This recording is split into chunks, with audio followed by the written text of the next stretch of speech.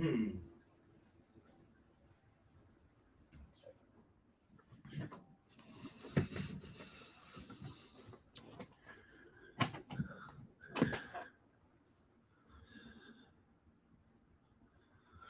right, folks, we got in our pep talk at halftime. We're charged up. We're ready to roll. Coach fired us up. We're ready to go. Second half, we're down 10, but I think we can come back and get it done. Welcome in, everyone. Voice of College Football here.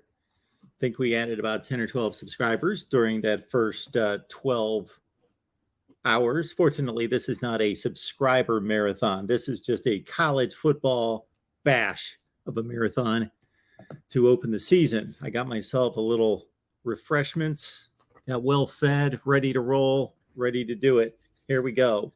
Apologize for being late. Man, I was just tougher last year. I was just tougher. That's all there was to it.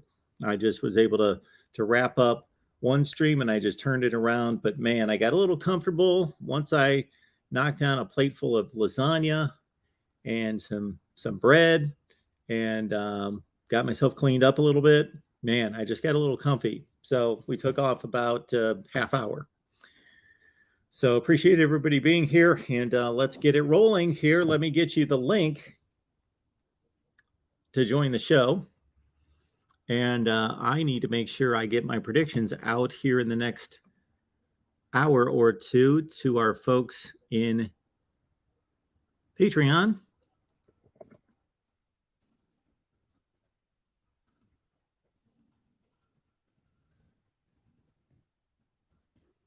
So there you go. Grab the link in the chat and join the show. At the end of last hour, we had, at the end of last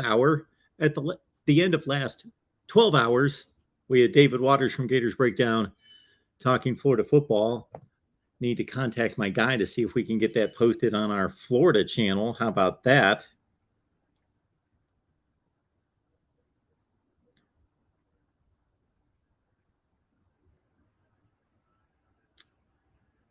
All right.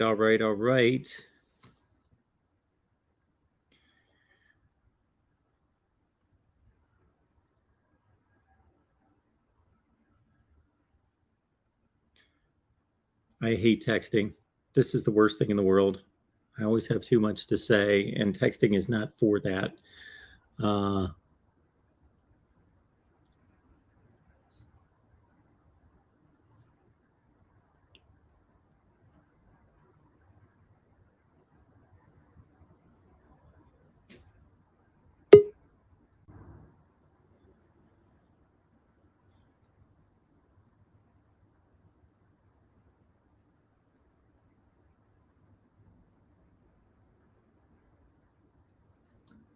Okay, here we go. We got some calls. Let's get to it. J-Dub's on the line to talk some college football. J-Dub, you're back at it. What's going on? Well, I was with you at about 6:10 a.m. Central Time. So I have had a little bit more sleep than you have. But congratulations on continuing to roll along here. You know, we're in my favorite time of the year. I like the 4 months of the year that end in Burr. That's my favorite time of the year. Okay. And although it's not always that kind of weather, you know, this is the time of year when people start thinking about getting the sweatshirts out, getting the flannel shirt out, maybe having the light jacket. You got to take the light jacket with you if you're going somewhere in the evening. And if you have to shop for those things, what you do is you shop for them on Amazon. And if you're going to shop for them on Amazon, well, you hit the link. So remember that, gang. It doesn't change your experience. It doesn't cost you a cent. It's like mashing the thumbs up button. You just do it and it automatically helps Mark. And it just becomes a part of your routine because you're already shopping on Amazon anyway. And if you're not, you are. You just are. So don't forget to do that. So help Mark out. Mark, I'm wondering as we go along here, who's the dark horse? I want to pick your mind here. Who's the dark horse? Who's the unexpected team outside of, say, Alabama or Georgia, outside of, say, Clemson, outside of, if you said, well, outside of Ohio State, it's Michigan. If you said outside of Baylor, it's Oklahoma. Who's that third team? Who's that dark horse that could strike magic and have just one of those years? So at the top of the Big 12, we have three teams that most of us are expecting to compete for the championship. And I think because of that, most believe, me included, that they'll probably not be able to get through the conference undefeated, or maybe even with just one loss, that there could be some kind of 7-2 logjam at the top of the Big 12. But one of those teams doesn't necessarily have to be much better than the other ones. They could just be a little luckier. They could just have the fortune of playing the other two at home. There could be a few things that weigh in, or there could be one of the three that is extremely unfortunate with injuries and they exclude themselves. And then the other two bring it down to a duel. And even though they're not that separated from the rest of the league, like the teams that you just mentioned, shoot, we just saw Oklahoma State get through a season with one loss. And I don't think that they were that outstanding. They were a really good team, strong defense, marginal quarterback, and they made it through the league with one loss and came within 6 inches of winning a Big 12 championship game, getting to the playoff. And so that's where I head first, is to the Big 12, whether that's to fill in the blank for you, Baylor, Oklahoma, Oklahoma State, and who knows about Texas, but I don't trust them in any such way until I see some kind of proof that they can play big boy football when it counts. Yeah, and I don't think in that scenario one of those teams is a likely threat to win a semifinal game or actually win the Natty. No. But somebody almost always, last year was Cincinnati. Somebody bottles lightning every year. The stars just line up for them, and they get the break. They're on the field when the bad thing happens to the other guy, and they take advantage of it, And I agree that it's likely to be one of these Big 12 teams that they just kind of, not that they wouldn't be worthy of it, but they just kind of stumble into the spot. They're the Cinderella. They're the one that had that got the magic wand waved over their head for this year. Because really, the more that I stop and think about it, who do I think can run the table and get to the playoffs undefeated? I really think it's Ohio State. You can make the argument for maybe Alabama, maybe Clemson, or Georgia, but I think all three of those teams are going to be one-loss teams vying for their championship, because it's just so hard to get that zero. But I think Ohio State's going to end up being the number one seed going into the playoffs, because they're the only team that's going to get there without a conference loss.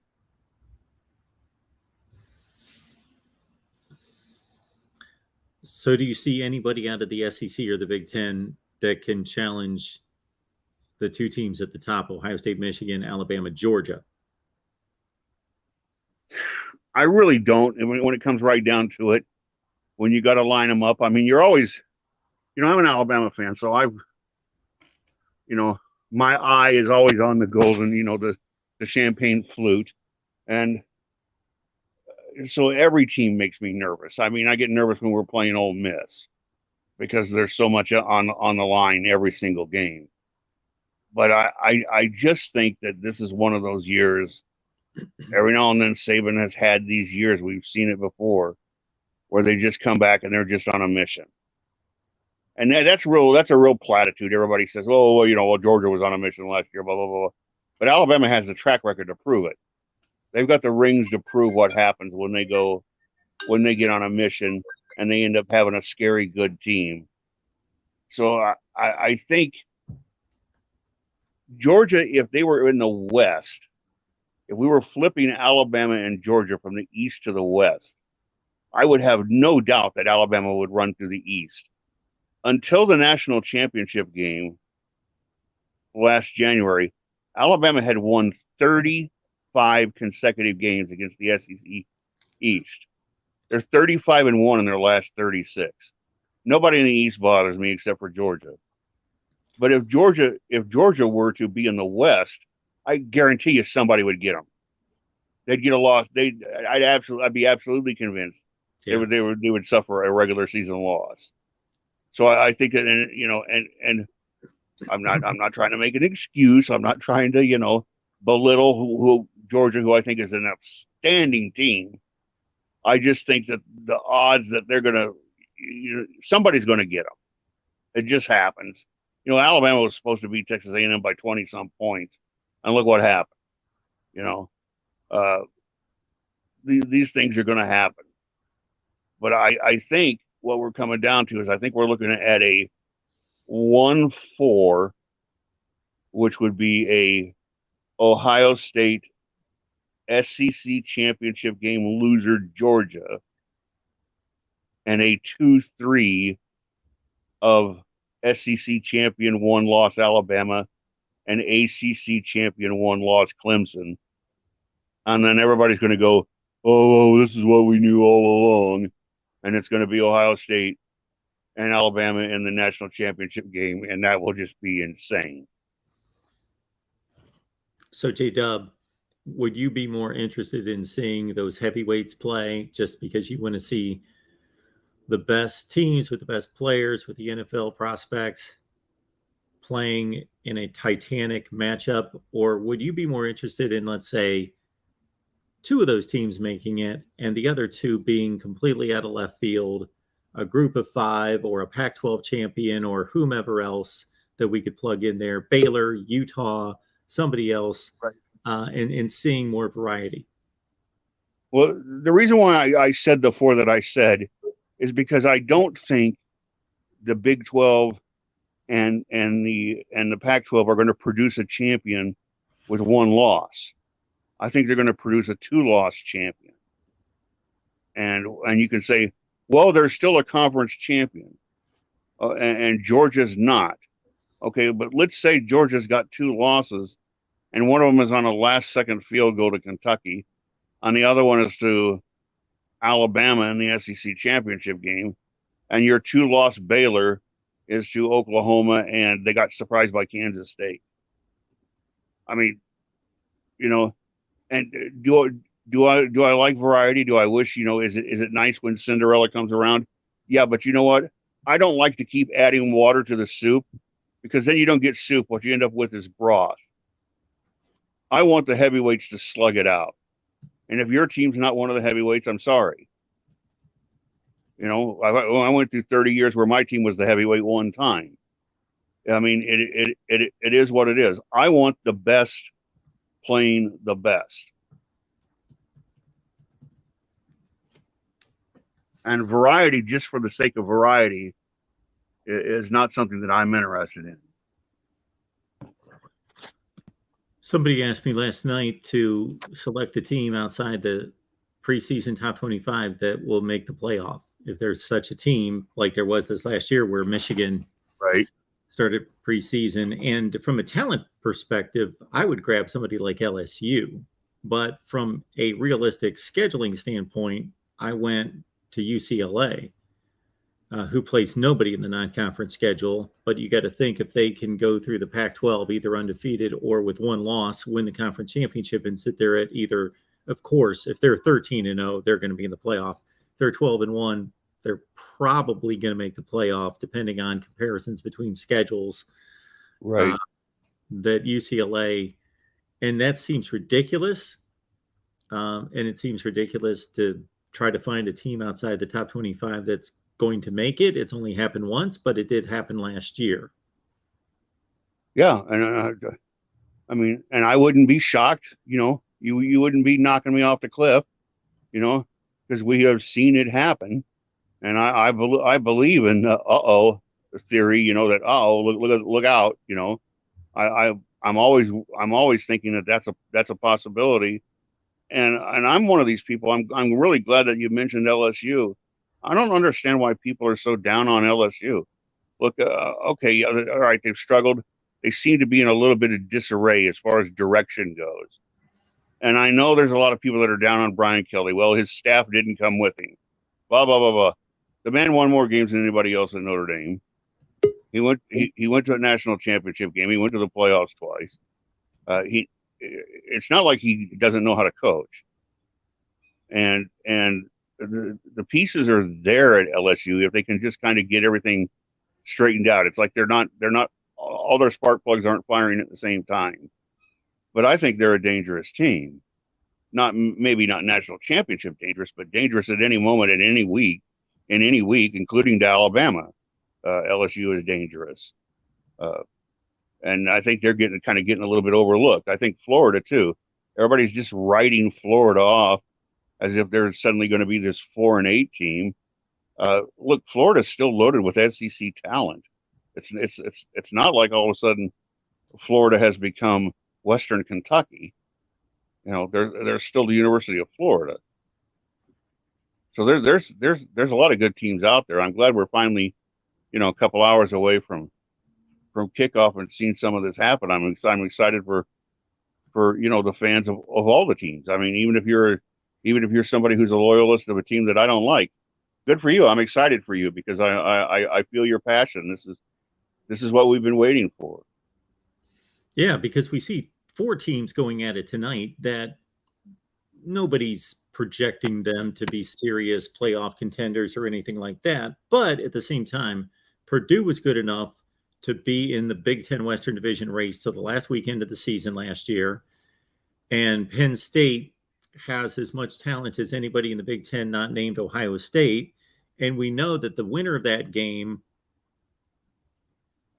is just going to have some hope to say, okay, we beat a good team and maybe we've got hope to pull off some upsets and do some damage later. The loser of that game, especially if it's Penn State, if it's Purdue, they can still kind of sort through that mess that's the Big Ten Western Division and maybe go 6-3 and tie for the title and get to Indianapolis. But if it's Penn State, obviously, you don't make it through the Big Ten East with anything more than one loss. Right. But that would be difficult for them. Where you got this interesting narrative with West Virginia and Pitt, where Pitt's coming off an ACC championship, new quarterback, new top receiver, but they're a substantial touchdown favorite. And of course, it's a non-conference game, so it doesn't hurt them within the ACC. But it's a barometer game. It's against a quality opponent. JT Daniels on the West Virginia side, how much of a difference does he make? Our West Virginia folks here, as you probably check in from time to time when we do this West Virginia show, they're super high on West Virginia going like 10-2, and that he's going to make all the difference in the world. I'm not sold to that extent by any stretch, but he is a capable quarterback of top 15 to 20 range that upgrades their position considerably. Right. And we get the resumption of an old rivalry. We get a blood feud right out of the gate, so that's interesting. And then, although if Penn State gets the loss to Purdue, not only do they got to worry about, all right, now we've already got a marker against us in the East, they got a little trip down to the Plains coming up, and they better have their ducks in a row when they go down there, because you just don't walk into that joint and get out of there with the win. I don't care what Auburn looks like. When they're at home, they're a different animal. And so, I mean, if Penn State can beat Purdue and then beat Auburn and turn around and look around and they're like 3-4-0, then they can start, holding their head up and saying, hey, we're legit. We're right in this. Yeah, because again, even though a loss against Auburn doesn't count against the Big Ten standings, if you're Penn State and you've got 2 losses, you haven't even reached the end of September and you haven't even touched the heart of your schedule, considering what that team's been through the last couple of years and where it's been headed with 2 really mediocre seasons, then they got to be thinking, is this going to be another wasted year? Right. And Purdue, we'll see. Aiden O'Connell, I believe in him. He's a good quarterback, but he doesn't have David Bell to throw it to, and he doesn't have his tight end. So we'll see about Purdue. I know I know our buddy Michael Hogg thinks they're 10-2 and they're going to go absolutely crazy. But I think he and the West Virginia crowd have maybe bonked their head one time too many against the door, walking into the room. Maybe I think they're shooting a little high.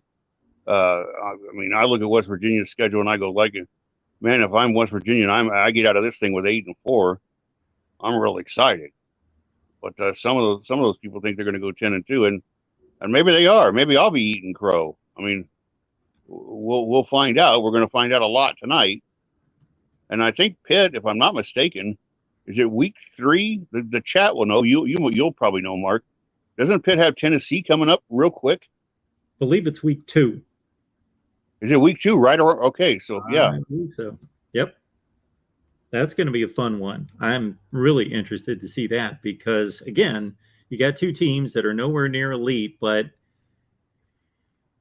they played a 1-touchdown high-scoring game in Knoxville last year, and Tennessee, I believe, was better than their 7-6 record. And who's a really good team versus who's just okay? Right. That's a very even matchup. Pitt and Tennessee, yeah. And that's one of those games, like I mentioned, the Auburn Penn State game. It's when you leave that game, how are you feeling about yourself? What's the mood in the locker room when you get out of that game? And they could be completely different. Could be wildly different. Imagine how Pitt feels if they're 0-2, as opposed to, let's say they do something crazy and they go 2-0. I mean, you're talking about the front and the back of the train. Yeah. And as a conference, I don't think there's a more important weekend for anybody than the Pac-12, because you take the best team in the conference, or what's expected to be the best team that's the defending champion, and match them up against the 8th best team in the SEC, the 9th best team, the 10th best team, whatever. Right. They're going to be probably something in that range. And if they lose, and then if Oregon gets shellacked, then people are going to write off the Pac-12 immediately. Yeah, that's I know Tony and Tim are both hoping that those games, even if they are Pac-12 losses, are at least respectable games. Because if Georgia does a number on Oregon, and like you say, and then Utah can't handle Florida, the rest of the country will say, well, that was Florida. What would they have done if that had been A&M or Bama or Georgia? It would not look good for the Pac-12, and it would not look good way down the line when it comes to eventual champion going into the playoffs too. I mean, it could have effects way down the line. The Pac-12 needs a strong start. Well, everybody is. I mean, I can't believe the gongs haven't come out yet. I've been on them way long enough. I'll get out of the way here and let other people come in. I apologize for monopolizing so much time, but thanks for all you're doing, Mark, and everybody. Again, we've already touched on it. It says it right there. Shop Amazon using the link, and hit the thumbs up. I mean, look, we're being entertained, right? Okay, so why not show your appreciation, especially when you're doing it El Cheapo and it's not costing you anything? Everybody says, oh, hey, that's great, Mark. Thanks for doing this show. Okay, well, how about helping Mark out a little bit then? All right. Hey, thanks for having me in, Mark. Always appreciate it, J-Dub. Always great to talk to you. Have a good one. All right, we'll keep it rolling here at the Voice of College Football with our next call. But before we do, just want to make sure I'm not missing anything in the live chat. Exploring with Ben's here. You talk about a trooper. This guy delivers all the time in regards to just reminding everyone, hey, hit the like button. Hey, share the videos. Hey, shop Amazon using the link, just like J-Dub does with his beautifully crafted promotion verbally. Then Exploring with Ben and Sam deliver the graphic to accompany that. All right. I don't see anything in particular here. Appreciate you, Charles Johnson, encouraging everyone to hit the like button. it's easy to do. And YouTube rewards the channel for a lot of likes. That's all there is to it. Reasonable Gump's on the line. What's going on today? Mark, man, haven't talked to you in a while. How you doing? You hanging in there? I am hanging in there. I just splashed around in the shower real quick. Just kind of jumped in and jumped out. Just a little refresher between sessions here. Well, man, I love when you do this 24-hour stream. I think it's really cool. Are you going to like make this kind of like an annual thing? Well, it's 2 in a row. So 2 in a row. I make it easier on myself each time. Last year, I think I only took 4 hours off. This time around, it's going to be 7. Okay. Well, I'm going to be getting off work later at night towards the end of it. So maybe I'll be around to give you another call then. Sounds good. So a lot of people, of course, we got college football starting really last week, but kicking it off real good here tonight. We're talking about upcoming matchups and stuff, and I kind of want to touch on that too in a little bit. But first, I want to kind of go in a different direction. Okay.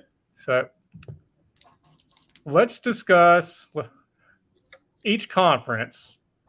Who do we think are 1 and 2 historically? Not on a national stage, not comparing like Alabama to Ohio State or anything, just within the confines of the conference. Okay. Which programs are 1 and 2? Yeah. So let's just go ahead and start with the SEC. People would probably knee jerk and say Alabama and Georgia just because of recent history, but no, Alabama's right. But who do you think would be number 2 in the SEC historically? There, I figured you were going to go there. Am I wrong? No, you're not necessarily wrong. They certainly have. Although it's interesting that you would go there because their argument would be more national championships, and you're not a national championship guy. Okay, so you also have talked to me long enough and know me well enough, Reasonable Gump, that for me to really rule on all of this, that I would want to sit down and make sure, the conference championships, Bama's got 42 and Tennessee's got 19 and and I'd want to go through all the winning percentages and then say, okay, I'm not just going to go by the numbers, but now I got the numbers. Now I'm going to put it into context based on what I know, based on putting things together, and then I'd present it. So this is just based off the top of my head, but doesn't Tennessee own the second most conference championships and the second highest winning percentage in the conference, et cetera? So as far as winning percentage and like number of wins and stuff, I think they're very close with Georgia. I don't think that one's like a knockout. I'd have to look up the conference championships, but I do believe you're right on that. Well, I did this off season. You did? Okay. I did a video series where I went through all the conferences, and I went pretty extensive. I went conference championships, national championships, as revised by me, of course, winning percentage. I went top 10 finishes, top 25 finishes, Heisman Trophy winners. Not that I think that that's a big deal, but just to see Heisman Trophy winners. And I went through all the major award. I went through each position and added up major award winners. I went NFL draft selections and I went first round NFL draft selections. So I just did a really quick look here, and I'm sort of right. Tennessee and Georgia, as far as conference championships, are tied. And they're both also really close as far as total wins. But Tennessee would have a big edge in national championships there. Okay, I got it right in front of me. All right. Winning percentage, Georgia's at 659 and Tennessee is at 670. Tennessee is number 2 to Bama in winning percentage.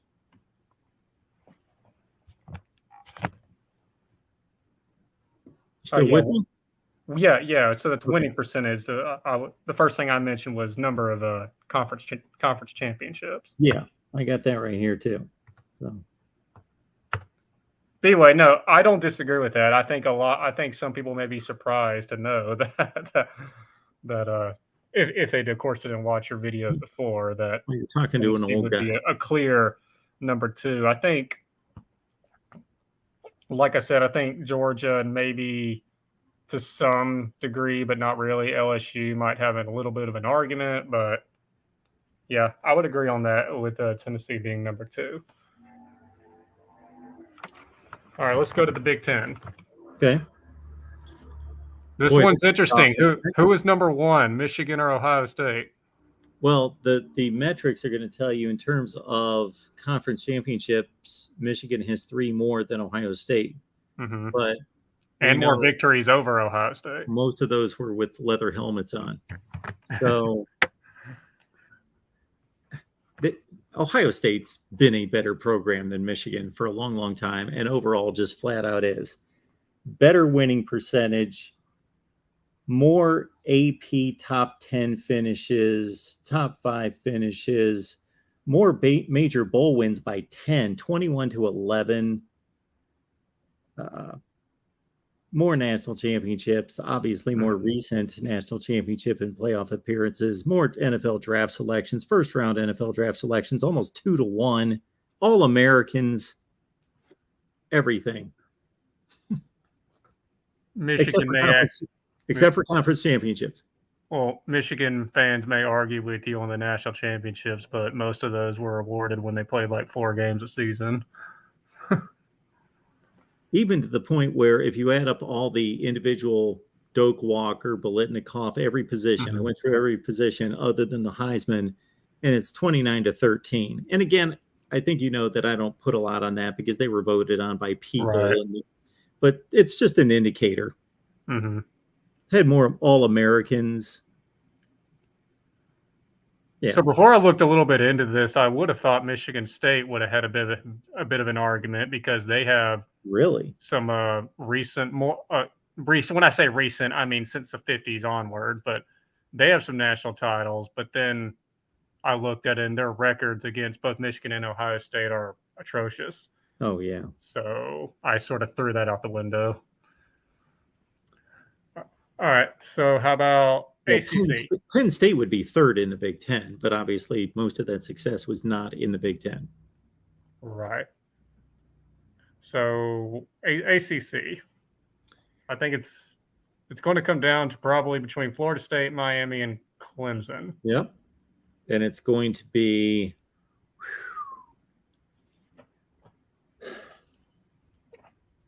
that's a great one. That is a great one. The winning percentage goes Florida State 665, Miami 629, Clemson 622. So it's really too close to. So that's all within the margin of error. Both Miami and Florida State really didn't see, I don't think, much success until around the 80s going onwards. And I think Clemson's probably similar to that. 1980. Yeah. Yeah. They're very apt comparisons from a timing standpoint. Yeah. Wow. I would tend to say Miami and Florida State, but of course Clemson is closing fast. Yeah, and I just looked up the series between Miami and Florida State to see if there's a tiebreaker, and Miami leads it by 4 games, but that's still really close. But I guess since the numbers are also close, and this really kills me to say this, but I might have to put Miami first, just because of. I'd put Florida State first because of like that. Wasn't Florida State have like a 14-year stretch under Bobby Bowden where they like were always finishing the top 5 or something? Yep. Yeah. But if people want to say put Miami first and Florida State second, I don't think they're wrong to say that because those are all really close. No. Yeah. Well, we moved to the Big 12. I'm pretty sure that everyone knows that which 2 programs it'll be. Yeah, this one is another just colossal runaway for those 2. And because of Oklahoma's success in the last 15 to 20 years, actually they've got a pretty decided lead in most of these categories over Texas. Yep. They lead in national championships, I think in conference championships. Do they lead in winning percentage? Yes. By quite a bit, 728 to 702. And they've won 20 more conference championships. 20? Holy hell. Well, hang on just a second. That must. Yeah, those are conference championships for Texas that go back to the Southwest Conference. So I'm counting all conference championships. So this is an interesting one, Mark, because this is kind of like almost exactly like Ohio State and Michigan, where Ohio State is clearly the better program with pretty much everything you just listed without having to think about it very much. But Michigan leads the series. Well, Texas has a sizable lead over Oklahoma, 62-50. Wow. But it's kind of really, really difficult to make an argument that Texas is a historically better program. And I don't think they are. I would lean Oklahoma on this. Yeah, Oklahoma's won more major bowl games. They have the poll rankings, whatever poll system they have where they take all the final finishes in the polls and put it all together in a point system. They've got a decent lead. They've got more NFL draft selections, first round picks. Yep. Which, if you think about it, that should be backwards. Yeah, it should be. In terms of natural resources, I mean, Oklahoma should not be thrashing Texas in all these categories. I mean, they just shouldn't. And so we finally move to Pac-12, and it's a runaway number one, USC, obviously. Unlike any other conference, except maybe Bama. Except maybe Alabama and the SEC, yeah. Particularly including all the Nick Saban years. I think Alabama's ran away with it. So who's number 2 in the Pac-12? Number 2 in the Pac-12. Number 2 in winning percentage is Washington, and I think that may hold up. They've won. There's a tie for major bowl wins between Stanford, Washington, and UCLA. Conference championships, I assume, kind of losing the top of my columns to see what these categories are. I assume that's conference championships. Yeah. USC's got the most with 37. And then you can't put Utah into it. They've only been around for 10 years. Yeah, no, I don't. So forget them and forget Colorado. Then it goes to Washington and UCLA with 17 after USC's 37. I'm going to say it's Washington. I would have probably said Washington too. To me, it would have been between Washington and Stanford. But the number of NFL draft selections is the biggest gap of any conference. If you care to throw that in there. You mean between like USC and everyone else? Yeah. Yeah. You might want to pull that curtain back over again. Yeah. Goodness gracious. All right, Mark. Well, let's take a few drive-by shots at some of these games here. Yeah. So for one, I think everyone, including you, are underselling Vanderbilt's performance this past weekend. Yeah, it was Hawaii. We know that Hawaii is a program that's just completely gone off the rails. But this is a Vanderbilt team that almost lost to UConn last year, and then they come out and they throw over 60 points on it. Vanderbilt shouldn't be putting 60 points on anybody, even an all-girls college. So I think that's pretty impressive to me. I think they can win a conference game. Yeah, look out, Missouri. Yeah. There's that one. Oh, what do you think about Florida and Utah? I don't hear a lot of people talk about that one too much. Oh, we have. Yeah, we just had a guest on at the end of the previous stream, David Waters Gators Breakdown. I posted a video that a lot of people have watched with a little Utah Florida breakdown. I think that this is going to be a run game type of football game. You've got quarterbacks that run. You've got two coaches that want to run. I think it's going to be a pretty quick game, mid-20s game. And I think it's going to be really close. If somebody runs away, I'm going to expect that to be Utah, but I don't think they are. And I should probably look up the kickers to see who's better. So here's my thing on it. Florida is just, and the last caller sort of alluded to this. Florida is just way more talented than what they were last year. What we saw in the second half of that season last year were just players that did not want to play the rest of that season. I mean, Dan Mullen had just done the worst job I've ever seen or I guess best job I've ever seen of turning a team against him, I think. I mean, they give up, was it 49 points to Samford in Birmingham, Alabama, something like that. I mean, I was honestly surprised they beat Florida State when they did. But they're a much more talented team than that. Not knowing much about what they're going to be because we don't really know what Billy Napier is going to be doing. I'm kind of thinking I do think they're more talented than Utah. Maybe not substantially, but I do think, they got all that Florida SEC talent on there. I think their quarterback, if he's developed right, can be really good. AR-15, or I don't actually know his real name, so I'm just going to use his nickname. I think more talent, if a competent coaching staff that we're sort of assuming, and a home field advantage. Florida's home field advantage is substantial.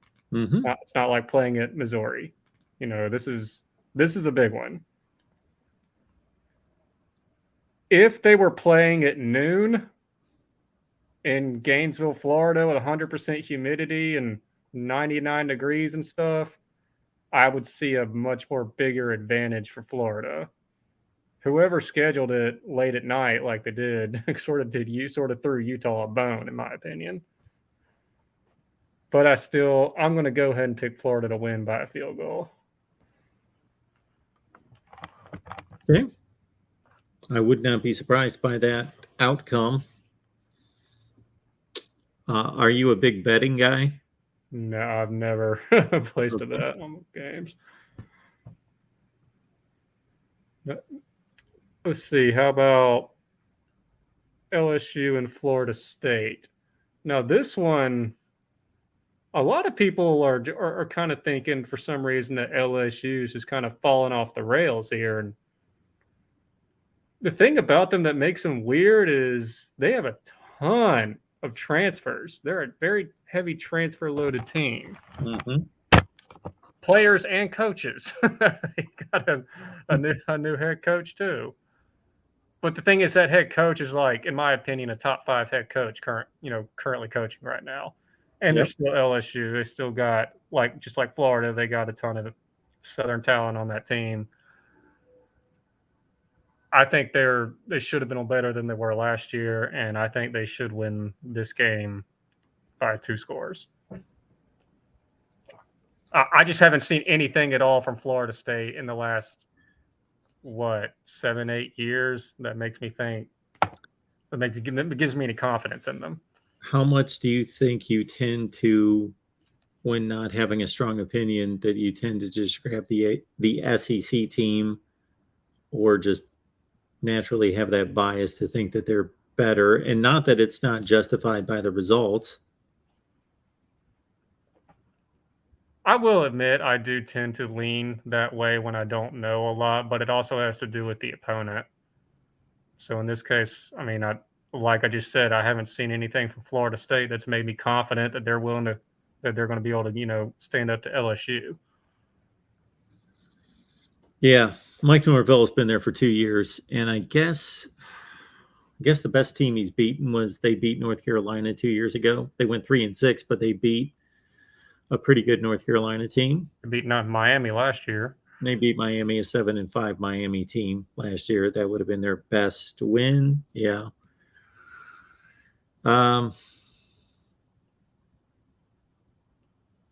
So I was about to say that Mike Norvell's never beaten anyone that's that good.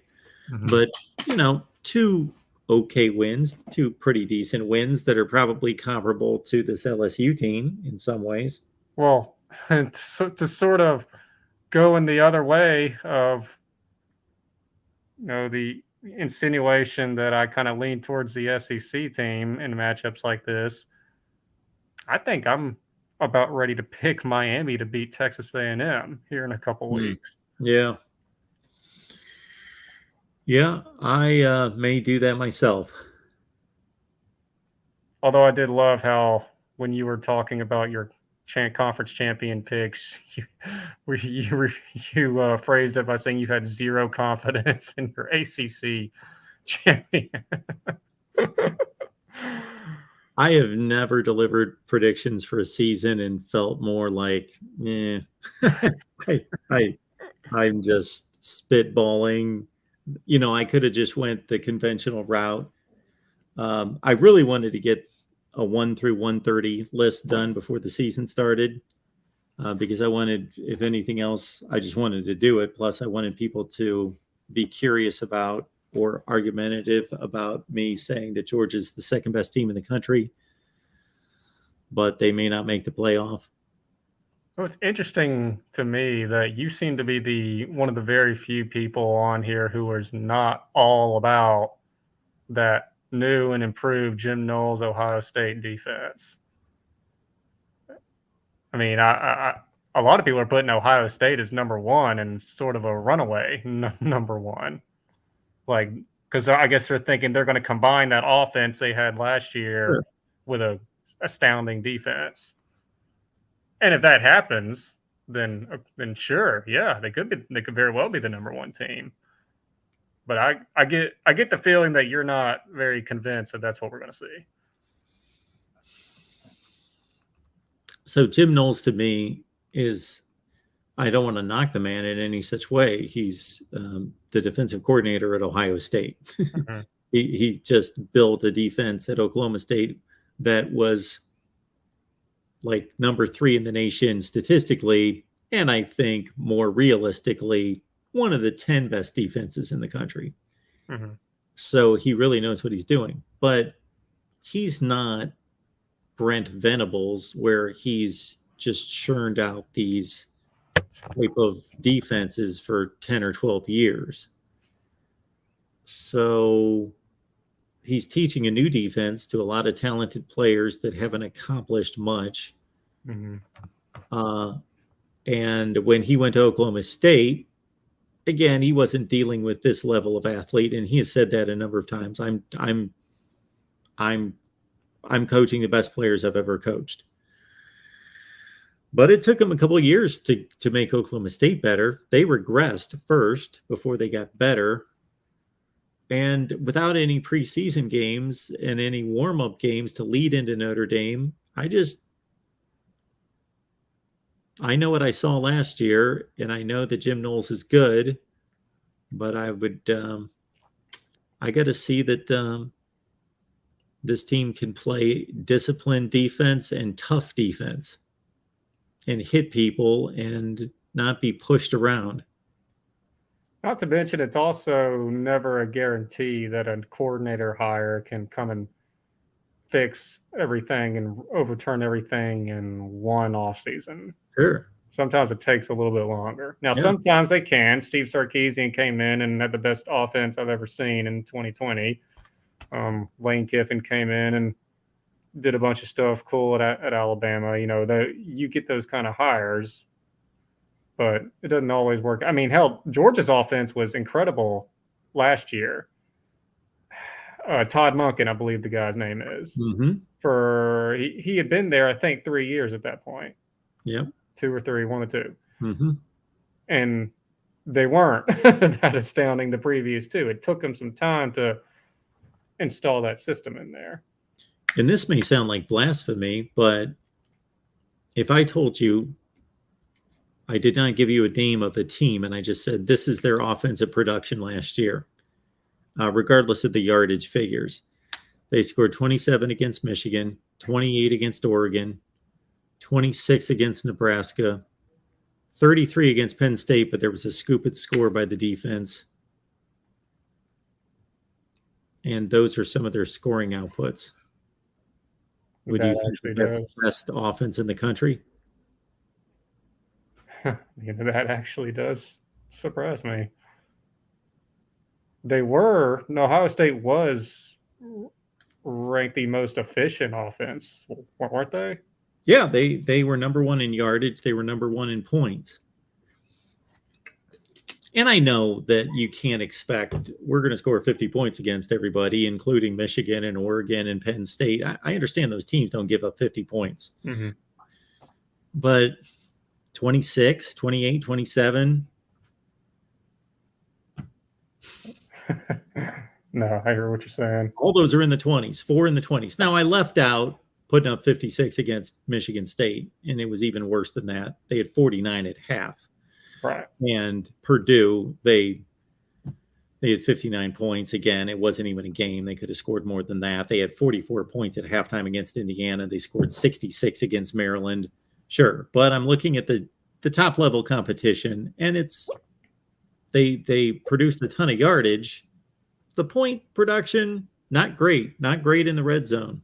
So some people are also probably going to try and bring up the Utah game. And while they, of course, did play very good there, people don't also maybe realize that Utah was playing a converted running back as a safety in that game. That they were so depleted. I'm not trying to take the victory away from Ohio State. They had dropped some players due to injury and due to just going to the NFL as well. But that game was an absolute nightmare matchup for both defenses. So it was not it wasn't the typical. I don't think we would have seen that score if Ohio State had met Utah in the middle of the season. But anyway, so last thing, let's head back down south to Alabama real quick. Okay. Do you have in your head the team that you're just sort of picking that's going to upset them, or do you just kind of throw out that 7-1 and just I'll get to it later? Well, and probably as I pick them week to week, I'll never get to it. But, and figure, hey, what's wrong with going 7-1? In terms of my picks. So from a difficulty standpoint, I believe I went, they play Texas A&M at home. I went Arkansas 1. I agree with that. Tennessee 2, I think, was my ranking. I don't agree with that. I think I went to Tennessee next. Are they playing LSU on the road? Yes, LSU on the road. I had either LSU or Tennessee 2 and the other one 3, and then I went to Texas A&M. You had Tennessee 2, and I made a comment saying you looked like you made a mistake. You meant to put Tennessee last. Well, I saw that. You just don't like Tennessee. If I had to pick one, I'd probably go with Arkansas, but I don't think we're losing a conference game this year. Actually, I don't think we're losing a regular season game this year. No, I understand that. Yeah, I wouldn't be surprised. All right, last little kind of a joke, funny question here, then I'll get off. Scott Frost and his onside kick, or Kirby Smart and his Justin Fields fake punt, which one was dumber? The Justin Fields, that was against Florida? It was against Alabama in the SEC championship. Oh, that one. Yeah, where they and then all the Georgia fans came out with the screenshots that Bama was offsides. Was that the one? No, pretty much everyone thought that was dumb. Everyone was saying Alabama had their regular defense on the field. They weren't fooled by it anyway. Yeah, I vaguely remember that. It was 4th and 11. 4th and 11. Well, the stakes were much higher. And Kirby Smart did that in 2018, right? Yes. In the SEC championship game? Yes. Yeah. Well, at least he had some equity in the bank. Versus... He wasn't at a negative network like Scott. Yeah. Oh man. Scott Frost. My goodness. Mark, do you realize at this time last year I was already saying that at 4 years, this is where Nebraska's program is. They're losing to a terrible Illinois team. That's where they were after 4 years, and they still Yeah. didn't fire the guy. No. Now, after 5 years, here we are. This is where he's got the program. They're losing to a terrible Northwestern team. All due respect to Northwestern, but no one had predicted them to be any good. I mean, they just didn't. Bo Pelini's last record at Nebraska was 9-3 in the regular season, and he got fired. Yeah, I think that was more due to they didn't like his attitude. Yeah, he wasn't the most agreeable guy, but still, you're running a football program and you're in Nebraska. So, All right, man. Thanks, Reasonable Gump. I'll talk to you later, man. Just hang in there. All righty. Thanks, man. All right, we will keep moving. We got Hunter on the line, but before we get to Hunter, just want to make sure there's nothing we're missing here. We are going to take it all the way to 8 o'clock, but you want to stay locked in right here while you're watching the football games. We'll get you into the backyard brawl. We got Tony and Tim coming on to give me about 3 hours relief right at the right time. Penn State and Purdue kickoff at 8. Well timed. I'll be back at 11 to lead you through the fourth quarter on into, who knows, overtime, post game. And there we go. Hunter, what's going on today? Hey, how you doing, Mark? I'm good. I'm excited for tonight. I've wagered on the West Virginia and Pittsburgh game. Okay. I took the points with West Virginia, but I think they can beat Pittsburgh. I really do. Well, if you're a mathematician and you really invest in this betting business, then maybe you should have taken the money line.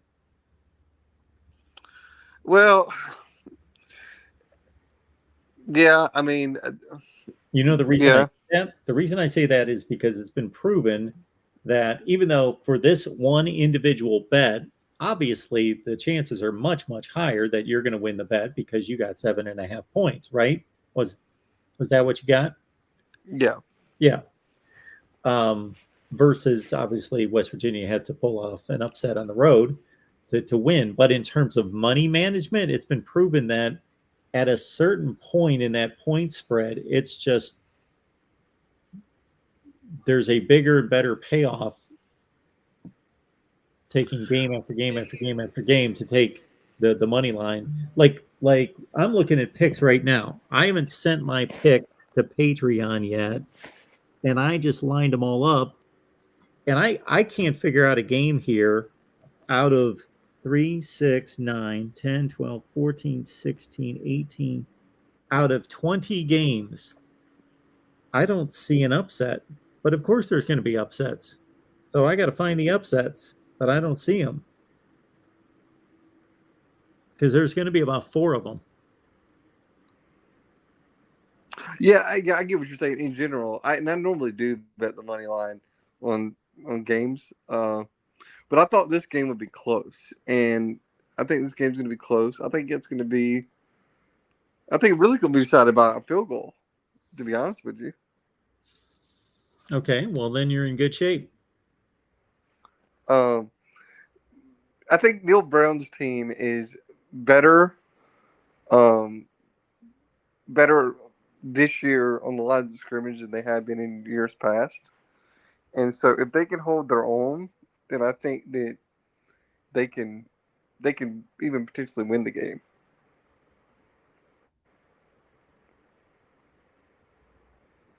Well, I wouldn't be surprised if they do. I think that they've got a better quarterback. What do you think about the Purdue game? What's your analysis there? I think it's kind of strange because Penn State's got a better roster than Purdue. Nobody can debate that. The biggest Purdue fan in the world cannot argue that they've got more talent than Penn State. It's not a blowout, but it's not close. But they've got a well-oiled passing attack. They've got the better passing quarterback. They have the more creative offensive mind on the sideline. They're at home. If you believe in momentum going from season to season, Purdue has to kind of feel good about where they are. They just came off a highly successful season. They beat Iowa. They beat Tennessee. They beat Michigan State. They won 9 games. And for them, at Purdue, that's a great season. That's their best season in 19 years. At Penn State, if you win 9 games, nobody cares. And they didn't come anywhere close to that. They had a second bad season. The players, they're aware of what the talk is out there. They know that their coach is criticized. They know that they underachieved 2 consecutive years. And here's the thing that I think is a trouble spot for Penn State is Penn State was awful running the ball last year. They were, I think, the second to last. They might have been last in the Big Ten in rushing offense. They were horrible. They were bottom 5 to 10 in the nation in rushing. Purdue slings it around so well.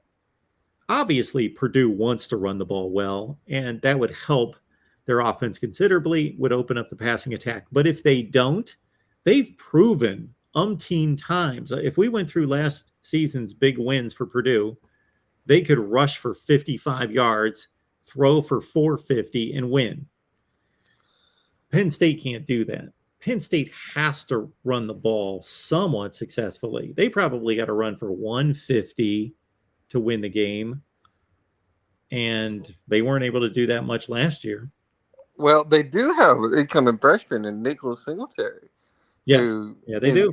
And who Alabama wanted really badly. And you know how Alabama's track record is with running backs. So pretty good. Yeah. I would say so. So if maybe he can provide some running for him. I just think that Purdue is one of these teams where they're kind of like Iowa. They'll sneak up on you and win a game that you would expect them to win. Well, Purdue does that better than any program in the country. Yeah. Like, what's that year? What year was it they beat your Buckeyes? My Buckeyes. 2018. What do you mean my Buckeyes? I'm just a neutral guy. 2018, they beat the Buckeyes. Well, that's what I'm saying. They beat 2 top 5 teams last year. They were top 5 at the time of the kickoff, but every time Purdue beats somebody like that, we see all the graphics come out that shows that Purdue, as an unranked team, has beat more top 5 teams than anybody in the country. Yeah. It's going to be, I think it's going to be an interesting game. Which game kicks off first? Pitt and West Virginia. I'll tell you what, I got to watch Neil Brown at Troy because I live about an hour from Troy. Yeah. And when he was at Troy, and he's a really good young coach. I think he'll do. He's done a pretty good job there. I mean, he hasn't done anything spectacular yet, but I think he's got that program headed in the right direction. I don't know that. I hear what you're saying, and I'm not knocking his coaching ability because he's a fine coach, and I know West Virginia people, and we do a West Virginia show, would be right there. But I haven't seen any evidence of him putting the I've seen a program that's lost some really good players through the transfer portal. They upgraded their quarterback room from one of the worst in the Big 12 to one of the best. So that's huge if he stays healthy. But I don't see any indication that he's upgraded the program. I hope he has. Hopefully we'll see that this year, but I'm not seeing it. I'm just saying he's got him headed in the right direction. I mean, I don't know where we're seeing that. Like, I'm not trying to be difficult. I'm just wondering, where do you see that? What's the evidence of that? Going 6-7 and having lackluster recruiting classes? Well, I think you've seen. Maybe I'm not that, watch every game of West Virginia, but I've seen some games over the last few years where you've seen the potential. You've seen some sparks of okay, he you can see what he's trying to do. Is what I'm saying. It's kind of like I think of it kind of like Norvell. Well, I know what How he's trying Norvell's to do. kind of, Okay, there's an interesting analogy. Mike Norvell and Neil Brown. Yeah, they're both trying to win. But I think people forget how successful this program has been. Like, yeah, they had a real good quarterback a few years ago, didn't they? I can't remember the kid's well, name. Will Greer. Yeah, Sure. yeah. So I want to move on for a second to the Florida State and LSU game. Yep. I'm conflicted because I'm a Knowles guy, but I just cannot see Florida State pulling upset here. Well, remember that a lot of us said the same thing when they went to the Rose Bowl. Like, my gut was telling me when they went to UCLA last year that they were going to lose that game, but my head was saying they got too much talent. They're going to win that game. How in the world are they going to lose to UCLA? But I think UCLA was better than a lot of people thought they were. Based on what? They had a really good quarterback. Yeah, he's about as good as Fort Travis. Yeah, and they beat LSU. Sure, we didn't know that going in, but sure, okay. Yeah. Like UCLA went 8-4 last year, but they didn't beat anyone. LSU was the best team that they beat. They beat, like, if you looked at UCLA's schedule last year, you'd be like, okay, they should lose to those 4 teams and they should beat these 8 teams, and that's exactly what happened. Yeah. They didn't beat anyone that good. Let me put it this way. Here's the way that I think that Florida State can win the game. They're going to have a running attack like they did against Duquesne. Now, it's Duquesne. So, yeah. I mean, you got to put that in perspective. But if they can run the ball somewhat efficiently, I think they have a chance of pulling the upset. I thought you just said like 30 seconds ago that you couldn't see any way that Florida State could win this game. That's what my gut is telling me. Okay. But my head is saying if they can run the ball somewhat efficiently, then they might have a chance to win. Oh, well, they have I just think Florida State's not throwing. They're not going 35 for 42 for 390 yards and 5 touchdown passes. Like Jordan Travis doesn't do that. No. I just think the LSU is just too talented overall roster to do it. But I think that we can see some things from Florida State that'll make you go, okay, they're in the right direction. They're getting there. They're improved. So I'm just looking for improvement. Is basically what I'm just looking for significant improvement from last year, and anything on top of that is just icing on the cake. Well, I give Norvell this much credit, even though he's got a bad record and he hasn't turned things around yet. They beat a pretty good North Carolina team his first year, team that finished close to the top 10 that went to the Orange Bowl.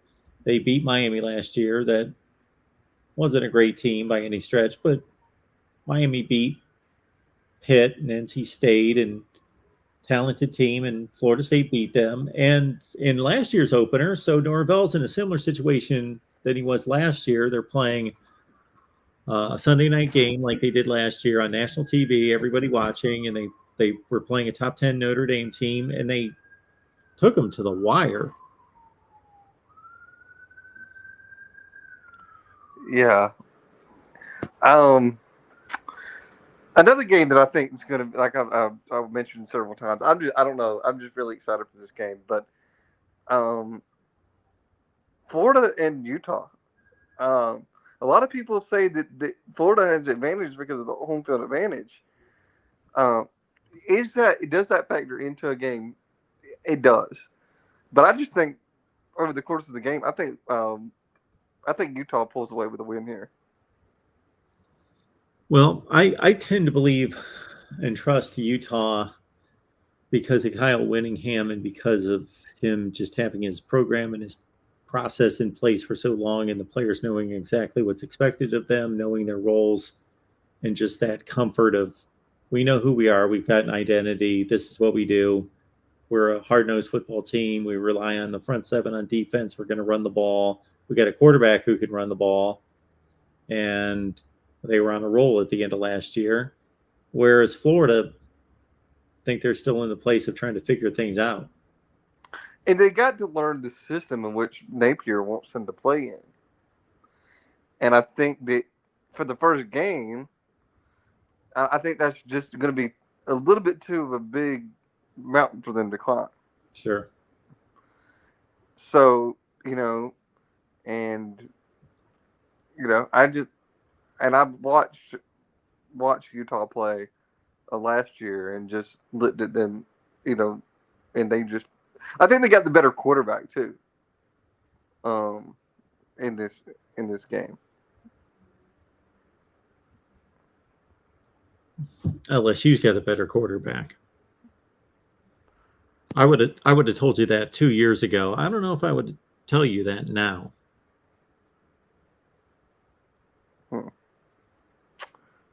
Yeah, it's going to be an interesting game. So what are some games that are this week that are sleeper games that you think are going to be interesting to watch? Appalachian State in North Carolina. That's one. North Carolina is going on the road to Boone, North Carolina, to play App State, and they're only a 1.5 point favorite. Okay, now let me ask you this as well. Do you think that I'm crazy for taking the points on Utah State? No, I don't think you're crazy. I think anytime the point spread's that high, you're playing a guessing game. You're playing a guessing game of, I'm going to go through my typical spiel. Who's going to be on the field in the fourth quarter? How hard are they going to be playing? And what are the coaches going to be calling? Are the coaches going to be running out the clock saying, let's get on the bus and get out of here? Or are they going to be saying, we're still running our offense. I want to see more things. I want to see the third group of receivers. I want to see the second string offensive line pass protect. I want to see that. And that's what you get into in that kind of game. Alabama obviously could be up, 55-0 in the fourth quarter and give up 2 touchdowns that are completely meaningless that they didn't need to give up, but they do. And you could have been completely right on the way you projected the game, but you're going to miss the pick, as opposed that doesn't really happen much in closer games as much, where you are right about the game and how it's going to go, but you miss the pick. Yeah. Yeah, I just think toward the end of the game, they're going to rotate some guys in that need some playing time, that need some experience. And actually, I was making this point a couple hours ago. When I say that we don't know who's going to be in the game and how hard they're going to be trying, I think most people take that as there are going to be a lot of Ohio State players, Alabama players, pick the big favorite that are going to be. And I'm not talking about Ohio State against Notre Dame. I'm talking about this kind of game where their players are not going to be trying, so they're not going to necessarily cover the spread because they're going to be out there in cruise control. But you can look at it this way too. A team as good as Alabama, as good as Georgia, if they put their third stringers in, their third stringers are more talented than the other team still. And those guys are going to be motivated. They don't get to play. They're going to be motivated to knock people's heads off on defense and run the ball hard, and third string running backs thinking, okay, if I get 12 or 14 carries, I can run for 100 yards and I never get to play. And I think, and again, those type teams, Alabama, Georgia, Ohio State, are so good, and their third stringers are so good that they could go out and continue to pile up points and get stops against an Arkansas State or whomever in the fourth quarter. I got an interesting kind of idea. It never happened, but it was just an interesting thought experiment. What if you took all of the Alabama second string players, and Ohio State second string players, and Georgia second string players? Yeah. How good do you think they would do in a let's say an SEC schedule? Yeah, that would be kind of interesting. Yeah, you take those rosters, and if there was a way to magically, while we're playing fantasy, we can, take it to the nth degree and say, you know what, Ohio State and Alabama, whoever, you can keep all your first string players, and we guarantee they're not going to get hurt. So they're never going to get hurt. So you can go play your season. We're going to make a second Ohio State team, a second Alabama team, a second Georgia team, and yeah, see how. I think. No, my idea was taking the teams from players on the second string from all three of those teams and combining the. And then you get to take the best quarterback, the best couple running backs. Yeah, out of the second string players Oh, on those three teams. okay. Well, that team would be really good. See, I was thinking more as you could take the Ohio State second string, and as long as they don't get hurt, they could probably finish third or fourth in the Big Ten. That'd be a fun side. That'd be like you said, if you can wave a magic wand and then those players would get hurt, that'd be a fun thing to do just to see. Oh, that'd be fun. Just to see. I would love to be able to wave a magic wand and tell Nick Saban, we want you to coach Vanderbilt next year. And, Dabo Sweeney, go coach Oregon State, whoever, and just see how much they can improve them. Give them the entire offseason. As soon as the season's over, the next day, you send them out there, you give them the entire offseason, see how much they can improve a program like that. All right, Mike. Mark. One last thing before I get out of here. You said that Alabama's going to lose a game this year. I'm just going to go ahead and you can mark this down. I say that Alabama goes undefeated and wins the national championship. I know that's a big bold statement, but I think out of any team that could do it under Nick Saban, under the modern football, the way the game is played now versus how it was in 2011, 2012, I think this is the team that can do it. Okay. Yeah. And do you think I'm going to be surprised if Alabama goes undefeated? I think they're substantially better than everybody on their schedule. But I think they were better than everybody on their schedule last year, substantially better. So. Yeah, well, I just don't see us losing. I can see us losing to A&M in a scenario. I don't think Tennessee has the. If it's just a pure schedule thing that you're basing that off of, then yeah, I maybe you can see if we're going to lose one, it could be to them. Just on the schedule thing, kind of like Georgia is with Kentucky this year. Is where the schedule falls. But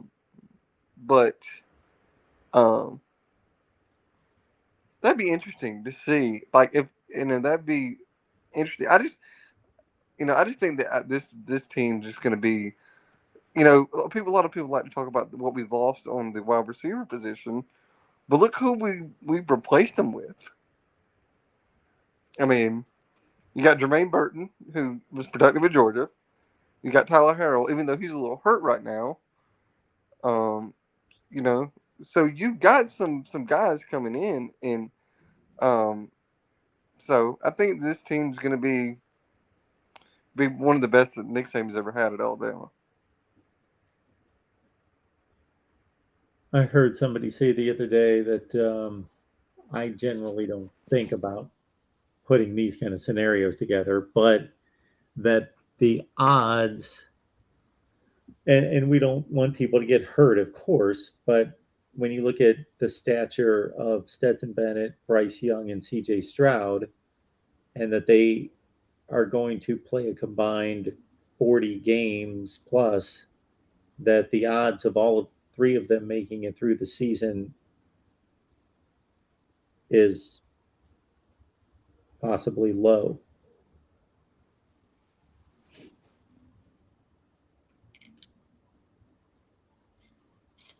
So, just a thought. All right, Hunter, thanks for stopping by. I think we lost Hunter. There he's gone. All right, we are an hour from kickoff, and you know what? I believe that we can actually watch football right now on the fine ESPN3.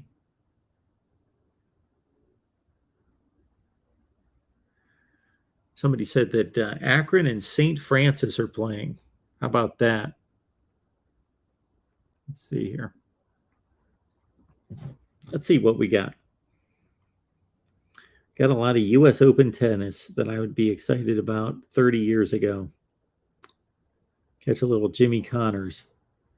But, oh, St. Francis and Akron. Here it is. Okay.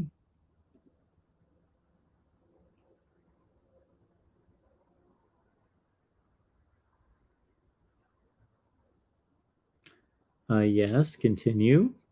Is it going to let me in?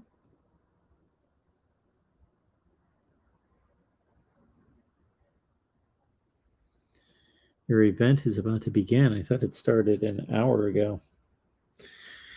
All right. Here's my dilemma.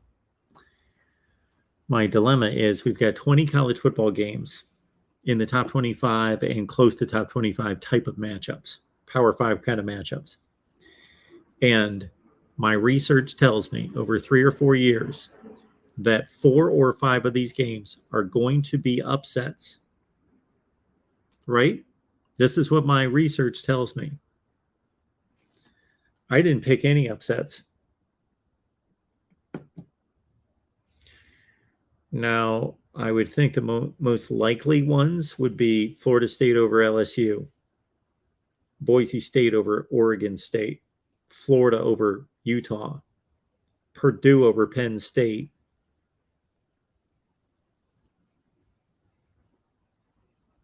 Then probably West Virginia over Pitt. So where are you guys on that? And we got a super chat coming in, which are always appreciated. Thank you so much for that, LW. Good luck the rest of the way. Patreon has been a lot of fun since I joined. People should join up, only $5. Which reminds me, I've got to get Discord links to a couple new Patreon members. So if you're watching me right now and didn't get that yet, I will get it to you very soon.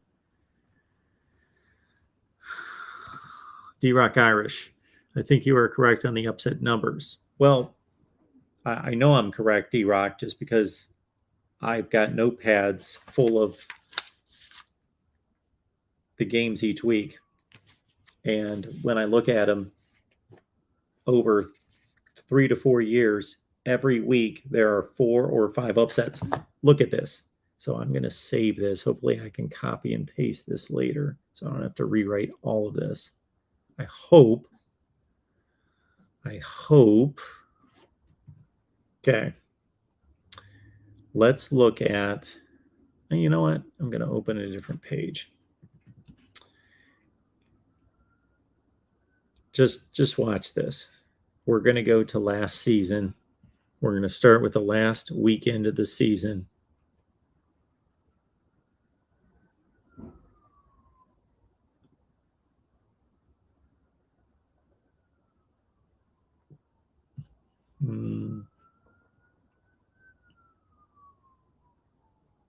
Okay.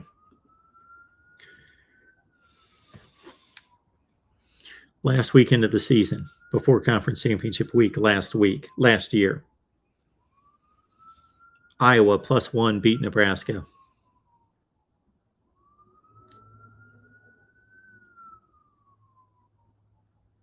Michigan +7.5 beat Ohio State. You know what? Take off the Iowa-Nebraska game. That's basically pick 'em. Michigan +7.5 beat Ohio State.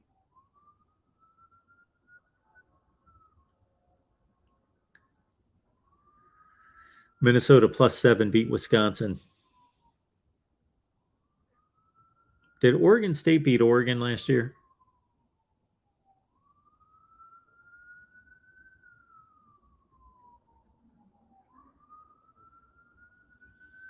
Michigan State +2 beat Penn State. LSU 6.5 point underdog +6.5 beat Texas A&M. There you go, 4 games. Tim Armstrong says take the SDSU points. Are you talking about SDSU meaning San Diego State or South Dakota State? Okay.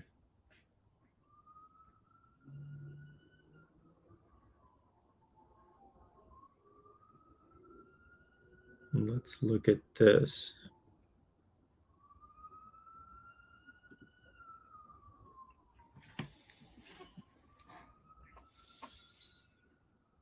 In this particular week, week 11 last year, Wake Forest was a 2-point underdog. They beat NC State. Baylor was a 5.5 point dog. They beat Oklahoma.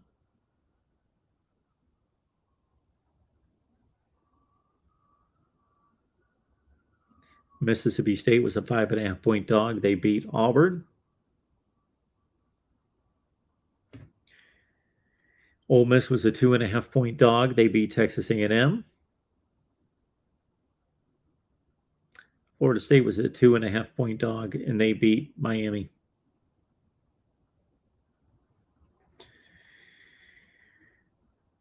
The week before, go through one more week.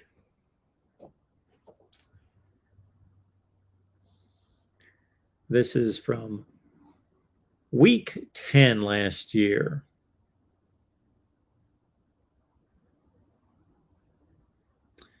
Illinois, 15.5 point favorite, beat Minnesota.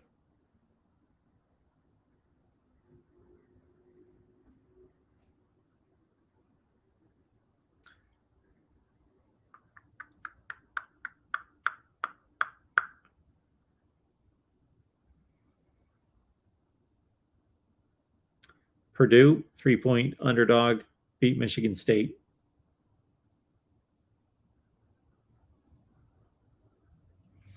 There were only 2 that week that I can see.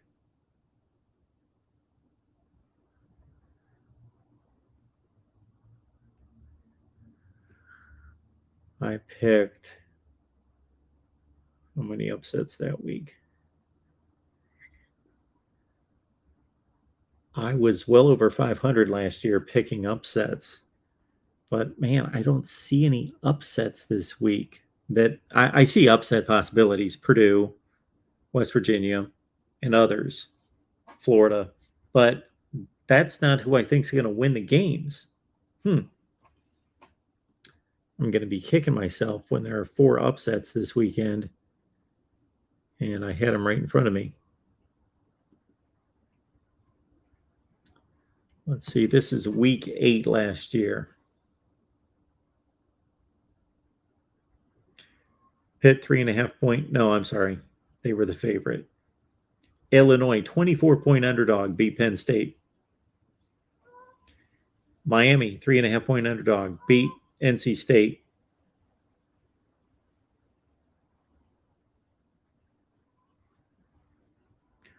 Oregon, 1.5 underdog against UCLA, won. Oklahoma State, 7.5 point dog, beat Iowa State.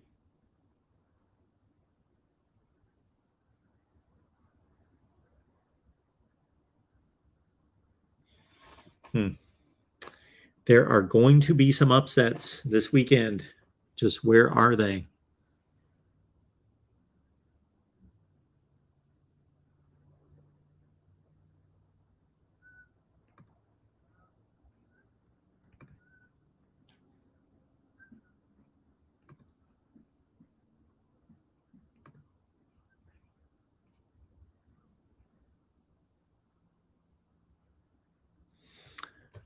Folks, let me grab the link and throw it in the chat. So please join the stream. Join the show. I've left the link there in, oh shoot, did I just screw up my I'm laboring over my selections right now. I am laboring over my picks right now. We got Ben on the line. He wants to talk some Michigan football. Ben, how you doing? Hello, Ben. Oh, sorry. I took myself off mute. I thought I was on mute. You're good. Not necessarily Michigan football. Hey, I want to throw something at you for your program. That's something I was thinking of, but would be kind of a cool idea. Yeah. How do remember the show When When Ben Stein's Money? Yes. We should do, or you should have like maybe if you're promoting a particular channel, have the person that's running that channel and yourself play a little game of beat Mark's Pride or something like that, where you guys do a little trivia. Yeah. I'd widen the shot out to make sure everybody knows I'm not looking anything up. Yeah, that would be fun. How would we play that though? You'd have to have three people. One person come up with the questions, and two people, and and you and the other person battle out.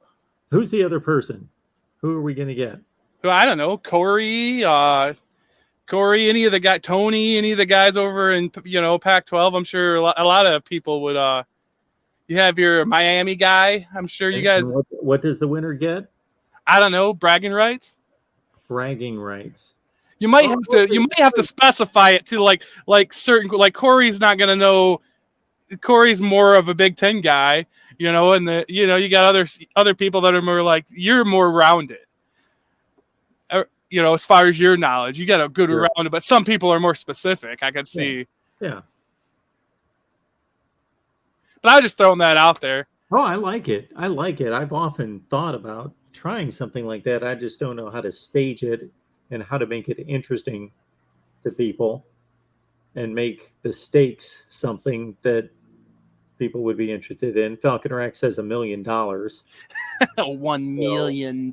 Million. If we can get the chat to put together $1 million purse, then that's we got 150 online. Let's do the math. If everybody I'm sure everybody could throw in $100 pretty easily. That's like 15 grand. That's only 15 grand. Oh, I'm already wiring it to your Zelle account. No, I'm kidding. Yeah. Hey, well, even if you just did a short segment, that I think that's interesting enough if there's not a big stakes, because everybody loves a little trivia. I mean, why do we watch game shows? Yeah, we can all play together. Yeah. I was just throwing that out there. The one thing I wanted to talk about, but you can mull on that for a little bit. I don't have to also make it like, let's say me, whomever else is on here versus them, but also versus the chat. So if we would do this, like, let's say the question is, who won the 1988 Rose Bowl? And Corey would say, I don't know. And I would say Michigan State. And then we'd look at the chat, and the first person to say Michigan State, they get a point as well. Oh, yeah, that would be cool. To represent the entire chat. Yeah, that would be cool. Even the call-in guys may want to join in on it. You put the callers against some of the people that are already on there. Oh, like that. Are you ready to look up some trivia, Ben? I might do that. I'll have to. You have to give me some time, but yeah, I could do that. Maybe set it up for you. Google it. Here we go. You could probably just put in college football trivia. See what we come up with. Boom. Let's see here. Yeah, it'll have to be according to whatever you're using. I won't guarantee the accuracy of all the facts because I'm going to be pulling them off the internet. Well, question number 1: which team has the highest total of wins in the FBS? Notre Dame, Ohio State, Alabama, and Michigan. Michigan. I don't like multiple. Yeah, multiple choice. I gotta tell you it was Michigan. I just looked it up. I like to just be able to come up with the answer myself. But Michigan's overall, I think Ohio State's or is it Michigan's overall and Ohio State's percentage now or something like that? Yes. Yeah. So we still got that. Yep, you do, and you get a big enough lead that it's going to take quite a while. Yeah. I mean, it's still the rival. We got an 8-game lead, I think. Yes. So, but yeah, I could maybe pull out some good trivia, and I don't know how you want to do it. If you want to do it just in general, or do a particular focus on a particular conference, or Makes no difference to me because I'm going to be, you're tasking me to know everything and to take on the expert from a particular conference. yeah. And there's your burden, burden to bear, Mark. I guess. Yeah, I was thinking about that when I was on a walk today. I was like, oh, that would be kind of fun. That would be fun. I would love that. So yeah, we did a little bit of trivia with. Tony was throwing out some trivia to us a little. Not Tony, Tim. Tim was throwing out some trivia. Okay. To us a little bit. I was like, this would be great for a show. So, but anyways, hey, what I wanted to, I came across something the other day. We were picking on Will, your big Notre Dame fan. Yeah. And Will. and we were ragging on him about all the quarterbacks that are better than Tyler Buckner. It was good. There's an exhaustive list, and they had a list, and there's like a list, and he was like number 64 on the list. And I have a list for like 24/7 Sports has a list. Okay. And he's a little bit higher. He's at 50. And I was like, well, I don't look at him being any superstar. He's just above Bo Nix.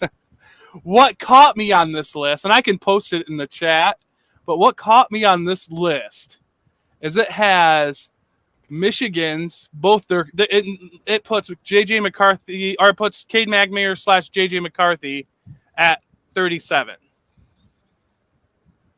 And I can even send you the whole page if you want to look at this whole 100. I think it lists all quarterbacks and positions. So I'm not knocking the publications that do this, but you see this from time to time where if there's a quarterback battle and they want to show you their rankings and they want to do it 3 months before the season starts, they lump two guys into one spot. So they're telling us that JJ McCarthy's the 37th best quarterback in the country and Cade McNamara is the 37th best quarterback in the country. Well, it really doesn't make any sense because they're not. Just because they play on the same team doesn't make them identical in their. Yeah, and that's not even the issue. I mean, like, even if you took JJ off that list, you put Cade at 37. Do you think that's an accurate projection for what this year is going to hold? I mean, Michigan's, as far as numbers, maybe somewhat, because Michigan's not like a huge. I mean, they're a great offense, but they don't have they're not they're not a high speed offense. So that could, if you're factoring in that way. That's about where I put him. Would you put let's see who they got. They have if I can find it, I ranked the quarterbacks. Would you put who they got? They have Michigan State's quarterback, Peyton Thorne at 22. Would you put Peyton Thorne at 22 or in that area ballpark? No, I had him lower than that, but I can't see how he's put above Cade McNamara. I didn't think he was like anything particularly special. I didn't think he was as consistent as McNamara. I wish I could find this. I sent you I put the link in the chat if you want to look at the. Yeah, I'm trying to find my list of quarterbacks. Okay. Here we go. Top 25 quarterbacks. And then I kept going and going. I have McNamara at. No, that's not my complete list. Shoot. I don't know where I had him. Because I stopped at 25. Anywho, yeah. So you didn't have him in your top 25? No. He's bottomed out. Do you feel that could be is that your projection going at is that the projection where you think it's going to end the season? Yes. Well, so to be clear, I'm not predicting statistics. So to give you an example, if you believe that Tom Brady's the best quarterback in the NFL, and suddenly the Tampa Bay Buccaneers lost their best 4 offensive linemen, their best wide receiver, Mike Evans, and he was hamstrung in terms of personnel. Well, he's the same player, but his statistics are going to plummet. Mm-hmm. I'm ranking the player based on what I believe the player is, not what their statistics are going to be based on the people around them. Oh, okay. Okay. So okay. So if they were on a neutral team under the, if you could have magically make a team that's the same for every, Yes. and put the quarterback Exactly. under the, Exactly. Gotcha. Same play callers, same everything. Okay. And I was thinking, when I look at, to me, I think the list in the, I thought I didn't think that's what the 24/7 list was doing at all. And I would think, I mean, maybe they are. I didn't even really think about what, are they trying to just the talent of that particular quarterback or the team or what they're going to projectedly do. So that's a way I'll have to think about it when I go over it and look at the numbers, maybe re-examine this. I really offended Charles Johnson when I said that Tom Brady's the best quarterback in the NFL. That was not the point. I don't think Tom Brady's the best quarterback in the NFL, even though he might be the best in history. But you mean now or all time? That was an example, Charles. I could have said Baker Mayfield's the best quarterback in the NFL. Blah, blah, blah, blah, blah, blah. It was a example. Anyway, and I've done this before, and I mentioned this sometime in the last few days when we were talking about rankings, that, for example, the year that Bryce Young, which would have just been last year, the year that Bryce Young was making his first start, I ranked him, I think, as the second best quarterback in the country. And so a lot of people criticized it, and I understand why. He'd only thrown like 10 or 12 passes. So people asked me and said, how can you rank a guy number 2 in the country when he hasn't shown us anything? And I pretty much said, I trust Alabama, I trust the system, I trust Nick Saban. And if Nick Saban, the same Nick Saban who had Blake Sims and Jay Coker battle through August and had Jalen Hurts and Tua battle through August, et cetera, that same Nick Saban, before even spring practice started, said, this kid's our starting quarterback, and he had done nothing, then that was good enough for me. And also knowing he was a 5-star to say he must be that good. So yeah, it's a good. I mean, when you have limited information, you use the information that you have available, and that's a good data point that you chose. Yeah, that's what I went with. Okay, Mark. Well, I'm going to let you go. I'm going to try to catch up with you later on, after a little bit after the football game, when you get later in those hours, and then you can put up with some of my shenanigans when you have less viewers on to listen to me. When I'm even more. That's when I break out the trivia. When I'm really less capable of putting up with your shenanigans. Yes, break out the trivia when my brain is cloudy, even more so. Yeah, do that. All right, Mike. You have a good day. Thanks, Ben. Appreciate it. Enjoy the football games. You too. All right, the football games, which are, and I better get these predictions to our fine folks on Patreon. Got to do that. So we're going to get Doc in here from Ohio. Doc, how you doing? Hello, Doc. I guess I should unmute myself.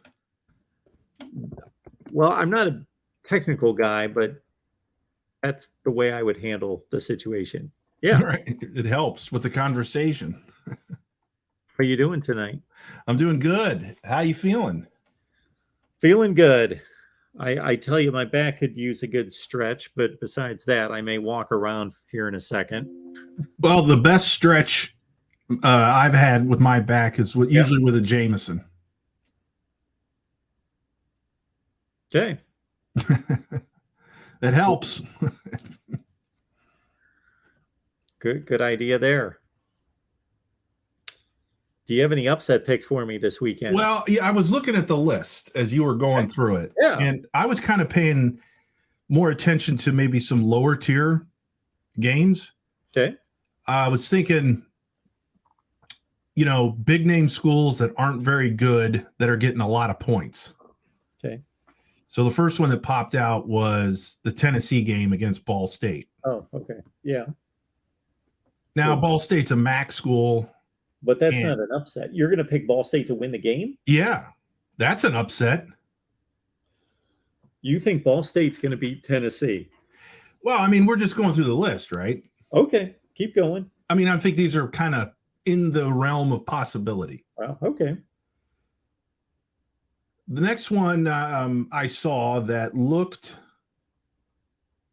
kind of compelling was Louisiana Tech versus Missouri. Okay. What's the spread on that game? Want to say, I think, Tennessee's was 21. I think this one was 26. As a straight up underdog selection. Wow. Well, I don't know if I would go straight up, Well, that's what I'm talking about. What I'm talking about is, so Doc, I've looked through this for like 4 consecutive years. I've kept track of this, that every week among the top 25 games, it's almost like clockwork, 4 upsets. I'm talking about upsets, not just against the spread. That's not an upset. Oh, so you're looking at just a top 25 then? And those are the games that I picked, the top 25 games. And there are usually about 20 of those games, and almost like clockwork, every week, 4 of them are upsets. I'm talking about upsets, not somebody. One team's going to win the game against the spread anyway. That's not an upset. That's. Well, I mean, I think it's absolutely possible that Louisiana Tech could beat Missouri. I mean, Missouri's horrible. And I understand that this is what, Big Sky or, Little Lake Conference or whatever Louisiana Tech is in. Well, neither of those, but okay. Yeah. Missouri isn't much to me. And Tennessee always seems like they're susceptible to these kinds of things. It's happened before to them in the recent past. So, okay, fine, straight up. I can see it happen. But if you just look at the top 25, I suppose, I mean, the one that is glaring to me, did this already? Oh, no, this is Saturdays. South Florida over BYU. Really? What's the spread on that game? Or what is it, 12? Actually, is South Florida actually getting 12 and BYU is ranked? Am I reading this right? Oh, I would think that South Florida would be getting a lot more than that. They were awful last year. Well, it's kind of weird to see a ranked team not get be favored, but I mean, that's a game where I think either team could win. None of those teams look like they're anything. The ranked team is favored. I must be reading the line wrong. Well, whoever's got the points here in my book, I think either one of these teams could win, frankly. Wow, I think South Florida is awful. Like South Florida, if we look at their schedule last year, South Florida just got murdered by everyone. South Florida last year went 2-10. They lost to NC State 45-0. They lost to Florida 42-20. They lost to BYU 35-27. It's a close game. Oh. I forgot about that game. I don't think it was as close as the final score, but still. They got nowhere to go but up, Mark. Okay. I mean, let's look at this. Rice is not going to beat USC. No, the upsets are going to be out of, in my opinion. There could be one crazy upset for sure, but more like Purdue's a 3.5-point underdog against Penn State. West Virginia's 7.5-point underdog against Pitt. Florida State's 3.5-point underdog against LSU. Okay, so the West Virginia one's intriguing. It's a rivalry game. That's a lot of points, and home field doesn't mean anything. Yeah, again, the points don't matter. Well, but it gives you an indication of what the people that are putting money on it think. Yeah. And at this point, I think they're feeling pretty confident that Pittsburgh, I mean, you're probably getting your home team 3 and then another score. So they feel pretty good about Pittsburgh in this game. And they're ranked 17th in my list. But yeah, that's a rivalry game. Throw everything out of the book. That would be smart money if I was thinking about this. Probably a little bit more smarter than Ball State over Tennessee. Well, yeah. Yeah, so I'm just looking at I need to send my predictions, and I'm looking at the entire list, and I've made all my predictions, and I've got a favorite. Here's one. Here's one. Here's one. Take it to the bank, Mark. Take this to the bank. Yeah. East Carolina over NC State. Take it to the bank. I played in a college pool 4 or 5 years ago with a guy who was a pick machine, and it was an alum at East Carolina. What's that have to do with them playing NC State? This dude was able to, now again, it's using the spread, which you're not using here, but this guy was able to bob and weave his way through the season, picking East Carolina all the time, right when he needed to cover. I think we're confusing a few different things here. Okay, my original statement was I've kept track of this for 4 years now, and every week there are 4 or 5 upsets. So I'm trying to find those 4 or 5 upsets. Right, and I'm just saying to you, I see a team like East Carolina getting 11.5 at home against North Carolina State, who doesn't, me getting up in the morning is more impressive than North Carolina State. The North Carolina State team that went 9-3 last year. What conference is that in?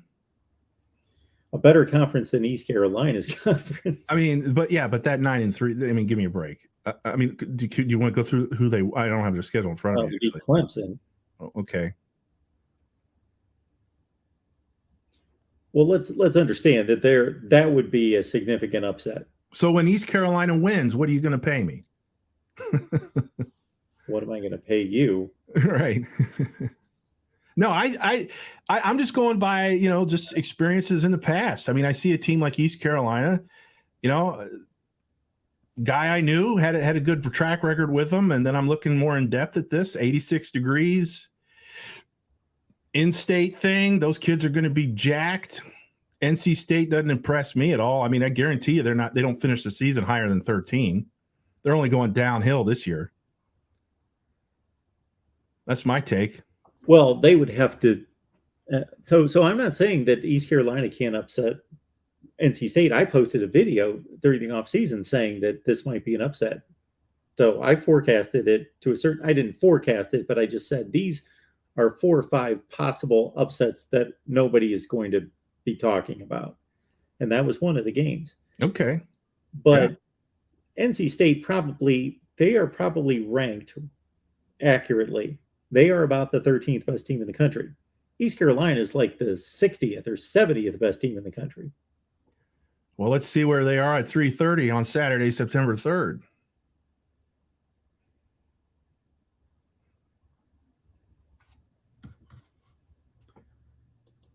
Okay.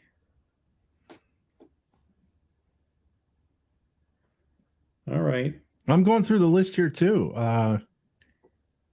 This is a bad exercise for me to do my predictions in front of everyone, because I'm usually just boom, make my predictions, they're done, and now I'm raising myself up to all sorts of people's opinions, which is fun, but I do better just listening to myself.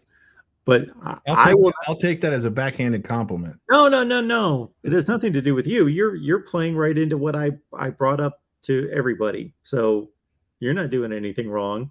University of Texas San Antonio over Houston. Yeah. Did you talk about that one? we brushed through it. It's not on my list because it's not a top 25. Seems like you like these close games, like these games that don't have a wide point spread. Like your sweet spot seems to be 2, 3, 4, 5 or something like that. Well, those are more likely to happen for obvious reasons. I kind of like to go for the whole thing. Go for the big. I'm not betting money on it. I'm not getting a payoff for it. That you're talking like there's a betting aspect of it, and if there was, yes, you get a better payoff for taking a 15-point underdog versus taking just a 3-point underdog. But in terms of looking for probable upsets, the ones that are closest to being even, there's obviously a higher probability that that's going to be an upset. That's obvious. Somebody just said in the chat Cincinnati's going to beat Arkansas. Arkansas. Yeah. I don't know about that. Yeah, I'm not big on that one either. Is Boise State? I wonder if they're at home against Oregon State. I should look at that one. Dude, do you remember, what was it, like 10 years ago, Oregon went down to the blue carpet and there was a riot? Yes. Game. LeGarrette Blount. Right. Yeah. I mean, if Boise State's playing at home, maybe that's smart money. If they're playing at home. I don't know if that game's at home. I can't even find it on my list. That's not even a top 25 game. Yeah, they're playing Oregon State. A Pac-10 team's involved, so it can't be top 25. There's as many Pac-12 teams in the top 20 in the top 12 as SEC teams. I don't know if that says more about the SEC or the preseason top 25 rankings. The preseason top 25 rankings. Yeah, 10:30 p.m. I'm sure everyone will tune into that on ESPN. I think that's going to be a phenomenal game. It's in where does Oregon State play? Oh, it's at Oregon State. Okay, yeah, I'm not. I don't know where they play. Can't remember the name of the city. They're playing Corvallis. Corvallis, right? Yeah, I would. There's only about 3 games this weekend that I would rather see over that game. I'm tuning into the big dog on Fox Sports 1, Kent State and Washington. There you go. Okay. Washington, though, is probably going to end up in the Big Ten, so I can't go too crazy. I'm going to go ahead and send these picks. They're gone. They're published. All right. Well, hopefully I helped. Well, thank you. Nobody can help me this weekend. No. I don't want to put that burden on you. Hopefully you put a little grease on East Carolina. I don't need to put any I don't need to put my predictions out there for anybody to help me. It's just makes me more confused. I just need to do them, follow my track record, which is pretty damn good, and go from there. Yeah, I don't have a very good track record. I mean, I don't spend as much time anymore. I got other things going on, but I still love college football. It's the greatest, thing going in terms of athletics as I see it. But I wish I had more time because it's fascinating when you get these programs that are so different approaches to the game. It's unlike the pro game where everyone's kind of playing in the same sandbox. Yes. Who's this guy? I got this guy asking me, Muhammad, if I smoke. Where's the indicators there? No, never. That's funny. Okay, I bet you get some crazy stuff going in here sometime. I've been watching you for about the last year. Oh, nice. I appreciate that. Oh, yeah, we get some crazy stuff going. That's for sure. Yeah. And here in a half hour, we're going to have a football game on. That's cool. So we might as well.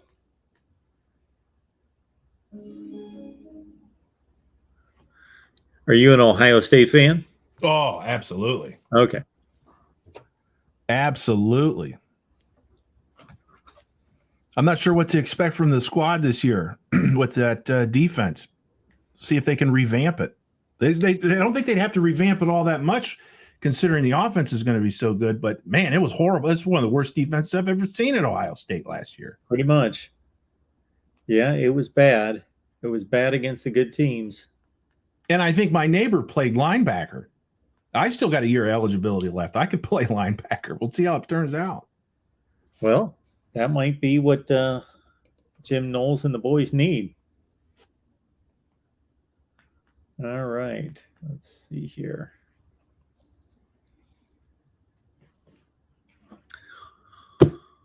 Well, I appreciate you trying to help me on my predictions. That that was just always going to be a mess if I bring up my predictions and what's going through between these two ears to everyone. That was going to be dangerous. I knew.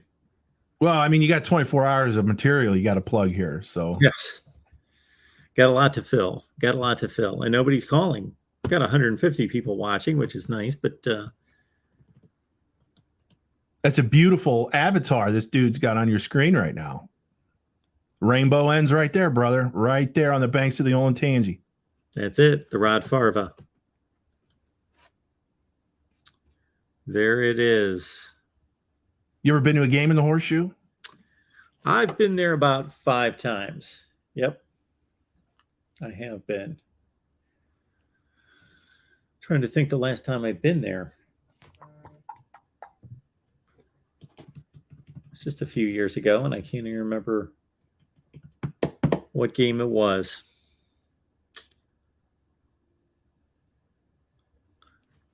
All right. Well, Doc, thanks for calling. Hey, thanks for the vine. Appreciate it. Thanks for the betting suggestions, and we will talk to you soon. Hey, if you want dinner, East Carolina's your team. Gotcha. Thanks, man. Take it easy.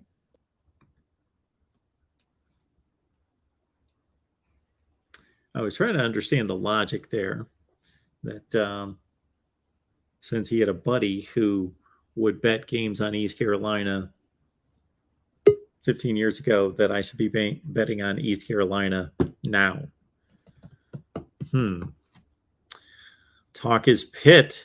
Wonder what this could be about. Hey, man, what's going on? Hello, Mark. How you doing? I'm good.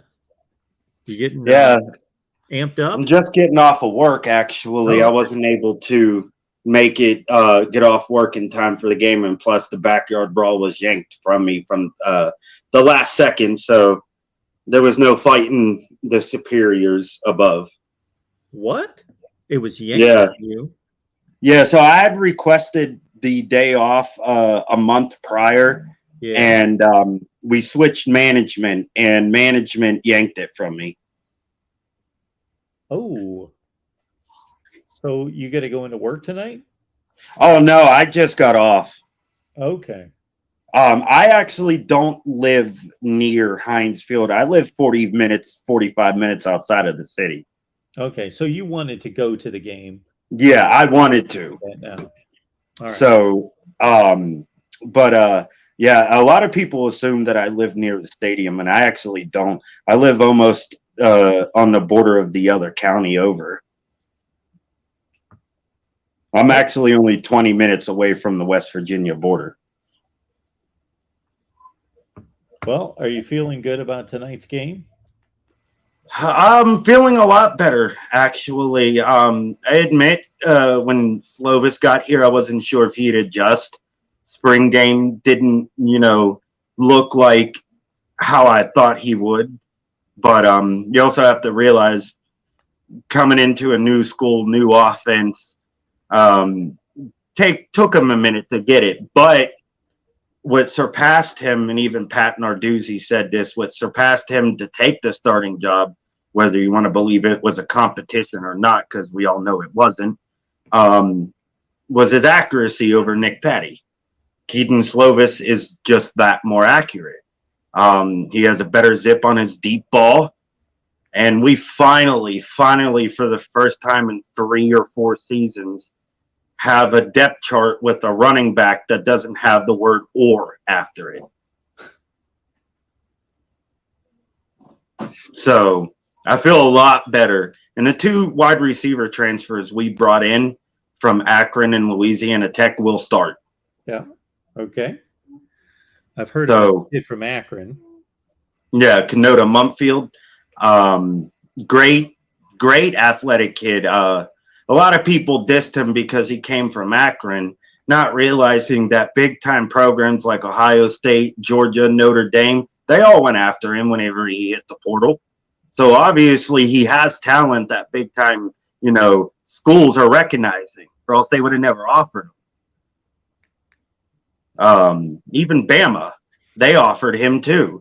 So he has talent to where he can, I don't want to say put up Jordan Addison like numbers, and I think that's asking too much, but put up something close to what Addison produced, enough to at least get us back to 10 wins this year.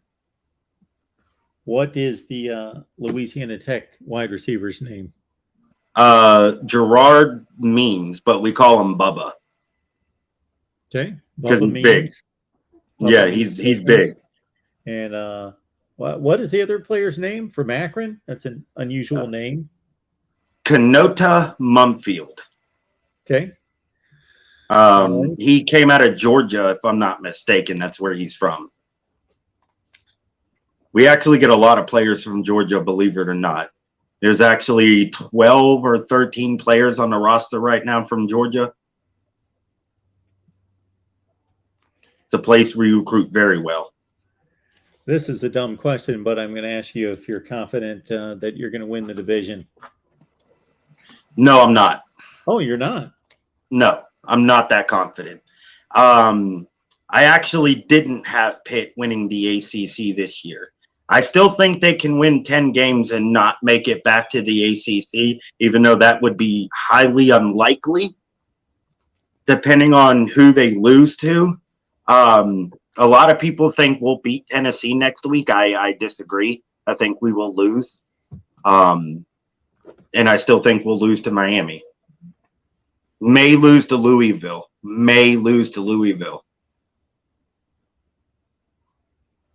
But I'm fine with that. A 9-3 season, get to a decent bowl game, and get 10 wins again, which is something we have not had a easy time doing in program history. And I'm okay with that. Would I like another ACC title? Absolutely. But you gotta be logical. This is Clemson's year to take the ACC back over. I still think it's more wide open than what people give it credit for, though. Yeah, I'm with you. I definitely do. Yeah. I just think what I don't like, especially about this game, the backyard brawl, is a lot of people are saying because of what we lost on the offensive side of the ball, we won't be able to move the ball or run or pass the ball or whatever the case may be because we don't have our skilled players, which is once again false. Now, mainly people who are doing that is West Virginia fans. But Mark, isn't West Virginia in the same situation we are? New OC, new quarterback, new running back. Sure. So, I mean, I don't really get how fair that is to judge a team by the same situation you're going through. And let's not forget, Keaton Slovis has been more successful in his career than JT Daniels has. More touchdowns, more passing yards, better completion percentage. The only thing JT Daniels has is he's thrown less interceptions. So are you comparing statistics based on roughly the same number of attempts, or has Keaton Slovis played more? He's just played more, simply. He's just played more, which means he's been more healthy. Yeah. Now, you have to realize USC's they only won 4 games last year. And even when Keaton Slovis got hurt and Jackson Dart came in, I don't think they won another game. If I'm not mistaken. So. I do think that JT Daniels is a little bit better player. Not significantly. Yeah. I do think, I'm not saying JT Daniels is not a good player. I never knocked him down for that. He's accurate, extremely accurate. And he can get the ball out very quickly. He just, of course, there's motorcycles driving past my street yelling, "Let's go Pitt." He's very accurate and he can get the ball out quickly. His problem is he's never stayed healthy and he's not really that mobile. And against a defensive line like Pitt, who will get to JT Daniels, you have to be mobile. That's why Tyler Van Dyke was able to beat us last year, because he's mobile. So that's my question. That was going to be my next point. Was we know that Pat Narduzzi and his defensive coordinator have been able to put pressure on the quarterback as consistently as anybody in the country. They've been, top 3 in sacks in about 3 or 4 consecutive years. Yeah. So what did they lose up front, and why do they seem to put pressure on the quarterback regardless of who gets drafted? Well, the only person on a defensive line that we actually lost wasn't even a full-time starter, and that was Keyshawn Camp. He spent half the year last year injured. So players like Devin Danielson, Tyler Bentley, David Green, Elliot Donald, Aaron Donald's nephew, they've gotten the reps. They've all split the reps equally between those 4 defensive tackles. Now, Aaron Donald, his nephew, is actually more of a defensive end because he's bigger than Donald, but I don't think he necessarily has the mechanics that Aaron Donald had to be the defensive tackle that he was. He's more of a defensive end, so he's going to see a lot of playing time today. And see, that's the one thing that West Virginia fans don't consider is how much depth we actually have. That's why that's the answer to your question. Depth. And I see where this Habakkuk Baldonado had 9 sacks last year. Yeah, we picked him from Italy. We went all the way to Rome, Italy to grab him. He's someone that came in, didn't have any expectations at all. You didn't know what you were going to get from him. His first year, he absolutely exploded. And then last year, 9 sacks, led the team in sacks. To me, to be honest, was probably the best defensive lineman on the roster last year. But then you got him, Kalijah Cansey, and see, that's the thing. Even if you double team Cansey, he's going to get past you. Just ask Virginia Tech and Braxton Burmeister what happened. I mean, he blew up their running back when Burmeister was still handing off the ball and sacked them both at the same time, just like Aaron Donald used to do back in the day. That's somebody who has the mechanics to be an Aaron Donald. I don't know how much you know about Kalijah Cansey. I know you've heard of him because I've heard you mention him before on the channel.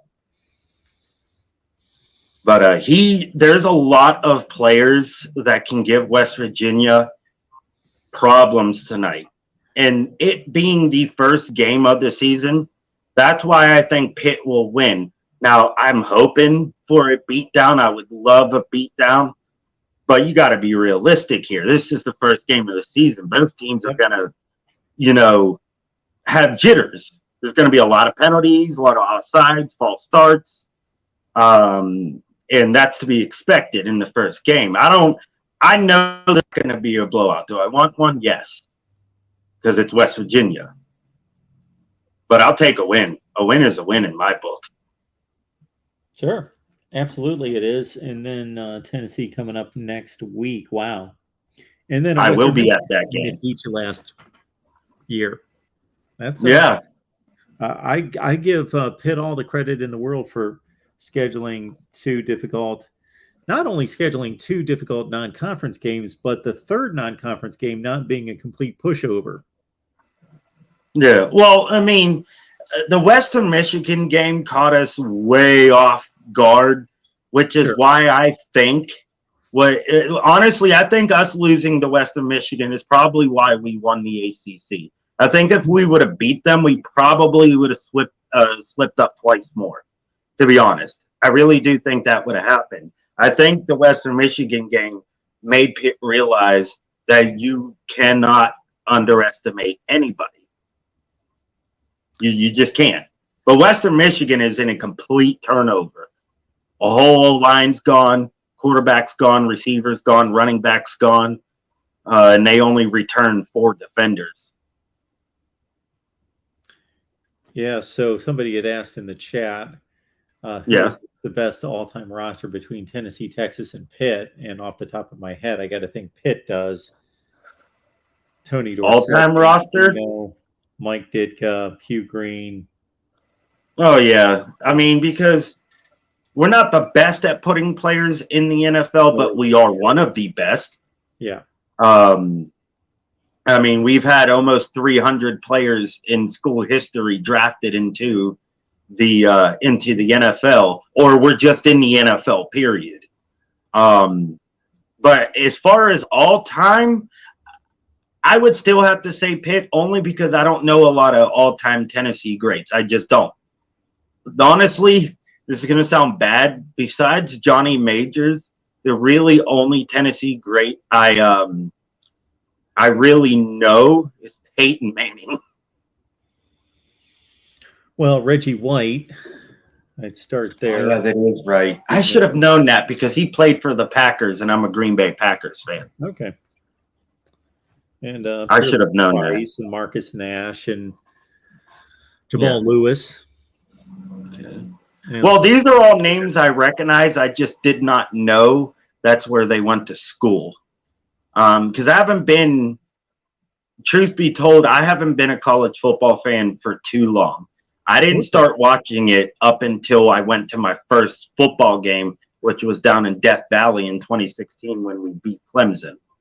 That was the first football game I ever been to as like an adult, to where I can actually remember. Now, I've been to a couple backyard brawls when I was little, but they're so vague in my memory that I really don't have good recollections of them. Now, I have been to one backyard brawl. One that I do remember, but I was in high school. So as an adult, I've been to more college football games as a kid than I have as an adult. And I never really cared to follow it up until that year. This is all new to me, Mark. All this talk about conference realignment and, coaches doing this, players doing that, recruiting. This is all new. It's why I don't really post videos that much. well, Talk is Pitt, you could have fooled me because it sounds from your comments and from the couple times we've talked, but mostly from your comments in the chat, that you've been a college football fan forever. No, I haven't. I just pay attention before I speak. That's what I do. If I want to know something before I talk about it, that's just what I do. But I'm going to get ready for the backyard brawl. It's almost starting. I got family coming over. But yeah, Mark, thanks for having me on and everything. Let's go Pitt. And my score prediction for the game, because I have a feeling that's what you're going to ask. I can see it on your face. I think it's going to go one of two ways. And that's only because of how it went last year. Pitt is a second half team. So if we're leading by halftime or at halftime, I think we're going to pull away. However, if it's tied or we're under, it's going to come down to the wire. But I still have Pitt winning 31-27. All right, Talk is Pitt. I'll let you get on your way so you can enjoy the game, but I appreciate you stopping by. And I know that we've been talking about this game the entire off season, and you jump into the West Virginia streams and the other live streams, and there's been a lot of talk about it. So it's going to be fun to see it actually play out finally. Oh, definitely. But thanks, Mark, for having me on. I'll see you later. Have a good one. Talk is Pitt. Dwayne says West Virginia wins this one 30-20. Seemed to be a neutral observation there from Dwayne, the Oregon fan. Of course, yes, Jason Witten went to Tennessee. He's a Pro Football Hall of Famer. Yes. Yeah, it would be a tremendous list between all three of those schools.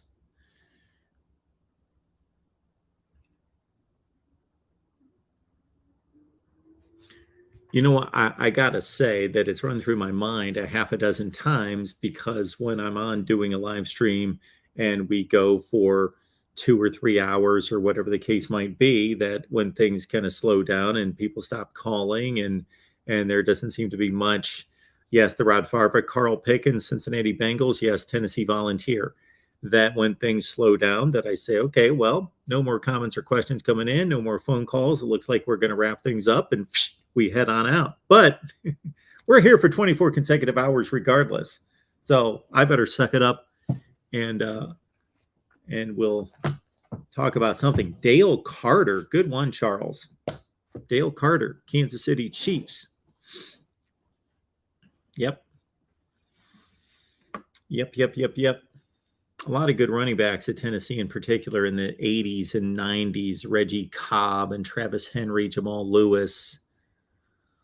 Oh, shoot. Who else was on that?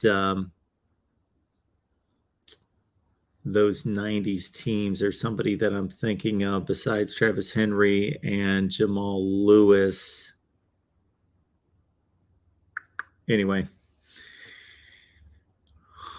The real MVP, thoughts on Ball State and Tennessee. Well, the thought here is that Al Wilson, good one, 55. That's who I thought of. That was the first name that came to mind when I saw that. Charlie Garner, good job, Sid Irish. Yes, Philadelphia Eagles, San Francisco 49ers. My first thought to real MVP about Ball State and Tennessee. Okay, well, it's about a 35-point spread. And I don't have any thoughts about Ball State. I know nothing about Ball State right now. I am sorry. When it comes to the MAC, I couldn't tell you anything about anyone right this second. It's not something I study up on. But it's more about Tennessee. It should be. And for Tennessee, it's all about working. It's about working on that offense. Arian Foster, good call, Houston Texans. About working on the offense to make it that we could be looking at with Tennessee one of the 5 best offenses in college football.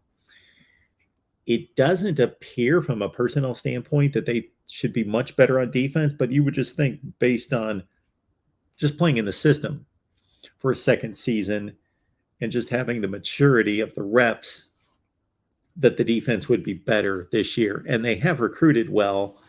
Alvin Kamara, sure. And Jalen Hurd. So I don't know that Tennessee's going to cover that spread. But again, I don't know how bad Ball State is.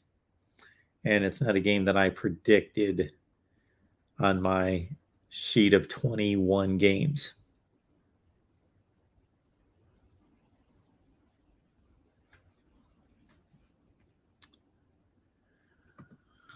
Dwayne, are you watching games tonight, Mark? Absolutely, I'm watching games. That's why we're here.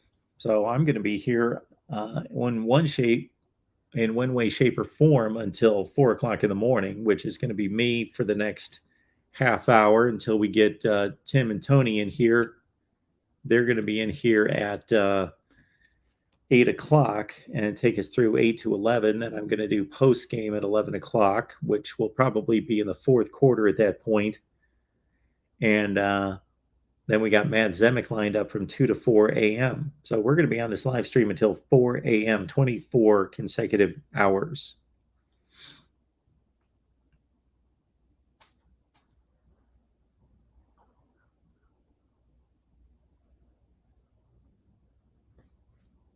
Central Michigan, Oklahoma State.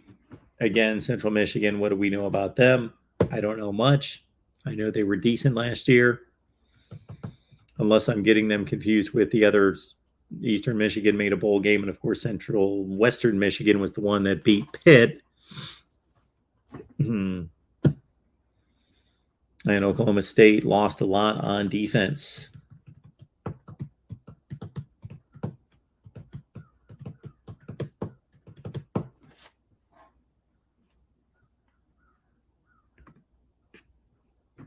Lemansky, if you're going to need a new remote after tonight, you're in trouble. We only got 2 games to deal with. We're going to have, starting at Saturday, like 8 or 9 games on at the same time. Let's see who else is playing. because there is another Big Ten team in action. Minnesota's got New Mexico State on the Big Ten network. So we've got currently, let's just go to the Power 5 and the high group of 5 games. Oklahoma State, Central Michigan. Oh, FS1 at 7. Okay, let's DVR that one. Forgot about them.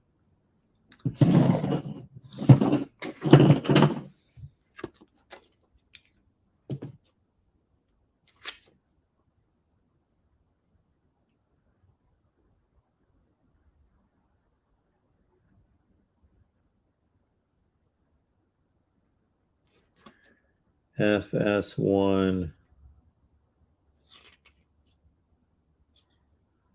Where in the world is that?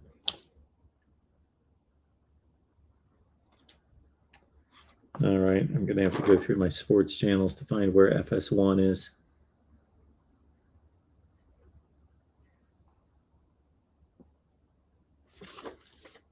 Because Oklahoma State's playing right now on FS1. Okay, so we'll get there. Then, of course, Pitt, West Virginia. Let's throw that on right now. Oh, on the SEC network, there it is, Tennessee and Ball State. I'd like to see what Tennessee's going to do, so let's DVR this game as well.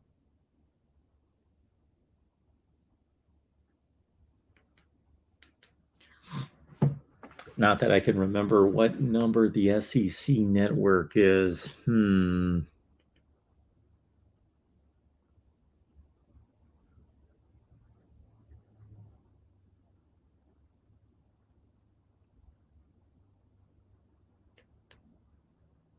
I forgot that Missouri's also on tonight.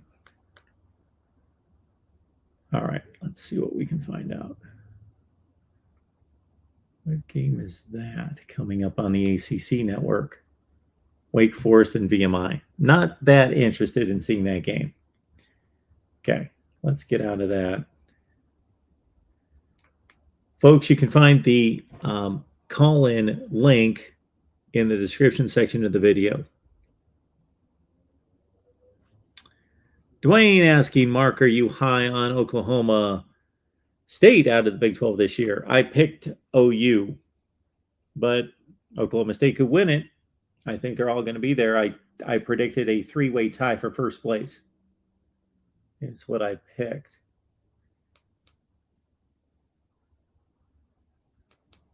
Where is the SEC?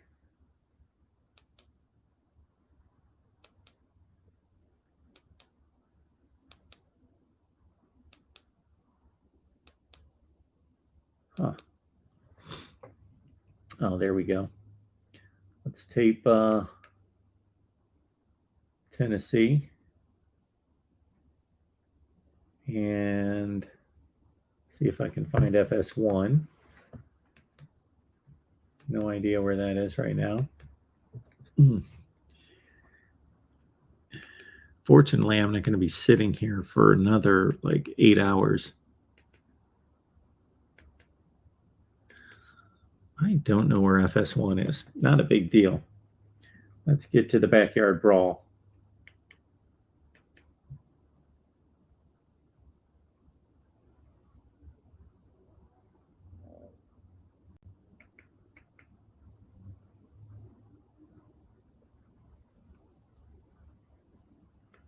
We're all going to be watching the backyard brawl here in what? 10 minutes? That's kind of cool. Oh, why do I have the ACC network up there? That's not what I clicked on.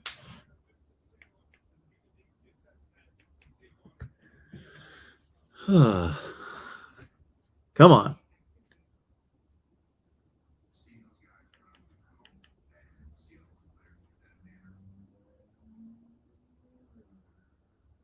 Okay, here we go.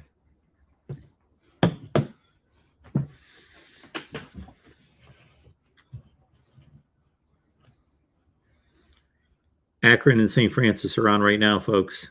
ESPN 3. Kicking off in just a few seconds. Oklahoma State, Central Michigan. Keep in mind, Oklahoma State lost to a MAC school, what, about 3 or 4 years ago? That controversial ending to one of the directional Michigan schools. Pitt, West Virginia, Tennessee, Ball State. Tennessee lost to who? Georgia State. State about 3 years ago under Jeremy Pruitt. So I'm just pointing out the possibilities. UCF and South Carolina State, FIU and Bryant, Toledo and Long Island, Wake and VMI, Purdue, Penn State. That to me is the best game of the night, although the backyard brawl is right there. They're both 1A and 1B. Northern Illinois, Eastern Illinois, UAB's playing Alabama A&M, Missouri, Louisiana Tech on the U. I'll call that one up at 8. Minnesota, New Mexico State, Arizona State, Northern Arizona, and just mentioning Minnesota. Of course, a lot of people love Minnesota to make some noise in the Big Ten Western Division this year, me included. Fresno State is going to be a tough out for a lot of Pac-12 teams and Mountain West teams later this year, but they start soft with Cal Poly and San Jose State and Portland State. So if you're looking for some late night college football to watch during our post game, of course, that's going to be Fresno State and Cal Poly on FS1 at 10:30. Arizona State and Northern Arizona, who of course defeated Arizona last year, at 10 o'clock Eastern. Steve Marquesian's here. Thoughts on TCU 13.5 points at Colorado tomorrow? I think TCU is a lock. The Buffaloes are doo-doo. Unlike Texas, hook 'em. Texas 12-0 this season. Man, we've got the accounts that have come through in being able to find unique pictures of me. Okay, this one is not that old because it's from this set. Okay, very nice. Good look. Thank you. At least a smile on my face. I'm not sleeping. TCU, Colorado. Well, TCU, Sonny Dykes, capable coach. He's certainly done a nice job at SMU in particular. I think TCU is going to improve under him eventually. I think Colorado is awful, but it's on the road to Colorado. If I was going to pick a team, I would take TCU to win that game, something in the range of 38-17. But again, we're talking about unpredictable teams. We've got the backyard brawl on the air. Let's go.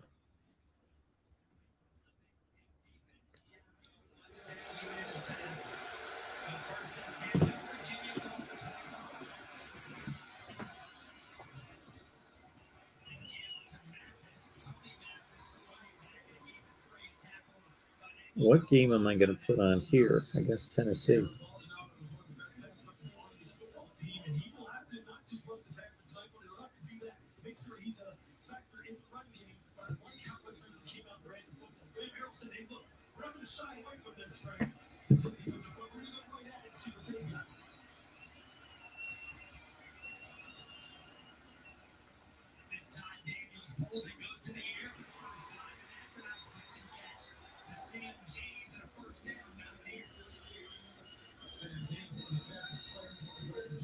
Touchdown, Tennessee.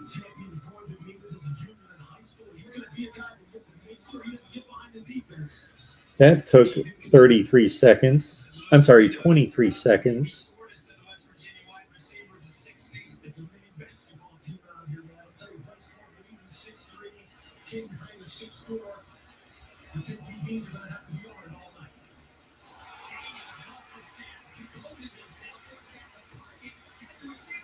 Oh, that was sweet.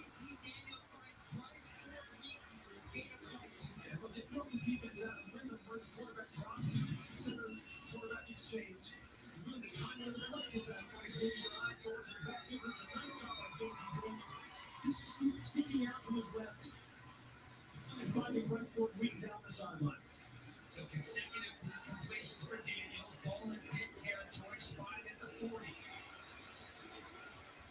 Daniels again to throw, swings it out to Matt. This Pitt's defense. Nice tackle. That was Eric Howard, one of the talented safeties of Eric Howard is directing his counterpart in the secondary. The guys that have to make plays in the open field. You see him get the ball out, Tony Mathis, making plays in space. What college football is all about.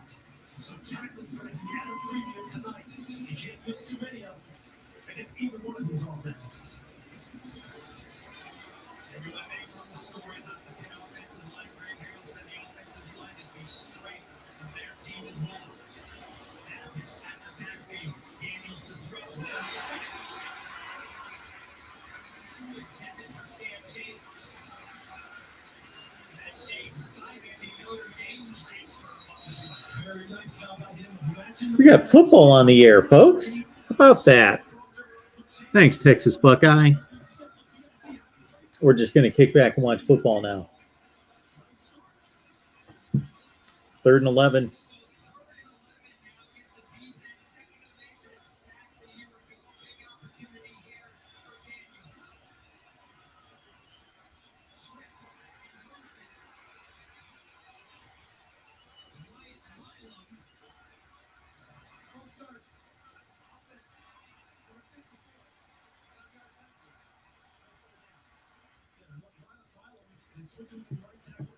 It's kind of hard to tell in these TV games anymore because they pump the sound so loud on the sidelines with the big dish microphones because they want every game to sound like it's going crazy even when it's not.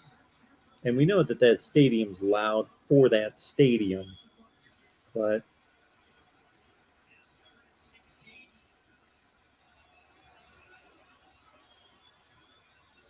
oh man.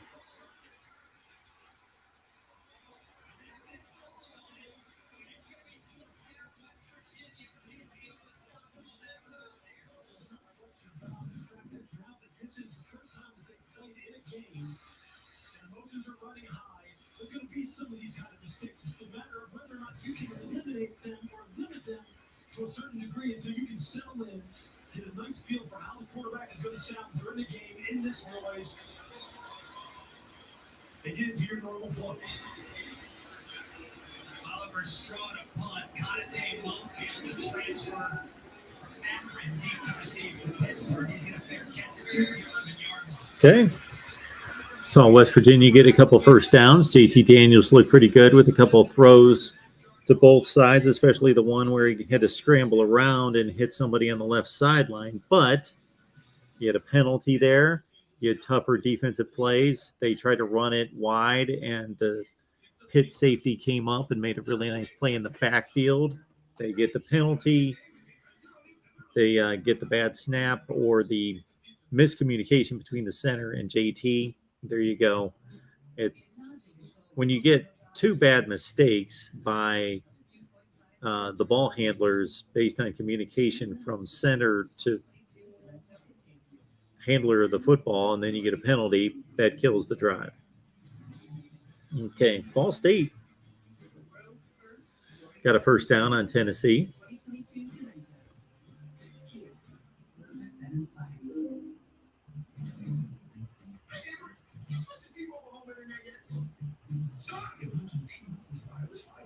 So all I gotta do is plug in one code. T-Mobile 5G Internet, just $50 a month. No price tags, no hidden fees. In this market, you'll find Fisher Investments is different than other money managers. Different. We're not just looking for the hottest stocks. No, we use diversified strategies to position our clients' portfolios for the long term. Okay, Ball State moving the ball. No, we don't sell commission products. We're a fiduciary, obligated to act in our clients' best interests. So when do you make more money? Only when your clients make more money? Yep, we do better than our clients do better. At Fisher Investments, we're clearly different. Dish, you gonna see me anything? You can count on me. Okay, everybody, let's get the basement. It is now backed by a reliability guarantee. If you ever consider it, contact us. We'll write it back on account. Well, I'm not 100% sold yet. Okay, it's fine. Look, she's not interested. I get it. Not everyone wants to save money. Renters and homeowners can bundle and save. What? Trip to Bora Bora? Bora boring. Okay, you know what? I'm in. She's all yours. Want some tacos? Not really. Yeah, you're right. It's so messy. All the napkins, those different toppings. Actually, I don't know. Yeah. We are no edible experts, but I can mention the Elvis crispy chicken sandwich and ending up with a whole pickle slice dangling from your mouth. This is incredible. Third and 5 for Ball State.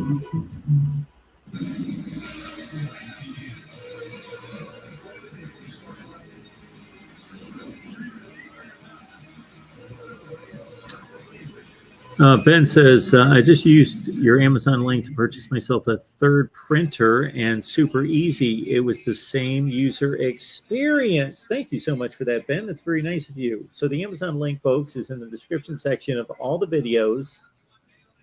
So just grab it, put it somewhere where you'll remember it. Use it just like Ben.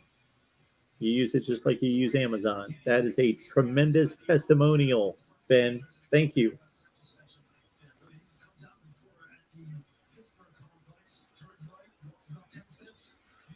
Blue Chip Billy tells us UCF's up 7-zip. And Ball State keeps moving. Ball State's in Tennessee territory.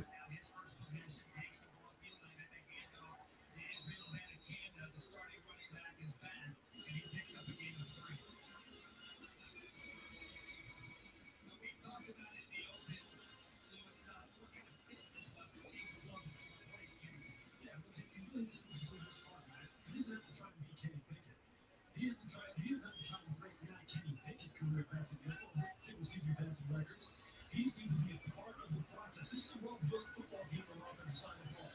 Great offensive line, a bunch of good running backs, some big receivers, some new blood. Just doing his part.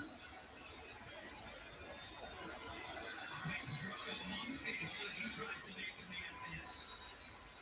And a gain of 3, so we had talked about Conte Montfield comes in from Renee White. But this player brings to the table a little larger to get like Jordanis with the USC. Yeah, he is a dynamic route runner, very good body control.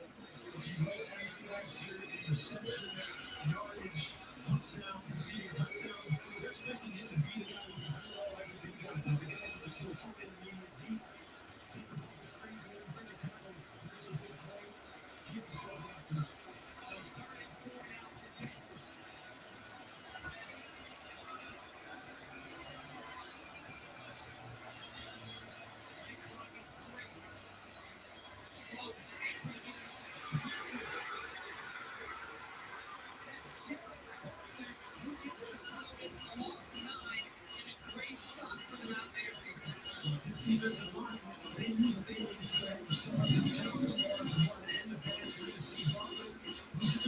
For his speed and his ability to run, his finesse, and you see him right there, him, Dante Stills, Todd Lawson, they're going to run big games tonight, going up against one of the better offensive lines, one of the most experienced offensive lines in football. That's a great start for West Virginia's comfortable. So a couple of punts early on, Sam Vanderhaar's going to have to punt in his own end zone. He's situated at his 49, and Vanderhaar's punt is going to check in Pitt territory. So West Virginia's defense does its job after a punt of 37. We'll get a look at JT Daniels and then Matthews offense after this. 37-yard punt.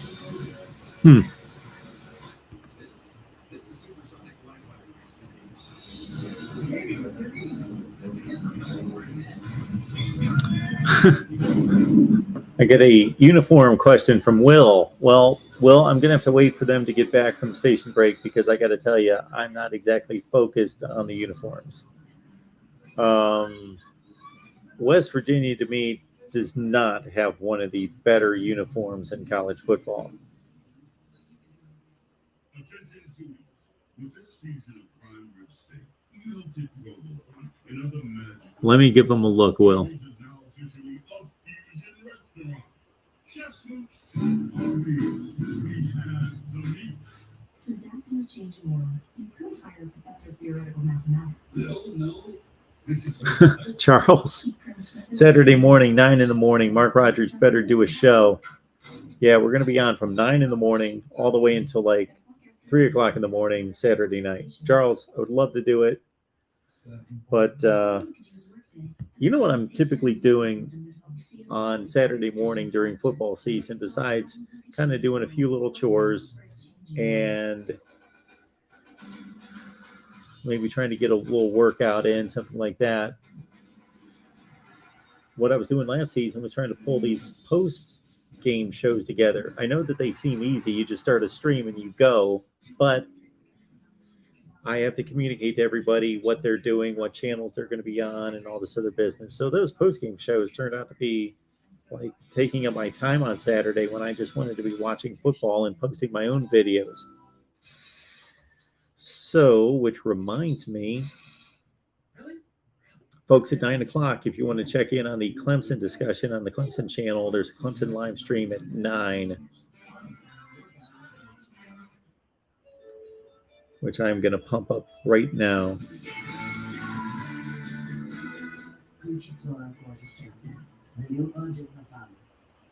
At Macy's, the fragrance destination. 2-side chop house cheeseburgers, coming up. Adding a crispy onion. Spread your chop house aioli. Sonic Chop House Cheeseburger, ready for pickup. Eighth season of Pat Narduzzi and Penn 0-0 first quarter return of the backyard brawl. Narduzzi kind enough pregame to allow us to light him up. Sorry, I'm not trying to be disrespectful. ESPN's got to put that. So you're on camera. You're on camera right now. You ready for this?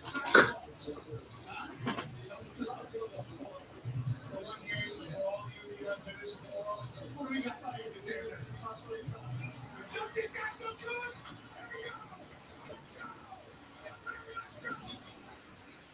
Is he a Pittsburgh coach personified? We love the access in college football as well. The head coach is watching out there. We've got a microphone for you too every Saturday. Here we go. Second possession for JT and the boys.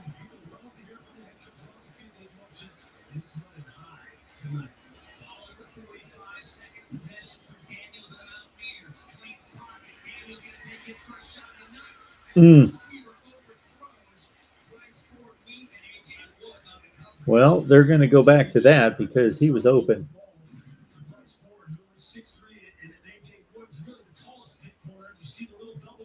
You see the shoulder, you see him grab the jersey there, and kind of miss that. But that's the kind of thing that they're going to have to do. West Virginia wide receivers are going to have to win one-on-one, and Pitt's DBs are going to have to be aggressive and really challenge at the catch point. Again to Mathis, nothing doing as the Pitt defense corrals him. And a gain of 2. Now, Graham Harrell, really both coaches, Lewis, told us in the meetings that at least early on, because it's the first game, it's a feeling out process. That's exactly what it is. I mean, these teams are going to see back to the offense and defensively. I mean, there's a lot of new faces, a lot of new strategy that's going to be able to go here tonight. So the first quarter really is a back competition. I'm just hoping that you don't get burned.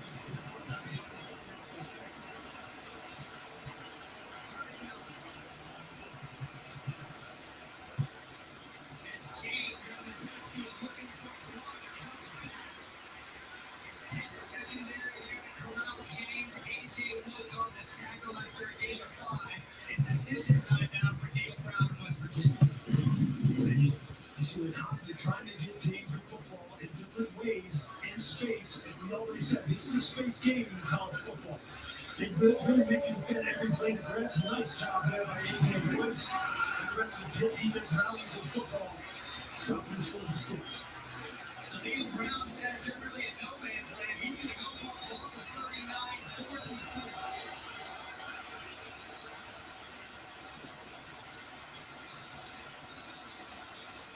And whistles before the snap.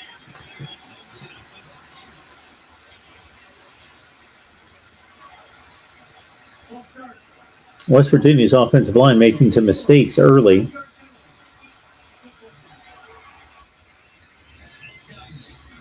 Last year in their season, mistakes.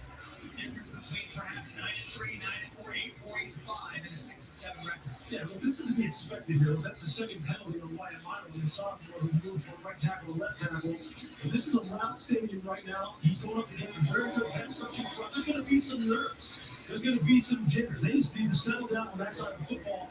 They really squandered good starting field position, but it's a nice job by Pitt of limiting the damage and getting their second crack at that offense.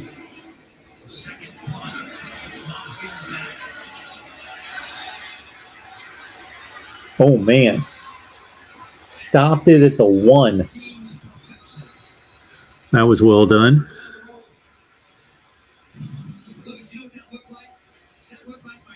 anyways.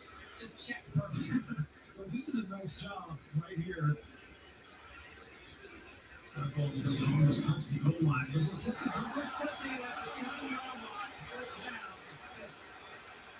So Caden Pranker said first touch, came to 3. Look, West Virginia right now making Pitt operate on their side of the 50, making it difficult for their offense to get anything going.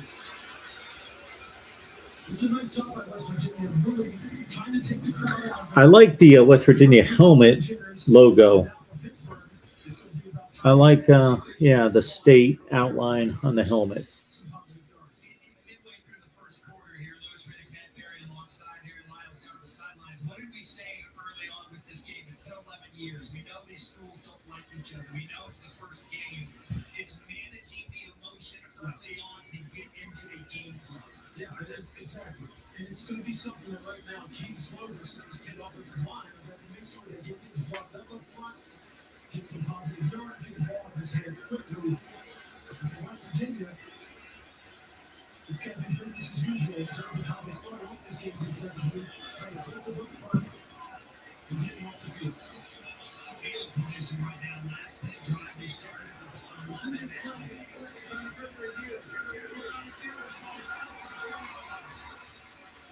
So our replay official time on a 4, and Lewis, they're going to take another look at this of whether or not the ball crossed over the goal line plane.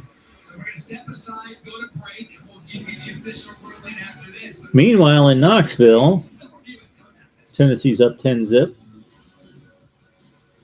We don't argue every day, just Sundays and Monday nights, Free Agent Friday. Did y'all know there's more love at Popeyes than chicken? Well, the new Popeyes Hush Puppy Shrimp is here. With 8 pieces of our tender butterfly shrimp covered in a sweet and savory cornmeal crust, try me out for just $6. It's true, everyone gets a free New Samsung Galaxy. How we all doing out there? Enjoying the punt battle? That's okay with me. I'm all right with that. Love any kind of game. Defensive-minded game. Anything. The Rod Favre, I wish YouTube TV allowed more than 3 devices. That seems to be the issue with all of these streaming services, with having different devices. Just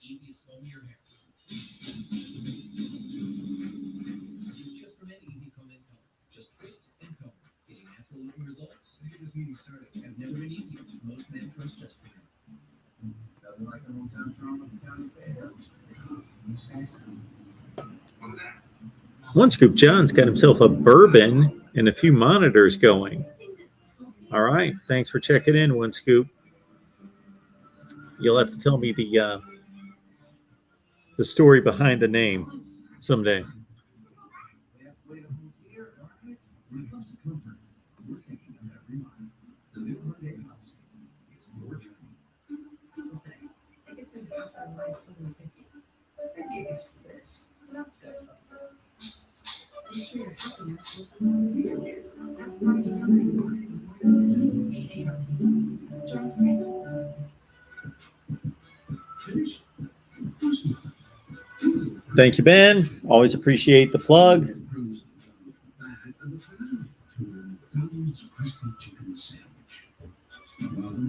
Ball State's running a short yardage play, and it looked like Tennessee stuffed them.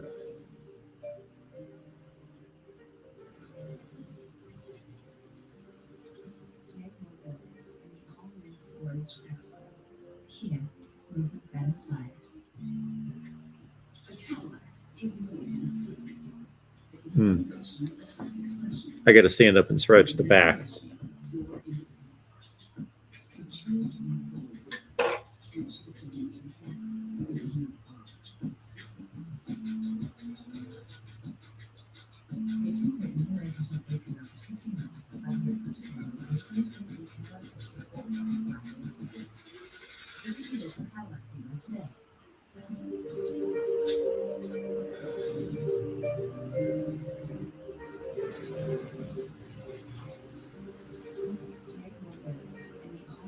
Orange Expo. Kia, movement that inspires. ESPN Thursday Night College Football. is brought to you by Xfinity. Unbeatable internet. Made to do anything, so you can do anything. They are reviewing where the West Virginia special teams player first touched the ball. Let's bring in our rules official, Matt Austin. Matt, what do you see? Yeah, man, it looks like number 43 did try to catch the ball at about the 3.5, so he definitely muffed it there. That is an illegal touching spot. But if that ball did cross the goal line afterwards, that would still be a touchback. So, after review, they understand. I'm not surprised they didn't have a great view. The ball spotted at the 3-2 tight ends in for Penn. Pitt jumped. It's not going to cost him too much.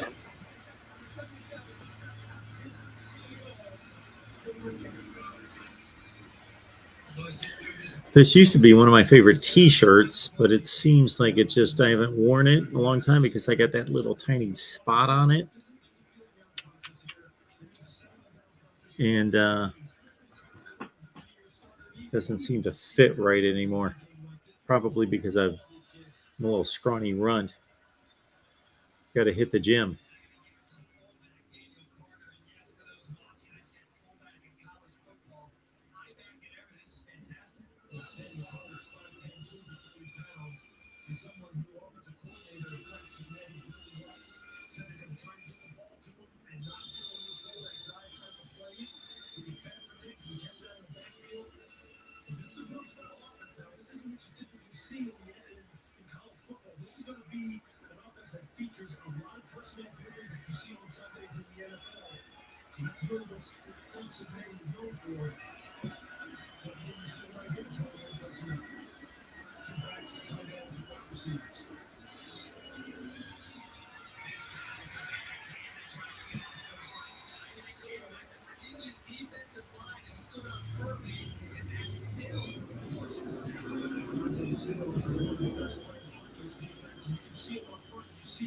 Stills there at the left defensive tackle, and you see 95 Jordan Jefferson as well. He goes 6'3", 310, and he's one of the best athletes on this team, regardless of position. Pitt returns 5 starters on the offensive line, and he's known for his physicality. But right now, we talked earlier today about the fact that West Virginia had to match Pitt's physicality, especially on the offensive line. They're doing it so far.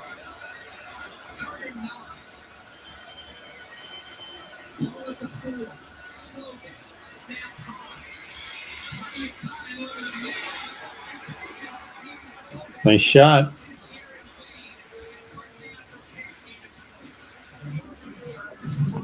Deep in breaking routes against a quarters coverage type of scheme. You see it's a wrap concept. You see the short little spot up there, and then here comes Jared Wade in behind it about 12 to 15 yards, and Keith Slovis puts it right on it. Perfect route combination between Paul Means and Jared Wade. He passed earlier to Abanikanda behind the backfield. They counted it as a 1, so Slovis at his first completion. 1st and 10, ball to 24. Slovis again, plenty of time, sets his head, goes to the sideline, and it's Montfield. And another 1st down after 16 yards. First strike somebody good, right? He comes out in the first series, and early on in the second series, he marked the football, shows big personnel. West Virginia's thinking, hey, you're going to get another run action type of play. He pulls it and throws the deep out route. And that's exactly what he wants to do. Get the second level defenders to come up into the line of scrimmage and really honor the run. And then it's 1-on-1 on the outside and even 1-on-1 over the middle of the field. And that's where you see Keaton Slovis on the hill. They had 7 offensive linemen in that last play. Back in the I formation. Another play back for Slovis. Who's got it? Slovis, a little step across midfield. It doesn't matter high school, but he was left to his good. That 14-yard change. And Lee Coleman gets the tackle on the 1st down. They tell you, do not sleep on Keaton Slovis' athleticism. And if you're going to give him the edge, just right there like Linnell Carr did, and you're going to lose contain on the pocket, he will take it and pick up 1st downs with his feet. He's no Kenny Pickett as far as running football, but I can tell you this, he will pick up 1st downs if you're going to let him, just like he did. 3 straight 1st downs for the Panthers. Ball in West Virginia territory for the first time tonight. And that's a man again at the right side. And again, it's that West Virginia defensive offensive line, and that was linebacker Lance Dixon on a great tackle. They have really improved their athleticism on this side of the football. Lance Dixon is one of the really best athletes on this team as well. You see him once again, a great step back in position, just standing behind the football, getting square on the line of scrimmage, and he makes the perfect tackle. Perfect read, perfect tackle. They have a lot of good athletes on this side of the football, and they're showing up here early in this football game. Empty backfield now for Slovis. Comes in with 26 career starts, has experience at USC.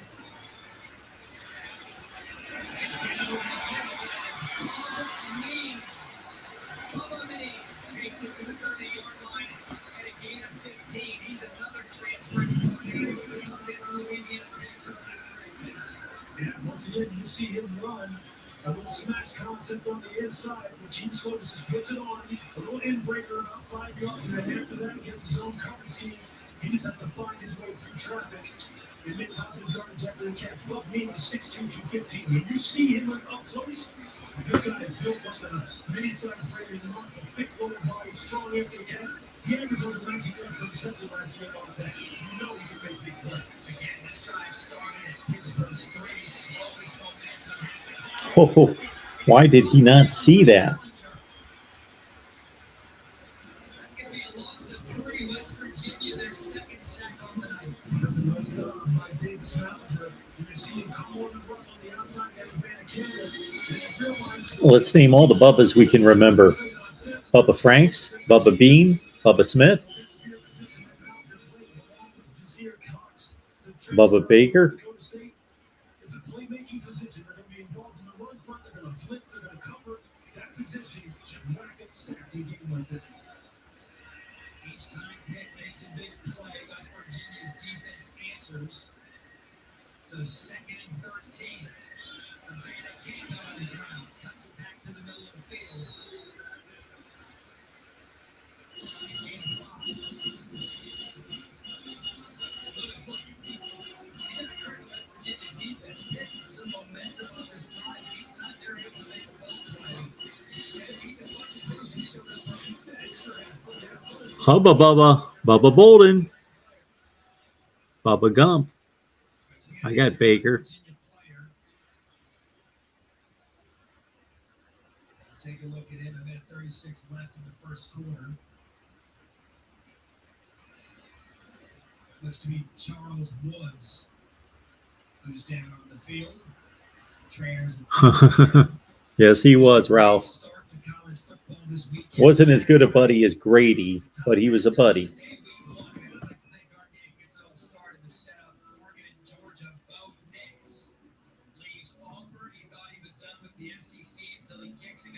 Bubba Trammell going baseball.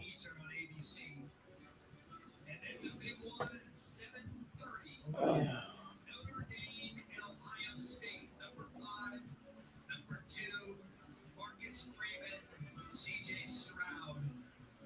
I say this every year, and I'm going to say it again. This is the best opening week of college football ever. It's as good as it gets, man. And it starts here tonight. This crowd is electric. This atmosphere is electric. That game, Notre Dame, Ohio State. Let me just tell you this. In my pre-draft preparation last year, we were watching Ohio State offense, and C.J. Stroud, I had one of the best throws I saw any quarterback make all year long. He threw a seam route on the second level, about 20 yards down the field, and fit it in a window of about 3 defenders. I was just sitting there going, oh my God. Just look at this guy, Jackson Smith and Jigga, Travion Henderson, they are loaded. Ryan Day is one of my favorite people in college football. This is going to be a heavyweight battle. Marcus Freeman, what more can you say about just an A-plus individual? He's starting off with an A-plus opponent. We've got an A-plus game here in front of us. 3rd and 8, home 29, Slovis and shooting. Again, has to use his feet because the pressure ball completed. Not going to be enough for a first down. That was Wayne. So now decision time for Pat Narduzzi, and it looks as if he's going to send out the field goal unit. Why wouldn't you? That's a nice job by West Virginia's defense of understanding the down and distance, making sure they match the patterns in their zone scheme quickly, eliminating. That was my first one there, Searcher. Bubba Smith.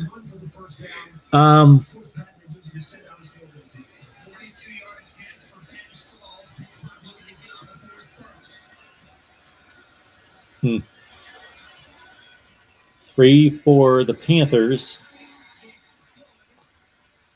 That's the call to make, of course, on 4th and short. This, I know it's only one quarter, but it looks like it's going to be a rock fight. It's going to be a rock fight.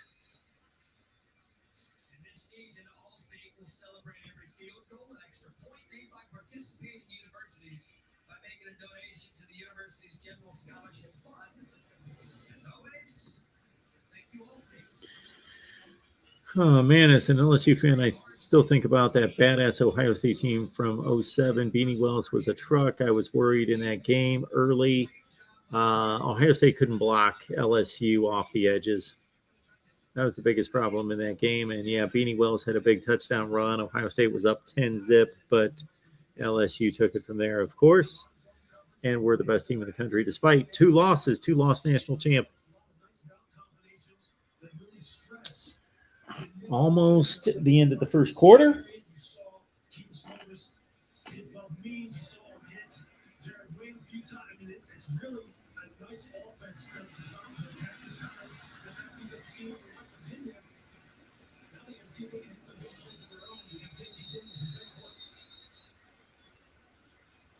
We have talked about this series history in the backyard for all the 105th playing of this storied rivalry. The first time in 11 years, West Virginia's won 3 in a row. They're separated by 75 miles. The first matchup in 1895, and look at the discrepancy of the score of that game. Pitt leads the all-time series 61-40-3. West Virginia, however, has won 3 straight, and this is a series, Lewis, just reading up on it, some of the quotes coming out of losses and wins. It is absolutely magical what this thing stands for. It's personal, it's petty, it's emotional, it's all of that. And I love every bit of it. That's Justin Johnson's first carry of the game. He comes in at running back. Bengali Kamara on the tackle. Bengali Kamara is one of those guys who right now, they really need to see what they've got in him. He's a fantastic athlete, stands about 6'2", almost 230 pounds. Really increases their athleticism at the second level along with Sebastian Dennis, who you see there on their screen as well. They got some guys that can run and hit now. They're showing up here early. Looks like West Virginia is going to be content to run out the clock here in the first quarter. No touchdowns yet for anybody that had a quarters pool of sorts. If you were waiting for a touchdown or had 3-0, 3-0, there you go.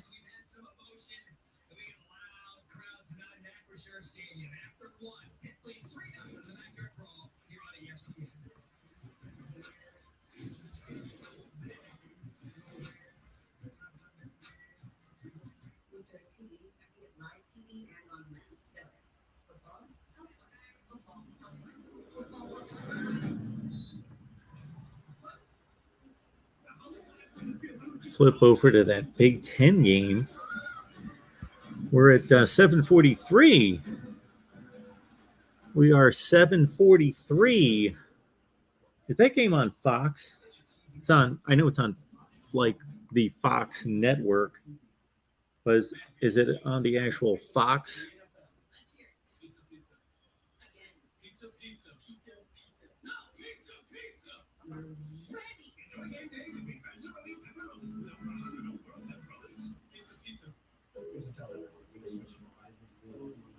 For just $30.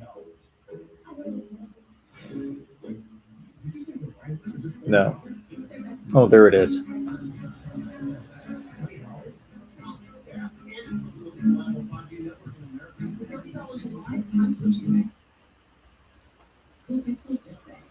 What am I looking for, Daniel? I'm looking at a commercial.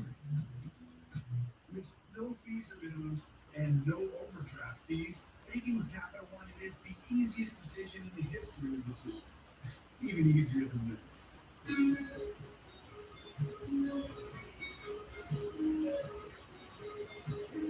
Stop. You're in. Oh, cool. Yep, even easier than that. With no fees or minimums and no overdraft fees, is making a decision. That's banking reimagined. What's in your life?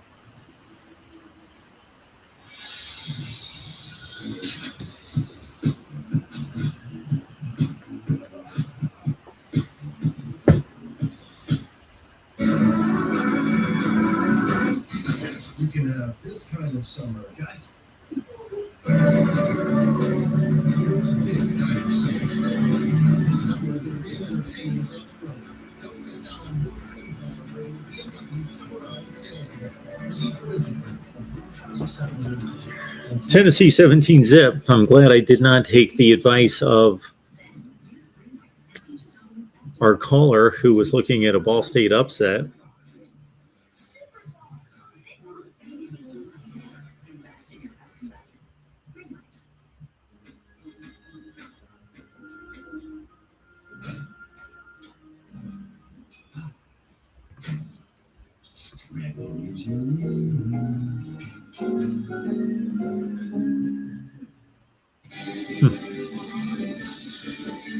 Is that to stay awake, Hawkeyes?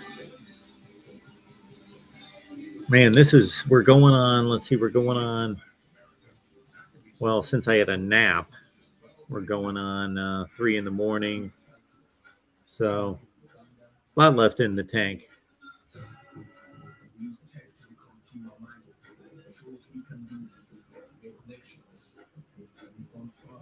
But someday, when anyone can do anything, and everyone can compete, we're going much farther. Everybody wins.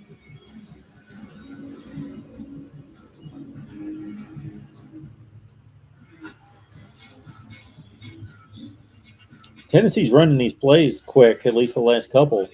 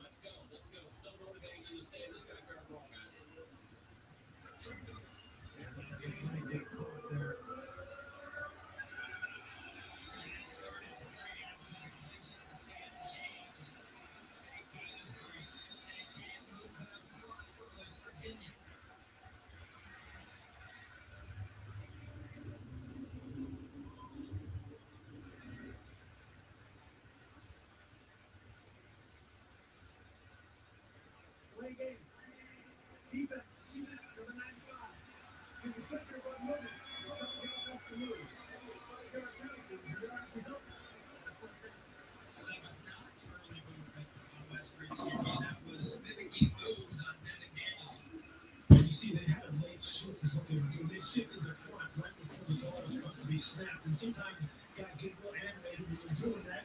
And look, they're trying to get the sleep on offensive line, and the judges trying to be slick about it. But hey, it's okay. All's fair in this kind of game. Anything that you can do to try to get an advantage on your opponent, they're going to try and do it. Let's line up and play again. How many yards makes the first down West Virginia? They go for 37. Max Johnson squeaking his way up the middle. He's got a nice gain on first down, tackled by Florida after a gain of 6. Well, she's Carroll's in the bank of this thing right up the heart of that defense. He couldn't alluded to this, man. He said, I'm not going to go away from it. And it's all part of the play. Johnson again trying to get to the right side of the defense. Knocks him out of bounds. I'm okay with West Virginia uniforms for anybody who asked me that before. And we had a nice hit from Dennis there. We don't see as many big hits in football, period, college or pro, than we used to. So anytime I can enjoy a nice hit, I'm going to. And Dennis had one on the sideline.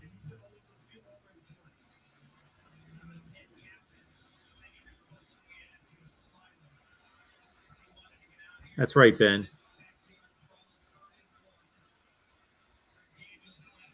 Oh, shot through. He's gone. No, he's not gone. Had the angle on him.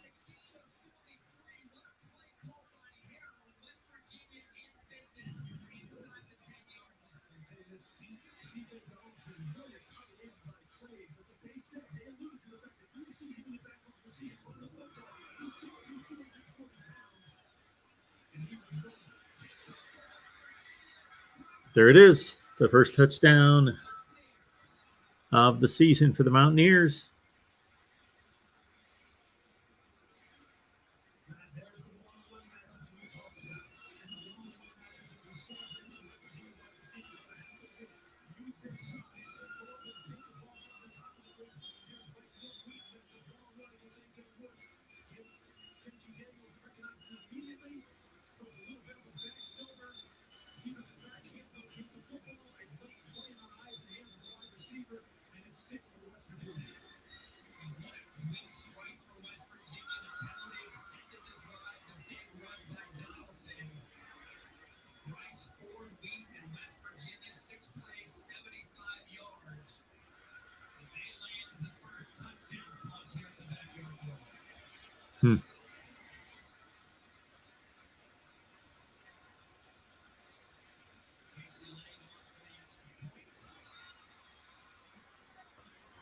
Okay. Uncle Rico's in the house. Look at that. Let's go. Urban? What's Urban doing? What's he up to? What's Urban up to?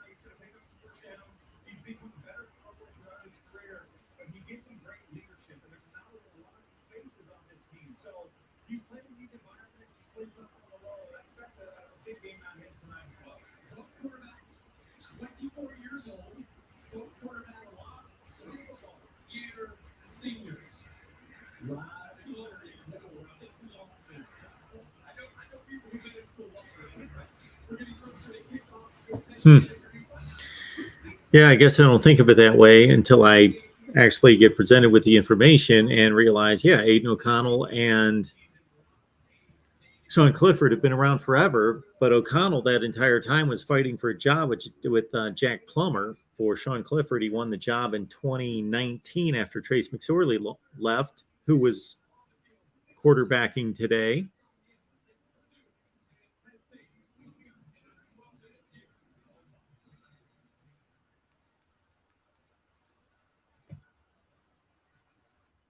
The best for wedding season will help groomsmen look more groomed, proud fathers look more proud, officiants look more official, and best friends look better than ever. Men's wearings, love the way you look. With Canva, we design a social post together. We just drag and drop, make it pop, and then watch the likes. Appreciate that, Tide Guy. And Tim, if you can hear me, if you're sick, you don't need to show up. You know that, right?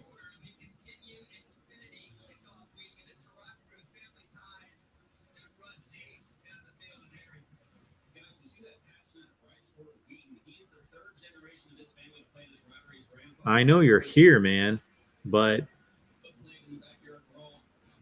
He told me I just never really actually thought I had my own crack at Penn. He said there's really a hatred for them, and he told me so just to finally experience that for himself and be able to play this game. Tim, you can take my approach during the games. Once the action starts, these guys are getting a little out of me. I'm just watching the game, throwing in a few comments here and there. You guys will bring it a lot better than me. You guys just enjoy the football. Just jump on there. Tim, Tony, Will, whomever's going to get on there, watch football. I appreciate you filling in for me. I'm going to get something to eat, take in the games.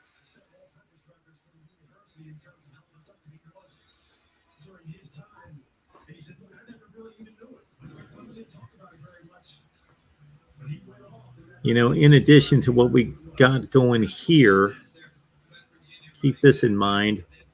We've got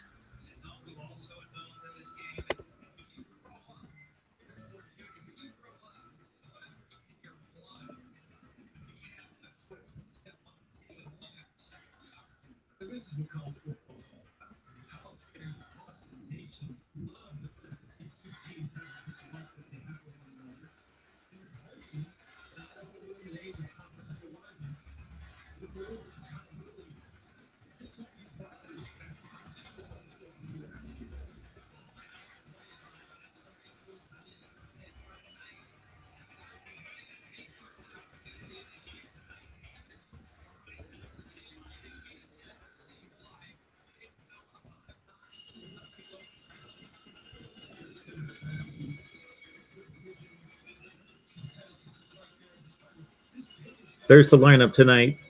We got Miami live at 8 o'clock Eastern time on the Miami channel.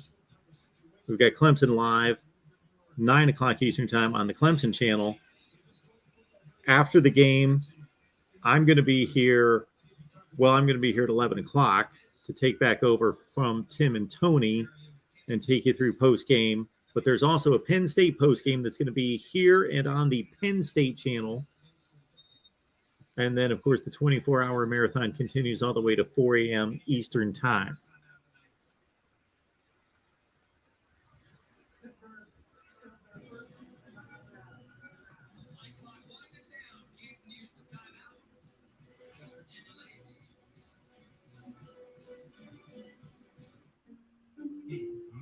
The thing I love about the Chick-fil-A chicken biscuit is the fresh baked flaky butter biscuit. When I take a bite, it's kind of like, crispy, soft, crispy outside, soft interior, crispy chicken. There's really nothing like it. Got Tim reporting for his shift early. Tim, you got to follow suit here at the Voice of College Football. I'm usually a good casual 5 minutes late.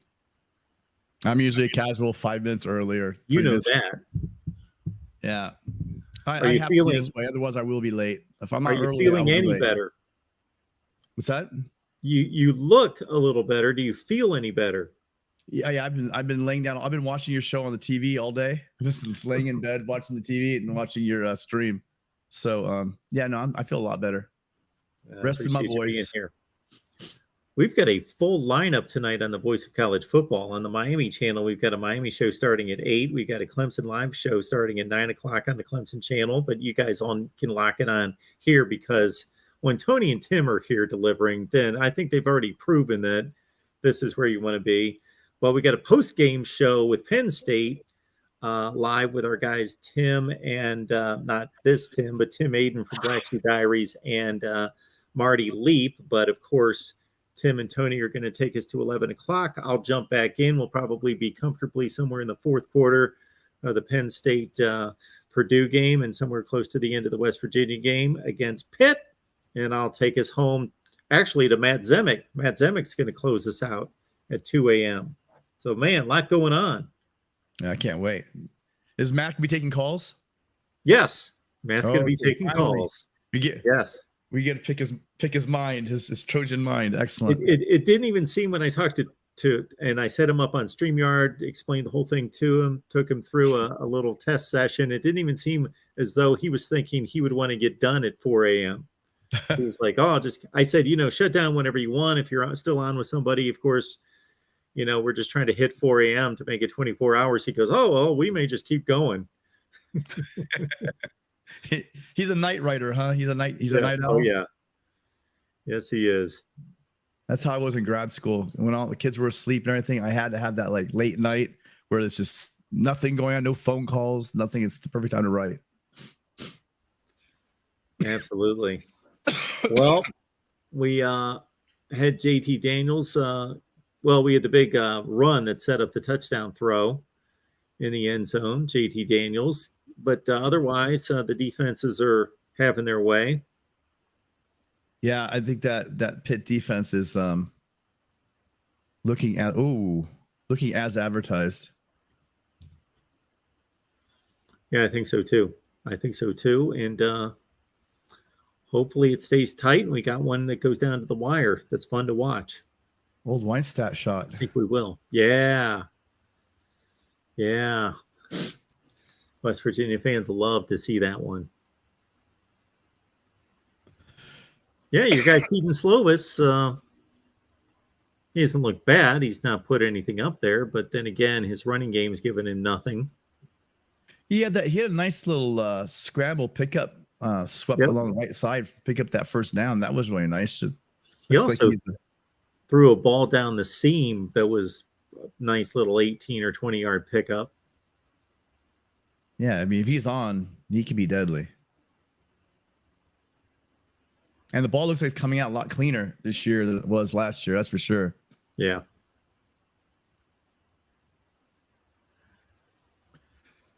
Third and 2, tight formation. Yeah, Pitt's going to try to slam it in there, and they did. I'm behind you. Oh, okay. Sorry. I'll keep my mouth shut. No. Go ahead. Go ahead. I'll keep my mouth shut. How much? I think you're good, like 10 seconds ahead of me. Like right now, they're lining up right now. He's under center. Oh, man. Yeah. Blast at the middle. Just got tackled. Yeah, at the 40. I'm gonna hit live again. Well, this is YouTube TV, so who knows? Look at these two taking over. Hey guys, how's it going? How have you been hanging in there? They're doing pretty well. At 4, I took a little break at 4. I took about 20 minutes down, got myself a little. My sister was nice enough to come over. She brought up a tray full of lasagna.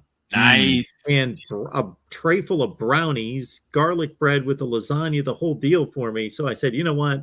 Since I set up 2 streams, one to end at 4 p.m., one to start up. And the way I did it last year, I didn't even move. I just shut the one down because I had heard on YouTube that you couldn't do a stream longer than a certain period of time. So that I set up the 2 streams. 2 of them. And last year I paid the price by just sitting here the whole time. So I thought, you know what? I'm in between streams. I'm going to take like 20 minutes off here, jump in the shower real quick, eat a little bit. How do they call that a wait catch? a little bit? So that's what we did. Okay, they call it. It was a great block by the running back. I don't know if you guys caught that. Well, that was good. You've got. Hey, I think these guys are satisfied with you guys just watching the game with them. So don't miss any action on my account. I appreciate you guys being here. Chat. Oh no. Oh, that's right. I'll be. Is there a way to make the chat just be audio? You guys call in and join us. Do we have the link in the thing? Are you taking over, Tim? We good? You taking over the graphics and everything? Yeah, go take a break. Tony's the graphics guy. Yep, we're good. Okay, folks, it's only going to get better for the next 3 hours. The graphics, the commentary, everything. Just the upgrade is significant. So just lock it in. Here, I'm just going to go watch football and eat. Should we give it just a little bit of flair? Just a little. There we go. A little bit of love. Now, not yet. Not till ASU comes on. Too early. It's not pack season yet. Right now, it is ACC old school Big East backyard brawl season. For those of you guys who aren't watching, we are right now at West Virginia 7, Pitt 3, in a showdown that is living up to everything that you have been told about it so far. They're slugging it out in the battle of former USC quarterbacks. So it's quite an adventure. But we're here joining Mark for this really fun 24-hour live stream, giving him a little bit of a break and letting Mark actually take some time and watch some football himself. So what do you guys think of this game so far? Call and let us know. We've also got now Oklahoma State starting to get some points on Central Michigan. It was tied for a while. Now Oklahoma State is up 23-7. Looks like CMU lost a little bit of wind in their sails on that safety.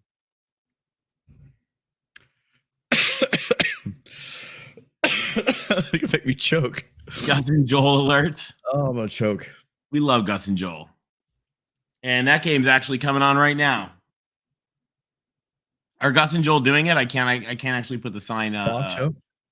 Yeah, I can't actually put the sound on, or else you guys will hear the sound. Thank you, Dwayne. We figured we'd give a little bit of love. Just a little bit. Otherwise it's kind of boring. We got a Woo Pig Suey. Yeah, you guys are gonna have a big game. You guys got a big game on Saturday. Ruby Tuesday. Which final score is that for? Tell us. Is that for this Pitt-West Virginia game? Apparently, they don't call hands to the face, and they're Big 12 reps. What's the call in? Tim? Do we? Oh, yeah. I can put the call. I can put the call in. Hold on one sec. We got some folks that want to join. We are glad to have you. I am going to stick it right now. Somebody just did. Perfect.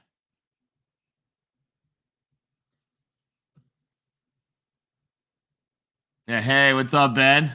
Oh, he's called it. Yes, he's called it. Somebody is, I think. We're glad to have you guys. Crap, forgot about the Penn State game. I know there's so many. It's so exciting. It's kind of fun. And we've got John here joining us. Hey, What's going on? It's going. This backyard brawl is as chippy and as flag ridden as I was hoping it would be. It is, isn't it? It's kind of fun. Yep. What are your thoughts so far?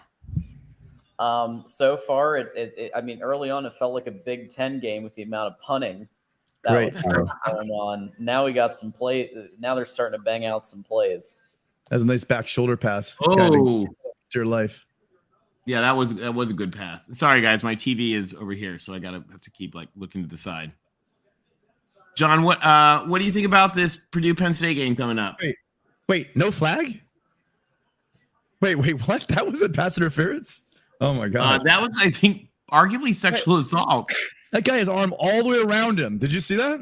He was hugging his waist. Yeah. Wow. Yeah. Backyard brawl. Backyard brawl. That was Since when are you allowed to hug?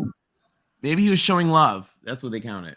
That was a defense. That's a Heimlich maneuver. That wasn't defense. It really was. It was. That was ridiculous. Whoa. Getting absolutely ridiculous. And did they jump? To answer your question, I think I feel good about Purdue. Okay.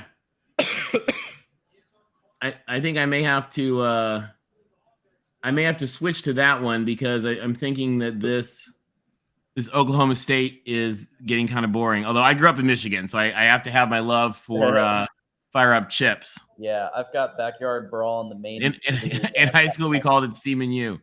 For CMU. All right, we got a tie guy here. We got Jeff Grimm. Welcome. Hey, how we doing, guys? Hey, Jeff. Jeff, we are doing great. We're enjoying this West Virginia Pitt game. What do you think of it so far? You did an awesome job last night on that Pac-12. Oh, thank you. Well, thank you. It was because of you two and everybody in the chat that helped out, and we really appreciate it. So we talked about a lot of this stuff last night. Jeff, tell us how is this first hour of the real season living up to expectations? You know, this is actually a really good game. I've never watched a backyard brawl. I hate to admit it, but I've never in my life seen one of these, and it's actually looking to be a great game. It is. The crowd is fired up.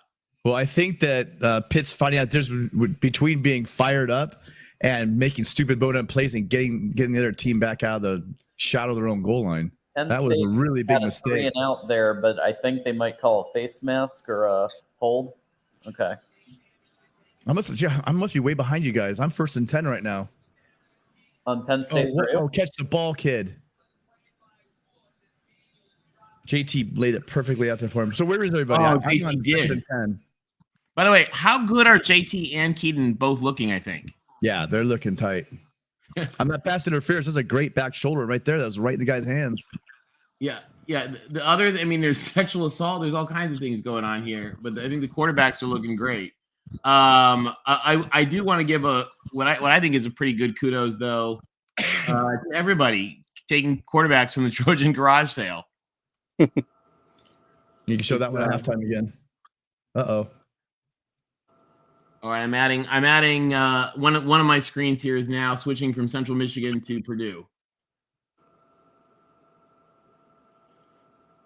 Now is Pitt like a JUCO USC? When players don't make it at USC, they just automatically go to Pitt? Or well, they've taken 3 of our quarterbacks in recent years, which is kind of crazy. You know, they took Ricky Town, they took Max Brown, and now they took Keaton Slovis. So it could be. I mean, and of course, we joke about Pitt, and the West Virginia guys talk smack about Pitt. Pitt is an old school, awesome school, like old school AAU campus. You know, beautiful. The Cathedral of Learning there is like this iconic building. Really cool place. Yep, Penn State beat Purdue's going on, and Purdue's moving the ball a little bit. What is going on here? Penn State went 3 and out. Well, Tony, it looks like Graham Harrell's already going to hero ball. Is he? My terrible. That's 3rd and 10. Yeah, he's just throwing a. All right, we're adding to the party. We've got the Irish in the house. Will Crow, tell us, the season is going on. What is your reaction to the first hour? It's great action. Mountaineers are up. Purdue looking good. Purdue's moving the Upset ball at special will. is going on. Upset special. It is. It's looking that way. Why is this computer not doing anything? Okay, we're back there. I don't know why ESPN's freeze up. So 0-0 still, Penn State, Purdue. Aiden O'Connell's up there. Tim, what I've got first and 10. Where are you? How far behind am I? I'm on that first and 10. They just hiked it. Okay. O'Connell with the what's the Yeah, you word? guys are all about Incomplete 10 points ahead pass, of me. but I think I might be slightly behind. All right, Purdue Yeah, is O'Connell's looking good. ridiculous. I know it So wasn't. guys, like for everybody in the chat, we're losing people in the chat. We're losing people. We're boring people. All right, we don't want to do that. So, what do we think we're going to see here coming up for the rest of this game? Is it going to be more of the same? Is Pitt going to be able to pull it off? D-Rock, you should call in D-Rock. Yeah, I You're think doing the my West best out Virginia here, went but- away too quickly for the run on that drive. They were moving the ball pretty good on the ground, especially on first down. And then all of a sudden they started chucking the ball over the place. And again, that third down play, I don't know what Graham Harrell's doing. That was really just to throw the ball up. They had to have better dialed up than that. Yeah, we'll see what happens. I misspelled Aiden there. Oh well. Yeah, it's close enough. Yeah. He's You got good. Purdue though. driving. Top 5 quarterback. Third and 10 for Purdue here. Hopefully they can convert here. D-Rock Will is rocking it. What have we got? D-Rock's in a lot of the little other Notre tug Dame there. streams I'm in, so we like to say hey and stuff.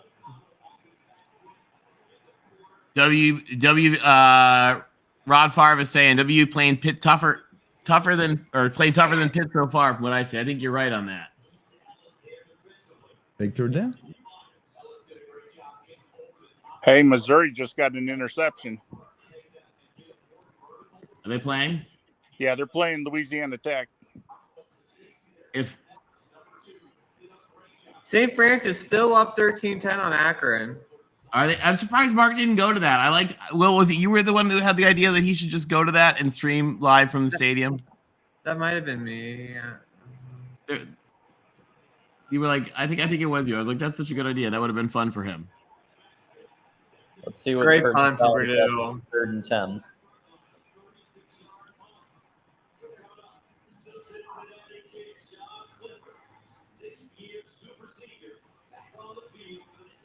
Is I know what's going on there. All right, we'll keep it up.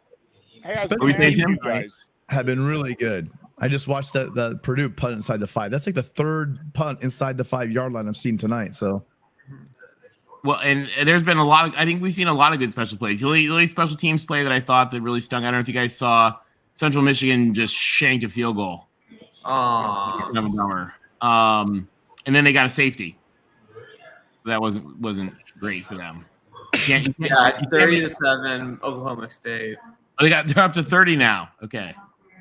Yeah, I think that the hope of a repeat. If you guys remember in 2016, Central Michigan went into Stillwater and just shocked Oklahoma State. It was a Hail Mary, right? Yeah, it was just a ridiculous end of the game. I think it wasn't just. It was like and it wasn't there a lateral as part of it or something. Possibly.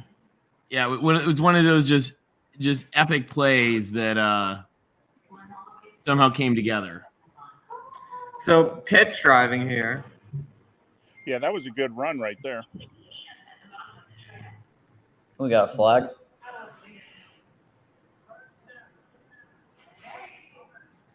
Hey, do you guys think that tomorrow they vote to expand the playoffs?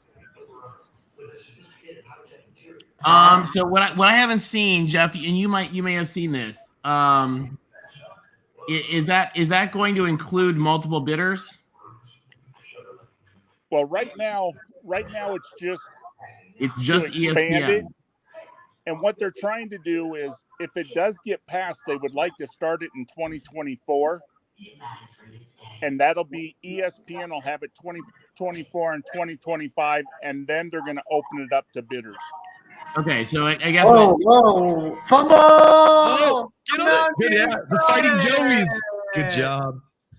So from what you're saying, then it sounds like because the original concern was ESPN was not interested in just changing it for right now. ESPN wanted an extension, and so now ESPN's like, yeah, you know what, we'll do it.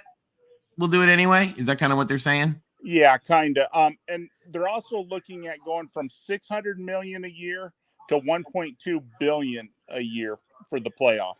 100%. That yeah, it's. I mean, we knew that it would be double the value.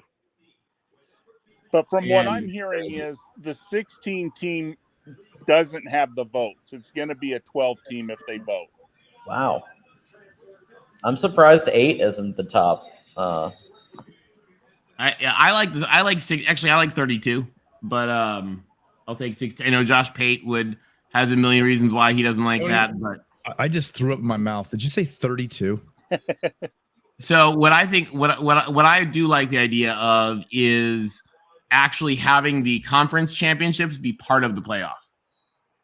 See, I like that. I like that idea. And I would like to actually, and people can, yell at me all about like why god awful like Mississippi State deserves to be the bullshit. But I would like to see like the top service academy team have one of the 32 slots. Maybe the top HBCU, the top team from every conference, I think should have a spot in the playoff. And, you could like filter a whole bunch of them together in like a little cone or something. And then they deal with the SEC champion or, something like that. But I would like to see it matter for every conference. Unbelievable. Because it doesn't right now. Unbelievable. Give it back. They got it back. What is Prather doing? Number one, that corner blew up that receiver blocky wise. That set that play up. But what was Prather doing on that play? God, secure the ball. Oh, is Mike Rotundo? Where are you from? Because when I grew up, I grew up in Michigan, and we referred to Purdue as, of course, Perdon't. So I like that. Unbelievable. A, block kid. B, secure the ball. Yeah. He was like holding like a waiter. I mean, what is he like? Would you like some drinks with that?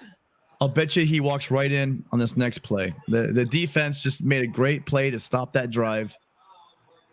That could be a turning point in this game. Remember Mike McIntyre for Colorado? Yes. Oh yeah. He's not off to a good start at FIU, losing 16-0 to FCS Bryant. Oh, that's an upset special. Was he the coach? Not used Dexter. I think that we've seen pretty much that people will absolutely continue watching it. Mm-hmm. That's at least what all the viewer data would seem to indicate. The playoffs. I want 8 team, honestly. 8 teams okay for me. We have a turnover. What is this? A turnover dunking hoop? I mean, Nebraska Northwestern got like double the ratings of the previous year, something ridiculous. A lifelong Wolverine. I like it. Go blue. Am I okay with 8-4 division? Yeah, absolutely. Because you know what? That's what the playoff is for. I mean, right now, the yapping, sobbing baloney we hear from the SEC about like how hard their poor lives are and why they all deserve to be in the playoffs. Basically the same thing. So you know what? If you can beat Alabama, then you get to is he in bounds? That's what they have it for. He's out. If you want to have the bowl system, which I love the bowl system. I love the bowl system. But if you want to have the bowl system, have the bowl system. If you want to have a playoff, have a playoff. If you like the BCS better where you just pick 2 teams, do that. But, if you're going to have a playoff, then I think we should make sure that everybody's a part of it rather than, deferring to whether, I mean, I remember when we did have was the BCS officially started yet? I don't remember. But Scott Frost I still vomit in my mouth. And John, I don't know if you remember this. You might have been too little. When Scott Frost was like screaming at the cameras, "How can you deny Tom Osborne? How can you deny Tom Osborne?" And I wish Charles Woodson would have had a chance to just knock Scott Frost on his ass. That's why there's no love lost at his lack of success now. I've had no love. I've just kind of enjoyed it a little bit. I'd like to weigh in on this one. So the reason why I don't like your terminology, so it would be a playoff. Now, I'm fine if you want to say that there's 3 teams from the SEC, they're the best, and throw 2. I don't even like that. The SEC funnels up to 1 point. Give me a second, Tony. Okay, go for it. So if you want to go ahead and pick 3 teams from the SEC, and then grab 2 teams from the Big Ten, and then maybe throw 1 or 2 teams in around, fine, go ahead. But don't you dare call it a playoff. Call it what it is. Call it an invitational. Call it a beauty pageant. Call it whatever you want to call it. If you want to make it a playoff, you need to have the regular season count. You need to have those championship games count, because what an underdog beat them. Yeah, you lost on the field, and if you lose on the field, then you don't deserve to be in the playoffs. Oh, but we were the best team.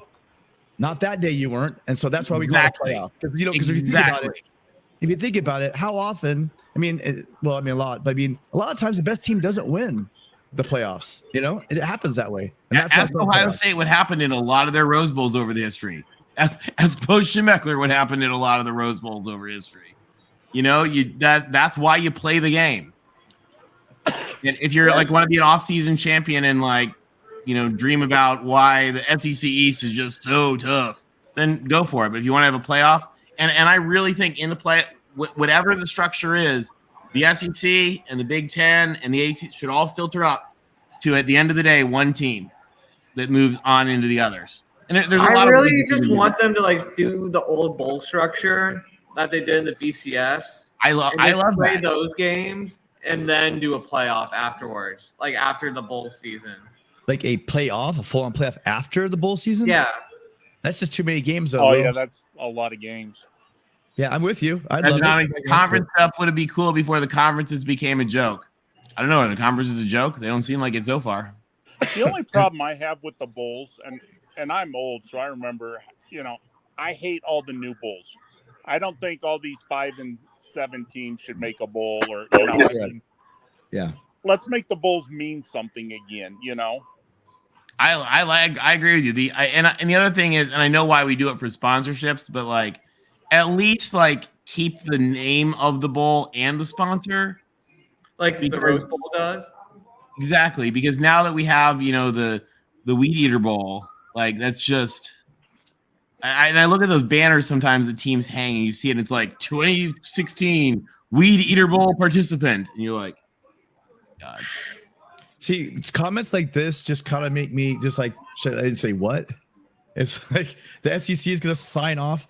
I think some people are watching too much ESPN because they're not. If they want to be a part of it, they don't control the whole thing, and eventually there's going to be compromise.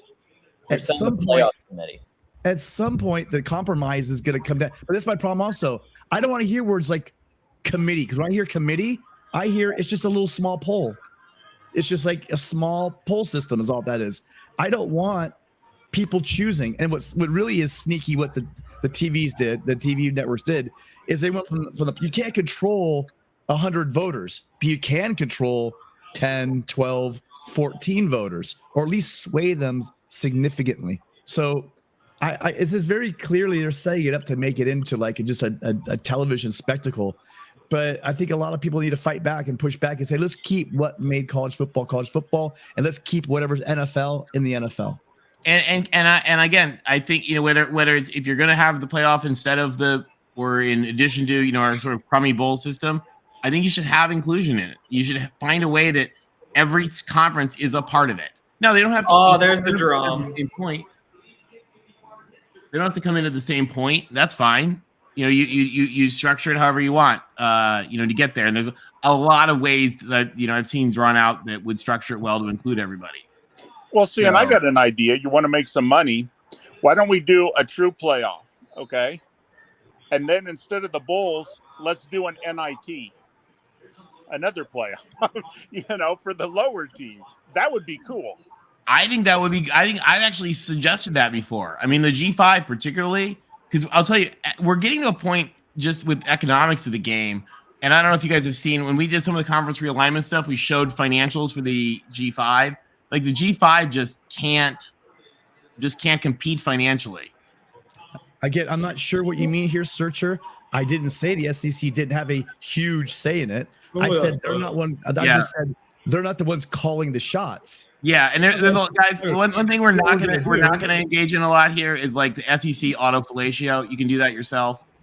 look at a picture of Nick Saban and bend over and do whatever you need to yourself, because it's not we're looking at the whole season here. We're not glorifying big graphic, Tony, but yeah, that's literally what goes on when we get into like how much can we lick each other for glory of the SEC.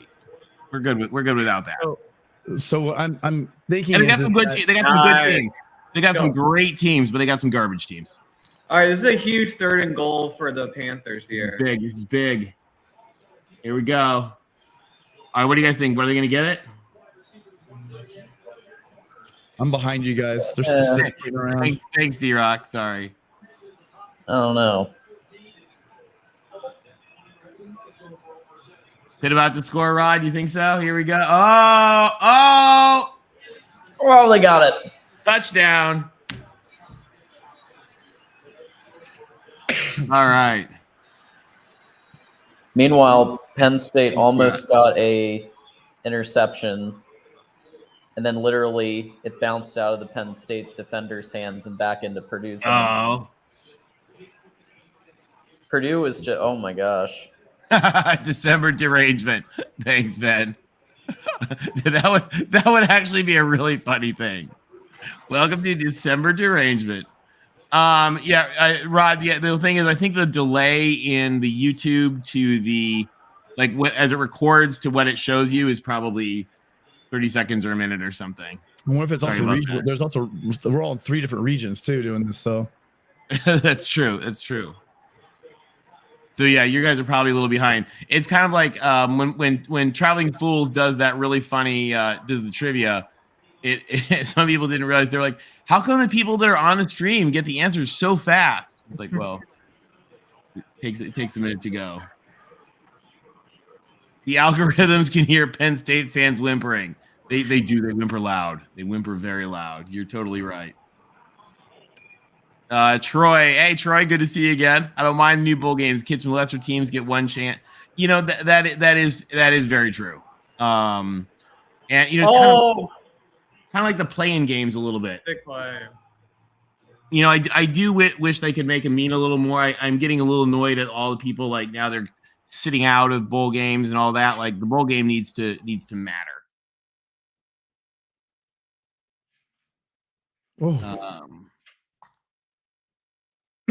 It'll line is playing like they should. They are excited there, aren't they?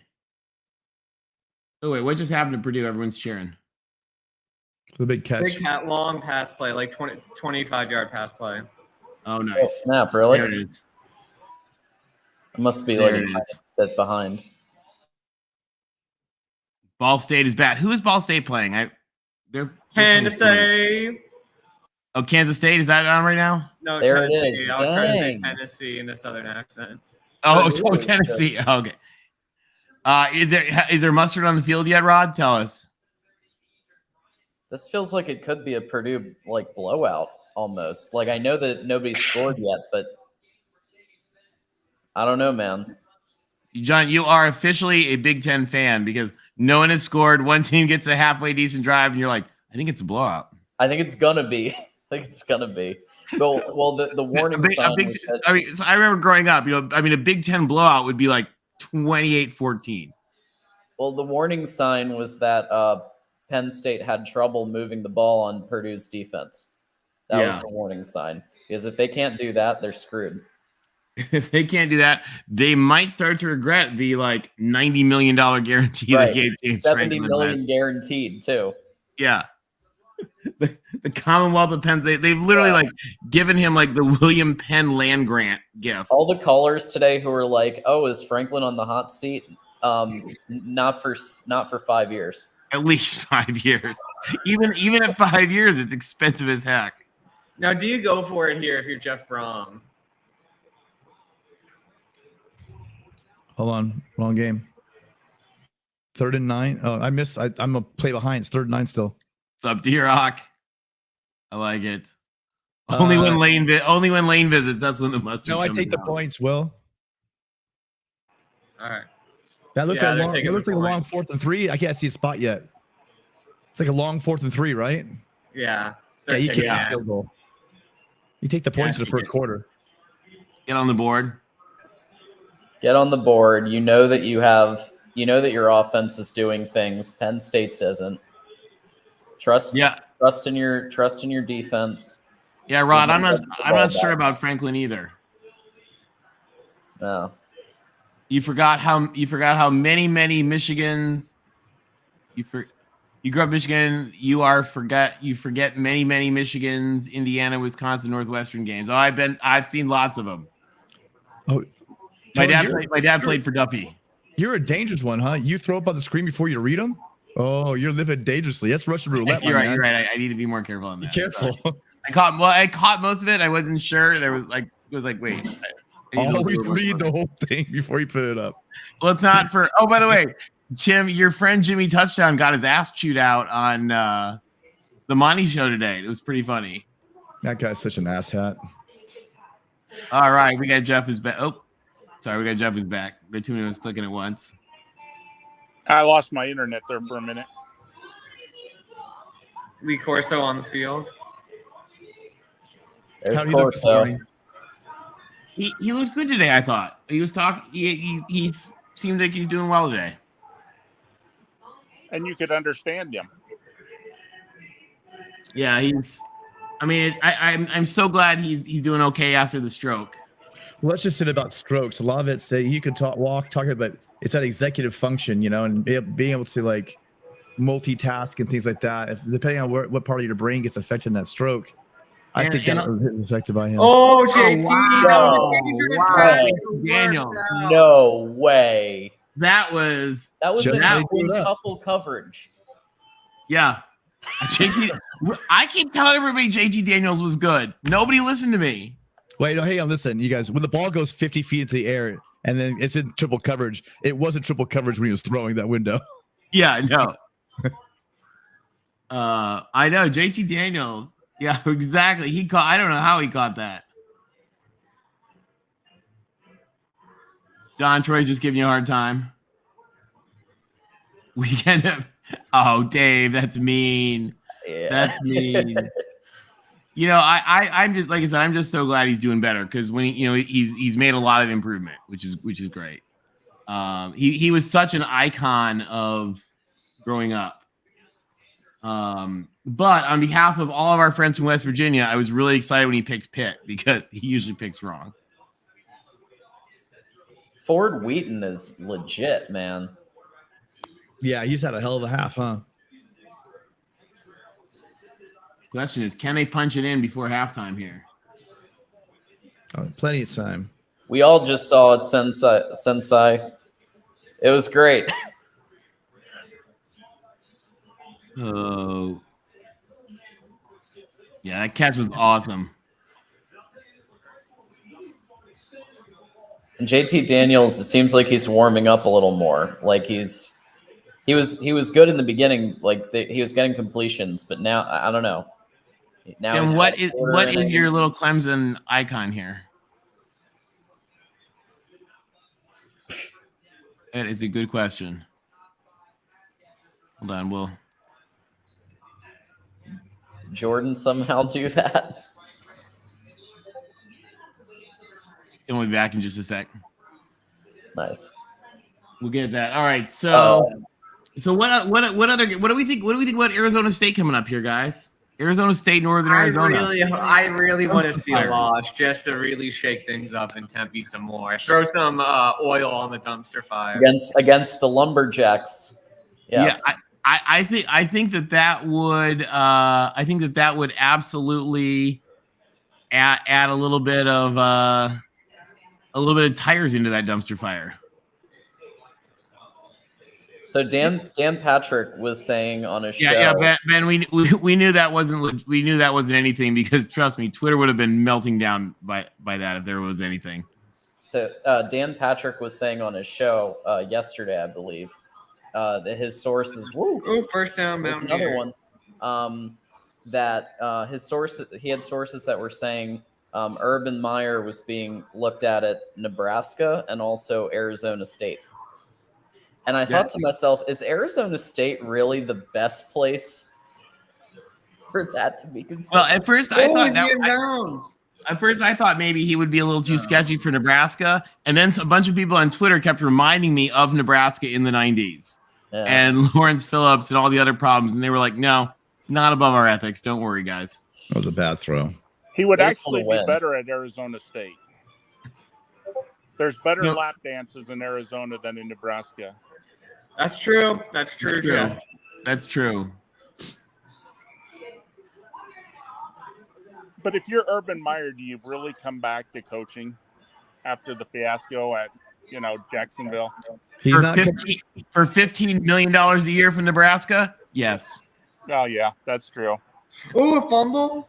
No. Oh, we got Jordan Bowman in the house. Welcome. Bowman. Dave says, I think ASU would be he can work on his tan. Absolutely. Lots of nice golfing in Scottsdale, that's for sure. Caps are for children. You bet. I think he would love it there too. For the Mountaineers. Everybody's been on the hot Mormon chicks lately. Like, this has been a theme now. Well, just all, I don't know, every girl I've ever known from ASU was a knockout. So that's a subset of it, just in the Venn diagram, that's just a smaller circle and a bigger circle. It's true. And I just asked my brother went to Western and my dad played for State, and so tomorrow Western plays State. So I asked him if he was going, but he says, haha, no, just gonna watch the drubbing from home. Western might have had a chance last year, but they lost like everyone. They did.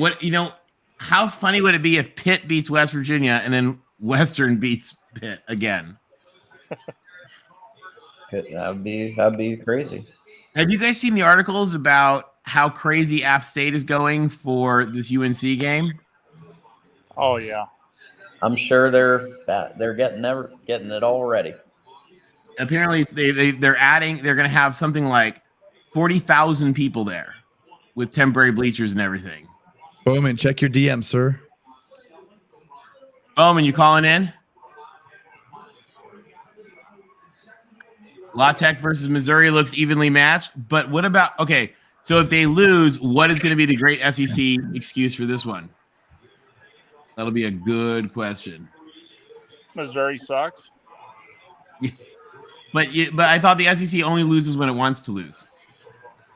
Other than Alabama, who just doesn't lose. Maybe it was a bowl game. Maybe Missouri thought it was a bowl game. They thought it was a bowl game. There you go. I like it. Now, in the Pac-12, they wouldn't have thought it was a bowl game because they just lose those. Yeah. They don't. Trying for one bowl win this year, guys. One bowl win. One bowl win for the West Coast. That's the dream. It's the dream. Oh, it is. Dropped it. Hey, what if you guys overachieve and win a playoff? What's going on, fellas? What's up, Jordan? in the house. Jordan, you met CJ Spiller. Yeah, I did. It was really cool. Yeah, tell us about it. Yeah, so I was just shopping at Publix, and I was back in the back by the milk, and I saw him come out I think it was the pet food aisle, and he was wearing his Clemson jacket pullover, so it was really obvious, and I was like, oh snap, and I freaked out. How did you know? Did you take a picture or something? No, I didn't ask him.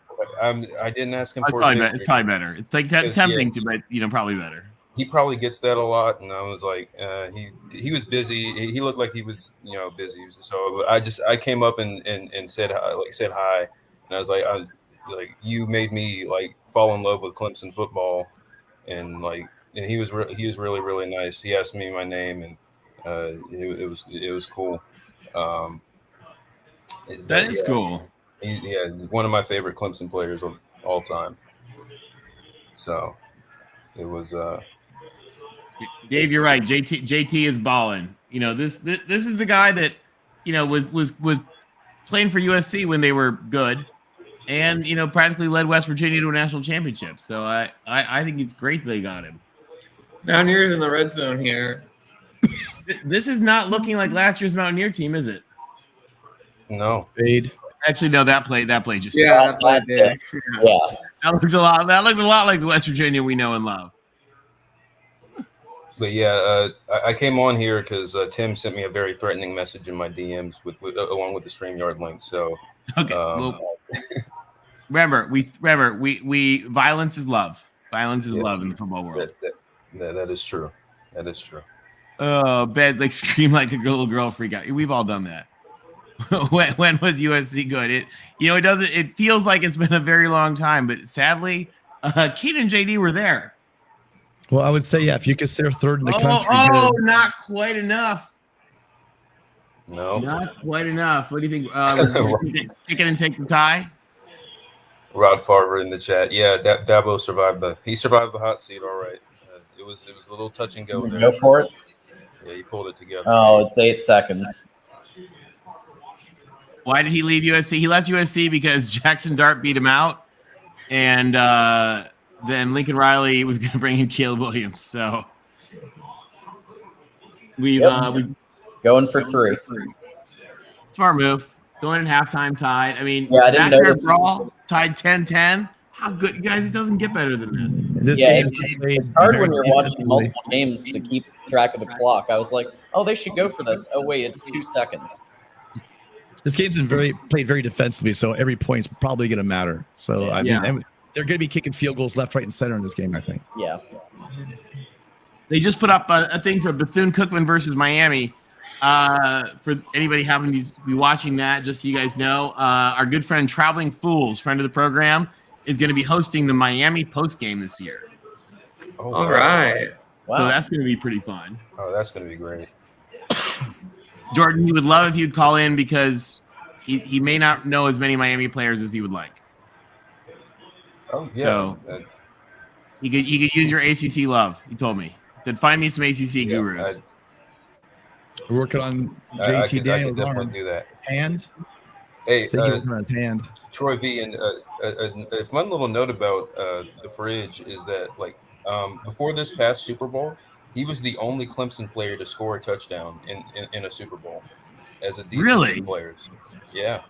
That's but funny. T. Higgins scored 2 in the Super Bowl this year, but before that, they put Perry. Oh, Big third down here for Penn State. 3-0. Field goal. All right. Oh, didn't get it. Tied up. Can you preface that with a spoiler alert next time? Oh. Well, No, not I you. mean, to everybody in the chat, this happened like 5 minutes ago. Talking to Will. Yeah. Sorry. This Sorry, I'll happened shut like up. 5 years ago. A hell of a stick, though. The kicker's name is Leg. That's I amazing. like that. That is awesome. That might That is almost great. be better than Dicker the kicker. Dicker the kicker. Oh, Drew Brees is at the game. Yeah, he was on. He was talking earlier. Well, they were showing Kenny Pickett, who walked across the street from the Pitt facility earlier too. That's hilarious. Yeah, literally, he had like the easiest like commute/travel situation from his old job to his new job. Yeah, Literally gets to use the same stadium. I know, it's great. It's great. And I was excited about that because Pittsburgh is a really neat place with really, really great people. So, Did you guys check out Always gonna be behind GBD's people, by the way. video of him driving through the tunnel and then coming out? Who's? GBD's Golden Blue Dudes video. He No. Yeah, he did a whole video of him going through the Pittsburgh tunnel, and you come out and just see the full view of the city. It was really cool. Oh, that's cool. Check that out. It's really. It was Did he score like media credentials or something? Is he on the field? Oh, not the stadium, not like not the stadium tunnel. Like there's a access or tunnel. Okay. I was thinking he was like on the field. Oh, okay. Oh, that's cool. I'll have to check it out. Yeah, when he was driving into the city, he went through it's like a famous tunnel, and like you come out the other side, and like you just get this wide view of the city, like the entire skyline. It's really cool. That is really cool. Tim's reading his OnlyFans notification. Owl Shadow reminds us. Hey, it's good. $20 is $20. A couple of those notifications are from me. Wait, Ben, you're saying 2 minutes before it happens. What are you on? Are you on a lag? Must be. It's always weird with this kind of stuff because I mean, some people are streaming it, some people have cable, and then you're watching it on a live stream, so there's automatically a delay there. So, well, I used to go. My uncle's a baseball coach, and so I used to go to his games all the time. And then sometimes, like if they were away or whatever, and I'd be watching them on TV, and I'd be like all set. And I had this app called The Score, which was awesome. But there'd be like a last second play. They'd be like the tying run on third, and the guys at the plate, and you're like go, and all of a sudden, like right before the swing, I get like the little notice. It's like, oh, Mets lose. I'd be like, oh, and then you look up a minute later and you see the swing. Yeah, that happens to me. That happens to me a ton. Like I'm like I can't. That's why I like put my phone down at end of games, and like I put it away from me so I can't even see. Like I can't even hear like the buzz of the notification, especially if like the game is tied. Because then if the notification goes off, that means I know the game is ended, and that means somebody won. Exactly. That happened to me in baseball all the time. You're right. The delay is different for everybody. Silas, let's go Mountaineers. Hail WV. What a game for you guys. This is exactly what I think everybody from West Virginia wanted. This has been a fun game so far. I've enjoyed it. Yeah. Can somebody remember that? I think the Mountaineers get it out of half, don't they? They what? Don't they get it out from half, or they kick it off? I think Pitt gets the ball because I think JT started. First half was a brawl for sure. Absolutely, it was. That was a physical game. Man turns his phone off for Michigan games. Grapes. Now, Grapes, are you Grapes from the No Truck Stops podcast, or are you a different Grapes? Big Ten now shows the Rose Bowl in their TV ads. Yeah, they finally got it. Okay, we got confirmation here from Silas. Pitt gets it. Thanks. John. Okay, John's got it off YouTube TV.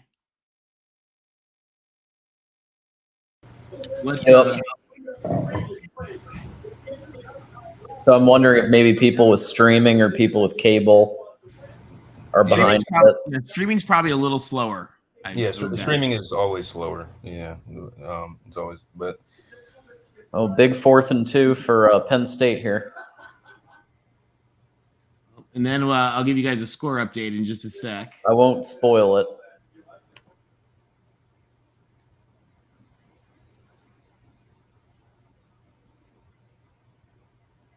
Oh, there we go. How about that? Boom. All right, guys, let's take a look at what else is going on around the football world right now as we speak. Mark is probably so regretting that he's letting us do this. We've got... Dang it, there we go. All right, St. Francis is now down to Akron, 17-16. So that's a good resurgence from the MAC. Moorhead is getting it done. Oklahoma State started to trounce Central Michigan. We are still in the second half, and it is 44-14. Or 44-15. Pray for Jim McElwain. Pray for Jim. The ray of hope has been extinguished. On this, if we continue on this track, our game will end 88-30. All right, West Virginia Pitt, obviously 10-10. Tennessee beating the snot out of Ball State. Josh Heupel's having a field day, 38-0. UCF is stomping South Carolina State, I think. Not the Bulldogs. Bryant is beating FIU. Oh, I saw that. Yeah. A little embarrassing. Toledo. Is it still 16-6? 16-6, yep. Okay, Toledo's laying a smack on LIU from Long Island. And Wake Forest is up 20-0 on VMI. I don't know if do you guys know folks from VMI? Awesome school with really great people. A lot of stupid people from my high school went to VMI. I felt like. Okay, so maybe I just know a select few. I know a select few. Yeah. I know the wrong ones. Oh. Yeah. Hey, oh boy. Looking at the stat line for Wake Forest, I mean, Mitch Griffiths, he seems like he's looked good.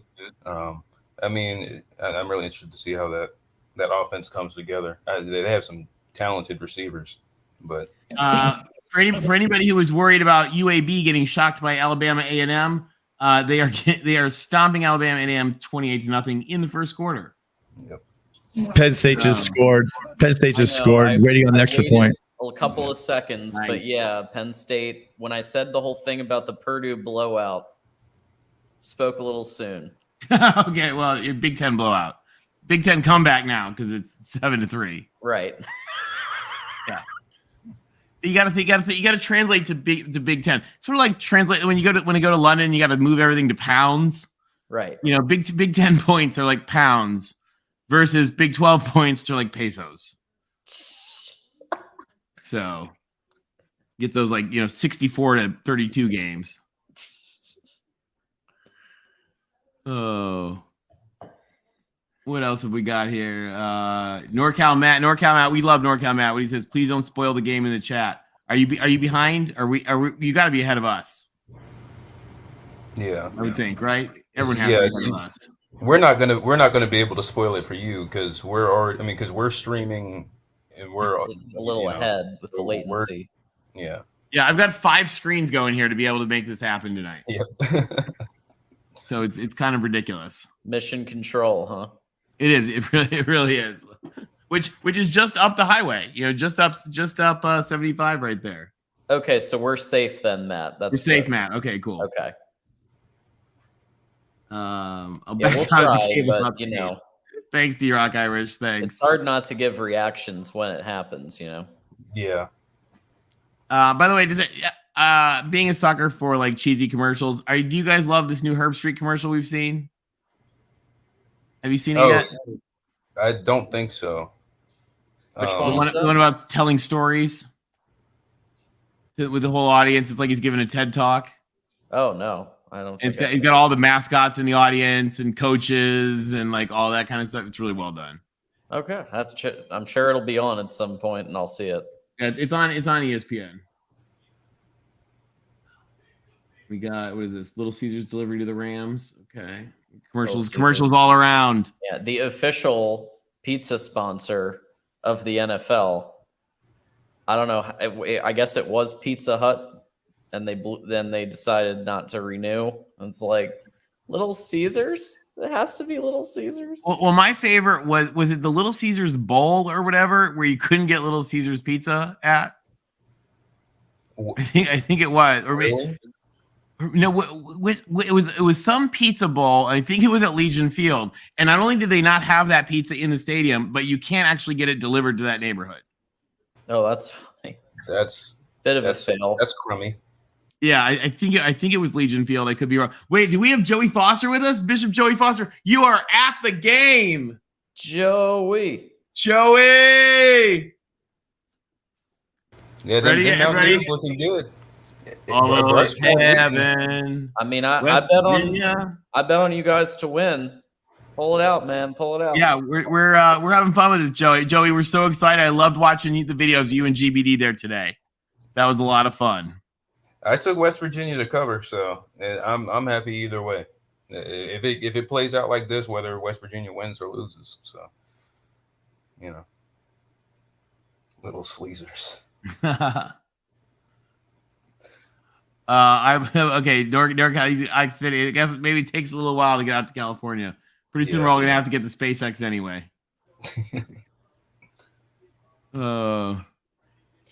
D-Rock Irish, you're in Southwest Florida. Where at? You have to tell us. I'm by Port St. Lucie right now.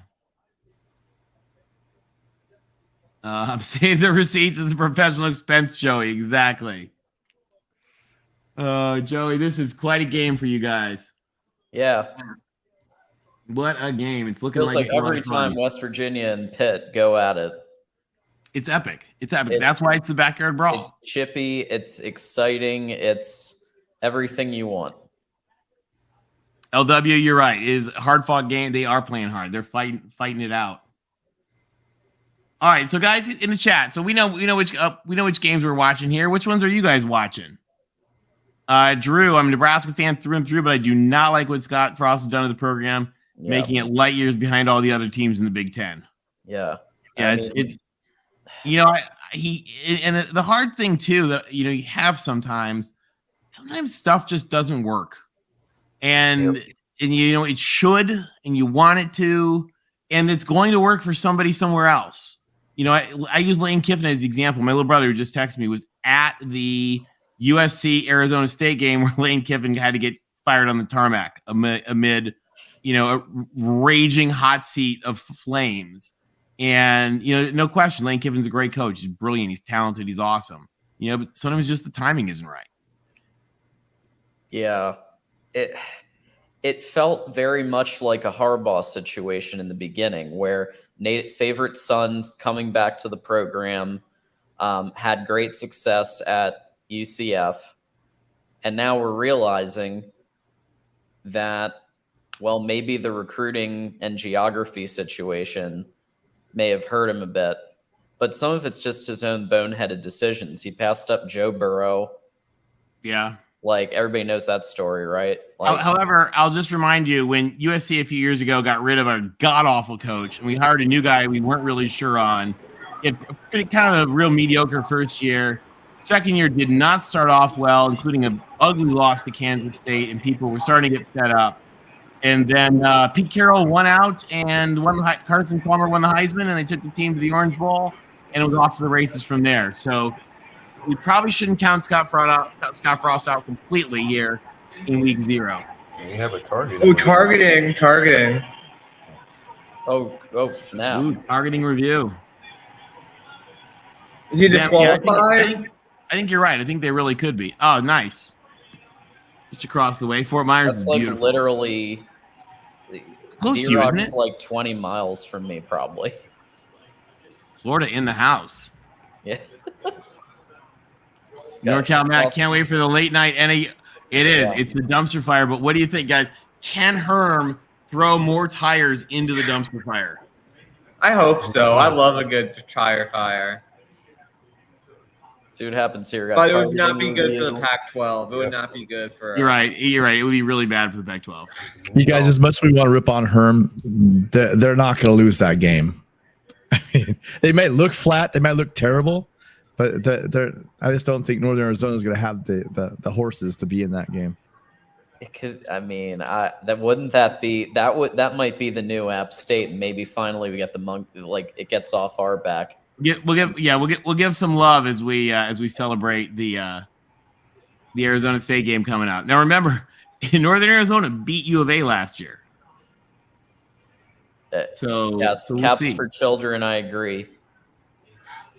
Hey, so do any of the people out there, anyone want to call in? Because it's halftime, it's pretty dead. I mean, the other games you guys write are pretty much blowouts. We're just looking at 2 games at this point. Yeah. You guys find another game that shows any interest at all? But Bryant over FIU right now. That's only because it's an FCS upset potentially. Go. And for those of you guys watching this weekend, we're gonna be hosting USC post game live on the Voice of College Football's USC channel right after the game, which is going to be probably about 9:30 p.m. Eastern time. So we hope you guys will join us. That'll be a lot of fun. Yeah, this is the only time I'll give a fight on for the USC post game show. We need a picture of this. I love it. Will, thank you. All right, for that, we'll give you a Go Irish, the old Lou Holtz cheer thing. There you go. I think that'll be a lot of fun. Irish versus the Buckeyes, and that'll be the only time. And then also the Pac-12 live chat show is going to be later this week, so keep an eye out for that. We've got Porter joining us. Porter, welcome. Porter. Hey guys. I called in earlier, so I don't really have a lot to say. I just want to say, Tony, you were maligning me the other night about BYU. As it turns out, that attack never happened. There's no evidence of it. The whole story's falling apart.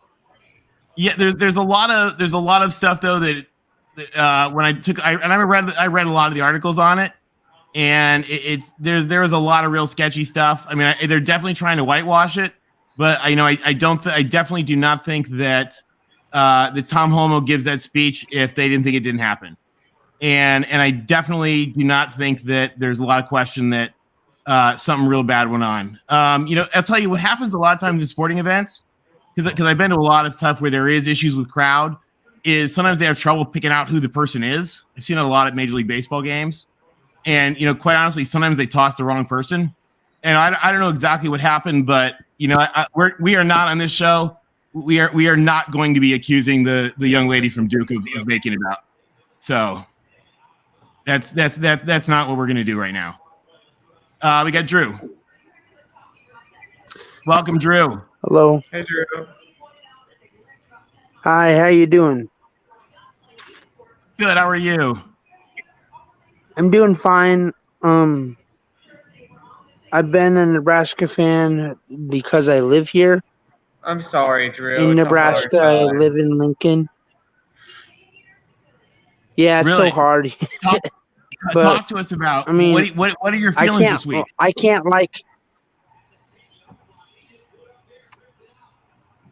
So what? we're versus North Dakota. I think. Can you hear me? Yeah. Are you having trouble hearing me? No, we can hear you. We can hear you. Okay. We play North Dakota this week, so I think we'll beat them. But any other games this year, I think it's going to be really hard. But besides Georgia Southern and so I think we can go 2-10 with firing Scott Frosty, because they're going to go 2-10? I don't think. Do you mean 10-2? Yeah, I don't think we're going to win another game. Oh, besides wow. Wow. Oh, that's painful. That's painful, Drew. Wait. I'm sorry, Drew. We're sorry. You guys I'm are sorry. going to win more than that. I'm sorry. You guys are going to do better than 2-10. I just don't see how. I don't see how. Well, what if Whipple takes over? See as how. interim head I mean, coach? okay. I mean, they didn't look that bad. And we also, I think we're forgetting, Northwestern might be good. We don't know. I think they are. Yeah, I honestly do. So it's also an even year. Northwestern does that. Northwestern. I honestly think. I think, and maybe you disagree with me, but I think Nebraska should poach Pat Fitzgerald from Northwestern. Try to. I don't know if it's going to work. I'm sure but, that's a good idea, but that's his alumni. So he's an alumni of Northwestern, so it might be a little Fitzgerald's not going anywhere. Yeah. Yeah, no. The other thing is remember they just got a $450 million gift from the Ryan family to take care of everything they need for sports. Now it looks like Purdue's going to score here. It's good to be there. We got Dave saying 7 wins. Okay. All right, So Drew, we've got other folks coming in. We believe your Huskers are going to do better than 2-10. Yeah. Yeah. I also think they're going to do better than that. We're hoping for you. For you. Mm-hmm. Well, all right. Hey, thanks for calling in. Go ahead. Oh, he left it. Hey, all right, we got Ben. How's it going? Hey, not bad. Hey, do you guys want to go blue? Yeah, go blue, John. John, right? Yeah. Hey, did you guys just did you watching the Purdue game? Yep. Yeah, I got the Purdue game and the West Virginia game on. Yeah, I was just gonna give you a second to catch up on that, baby. Wow. Yep. Nice touchdown. Wow. All right, we got Studio One Live. Why don't you join us in here too? How's it going? What are your thoughts tonight? Good to see you. Hey, good to see y'all, boys. Chilling out. Good Thursday night football. Yes. Yes, sir. Yes, sir. Listen, I'm a Hurricane fan, but I want to talk about Nebraska because I did a little clip. Oh, perfect. My best buddy is a Nebraska fan. Nebraska's getting it tonight. Listen, there's a path for the Nebraska Cornhuskers. All y'all Nebraska fans, just hold your horses. Okay? Because look at it. He's saying 2-10. Come on, man. Come on. Listen, you got North Dakota and Georgia Southern. You should beat those two guys, right? Clay Helton especially. Yeah. Now, the September 17th game at Oklahoma, I guess buying Scott Frost some more time game. It's still a 2. If Nebraska can win this game, play it close, he's going to buy Scott Frost some more time. So if it's a close game, he still got more time. They lost 2 games, but then you can beat Indiana. You should beat Rutgers. Purdue is not that all that. Illinois, I watched them. They got an efficient offense, but they dink and dunk. Nobody had over 50. They had like 12 different receivers. None of them had over 50 yards. So they should be able to beat them. So right then they should be like, what, 6-2? Yeah. Then they got to stretch. Minnesota, Michigan, Wisconsin, and Iowa. And you get say they get 1 or 2 of those. No, I don't know if they get one of those. Honestly, Tony. I think they get Minnesota. I think they get Minnesota. I believe so. Here's the thing. Michigan and Wisconsin is going to be the games that might do them in, or it might save them job. What do you think about that last 4-game stretch? Here's the thing, Drew, and all those Nebraska fans despairing right now. We just have multiple people here saying you're probably going bowling. Okay, so 2, you're probably you very well might be going bowling. That's not bad. And even if they are terrible, 2-10 is not. All of a sudden, that one. I think 5 and 7 is the floor. Well, and I will say though, by the way, 7 wins might be enough where they say, you know what, we're going to make a change anyway. Yeah, and that's fine. But I do think we're a little bit. I've seen the poor folks on Twitter, the Nebraska folks who just had their hearts broken. I think so much in the past couple years. It's been rough. This just in, Pitt is channeling their inner USC offensive line, and Keaton Slovis is doing the surrender tuck like he did. He had a great opportunity on first down, had a great guy wide open. Just blocked. Oh! Joey's going bananas. Oh, wow. Check Joey's pulse. Someone go check Joey's pulse right now, please.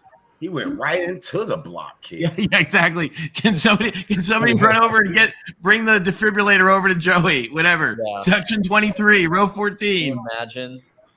Last thing before I leave, y'all, I want to ask y'all a question. Yeah. Yes, go ahead. Coach Hayes had made a comment. He said, he think North Carolina laid off the gas against FAMU. But I'm kind of fishy here on this one. How are they only a half-point favorite to App State when they already got a game under their belt? This is kind of fishy to me. You know, I think it's because everybody's so excited about App State. The other thing, I don't have like a power model built like Josh Pate or somebody like that. We don't like to talk about App State, do we, John? I was gonna say maybe I could see that all over your face. I think there's residual App PTSD for a Michigan fan. Yeah. There's also a factor in some of the odds that come out because some of those odds are not necessarily prediction odds; they're gambling odds. Yeah. Well, Vegas is usually more right than the predictors, I would say. Yeah, that's actually true. That's true. But 2019 App State, they went and knocked off North Carolina Mac Brown his first year. Yeah. And Vegas must think North Carolina is not that good. Or they think App State is the 3-point edge for having a game under your belt. Or they think App State at home is just a tough environment. When they're power rating that game, I think the fact that North Carolina has to go to Boone is a huge deal, and it's gonna be insane. I've been up to Boone plenty of times. It is a football town. Like they get up for football. North Carolina though. I agree. No way you should be a half-point favorite to App State. Something's. Oh my gosh, Penn State's running game's looking like it did last year. I'll tell you. Studio One. I think you're right that North Carolina should, and I think the thing that people are worried about, quite possibly, and this is just my opinion, I could be totally wrong, is that North Carolina might waltz away with that game, or they might lose. And I bet a lot of those people have no idea which one it's going to be. Yeah, you're right. They should wipe the floor. Yeah, Put my money on North Carolina, man. I can't believe after them having a preseason game under their belt, they're going to go into App State and lose. No, and I'll tell you, I agree with you. I thought they looked fine in the other game. They looking pretty big too, man. I don't think App State gonna be able to line up with them. Oh, I'm rooting for my boy Chase Bryce, but I think North Carolina takes it, and I think some people are probably overreacting a little bit to that. Oh, Drew, did you have something else you wanted to add about the Huskers? What do you think? Tell us about the Huskers. Well, I honestly think what you laid out there is a pretty good a pretty good indication of where I think we will be. But I also think it could go down the rails and we are too intense. So either way, I think it could go either way. It could go either way. You know. Are you hoping to lose Frost So I think- if you lose your next game or next next big game, next Big Ten game? Where are you Yeah. at in the Frost? We're losing him. I mean, are you for it? You want Frost gone, right? I want Frost gone, and I want Mark Whipple to replace him for right now, and then Hugh Freeze. To You guys replace think him. that's what a lot of the fan base is? Mark Whipple. So you guys know Hugh Freeze likes to harass young women in their direct Instagram DMs. Yeah. Nebraska may not have a giant ethical standard, but their own students being harassed. Well, the problem is I've been hearing a lot of people mention Urban Meyer, and I'm like, well, it's kind of the same thing with Hugh Freeze. I don't like either one. Not at all. Not even close. Urban Coast a lot more wins. Yeah, well, one Urban pulls a lot more wins, but also Urban had one little shady bar incident with somebody. Urban doesn't stalk young women in their young female undergrads into their direct messages and harass them. This is why Hugh Freeze is at Liberty, where the shadiest individuals in the world all kind of end up. Jerry Falwell Jr., the athletic director who allowed all the sexual assault to go on at Baylor, and now Hugh Freeze. If you are a human dirtbag, Liberty is your home. As long as you'll pretend some fake religious crap, Liberty is your home. If you're going to be a human dirtbag, Liberty is the most unreligious religious institution in the country. Yeah, not even close. Not even close. I was actually going to ask you what you thought about Urban coming, maybe. Urban. Urban's issues were no worse than Tom Osborne. So I honestly think we go after Houston's head coach. What do you think on that? Dana? Maybe that's who we go after. I don't know. He's awesome. I don't know if he would want to leave Joey loves him. Houston. Yeah, Sid, you're right. Nebraska's never been clean. That would be interesting. I'll tell you what would be a riot in that is to watch the reaction from the West Virginia people. They would lose their minds. Yeah, they already lost their mind from the Miami transfer. So they have a special the rage of Dana Holgerson from West Virginia fans is actually kind of awesome to behold. That's a good take on that, Tony. Would Nebraska be an upgrade? Yeah, see, John, I have no bones about the ridiculous hypocrisy of Liberty. Mike Stoops? You're really thinking Mike Stoops would come here? I don't think Mike Stoops comes there because Mike Stoops is he's an Oklahoma and an Iowa guy, and Nebraska is they're too big of rivals. So. They're too big, right? You know what though? $12 million would be really nice. But how much does he make? How much does he make at Kentucky? Isn't that where Mike Stoops is? Or am I getting confused with Mark Stoops? Mark Stoops. Well, Mark yeah, Stoops. he makes a lot Okay. of Kentucky. Okay, so Yep. I'm hearing Mark Stoops and Bob Stoops, and I'm like, well, Bob Stoops is old. We wouldn't want an old. I don't think he wants to go we anywhere. wouldn't want an old guy there. Yeah, the Hawkeyes are speaking up here. I love it. Hawkeyes are like, no. They just vetoed that. Mike and Mark are both at UK. Yeah, and Darrell, I don't think you got to worry about them going to Nebraska. I think ILB. Kentucky will keep taking care of them as long as they keep doing well. Inside linebacker coach. Yeah. Interesting. Sid, you can see Mark there. He's not a traitor like Bielema. I like that, Hawkeyes. Hawkeyes, that's cruel. That's cruel, but it's true. It's cruel, but it's true. Now, do you think Brett could go to Nebraska, maybe from Who? Illinois? Bielema. I could see that. Brett maybe. Bielema? No, I don't see it. I don't really see it because Brett Bielema was Wisconsin's head coach, and we do not like Wisconsin. Before he was at Illinois, he is Wisconsin's head coach. Yeah, I think they're beyond. I think they're beyond worrying about who they used to like at another school, though. Okay. I think Marcus Freeman could go over there. Will. Oh my God! No. Do we just torture people? I heard Nick Saban's going to go there. I heard he went to Nebraska.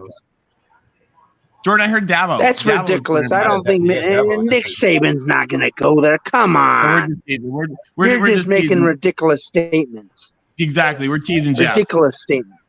Exactly. We're teasing Dabo Jeff. could get a little something going if he went to Nebraska. Dabo could get something going in Nebraska. Actually, Dabo might have too many ethics to win in Nebraska. It's a very similar fan. Like I feel like Clemson and Nebraska have very similar fan bases. So, but would there ever really be a motivation for Dabo to go to Nebraska? Well, no, but it's just a hypothetical. I'm just, yeah. But who, as you've seen with Nebraska, and I've seen this, we go after these guys. We were trying to go after Iowa State's head coach when Mike Riley got fired. We're trying to go after Iowa State's head coach, and that didn't work. And then we got Scott Frost. I honestly think. I honestly think. And let's move on from. Scott I honestly Frost. think Scott Frost is a better offensive coordinator than a head coach. I think you're right. Okay. You could be right. I can see pivoting back to the Pitt game. But I don't. Real quick, let's do a quick one round for everybody. Give one thought on Scott Frost, and we'll be done for Scott Frost because he's only played one game. Yeah. I don't want any part of it. I'm good. I think they're getting rid of Scott Frost too fast. I think they need to give him a little bit more time because they y'all sound like Michigan fans. They want him Harbaugh out of there. But Michigan ain't did nothing since Lloyd Carr days. They're relevant again. Well, they're about to get rid of Harbaugh. They'll make a grave mistake if they get rid of Frost right now. On the record, not this Michigan fan. I was one of the. You were John. I knew it. Oh, I was never. I believed. All right, Will. Quick thoughts on Frost. Final thoughts on Frost. I think he's gone by October. I think he's gone when his buyout drops. Honestly.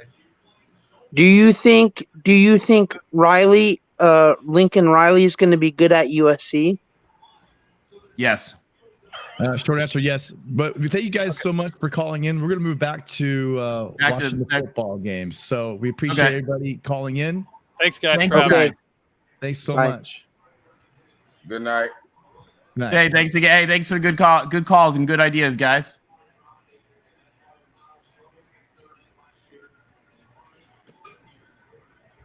Yeah, Pitt is not. Their receivers are not doing. Not making it happen. And, well, they're not doing any favor, dropping balls left and right. Plus, I just watched a play where you had two Pitt receivers slam into each other about 30 yards down the field. That's never a good sign of an offense. And I was pretty high on this. I was like, because I know people were talking about the loss of Jordan Addison, but I thought that that Pitt's receivers last year, but outside of Addison, were good guys like Jared Wayne and I thought Mumfield was going to come in and be good as well. And he's honestly he's probably been the best receiver for them tonight. But looking back on it, might have more had to do with defenses having to scheme for Jordan Addison that the other guys were getting open, because now they don't really have that. They don't have that game breaker that Addison was, and it's. I mean, I'm not going to overreact, and it is a different offense. But what I'm really disappointed about is Pitt's ability to run the ball. They have not run the ball tonight very well. I like the running backs they have. I think Izzy Abanikanda is really good. Rodney Hammond he's actually run pretty hard tonight, but all in all, the rushing performance altogether has not been great. And correct me if I'm wrong, Jordan. They were talking about the fact that Whipple's throwing the ball. I think he threw Whipple under the bus. So he throws the ball too much. And you got Signetti there that they're going to bring in to get a ground game going. And yeah, I agree with you. It just doesn't. It seems it looks like West Virginia has the ground game going of the two teams, and it looks like Signetti's really failed to launch, to be honest. And again, I was interested because Signetti. He came in when he came to Boston College. They initially struggled to run the ball. I felt like they improved a lot last year. So I was really interested to see how much of that was Signetti, improving that offense. And I mean, obviously it's just one game. Commentary. Real quick, we got some good commentary about CJ Carr, who's supposed to be an awesome kid. Remember, guys, CJ Carr grew up in Ann Arbor. And apparently has always been pretty open about the fact that he would like to go to high school not in his hometown that he grew up in, surrounded by Big Blue, everything from the moment he was born. I mean, his dad was the Michigan quarterback, his grandpa was the coach, and I think he's always kind of wanted to be a kid who actually went away from home just a little bit. So 2 hours or hour and a half, whatever it is down the road, is probably far enough away. And I don't know how much of the grumblings are true, but apparently Lloyd Carr, when he left Michigan, it wasn't really on exactly his terms. That's the rumor. No, it was not. It was not. Apparently, he got really hosed. So that would probably plant a pretty bad seed in that family. And then he got the last laugh because they hired Rich Rod. So the other piece of this, and Will can touch on this too, but my hunch is that at Notre Dame, he'll be able to play right away. Whereas at Michigan, he's going to have to probably fend off JJ if we get Jaden Davis. I'm sorry, does Michigan have an excess of quarterbacks or something? Is that I haven't heard. I mean, word on the street. But Will might be able to address that more. Yeah, they're thinking the plan is Tyler Buckner for 2 years, and then he goes to the draft, and then CJ just starts. He goes, Will, wait, say that again. Will, we already got him going to the NFL, right? Yeah, will you say that again, Will? That was so cute. That was so cute. Will you say that again? For the next 2 years. He's already penciled into the NFL. And then CJ it's precious. Hey, listen. Hey, to be fair, Tommy Reese got Ian Book into the NFL, so okay, that's OJ. JT Daniels as he falls in the end zone. Wow. Dude has been Turn waiting me up, for this JT. opportunity. Can you imagine being JT Daniels and just waiting for that opportunity, and now you've got it? And what's funny is JT Daniels JT Daniels is a national champion. We forget. He's got a ring. And I think he's got a Rose Bowl ring, doesn't he, Tim? JT does have a Rose Bowl ring, yeah. He was class of 2018. Oh yeah, he wouldn't have a. No, he wouldn't have a Rose Bowl ring. You're right. Yeah, no. In fact, he didn't have any bowl rings. He was behind Trevor and Fields. That year, and then he did win a Peach Bowl with Georgia. So. Okay, so he got a Peach Bowl ring too. Yeah. How about Jeff? How about that pass? That was cool. Oh, that one. I don't even know how that guy held on to it. No. Oh, they're calling roughing the passer. He's pulling dirt out of his face mask. Georgia, I like this. Caps for children. You're right. Georgia never starts their best quarterback. They don't feel it's fair with that defense. You're right. It's Kirby throwing him a bone. Kirby wants to just give everyone a sporting chance. I like that. Georgia's got an awesome team. And Georgia fans, by the way, you guys are awesome. And you guys endured 40 years of some there were some rough times in those 40 years and some frustration of like not quite being able to get there. And so I love Georgia fans. I even love the dog. Now, see, I look at Georgia fans as like a deadbeat dad. They show up 41 years later and act like they've always been there. Well, they always were there in their minds. Just a quick note that it looks like Kansas has added a year to their Leopold's deal. So okay, nice. So I guess I think they got a good one there. Which they felt the need to do before week 1. Who knows? Maybe for recruiting purposes. That could be, or maybe just in case like it doesn't go well, they wanted it done before any games. Because that's what kind of happened with Harbaugh. They gave him like a baby extension for recruiting, basically, because they weren't going to fire him. or Mel Tucker, who got $90 million and then gave up like 70 points to Ohio State like 24 hours later. Oh, I got my money. Yeah, right. Oh, that's what it feels like with Franklin right now. $70 million guaranteed, and now they are. It does look like Chad was TJ's brother who passed away in a foundation. Yeah, the Carr family is awesome. So a funny thing, and you guys, if some of you guys might have heard this, you were on a Pac-12 show. My dad was actually Coach Carr's recruiting host at Michigan State, and so when Coach Carr gave an induction speech for my dad into the Coaches Hall of Fame, he told a bunch of stories from that time as recruiting host that we had never heard of, like my 21-year-old misbehaving father, and that was kind of awesome. So love Coach Carr, love the Carr family. Really, really, really amazing guy. Yes, that's some Penn State offensive coordination there, but they got it done. They somehow got that in. Yeah, I don't know if I would have called that, but that's what they did. It worked out. It worked out. They ran. That was the wishbone right there. That was interesting. Rod, you're right. Georgia was on a mission, especially after that Alabama game. It was domination at the line. It was Michigan had out physicaled everyone, and then Georgia out Michigan. Like literally, just huge guys, NFL guys everywhere on that field. Stroud passed out. Yeah, I heard. I heard it was all from Express or something like that. He sent the guys. He sent every play. Gave every guy a card to go. I don't know if they were. Were they MasterCards or I heard it was from Express Credit. But I think that's really cool as well.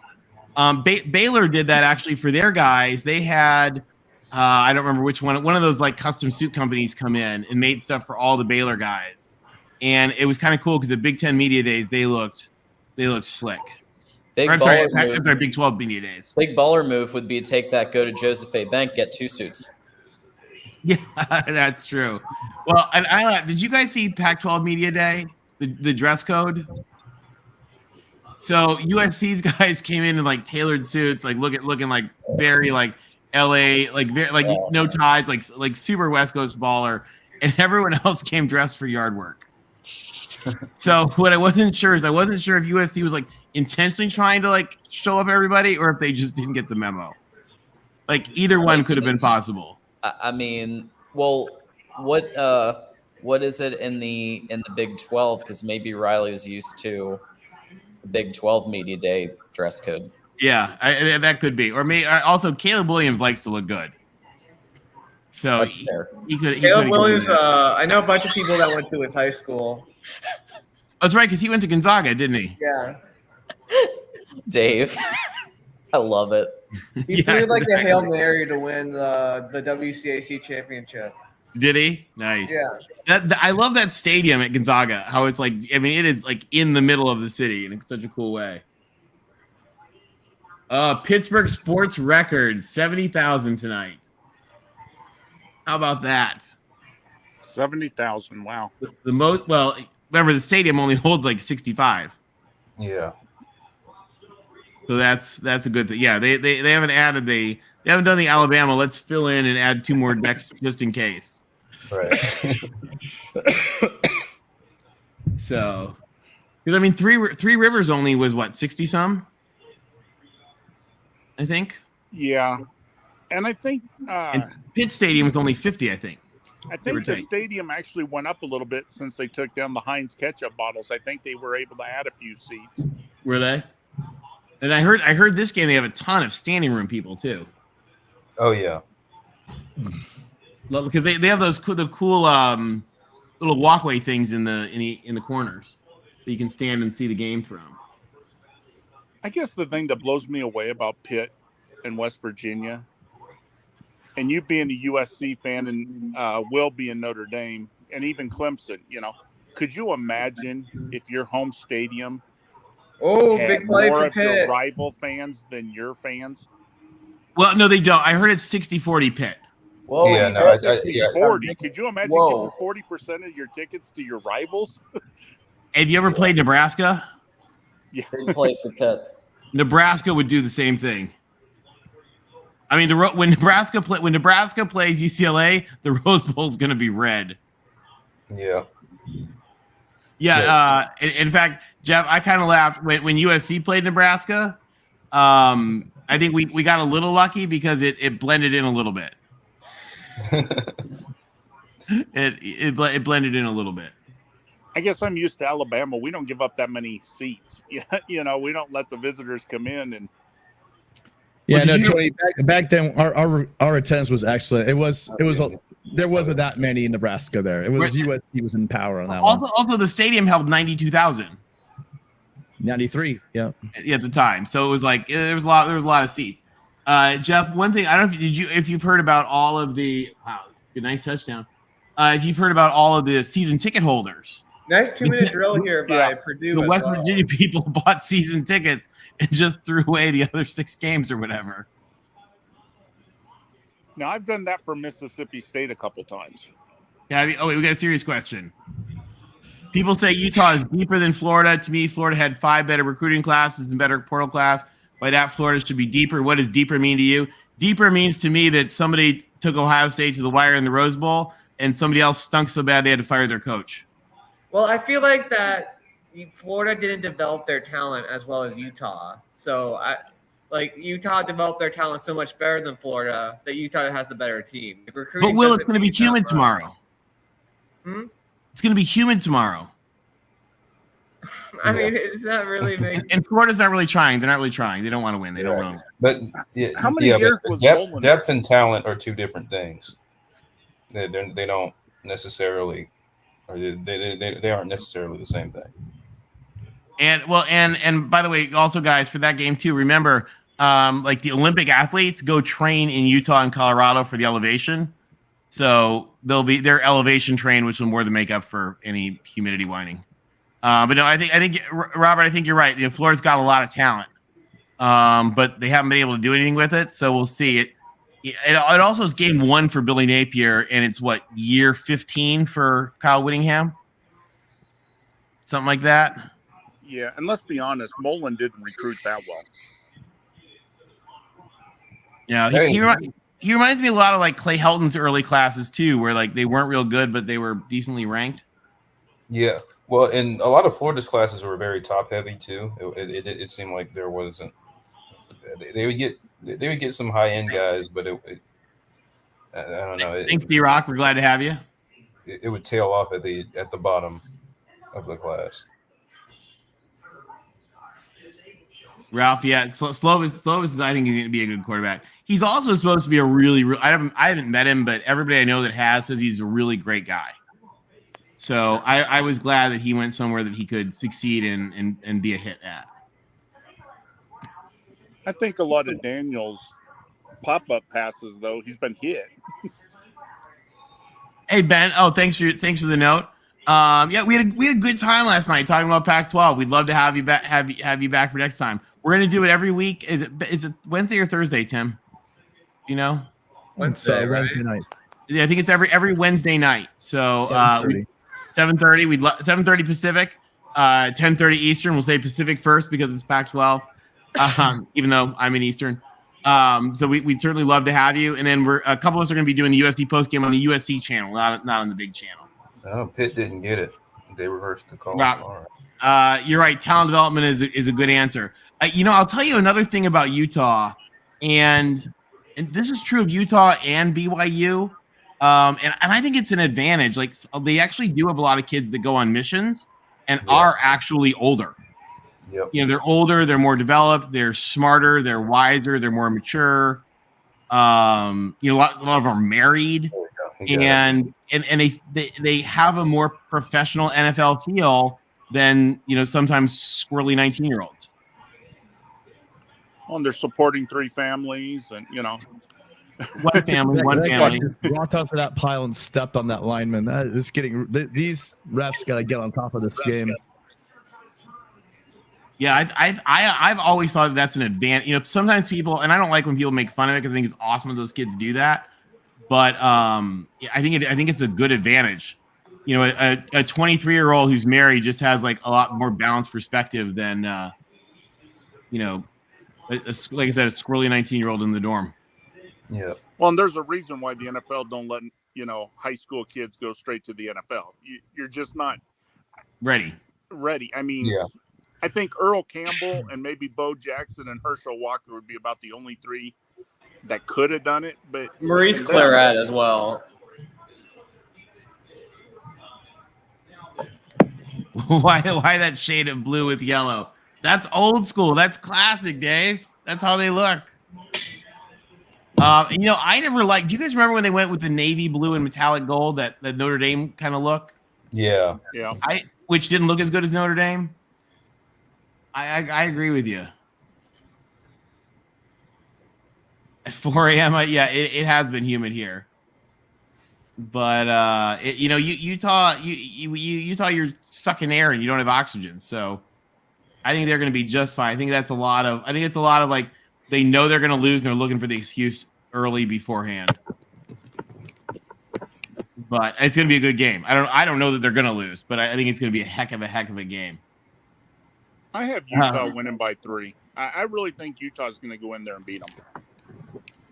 Yes, yeah, and Rob, were you at Florida? Oh, that's so cool. You were there when Spurrier took over. Spurrier's just awesome. I love that guy. I loved him then. One of my favorite Spurrier moments. Do you guys remember when he talked about why he likes Tennessee so much? Did you guys ever hear that? He said to a whole bunch of reporters, he said, you know, I love the University of Tennessee. He's like, they have great kids, you know, great leadership. They well coached. They play hard. He said, I'm really proud to have them in the SEC, and that's why I'm so proud that they will represent us every year in the Citrus Bowl. Thank you very much. Walk away. That's a Spurrier. That's a Spurrierism right there. It was brilliant Spurrier. I loved it. Have plenty of experience. I've grown to appreciate Spurrier, you know, as now that I'm older. But you know, yeah. See, John, it might be a close game. Sorry, go ahead, Jordan. Obviously a lot of my negative experiences came when he was at South Carolina. So, you know, that kind of, there was, you know, some of the stuff that he would say would kind of rub you the wrong way. But I mean, he was that's just kind of what he was. He talked. You kind of love it though. Yeah, he was an excellent trash talker. I think he's the only coach that like would make Dabo like just irrationally angry. Like Spurrier would just like, and they're friends in real life, but Spurrier would like would rib Clemson and Dabo in press conferences, and Dabo would go have these like fiery responses, and yeah, he's the only coach I've ever seen get Dabo riled up like that. You know, the thing about Spurrier that would be my take if I was the coach is I would be really worried if he wasn't trash talking me. Right. Yeah. If he was like, oh, they're pretty cool, I don't know, I'd be like, crap, we're gonna get killed. Yeah, that means you're not worth talking about. Exactly. You want Spurrier mouthing off at you. Yeah. D-Rock, Utah. Oh, actually, hold on. Rod pointed out. Yeah, Michigan jerseys are way better. Everybody's way better as Jordan. Although, like Penn State, Alabama, and USC, it doesn't really matter because they're not changing. Yeah. But you're right. Michigan was way better. Adidas is just off. Also a jinx. Robert, yes. Can't spell citrus without UT. That is true. That's what he said. I love it. Uh-oh. What happened? Touchdown, Penn State. Oh, I think he's throwing it right now on my screen. Oh, yep. Oh, wow. Big play. Wow. Oh, no tackling. Nice block at the end. Couple nice blocks at the end. Brenton Strange. That's a cool name. That's the last name. Having the last name Strange. That's just so cool. It is. And Brenton, that's kind of a cool Doc, name. if he gets his doctorate, he's literally Doctor Strange. That's. I didn't see this girl. I missed it. Alex, killer for Purdue. I think you could be. That's that's certainly they're starting to edge away a little bit here as we head into halftime. Oh, look, these West Virginia receivers have some stone hands. Stone hands. Honestly, both teams' receivers have been underwhelming. Other than Pitt had a touchdown, and that guy just dropped the ball. Yeah. Other than Bryce Ford Wheaton of West Virginia, he's looked awesome. He's made some nice catches. But yeah, Rod, I think I'm way behind in the Penn game. I'm actually I'm streaming the ESPN game through Spectrum, and I'm streaming the Penn State game through Xfinity. Oh, yeah, that'll do it. Because I couldn't find a long enough cable to actually get a TV over here. But I dragged an extra TV and an extra computer right up here on the desk with me. Got him out Tim, here are we going to have now. a good high school game tomorrow to watch? You know, I even looked at the docket. We got college football too. Plague has kind of knocked me off the planet. I really haven't. I can looked. take a look on Max Preps. I mean, I know Bosco's not playing anybody next day. They play Modern Day in a couple of weeks. I'm wondering where they are this week, though. I could double check. I know Ben and Will was really impressed with the camera work last week. Yeah. Ben won't stop talking about it. It's really funny. He hated that so much. And I wonder how Zach's doing right now. I need to check our group chat. I hope he's doing. Oh, yeah, he's not very happy. Hawkeyes is not a Purdue fan. Now, speaking of Purdue fans, Zach, the Purdue fan, is actually at this game, isn't he? Yes. Yes, that's kind of fun. Yeah, he's giving us updates on Twitter. Have they turned to sad updates yet?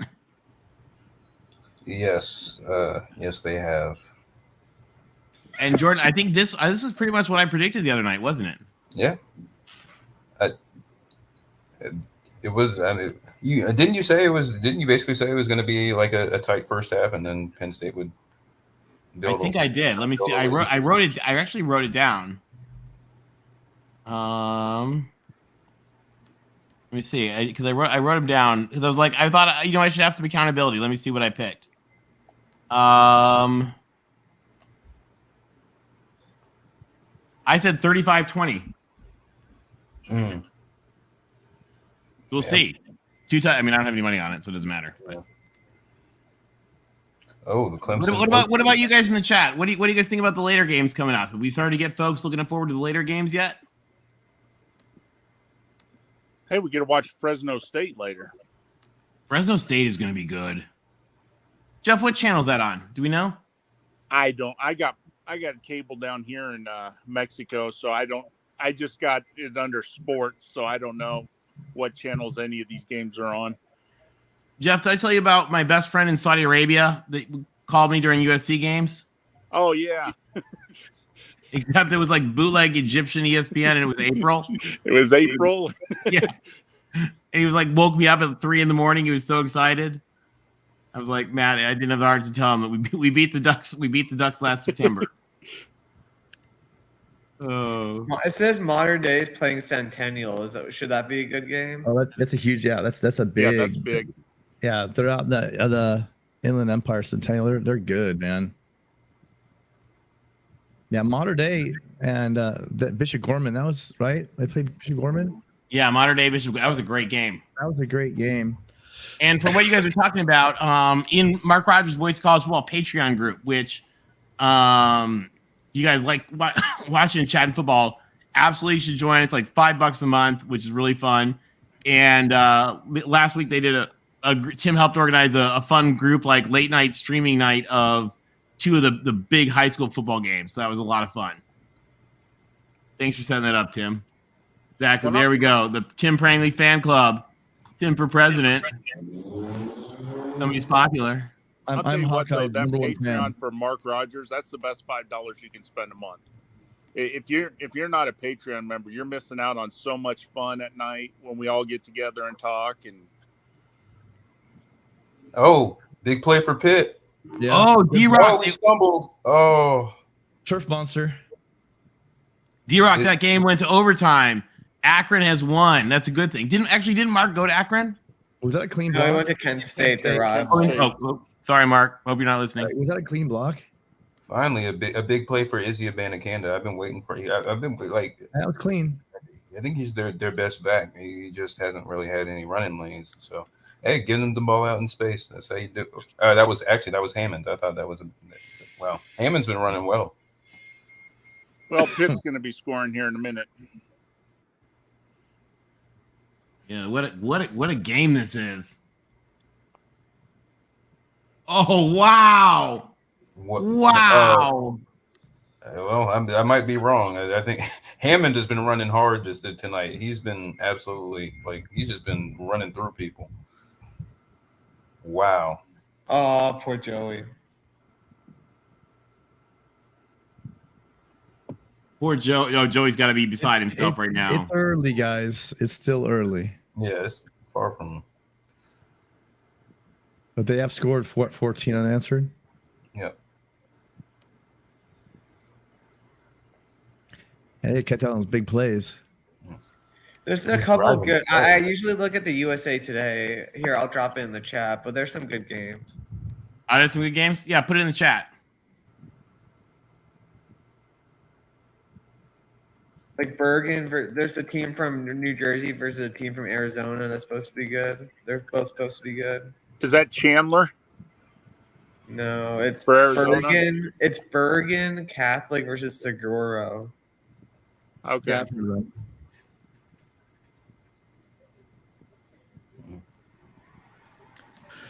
51-22 Oklahoma State over Central Michigan. Oof.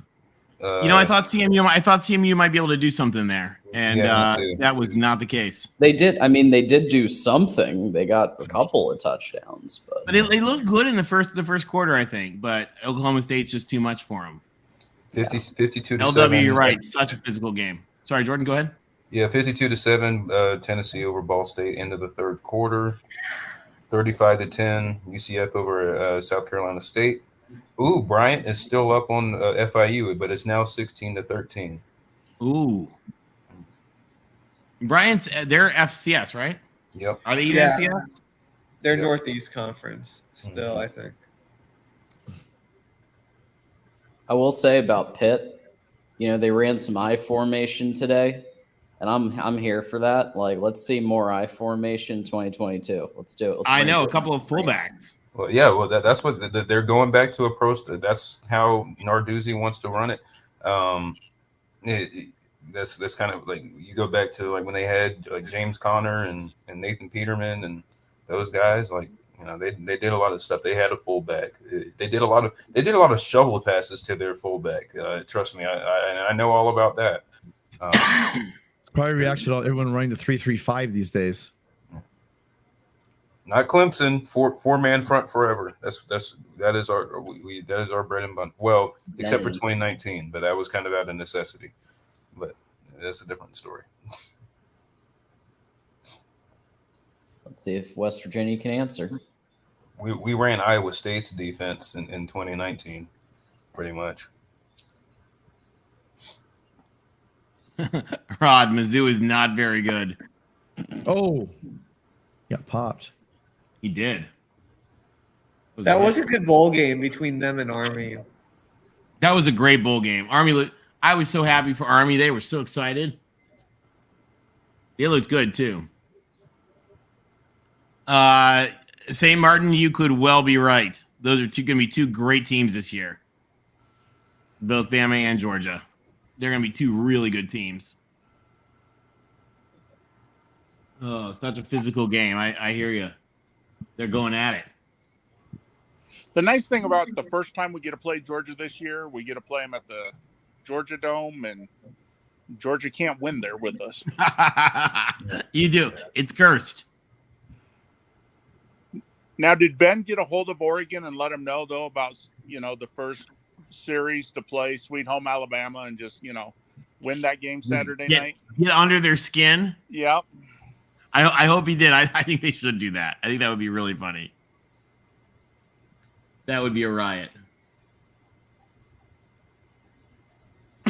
Redo it like Sweet Home Oregon somehow. Yeah. Oh, first down. Go JT Daniels.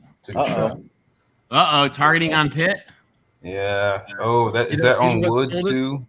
You know what sold it for him is when he stood over him like a dumbass. If he would have walked away, maybe that flag stays in the pocket. But standing over like he did, you might as well say, "Please flag me." Caps for Children, thank you for reminding us that we are old. Oldham is speaking. You're right. Looks like he made the square in the back though. He didn't get up by the neck or the. I think he got him right in the zero. Uncle Rico, Mark gets a 3-hour break in his 24-hour live stream, that's targeting. When he asked us to help, he's like, "Oh, will you guys help me a little bit for like 3 out of 24 hours?" We're like, "Oh, sure, no problem." Of course.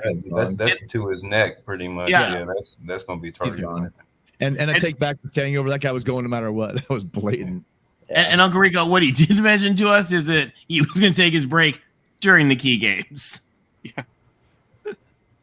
So we had a couple laughs, and I think we were live on the stream when he said, "Thank you guys so much," and you'll be doing that from 8 to 11. And Tim like, "What? Wait, oh, womp womp womp." No, he actually messaged me, and I just didn't put it together. I was again not really with it this week, and I went, "Sure, yeah, no problem." And then afterwards it was like that grenade, and I went, "Oh, wait a minute."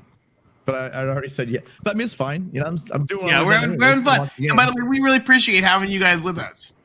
It's kind of like being at a bar with like people who actually know about football, which is kind of fun. Yeah. Let me ask you this question: if we weren't here streaming with Mark, we would probably be in Discord, talking to each other, watching this game. Exactly what we're doing anyway. So yeah, yep. It's just being recorded, so or televised. Ooh, oh, that's. I hope he's okay. Is he booted? At Ford Wheaton's. And that's how people get CTE. Well, yeah. And that guy, I think, could have NFL time too. So that's. Wait, they overturned it. They overturned it? What? He's staying out there. No. Or maybe maybe it's not the bad one. No, I don't have the sound on. I can't tell. Somebody has the sound on. Tell us what happened exactly. I think they overturned it. They overturned it. Oh, they did overturn it. Okay. He wouldn't be standing out there right now. I have it muted, so it's not echoing. Yeah, exactly. I have the same thing. I don't like targeting, but that was targeting. I mean, how that one got overturned, I'll never. Yeah, how he was engaged, right, Jeff? He's engaged, being held up, and the guy hits in the back of the head, the neck. I mean, that's pretty bad. Yeah, I mean, if you're not going to call that one, then just let's quit calling. Yeah, Troy, I hate the rule too, but like we need something to be safe. Do you guys know about what the Ivy League has done because of head injuries? They've moved to 10 games maximum and no to the ground tackling during the season on practices. No, apparently, and I think everybody has to wear the helmet pads. I think that's what hurt Nebraska because they went with no tackling in a lot of their practices, and you could tell in week 1 against Northwestern that they wasn't tackling. Well, last year USC has made sure their players were very, very safe because they didn't tackle in practice or in the games. There you go. So everybody was very, very safe because there was no my little brother. What is he didn't realize Graham Harrell was at USC. They got a freebie there. Oh, bless his heart. Sorry, guys. I think I bumped the remote. He didn't get off the field in time, so he got a freebie.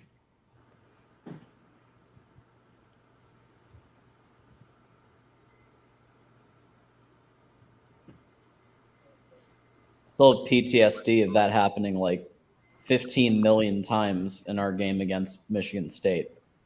12 men on the field because, Now Michigan State just like tempoed us to death, but Yeah, if they don't substitute, that guy's got to get off the field. And I can tell you he didn't get off. There's a snap right there. I'm surprised this kid didn't catch this ball, though. Like Peter down.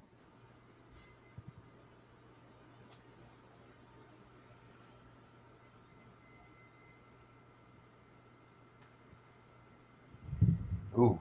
Math is getting some tough yards there. Interesting spot. Not a lot of running lanes. I think he got it, yeah. Barely, but it's hard to run on this Pitt D line, man. You really gotta well, creative. Narduzzi may be a clown, but he knows defense. I think this is an important drive. They're going to need to score going to the fourth quarter because they go down 2 scores in the fourth. It's probably going to be over. Yeah, they need to score before. I think this is an important drive for them. Yeah, on this drive, they have to score because if they go down 2 scores in the fourth, the way this game's been played. You mean like they're on the march down to? As I say that. Yeah. Please don't call a hold. Another flag. Horse collar? Did he get him by the face? What happened? It's got to be a face mask the way that went down. Yeah. Where's Joey Ferris? Joey is at that game. Joey is in the stands right now. He's actually got pretty decent seats. He got it off of Oh yeah. Yeah, he said Kuz had an extra seat for him, which is kind of awesome.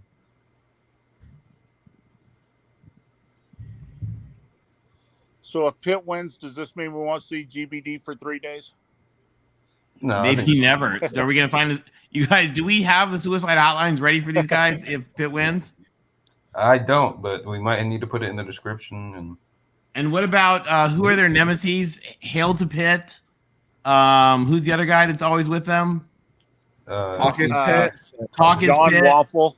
John Waffle, HTP. Those three. Like I think we're gonna need some hotline help for them. Maybe some online counts. Like what one side of this battle is gonna need some help real fast. I love those guys. They get so into it. It's so fun. Was it 7.5 or 7? What did the line end up at? I think it 7.5, wasn't it? 7.5. Okay. Oh yeah, I forgot Jerry Kill's going up against his former team. Yep. Yeah, and Kill hates Fleck. Yeah, bad blood there. What happened? I don't know what happened, but I do know that he went on national TV and kind of talked about how much he hated Fleck. Yeah, there's a lot of nasty bad blood there. Well, Flex did a better job than Kill ever did. Dave, yeah, this game is a gem. And yeah, Ferris, it is not going well for Purdue. Yeah. I think Jeff Brown can make some adjustments. Hopefully the Boilers can get in it. Because Franklin's not known for his in-game adjustments. So We'll see. I know Zach will be cheering hard. The one thing I don't like is all these coaches making all that money that don't really earn it. You know what I mean? Yeah. If you're Nick Saban, like, you make your $15 million. Like, you got 7 national titles. But these people, like Franklin, hasn't, like, he had a fluke win, which got him a Big Ten championship one year, and we crushed him that same year. And now he's making $85 million, $70 million guaranteed or something like that. And he lost to Helton in a Rose Bowl. You know, you got Shaw out in Stanford making buku bucks, Tucker making buku bucks. You know, I mean, I can understand you win a championship, you get a little more money in this and that. But, you know, you've got 8 or 9 coaches making almost the same money as Saban's making. And that, to me, that just don't make sense. Well, keep in mind how the contract negotiations and back and forth work with agents. So Franklin is one of the best. He has a really good agent. And so basically, like, they're playing these schools against each other. So for example, Mel Tucker My guess is that LSU offered him $8.5 to $9 million, and Michigan State for once decided we're not going to lose to LSU or others. We're not going to have another Nick Saban, and we're actually going to counter with 9.5. Now, has he earned that yet? Well, he beat us twice, and that's why he got it. Is that otherwise he wouldn't be getting $9.5 million. He beat us twice in a row. But so there's other factors that go into it. But it's kind of funny, like 15 years ago when Saban went to Alabama, what he started out at like 6.25 million, and now we're up to almost 12 million. We've almost doubled coaching salary in the last 15 years. Yep. Yeah. And he gets all kinds of stuff from Alabama. He has a clause in there that he's the highest paid no matter what. So every time someone else wins a natty, it's actually to his benefit.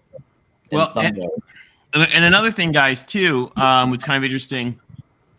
So, we're hearing the Big Ten's media rights are, I think, now, 75 million coming up, and the SEC's are like 65 million or something. Remember that in 2011, the SEC was at 11 million, and USC was getting from the Pac-12 11.5 because they had unequal revenue share. So we've gone up, 7 times revenue payouts in a decade. Wow. Now, what happens though if like the Big Ten, because they're the first ones kind of talking about it? What if we start paying players? Shaw has a lot to do with how expensive it is to live there. Yeah, actually, Caps for Children, one thing, jump into that one sec, just to answer that. So Stanford and I think USC and UCLA and Cal all have special programs for employees that help them buy the houses, or help cover the extra rent and stuff like that. So it is expensive to live there, but they make My best news from the USC depth chart was released. It didn't even And take 5'8", 185-pound Dennis Lynch is gonna be our kicker over Eric Stouthouse. The guy from Australia, guy from Ireland, 5'8", 185 pounds. That's gonna be pretty amazing to watch. Yeah, Bryce Ford Wheaton, he's been getting it done tonight. He is. Well, it's also just this is what competent quarterback play gets you too. Yeah, I mean, he was good. He was their leading receiver last year. I mean, he's really good, but or no, he was one of their leading receivers. Because that's right. Winston Wright, who's now at Florida State, was their leading receiver, I think. Daniel Hemry, you're right. That was quite a throw. Same LW too. Mm-hmm. Dave, I love this. Do you know why it's so expensive in SoCal? Because it's worth it. True. It's true. Amo, you're right. You're right on that. That's for sure. I was expecting I was expecting this. Yeah, I was hoping for it. I was afraid that it might get. I guess I was afraid. I thought it was going to be close, but I'm glad to see it's actually happening. What's the review? Was he not? No, he was in. He was. Yeah, he got it. Yeah, I have no idea what they could be reviewing. Maybe they held on all the way through. That could be. I mean, there was no movement really. Those of us that regularly deal with Pac-12 refs are always a fan of the video. Because, by all means, guys, use the video.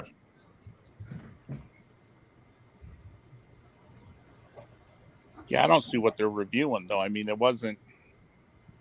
To me, it looked pretty obvious. And the ball didn't move. He held it the whole time. Didn't look like he touched the ground at all. And we've kicked off again in West Lafayette.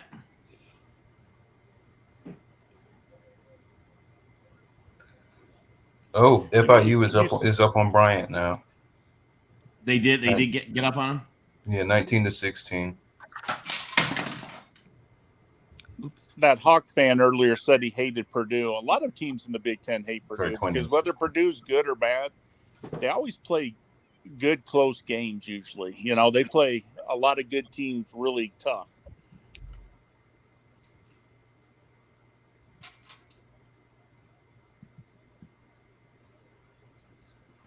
Let's see if Purdue can get something rolling here.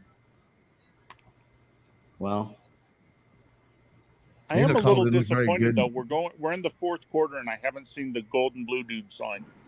Oh, dude, I have been looking too. Okay, Jeff, I'm glad I'm the only one. I keep looking. I'm gonna do a screenshot. If I find him, I'm gonna screenshot it for him. All right, here we go, Purdue.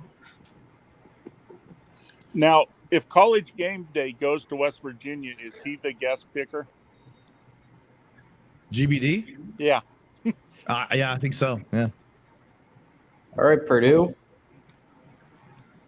There it is. Charlie Jones, the Iowa transfer. Solid. Hey, Actually, Tim, they what have is your two Iowa takeaway transfers of at Washington talking to the Big Ten?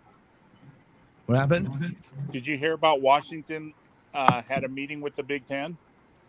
Yeah, I thought it was weird that they leaked that. I'd love to see them. Of all the teams involved, I'd love to see Washington. I've always liked Washington. It'd be great to see them in it, but you know they tend to leak things when they're not happening rather than when they are. So who See, I knows? got mixed emotions. I don't want to see the Pac-12 go away. I like the Pac-12. Well, I don't know that you will see it go away.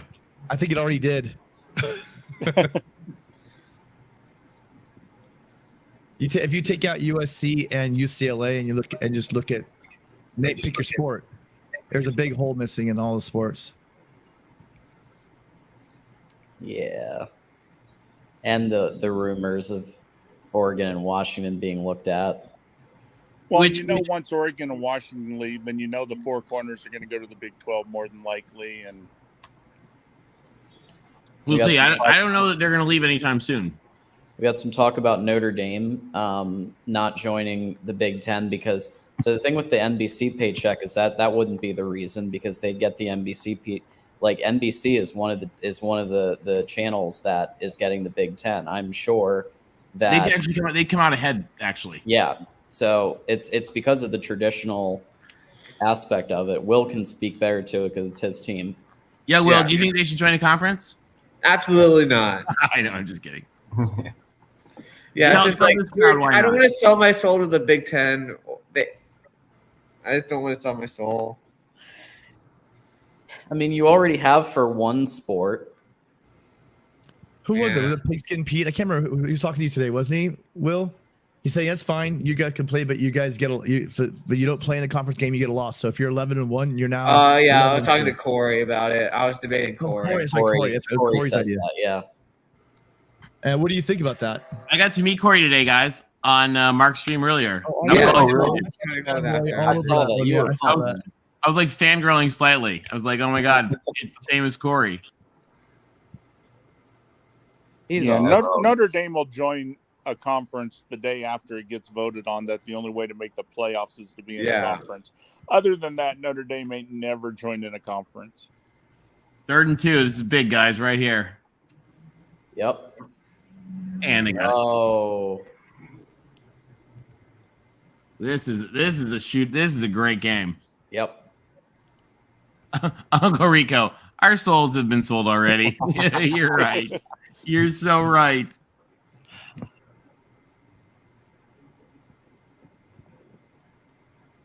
Ralph, was that Golden Blue dude running the WV flag around the end zone?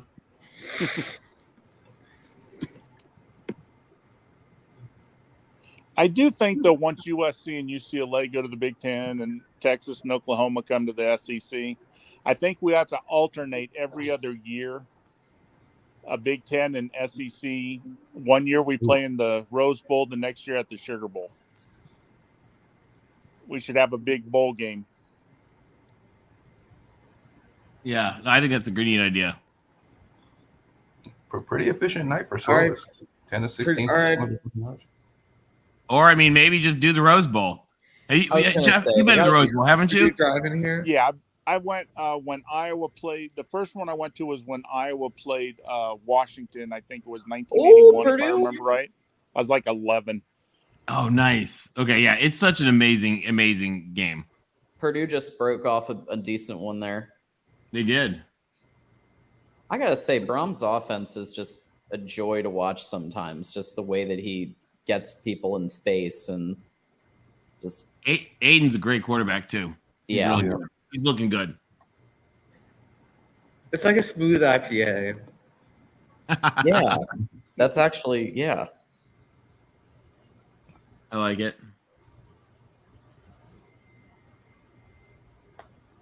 Oh. All right, guys. Who's in the chat? Who's in the chat? Who's got something thoughts on later tonight for some of these games?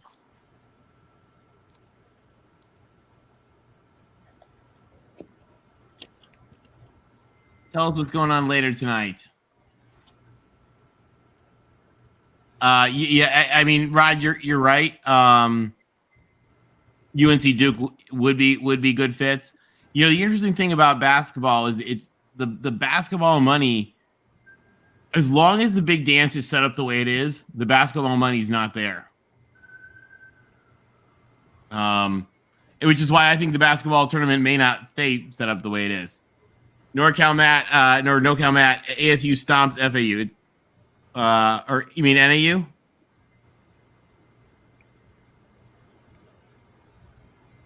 Is that what you're talking about? Or is that a different ASU? Man, I'm trying to think. Does Arizona State play Florida? Your Caps and Children, you're right. They really do, because like the younger folks that were never around for the other bowls, like don't understand like what it was like. I mean, really, when they invented the playoffs in the BCS, like the Big Ten and the Pac-10, like really had no desire. They were quite happy with the Rose Bowl. Let's go Bucks. Yeah, no, Mark will be back. There can be Buckeye love from 11 until 4 a.m. You guys can have just a Buckeye bonanza. Buckeye fest. There you go. And then give lots of like love to the SEC too. Rod, Big Ten will want that. You're right. They absolutely do. There's this guy. He's a nice guy. He's just like got this like PI. A guy with this raging like anger hard on for the Pac-12 on Twitter that just like always feels needs to comment on anything with like raging anti-Pac stuff. And he said something like, "When will people understand?" And he said, "When will people understand this is about football? They just signed a $10 billion contract." And I responded back, "Yeah, but in that same time, they're going to do $150 billion worth of research. Yeah, together." I was like, it's all about academics. And that's what people don't understand. And football helps provide them that, that branding and that entry and that connection to the people and the state and the sense of place and all that. But at the end of the day, it's all about being a university. It's what college football. If you want to watch pro football, go watch the XFL or the USFL. Touchdown Boilers. Oh, dang. Hold on. You're a little ahead. Let's see. About 50-50? Yeah, academics is about 50-50 with that toss. I'm telling you, though, Alabama and the SEC are being very, very secretive of the fact that they're actually trying to boost their stuff, too. Yeah, we are actually picking AAU schools now. I mean, we've, the last 4 schools that we've added have been, really good academics. It's all good academics. Yeah, you guys, I think, doubled or tripled your number of AAU schools, and Alabama is on track. Although your football revenue may jump for this, but you're on track to actually do more in research than sports. Yeah, that'll be a first. Next year, the year after, which is awesome. I'm like, I keep telling people, I'm like, that maybe wasn't so good in the past, but it's good now, and they're working hard to do it. And kudos to the folks in Tuscaloosa. But I think a lot of that has to do, and I think all universities can attest to this. When your team is rolling, you get a lot more out of state enrollees, and it really does help. Yeah, and only this could happen in Starkville. Yeah. Ask all the Jersey kids that have infiltrated the Clemson. Yeah, it is. my friends from Clemson always talk about the yellow license plates. Yes, there's a lot of them. There's a lot of yellow license plates. I'm friends with a couple of them. One of my good friend Josh, who when he gets drunk, gets the Southern accent again. once told me he's like, you know why they all come? I said, why? He said, because they couldn't get into Princeton and they weren't going to Rutgers. That's right. I laughed. That'll do it. Penn, you missed Saban to NU and UW to the XFL. I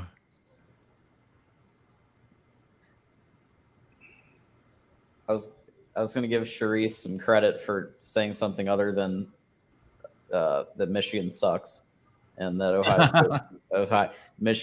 Ohio State rules, Michigan drools, but then then they started tangling again. Where should we give? Do you need big run? Oh, that is remember when I said in chat they got to establish a run? Well, I think they did that. I think that happened. Wait, should we give some love here to for this Pitt-West Virginia game? This game has been phenomenal. Sick. Oh, JT. Whew. Well, now JT, you gotta keep it going now. Runs established. Like, let's get the pass. There we go, guys. We're giving love. See, check out. We're giving love to Pitt-West Virginia now. Oh wow, we've gone blue and gold. There you go. Mark will be like, change that back. Rumbling, stumbling. He looks like an old school middle linebacker running down the field after an interception. He always gets caught from behind. That hole. Droop says Golden Blue Dude will be unbearable if WVU wins this. It's a nice Hey, play. does Vandy win Saturday so that way they stay atop the SEC East? I think they might. Now, Droop 75. Here's one thing. I want you to think about this. Like, have a serious moment of thought on this. Would he be worse if they won or if they lost? Which would be more insufferable? I think a loss. Yeah, I don't want to even think about it if they lose. I don't want him going through that shit. Yeah, the grief. I mean, you might get to see all 5 stages of grief on the channel. Oh snap! Here we go. Here we go. First and goal. Spot. Oh, he stepped out. Man, they've ran pass play. Wow. Okay. You know, that's the problem, though. In the first half, they were running well, and then they just started passing, and it's like the run has been working. Right. True. Good point. Oh, it would be a while to recover. Maybe they just wanted to alternate it. So much for that Pitt front 7, man. Silas, I hear you. He's such a good guy. They were playing well in the first half. They've kind of got more. West Virginia's done a good job in the second half of. Yeah, I'm with you. Opening up Purdue some got run the lane. extra. Purdue got the extra point. They got them on their heels. There it is. I think did they get it? Nope. I think yep, they're in. I was gonna say, and if they hadn't, they would have QB sneaked that in because they were like an inch if they didn't get it. JT Daniels. There it is. Wow. Okay, we're up 7. We got momentum. Let's onside kick it, boys. But straight to a running back. Let's kick it straight to a running back. Yes. Exactly. TD West Virginia. 3-0 Arizona State. Oh, is that game start? Yeah. That game's gonna be over at halftime, folks. Are you sure? Yeah, like 99. Yeah, Tim, you have more faith in Herm than I do. I don't have faith in Herm. I just think that they just have the horses, even with the depleted roster. Yeah, they're a better team for sure, but this Penn State Purdue game's pretty close. And I do believe went to Arizona State. I like him. Same. I agree. Yeah, I do too, actually. This I is do believe all it. I Oh my wanted goodness. from. So hard. Wait, hold on, you guys. Wait, hold on. Hold on. We have a breaking update from Charisse. A breaking news update from Charisse. Are we shocked? Are we shocked? Wow. I'm flabbergasted. I'm stunned, Charisse. I'm stunned. I'm bamboozled. I've never heard an Ohio State fan say that before. I'm stuck. Sharice, though, my grandpa's from Ohio, so I'm going to give you a fight the team across the field. Show them Ohio's here. That's for you. That's I do. going I weird. have some Buckeye in me. I hope you enjoyed that, Sharice. This is what was prompted. Yeah, sorry, John. Sorry, John. It's what happens. You might get the victors later. Just see. And you know what? For hearing me sing, you're all the losers. you all lose. When I sing, everyone loses. That's the way it goes. I was rejected from voice lessons at age 12. So there you go. Nothing worse than angry nards. Exactly. I did laugh. Did you guys hear what he told? Better than I mean, I think nothing better than like seeing him frustrated gives me great joy. Did you guys hear what he said to the game day guys about Slovis's F Pitt, the pep rally? Oh yes. He goes, yeah, those kids listen to too much music. Yeah. Made me laugh. Yeah, Penn State. Let's see. Wait, back a bit. Oh, wait. What happened? Oh wait, is that Drew Aller? Aller? Is it Drew Aller? I don't know. Did Clifford get hurt? Well, Clifford did go to the locker room for a bit. I didn't know if he came back or not. And that kid looks 12. So is that Drew Aller? I really wanted Drew Aller to go to Notre Dame, but we're okay now. That is Drew Aller, number 15. Yep. He's in. Oh wow, he's good. Yeah, he's got a bright future. I loved his high school tape. We want our money back. Yeah, you deserve it if you've heard me sing. It's true. Oh man, there's so many storylines going on. The backyard brawl's been great, and now Allers is on the road. In his first with action. Guys, this day is everything we thought it could be. Yeah, it's like Christmas. I don't. I want Sean Clifford to be better, and I don't want him hurt, obviously. But like, what is Allers? 6'6"? How tall is he? He's tall. Yeah, he's pretty big. Right where that had to be. He's like 6'5". Oh, and he dropped it. Couldn't have thrown a better ball. You could not have thrown a more perfect ball. Dude, heard footsteps. Heard that safety coming up. Got hell of a ball. Got Lamar Jackson comparisons here a little bit. Look at this in both hands. Yep. That's unfortunate. I'm trying to see, because I missed what happened. I'm trying to go through Twitter and see what happened. Anybody see it? Another drop. Was that a drop? Those of you guys watching the game, tell us what happened, because we were distracted with JT Daniels up there. Oof. All I see is some type of behind him. An injury of some sort. Drew Aller's got a cannon. Yeah. Uncle Rico, we're trying to figure out. Clifford, we think he got hurt. We're trying to get exact details. If anybody knows, you can throw it in the chat. That'd be awesome. Yeah, I just combed Twitter and they just said an injury of some sort. Then yeah, again, Ferris, you're right. He's a big deal. That was not a pretty ball that he just threw, though. Yeah. No, but thankfully it was a cannon, so nobody could intercept it. Right. Okay, we got an answer from Deacon Star. Late hit low. That should have been a touchback. That should not have been a touchback, but I think it's a touchback. Yeah, I read that he went to the locker room. I briefly saw that, but I didn't know if he had come back or not. Wait, why was it a touchback? It went through his hands. It bounced the end zone. It's a terrible play. Hey, let's go, Purdue. Death, taxes, and James Franklin pissing away another win. Yeah, he is real good. Jalen Davis will go to Michigan State. Go to Michigan. That concludes my recruiting predictions. Please. Hey, man. Please. Jaden Davis is talented, man. He's we want him from so bad. Providence Day. That's close to where my hometown is. Yeah, he's good. All indications are he's coming from everything, but that doesn't necessarily mean he's coming. I like Hummus Hero. You want to read that one, John?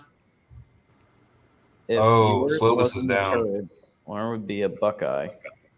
Slovis is down. He went down kind of funny. Is he? Oh, he did go down kind of funny. Oh, geez. You guys have to play ahead. Yeah, his leg kind of gave under him when he was trying to turn back. Is he okay? On the bright side, Pitt fan says that he's not, injury prone. So, okay. I told them that way ahead. They're talking about how JT's so injury prone. I said Slovis was hurt as much, if not more. He's good. He's all right. Tim, do we have another quarterback we can send him if he gets hurt? No, we're running out of quarterbacks. That we go to. We got Jackson Dart over at Ole Miss now.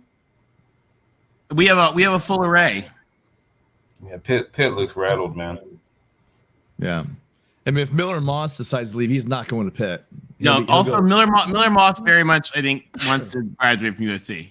Feels like all the momentum just switched over the last 5 minutes or so. Yeah, and unfortunately, if they punt the ball and West Virginia goes down and scores again, that could be game over. That's game. Yeah. Take it off. Pick 6 right here to slam the door. If he told me Pitt would only have 1 sack this far into the game, but before the game, that's West Virginia doing a sack there. Yeah. Oh, yeah. They've been running the ball on that Pitt front seven. Sack. So much for this this experienced Pitt offensive line that everyone's been talking about. This has not been a great showing. Well, that's not on the offensive line. That's either he's got. That was a covered sack, but he's got tuck and run it. You know what I mean? He had 4 seconds there. Yeah. Yeah. Welcome to Slovis.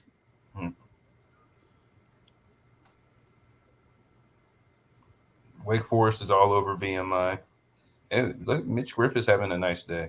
Good for him.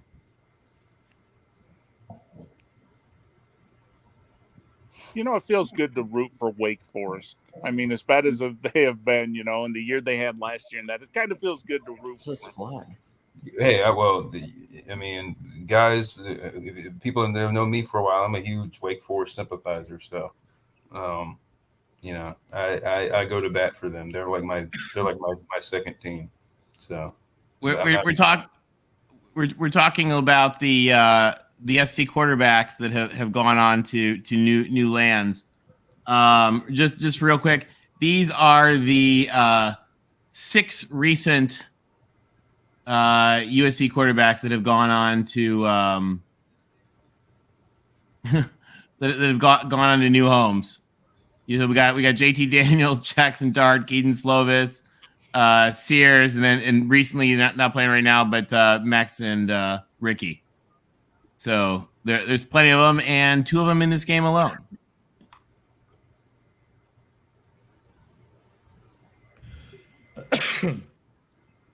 Oof. There goes Aiden.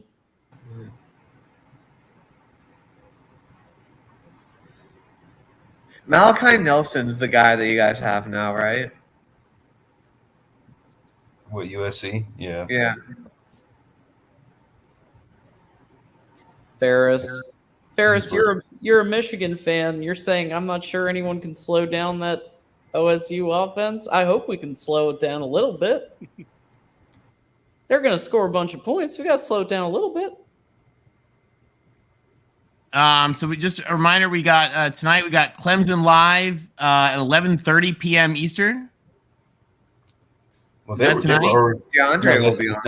live at 9. That's for the Penn. 11:30 is the Penn. I'm sorry. 11:30. I'm sorry. 9 was Clemson live. 11:30 is Penn game post game, and the 24-hour marathon is going to continue with Mark until 4 a.m. And those of you guys, thank you guys, by the way, again for everyone who's had the patience to kind of hang with us. We gave Mark a little bit of a break that he has definitely earned. We appreciate you spending the night kind of hanging with us here. But you're going to get him back at 11. So the main man of the hour, who you are all here to see, will be here. We understand he is far cooler than we are. That is. I'm his hero. I like it. Southern Cal is a QB factory for other schools. Stay up, young man. Stay up, young man. Oh, big return for This is what you want from your Thursday night football right here. Guys, this is awesome. Yeah. These 2 games are just unbelievable. I admit, by the way, I was wrong. My apologies to Zach from Purdue. Your folks are holding it tougher than I thought they were going to. Yeah. Way to stay up, though. What a hell of a. That's impressive. That was Parker Washington, wasn't it? Oh, Alex, what's the later score? Did CMU come back? Or is that Johnny Dixon? I don't know. Yeah, there's two number 3s. And I had it muted. It's 44-58 with 10 minutes and 19 seconds left. Central Michigan did come back. That's some Big 12 defense. Yeah, can we hear? Can we go on and stick him tomorrow? And I love Craig Smoke, so I'm just teasing him. But like, can I hear Craig complain about how no one gives the Big 12 defenses credit? Yeah. With wow, the post Jim Knowles era for 102 points. Not off to a great start.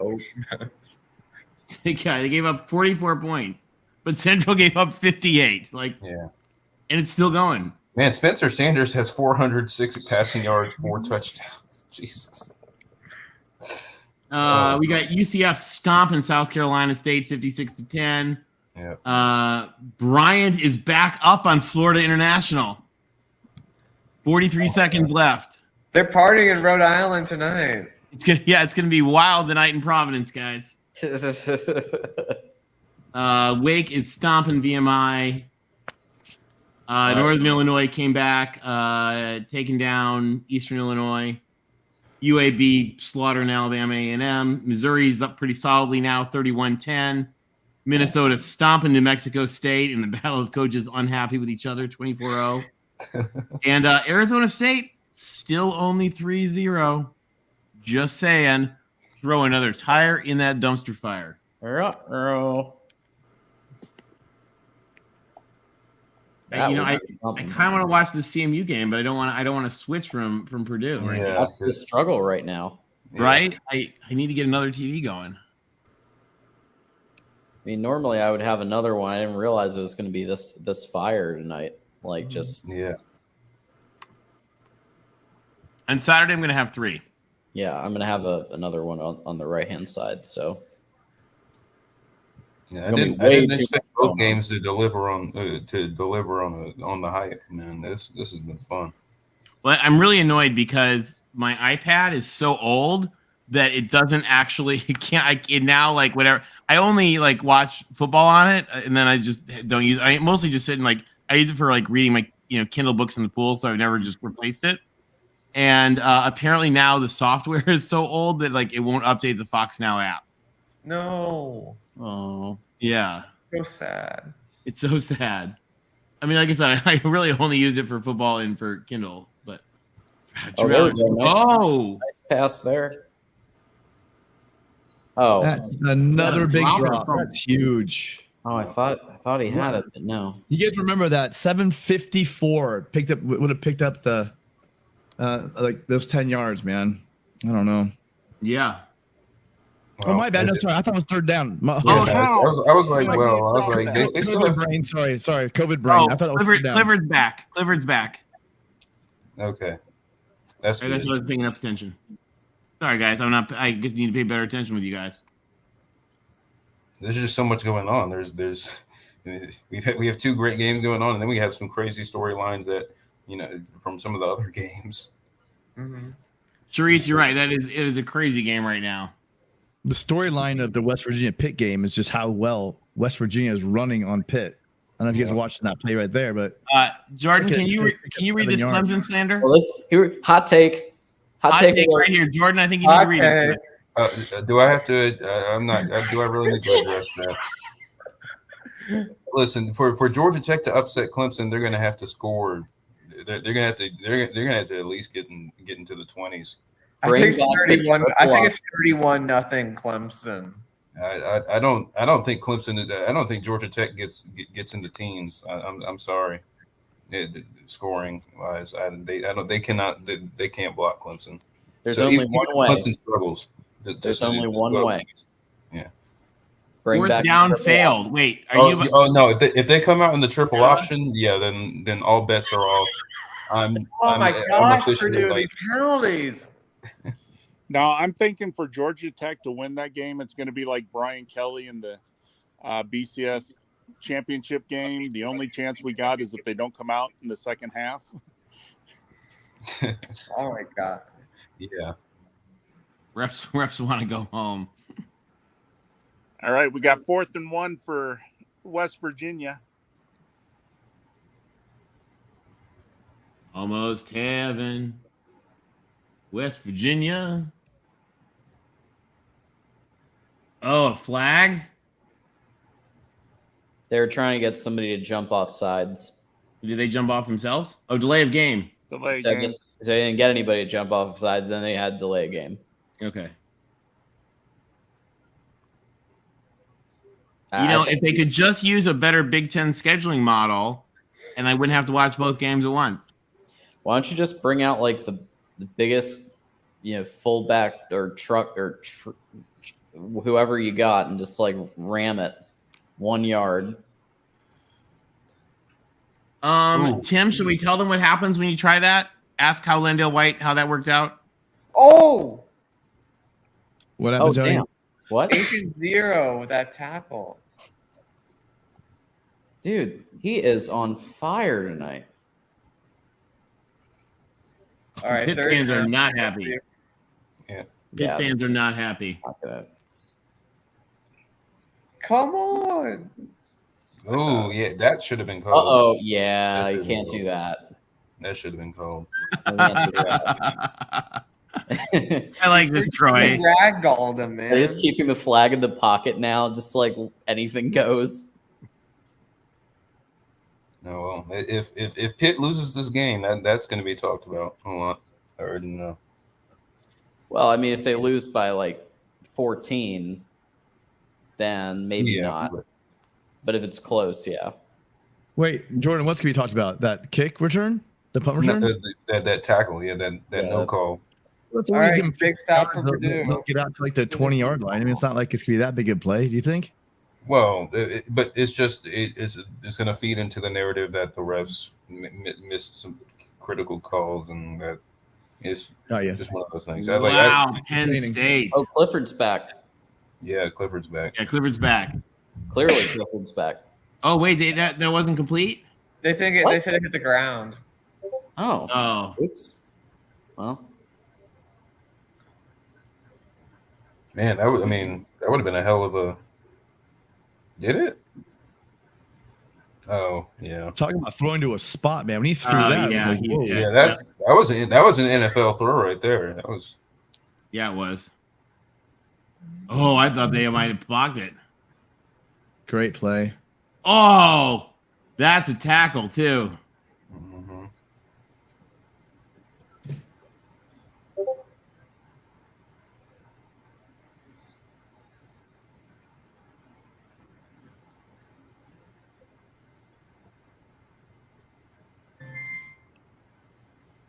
All right, sorry. Watching too many things. Troy's in Chicago. Troy, you're my parents' age. There are many rivalries, but only Will, that does not make people feel better. Sorry. Yeah, don't say that. Keep that on the down low, Will. Silas, there are many rivalries, but only one brawl. That is so Will, true. How old are you, Will? I'm 21.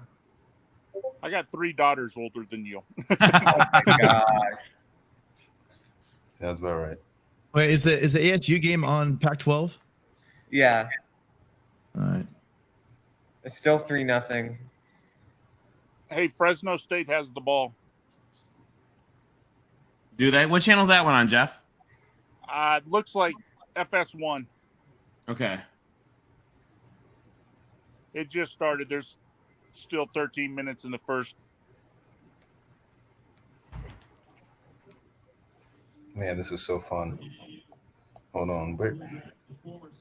What? Will already looked them up on Instagram. It's true.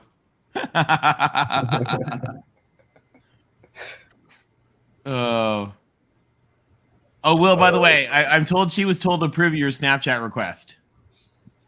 She approved. Let's go. Yeah, she Eric said, she was like, "What is this?" And Eric was like, Just to prove his Snapchat request. FIU's trying to tie up the game here against Bryant. And we're going to overtime, 30-30. Oh. Wow. Oh, no, they iced the kicker. Okay. Okay. Oh man. Yeah, that's a little yeah. Yeah, I don't know how you don't call that. Questionable. Yeah. Ferris, your daughter just graduated from UCSB. Congratulations, dude. That's awesome. It's a great school. Awesome, Bears. Congrats, Dad. Nice job. Hopefully I can graduate in the spring. Ooh, what a hit. Oh, here it goes. They call that targeting. Well, let's That's see. soft. That's a Or is little it late soft. or late? What is it? It wasn't late because it was. I think it was on the hit. Let's see it. And for those of you guys that are sticking around with us, thank you again very much. Mark, this is Mark's 24-hour kickoff live stream. And he'll be back with us in just a few minutes. Ben, where's Eric? Eric is working, sadly. He's got to work, so he's not here with us. Feel that. Karaoke was a success. Karaoke, in fact, we got to meet her when she joined, and Will then befriended her on Snapchat. And she found that not at all creepy, and so we think she is actually really cool. Nice. So we'll take it. Tony, are you forgetting that we're not in Discord and we're actually on the live stream for Mark's channel? Oh yeah. Well, there's nothing secret about the fact that, like, you know, we met somebody on somebody else's stream. This is just a bit, you know. Yeah. Discordish. Okay. All right. Textbook targeting. Yeah. Yeah, that. I don't know. There was textbook targeting earlier, and they overturned it. So that's They're gonna kick him out for that because it's helmet to helmet here, and he with the crown. It's you got to call that. You guys, I'm just noticing I did not catch the railroad tracks in the Purdue helmets. That's pretty cool. Yeah. Boiler up, baby. Okay, so it's officially overtime now, I think, in FIU Bryant. FIU Bryant is in overtime? Yeah. 30 all. This is completely irrelevant, but did Clemson women's soccer beat South Carolina? We played them tonight. And that was a perfect throw, and he ran a bad route. I mean, it might have been PI, had a case for PI, but he ran a horrible route. I don't know what route he was running for that first down. Did the CMU game go final? It did. Final, Central Michigan 44, Oklahoma State 58. They made it a game. They did. 22 fourth quarter points. There goes Purdue. Portland State and San Jose State have kicked off. Minnesota is still 24-0 over New Mexico State. Missouri beating Louisiana Tech still. UAB's up 52-0 in the third quarter now. We're Alabama A&M. Dang, they're blazing all over. LW, you are spot on. Joey's correct a lot. He knows his stuff.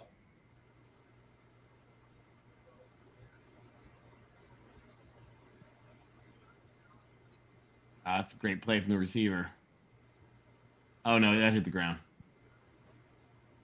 Good try though. These guys are literally giving it all. It's awesome. This is in both games. It is. But you know, the thing that I love is that it's been 11. I mean, these kids were 7 years old the last time there was a backyard brawl, but they feel it. Damn. They feel it, and that's pretty cool because it is one of the big traditions. Yeah, I mean, this is the 105th game, and they hadn't played for the last, I mean, last 10 years. Yeah, get first down there almost. Caps, that's just not nice. What did she say? Oh, I think we should just focus. Let's put that on there just for fun. Just for fun, Will. That was Mike Elston. So Mike Elston was going to leave Notre Dame if he didn't get the DC job. So he was like auditioning for DC, and then it didn't go well in the second half, and they let him go to Michigan. Yeah, Caps, you do not need to apologize for truth. No, it's true. And and feel free. We got to give Notre Dame the digs while we can get them, because they're gonna start winning some games here. On the bright side, they didn't give up as many. Notre Dame didn't give up as many points. So yeah, that's true. That is also true. Oklahoma State, Vince. Yeah, Alex, you were spot on. I mean, they lost a ton, and obviously that's a big play in the Purdue game. I like that play. That big kind play. of looked like a run, kind of, and then you had that. Like, I liked how they designed that play. It just wasn't executed. Dave, I would kill to see a video of Joey dancing to Justin Bieber. There we go. I would pay him money for There we that. go, Purdue. We would pay money for that. Payne Durham is so good. He's one of the best tight ends. That was some big boy football right there. You have to Payne Durham. If they win this game, he's going to be talked about.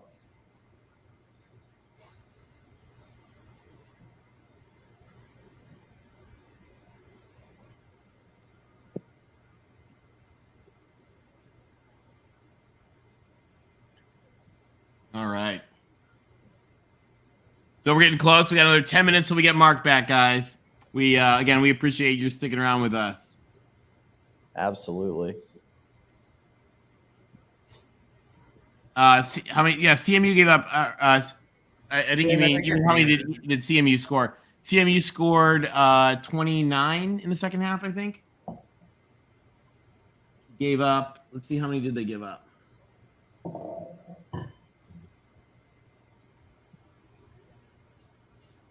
All right, Brian scored a touchdown in overtime. Yeah, so now it's they only gave up 14. It's they FIU. 14. It's FIU's turn here.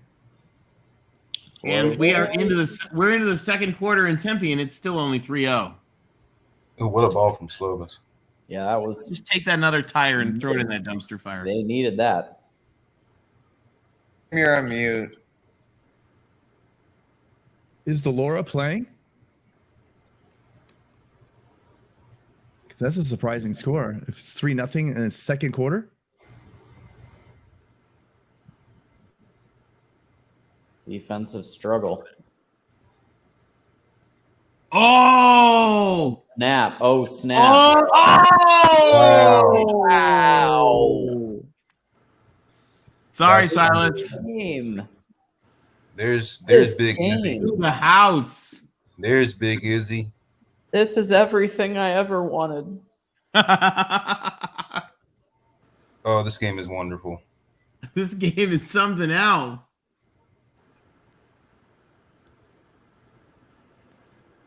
This game is something else. Wow. Lived up to the hype. This is, man, I miss this. These games should not be at the same time. You are so right. Yeah. You are so right. What do you guys want to bet? Mark does not return at 11. He's like, I got games to watch. Yeah. Oh. Man, And now watch you know, like these games West will Virginia suck. heading into 6 overtimes. Oh, Alex has an update for us. Northern Arizona driving into Arizona State red zone. Wow. I mean, like I said earlier, like I wouldn't be completely. I heard you. I agree. I mean, they might also lose. You know, 42-7. All right, Purdue. Wait! Don't. I'm not going to say anything. I don't see it yet. I mean, now I know. I know what happened. but Sorry, it's- sorry. I need to get better at this. That's all right. Booyah. Oh, and I like the railroad tracks on the outside of the end zone too. And we get a light show at Purdue. Yeah, that's it's impressive. awesome. Man, Charlie Jones. That's cool. I like the light show. Oh man, Zach's about to go crazy. Yep, there he goes. There it is. Yep, there he is. Yeah, I'm looking Zach's at my going- phone right now, seeing my Twitter DMs boy. Is that going bananas? Oh, Yeah. Drive fails at Northern Arizona. Oh. You guys, All right, I'm going to put some money on the live money line for Northern Arizona. You're gonna stop listening to these people, Will. You're gonna be throwing your money away. Yeah. Seriously. Hitting the bobbled field goal snap drive fails. They need to open. They need to open with this game every year. Yeah, I don't would do not that. will. And it is the second quarter, but it's the beginning of the second quarter. So Caps are for children. You're right. These anything. These can lights happen. are cool. That's neat that they do that. I agree. R.I.P. PSU.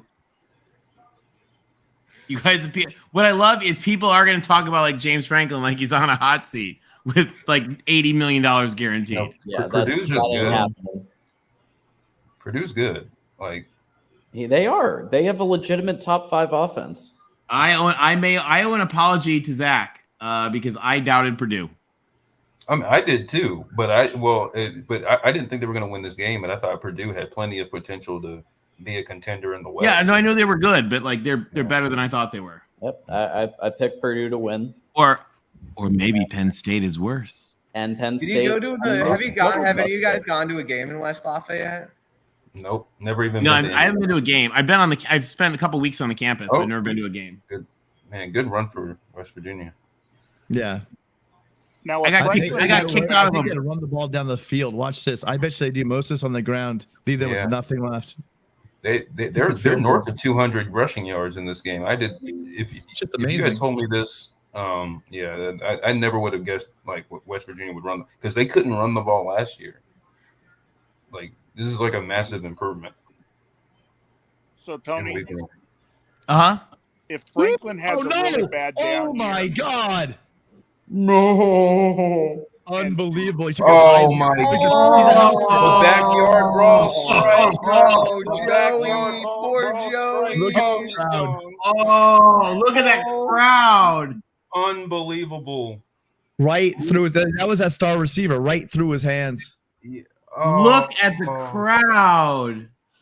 All right, JT Daniels, you got plenty of time. Yeah, just gotta get it at least to OT. Plenty of time. We don't deserve this game. I'm about to cry. This is beautiful. This is amazing. And you got Purdue under the lights. What that is? Oh, you got. And I hate it for him too because Ford Wheaton he's had such a good game and it just goes right through his hands. Sucks that he didn't do anything wrong and then. And JT Daniels gets an undeserved pick. Like that's tough. Yeah, you know what? What do you think about that? You know how they have objectivity, right? When it comes to subjectivity when it comes to an error. You know what I mean? Yeah. I think stuff like that should not be an interception. That clearly, if it's the guy right in the hands, uncontested, and then it pops up, that should not go as an interception for a quarterback. Yeah. Well, that's as controversial as PFF is. Like at least I appreciate that they take that into account. Like they have like turnover worthy play. Like they make a distinction in between turnover worthy throws and ones that aren't, even if they end in a turnover. And so like you don't get penalized if your receiver like pops it up and it goes. So stuff like that. He literally could have thrown a prettier ball than that. It was right where it had to be. That was a great ball. That was unfortunate. But again, West Virginia was running the ball well. Why pass it? Well, I think the reason why they're running the ball so well is because they are mixing it up. They are throwing it. You got to keep that defense honest. You know what I mean? And I think that's what's allowing them to run on this front seven. Yeah, that was a perfect play. I mean, why that's an easy first down. You just didn't secure the catch, and you didn't secure it in the worst way possible. You didn't bat it down or anything. Yeah, he was thinking run before he had the damn ball in his hands. Man. Oh yeah, I'm sure here we go. It's do or die for FIU. 4th and 4. They're down by 7.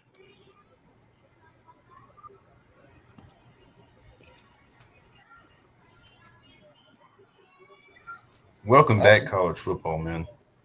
I know, right? Touchdown FIU. Looks like double OT. Double OT. Mm-hmm. What craziness, guys. This is absolutely bananas. If JT got this, do they go for 2? I don't know. What do you guys think? Do you go for the win? You know, coaches these days are wussy. They go into overtime. I think Neil Brown would do it. I think he'd do it. Would he do it? I think he'd consider it. I don't know.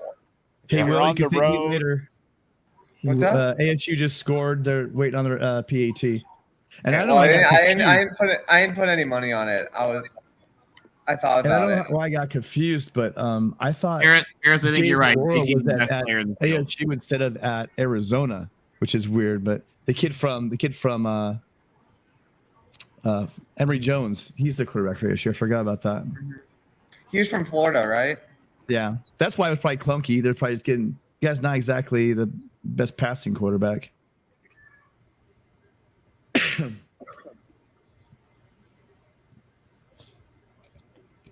But I got confused when they shut him out in the first quarter because I was thinking Delora was there. I'm like, dude, I was pretty shocked. That guy's a good quarterback. How come they got the ball on the 1 yard line? Who? ASU? West Virginia. Because they fair caught the But it's when you fair catch, it's supposed to go to the 25. yeah. It's supposed to go 35, yeah. I'm not sure. Are they saying he didn't signal? Oh, what?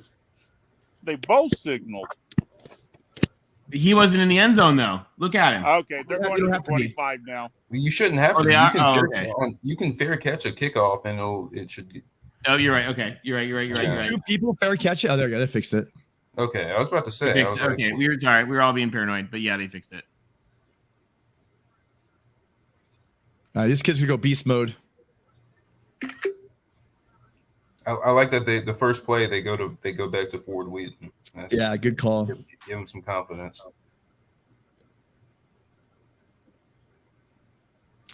Second and 6 now. All right. Man, oh man.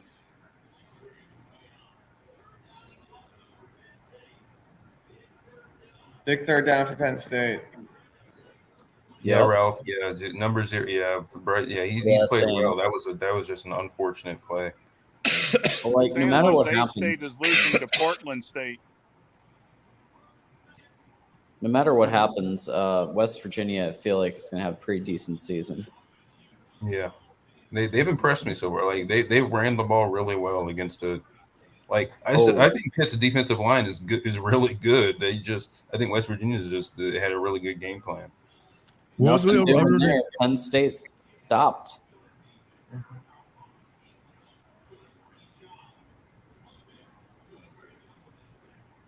Oh, I thought it was a fake punt for a second. Oh, Watch that lineman get rolled up on.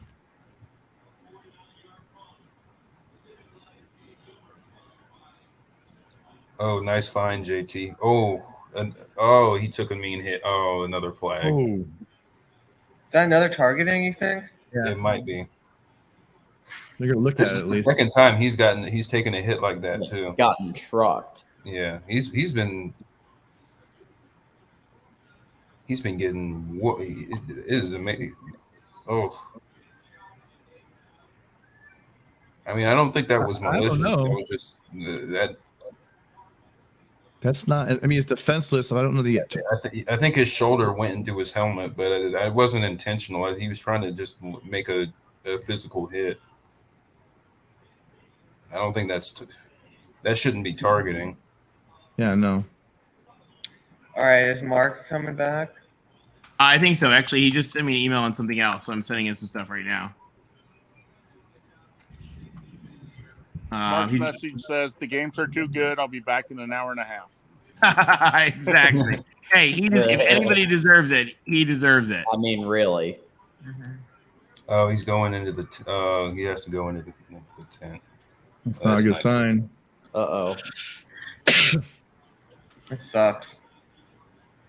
Oh, I mean, he's been taking punishment all game. I don't think he was trying to deliver that. Yeah, like he was just trying to make a big hit, make a play on the receiver. Like, man, if they call that targeting, that's unfortunate. Oh, that was Servassier Dennis too. He's one of their But see, best he's linebackers. engaged. See, did you see that? He's engaged, right? See how the guys wrapped him up, and then if you have a forcible hit to the neck or head, right? Isn't that that's what I mean? See That's that? supposed to be I targeting. guess, but you know, he's trying to he's finishing the play. defenseless. But it gets a whole different category, right? When it's a defenseless receiver. Yeah. And I mean, I don't know. It looked like he knew what he was doing there, Jordan. I mean, I don't know. I like he knew he was trying to lay a hit, but I don't think when he realized his head's they going to reversed lay a hit on, he should have pulled up. They reversed it. Yeah, I was about to. They were. You see, like I was like, I don't think that shouldn't be targeting. Man, so, that's good. And that would have been huge for Pitt because Dennis is probably their best linebacker. That guy was a linebacker that made the hit. Yeah, number 7. Yep. Servassier Dennis. That's such a cool name, Servassier.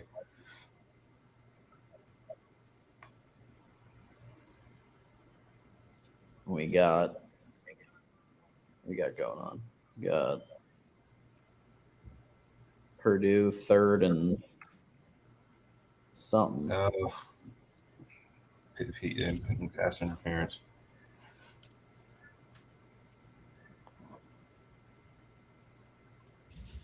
Oh, 2nd and 26. No, don't give the man. I'm glad there aren't any Georgia fans in here. Well, There's a pass interference. Don't say 2nd and 26 around them.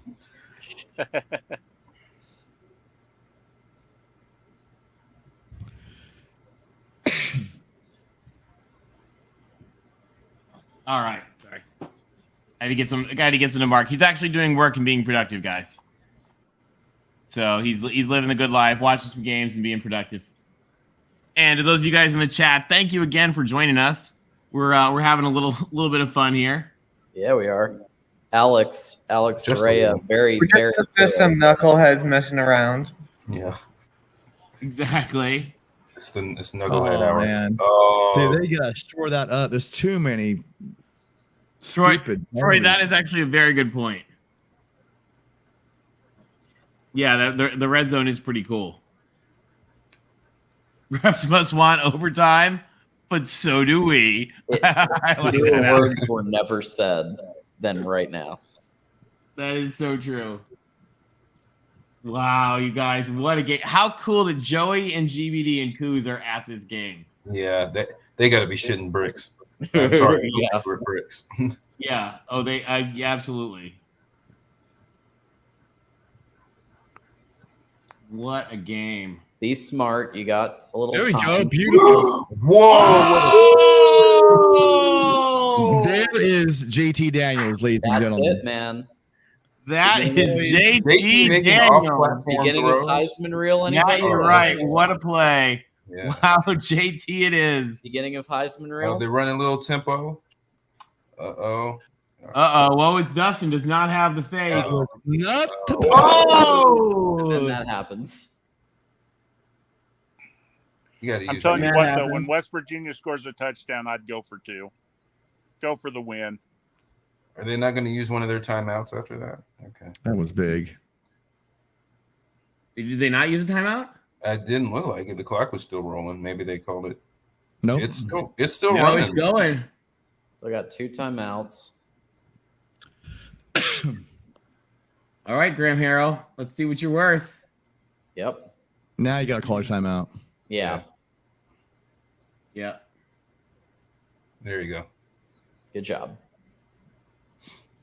You know, Tim, you know what this feels like with that sack and this little short play right here? Like the next play might be 82 sluggo win. Yeah. It is the 4th and 9 play. Yeah. Uh-oh. For those guys who don't know, 82 sluggo win is the famous Dwayne Jarrett play that took 80 yards or whatever on Notre Dame in the 2005 game. Will, do you want to elaborate on that play for us? I mean, I've never even watched the game, so You've never even watched. You who are like, well, you know, I watched an old video of the 1982 Oklahoma State versus Iowa game, and I was just have never seen that game. He might have personal reasons. I mean, I'm sure I'm not going to go back and watch the 1966 game. So That's true. I really wish we could have played Bama that year. I mean, even though like that was like more than almost like 40 years before I was born, but yeah. That was the year you guys tied my dad. Yeah. I mean, I guess we played in 1973, but what if it cool to play Bama in 66 as well?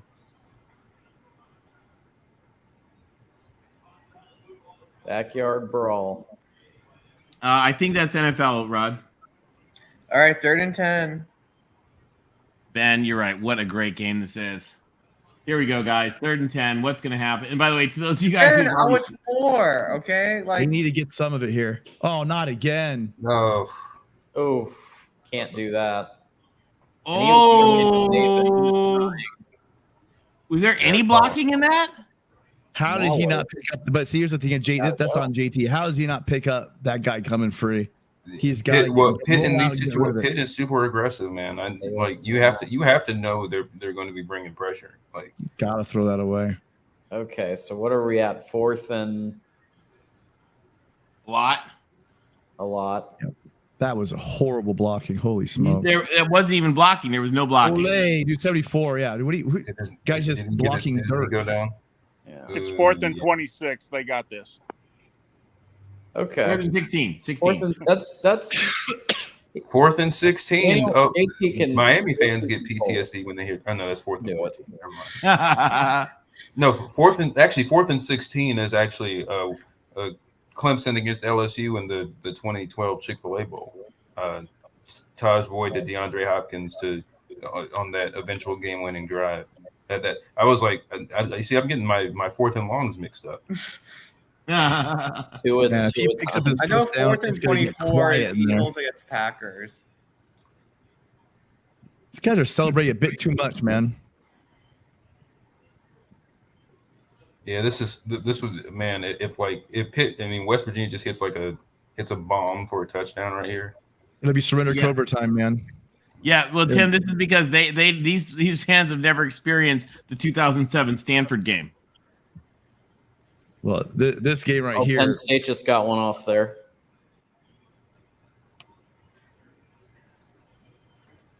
Oh man, you can feel it. They're gonna have to flood a zone of that. Look at that crowd, guys! Wow. JT legacy pass right here. Good. Right here. This is the beginning of somebody's legacy. Bring it forward. Oh! Did he catch it? Did he catch it? No! Whoa! He's marking it. They're marking it. Yep, they're marking it.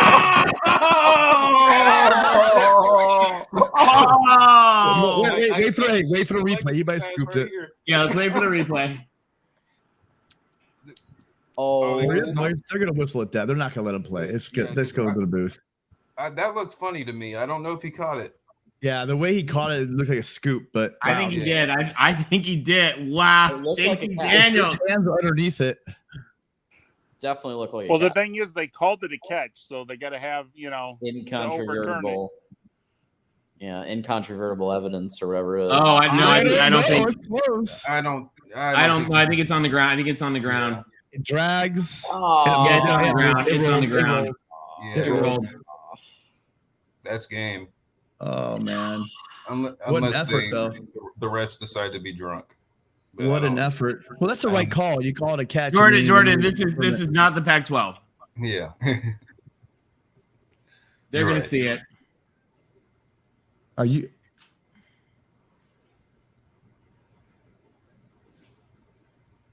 They're going to see it. Hold on, guys. I'm turning the sound on. I got to hear this.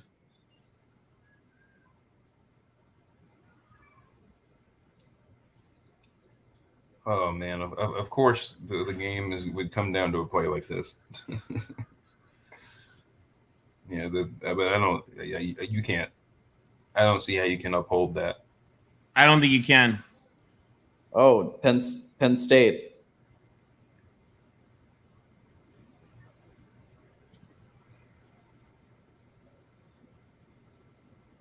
He used the ground to secure it. I don't see how you can Wow.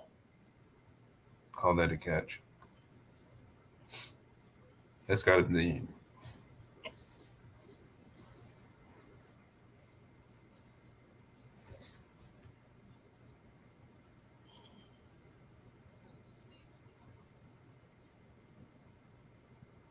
That's a good point, Rico. Yeah, that interception, that pick six might just have been the difference. Yeah, because without the pick six, they kick the field goal and they win. Yep. What a game! Wow, what a game! It really was. It was incredible. What a game! Poor Joey Coos and GBD. ACC, ACC, ACC, ACC. Yeah, sure. Wow. They need to play this game every year, man. Yeah, they do. It was really good. Can you imagine this game in Morgan? Is it in Morgantown next year? I think so.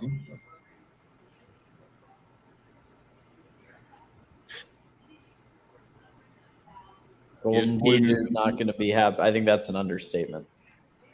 What? Yeah, what? Poor GBD. Drunk Big. Yeah, West Virginia looks good here.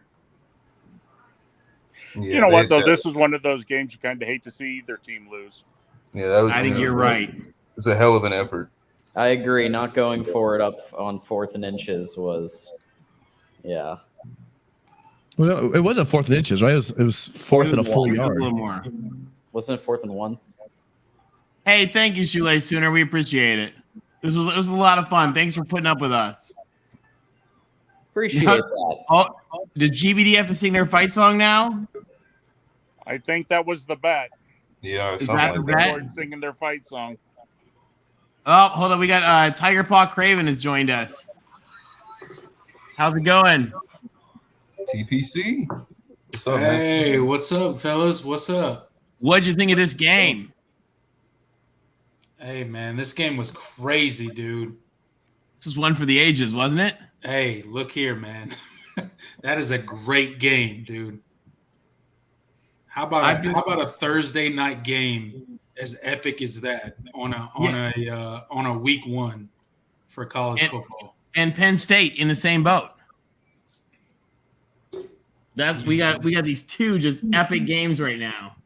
This is why college football is the greatest sport. It is. What a show. There's the fireworks going off. There we go. Neil Brown's chasing the referee. Yeah, I mean, and they were good calls. That's the thing that I love about instant replays is usually when it's not the Rose Bowl, they don't have to worry about that. Yeah. Yeah, no, Jimmy, I don't think anybody's getting fired over this one. Thank you for the super chat, though. Mark appreciates it. Will, can you hear me? No. Yeah. Sorry. It's now 17-0, 4 minutes left. ASU. Sad. Again. All right, Purdue. I saved you some money. Purdue, this is where legends are made. Come on. Yeah, we got this Purdue game. I mean, these are just so many awesome games. Yeah, Droop, I think he does, doesn't he? Like we said, thanks again, Jimmy. Mark appreciates that. He's still mad. Boomer, you're right. Pitt might win the ACC again. No. Whoever that is, can you mute?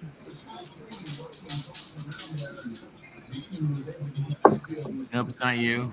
I'm trying to see who that is. Oh, I think it was Jeff. Oh, ladies and gentlemen, we want to give a shout out to the man of the hour, the voice of college football. Welcome back, Mark Rogers. The man, the myth, the legend. You guys are phenomenal. Well, thanks for letting us hang out with the gang tonight. Oh man, we had a good time with the crowd. I don't think anybody wants to see me at this point. You guys knock it out.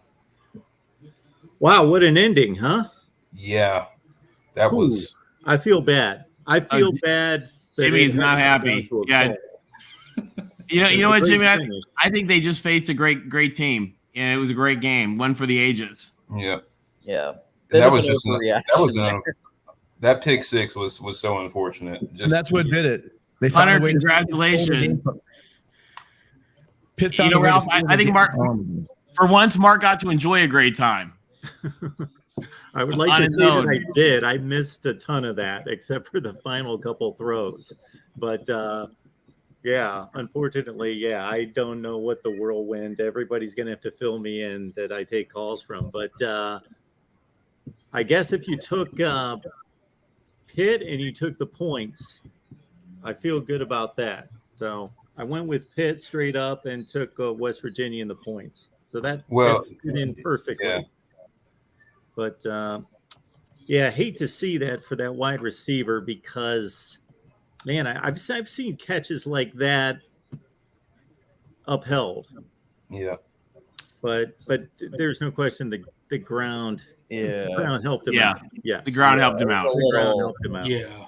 Well, that's to give GBD something to talk about for the next 5 days. So that play 5 days. It'll be Zapruder film. So you watch. I think in real time, everybody would agree that it looked like a catch. Yeah. But slowed down, it definitely hit the ground. So totally spot on, TPC. I think you're right. Yep. Oh, Purdue had to punt, and they're pretty sure they're down. Yeah.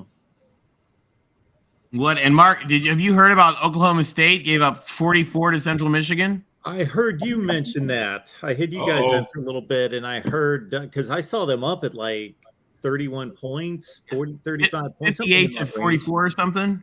Yeah. Central Michigan made it kind of a game at the end. Mm-hmm. Yeah. Well, it's Dustin. I got bad news for you. It was the right call. It was the right call. See, it's Dustin.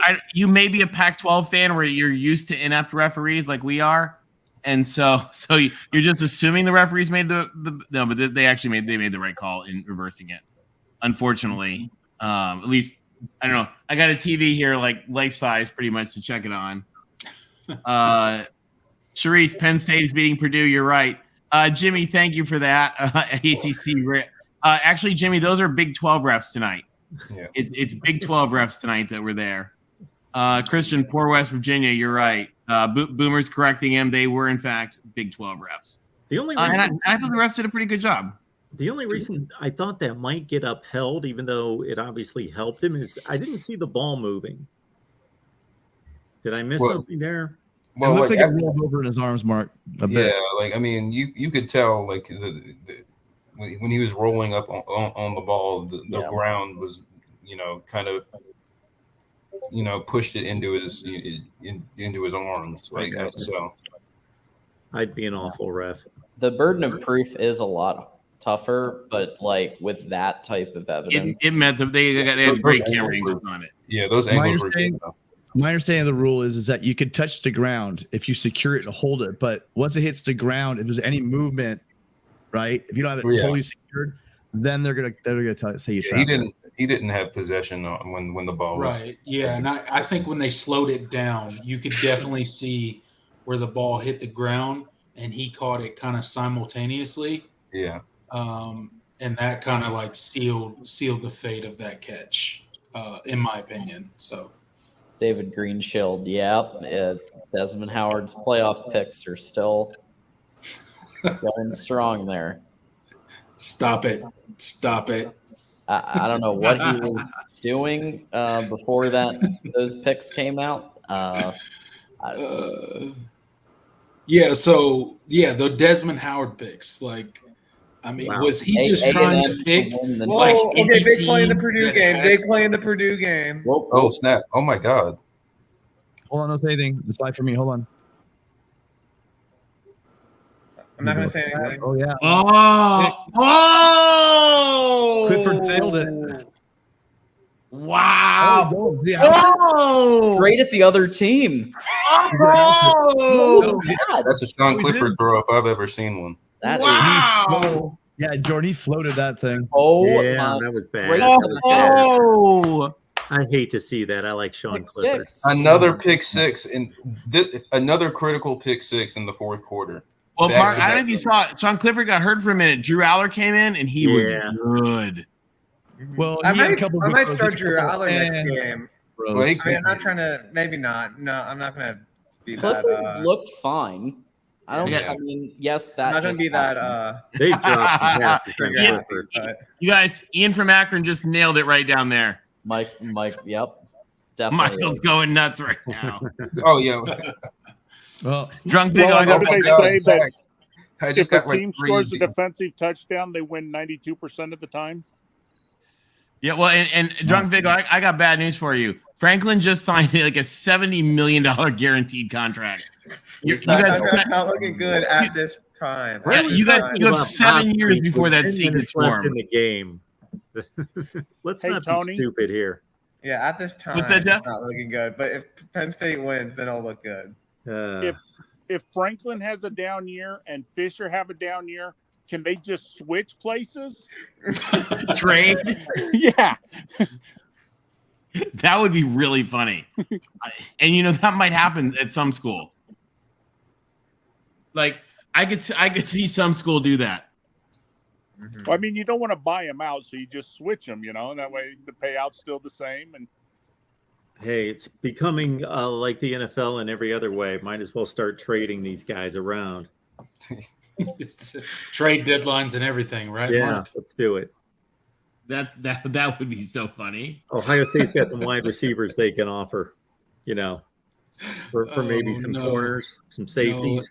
No, let's not do it. Let's not do Mark, it. did Ohio We can't. State look at Drew Aller at all, or did they definitely just go all They in were on way him? behind in that race and just Okay. didn't even bother. Penn State really jumped on him early.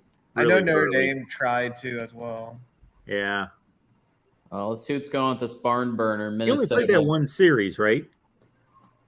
Yeah, it's just that one Yeah. series. He threw a couple nice throws. He had one. Yeah, he he had like one really beautiful throw that got Beautiful ball that they dropped. Yeah. Yeah. Will ASU update for you?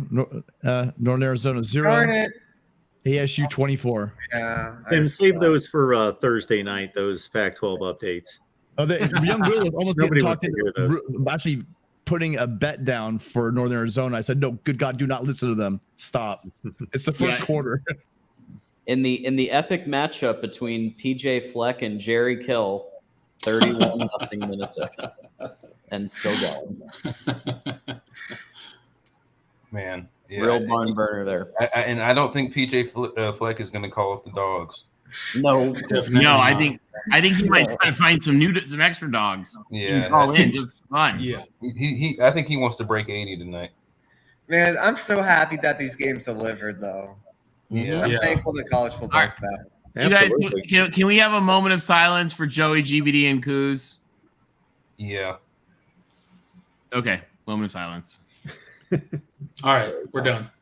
Yeah, we're done. We're done with the moment of Okay. silence because that was an awesome friggin' game. It was Yeah. so good. That was All right, an Mark. epic game. Mark, I'll be watching, but I gotta get some rest. Oh, yeah, you do, appreciate it. Tim. Good night, Tim. I'll So see y'all you later, shouldn't be guys. watching, is what you mean. Go get some rest. Well, I'm gonna be laying down on the couch watching it. I'm not gonna be at my computer. I'll see you later. Thanks, Tim. Hey, Tim, thanks for helping tonight. This was a lot of fun. Yeah, bye guys. It was fun. See you guys. Right on. Mark, I sent you other copies of all that stuff too. You're the man, Tony. I have And- no idea. You know what? I think I know what your computer's doing with it. So if you want tomorrow, I can just talk you through it. Okay. I think I know what it's doing. Oh, good tackle. Ian from Akron, I think you're right. Drew Aller is going to be a good player. It sure looks. Did you like watch it. Drew Aller in high school, Ian?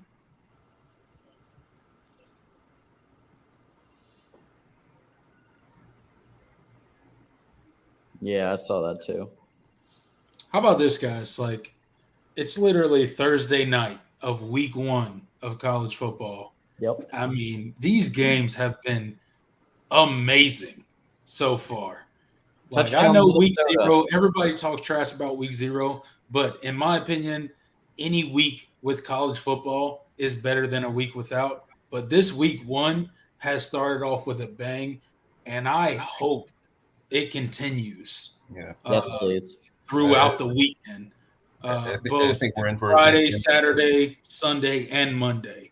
Like, let's keep this momentum going. Well, Monday, I'd be fine if there wasn't a close game. Me and you both. No, there we better wanna not see- be, we because wanna if see a there is a repeat from close last game year. on, if there is a close game on Monday, let me say this: if there is a close game on Monday, I don't know how the Clemson post game show is going to go. I may be a little irritated. I may be a little irritable. We'll It's all see how about it views. goes. It's all about views. Whatever you need to do to bring in views, irritable, throwing chairs. I'm trying to tell whatever you, it is. my house may be wrecked, Mark. I don't know. My house may And be if wrecked. you blow them out, bring on Sea Dog. If you blow them out, bring on Oh, Sea Dog. Oh, for sure. For sure. I don't want to do Sea-Dog like that.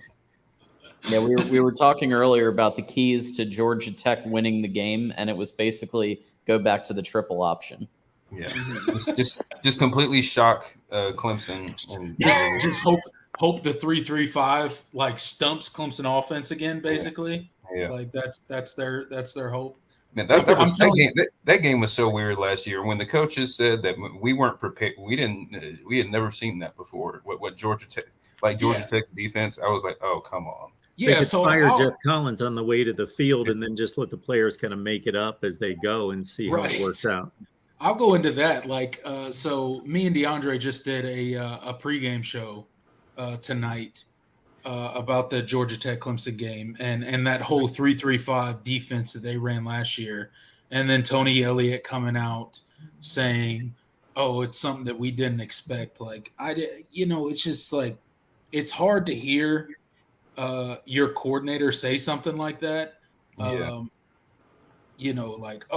we completely didn't expect that. It's just, it doesn't give a whole lot of hope when your coordinator comes out and says something like that. So I'm glad to have some fresh, ideas. Opinions on offense. Yeah. I hope that Brandon Streeter and Kyle Richardson really come through when they're talking about attacking the middle of the field, utilizing tight ends, utilizing our quick twitch guys like our slot receivers and stuff. I think utilizing what was his name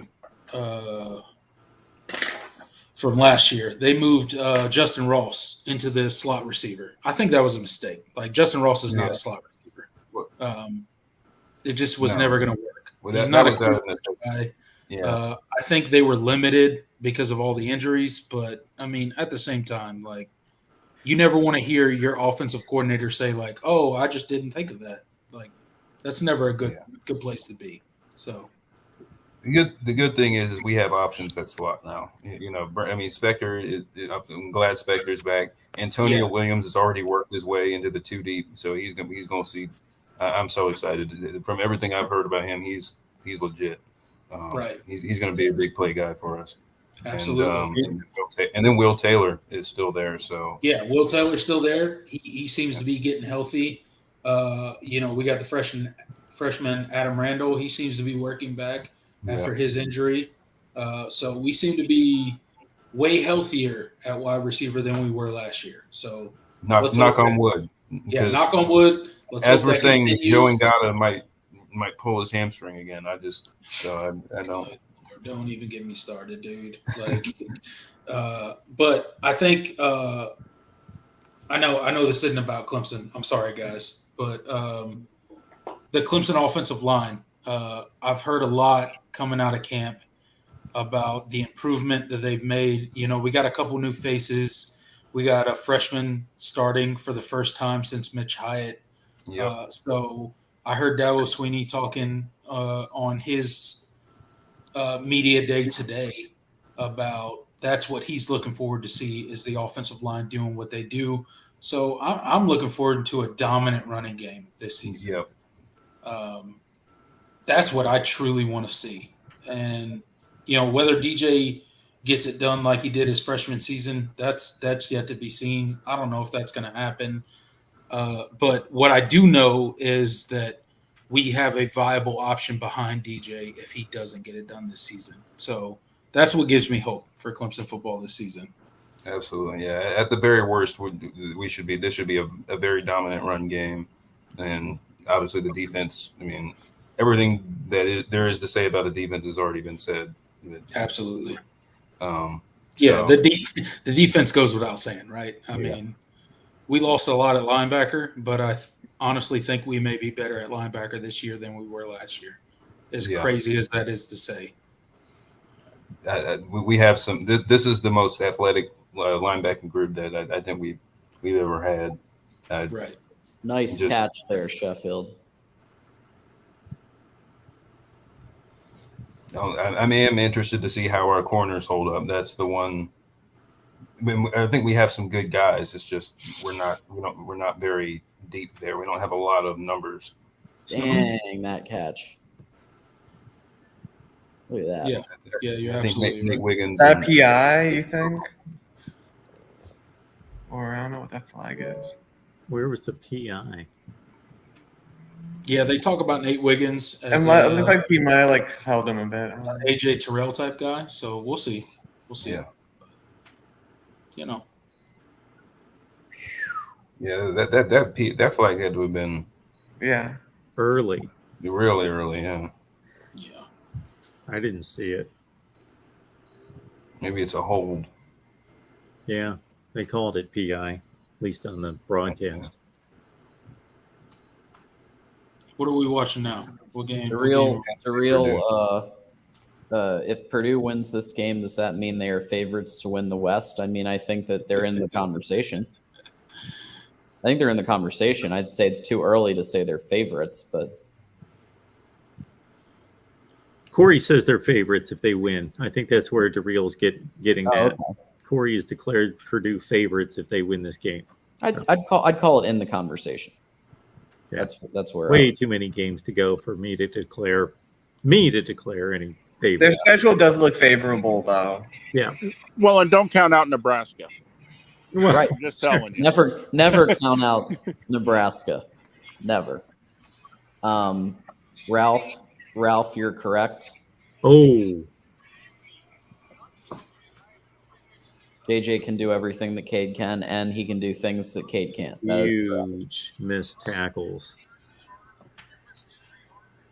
Hey, Tony. Yeah. If you guys lose to Rice Saturday, just keep in mind Alabama's 0-3 against them. Yeah.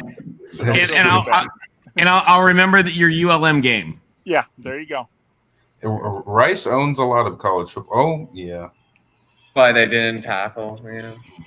Oh, flag. What? Didn't tackle him? Personal foul.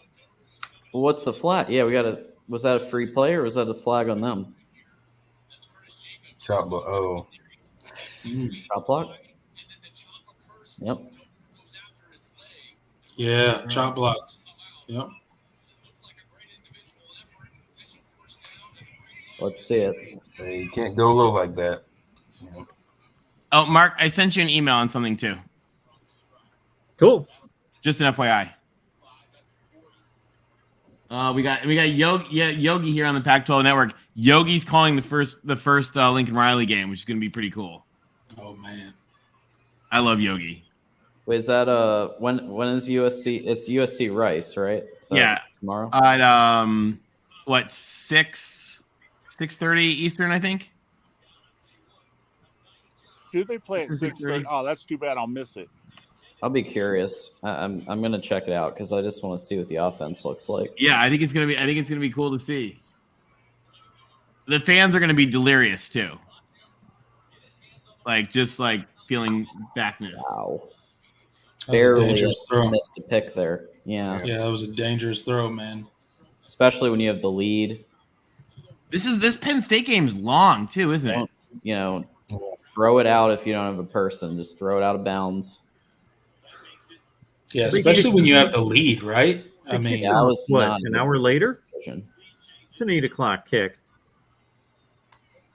I guess it's just a little long, not too long. Roberto, they have been running. To be fair, this is the best I've seen Purdue's run game in a while. Not that that's saying much. Yeah, but Jeff Brom doesn't run the ball. They have been running. I feel like Jeff Brom's pretty underrated for what he's. I don't know, just for his offense at least. What was that? That was a motorcycle. That was. Oh, your place? Yeah, on Broad Street. Yeah. Oh, nice. Sound like somebody's breaking into your house. Yogi's got the Nehru collar going on. That's new. But being Yogi, he can get away with it. There you go. Actually, And, Yogi's here talking about ASU. We want Yogi's take on Pitt. He was the wide receiver for Pitt. Yep. Yeah, that was almost another interception, dude. 3rd and 25. At that point, you just. Oh.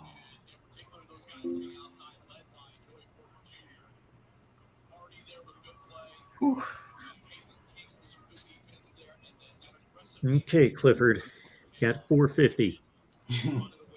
Maybe two more drives. Sean Clifford legacy drive right here. That's it. 4-minute offense. Here we go. I don't have faith in Franklin to do much. Oh no. We'll see. Maybe he'll pull it out.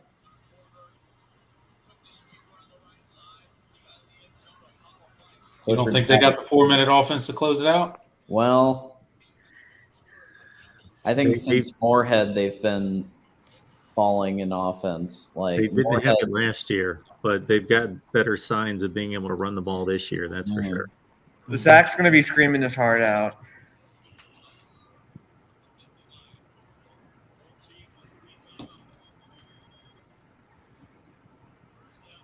This is where Franklin will earn his money. What? Let's go. Come on. He's going to do something.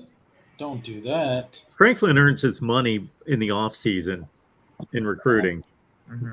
And also in not going to other schools.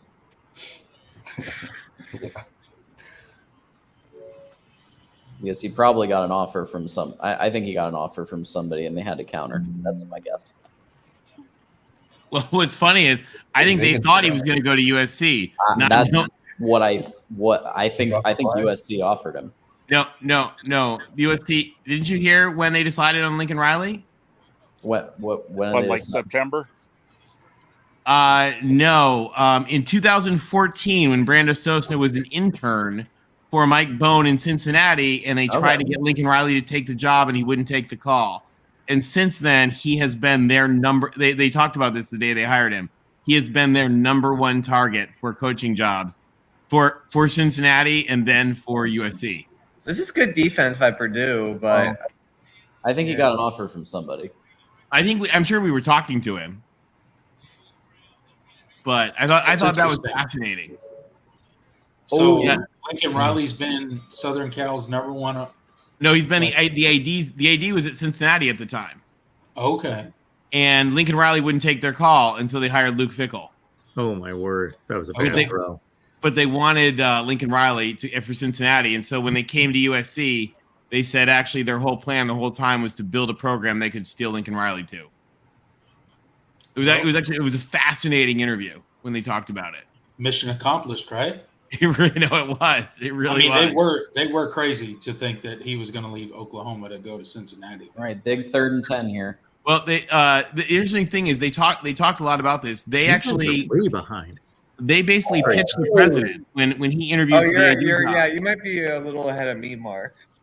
And told the president, they said it's going to take us 1.5 to 2 years to build up the infrastructure we need to attract the coach we want. And here's the coach we want. Okay. And so Clay Helton was basically dead man walking. So he sold that to Southern Cal when he came there? And he came as AD.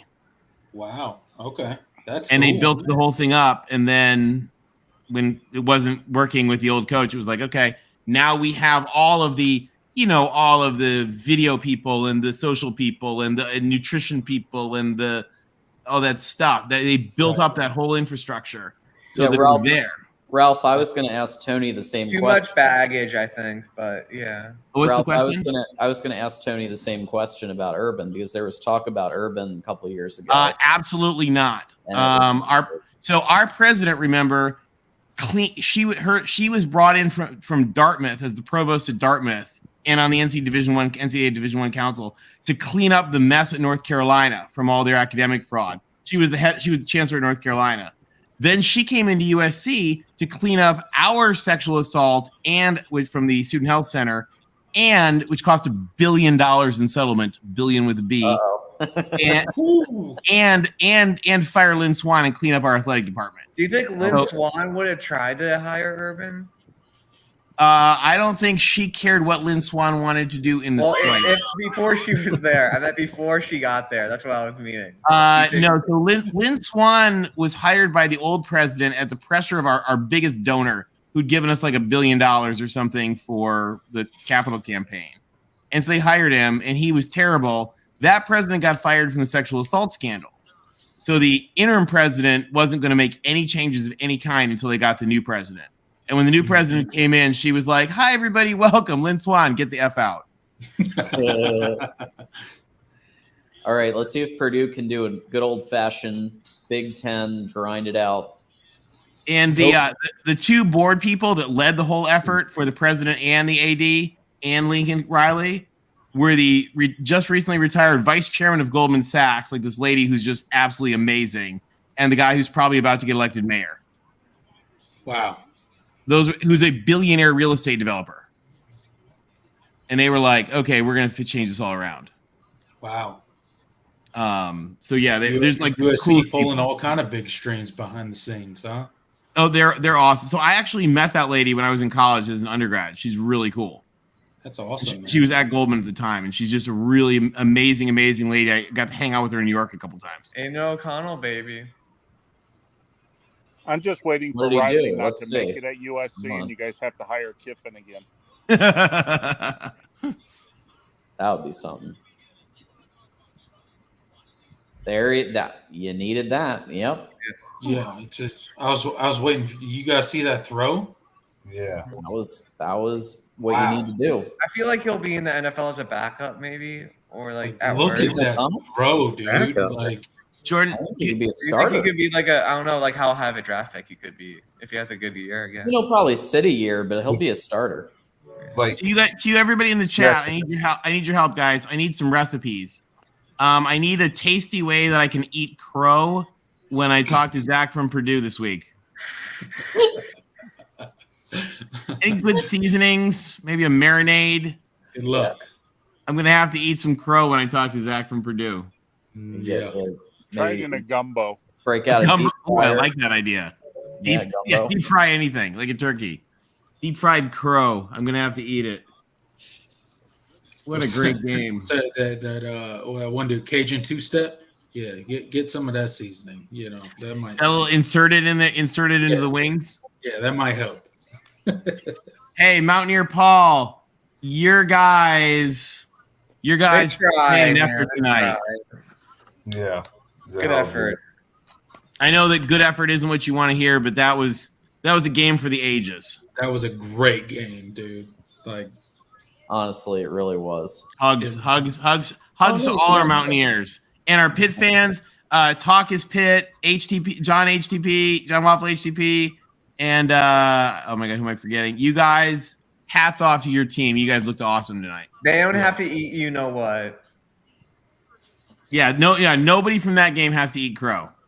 No. But Pitt has to play Tennessee. That's gonna be a good game. But actually, don't they have to play Western Michigan first, which is not all the way set? They may not have rowed the boat anymore, but they still have to hunt sometimes.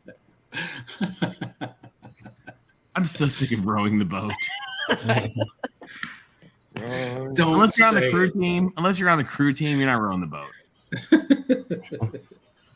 And unfortunately, since he went to Minnesota, it's had a hole in that boat. Yeah, right. Oh It's no! a very leaky boat. PJ's been doing a good job. Yeah. PJ Minnesota? When does Minnesota go 11-2, 9-4? Yeah. I'm a fan of PJ, honestly. I love PJ. Yeah. Why is that? It's my second favorite coach in college football. Is he? Might be my first.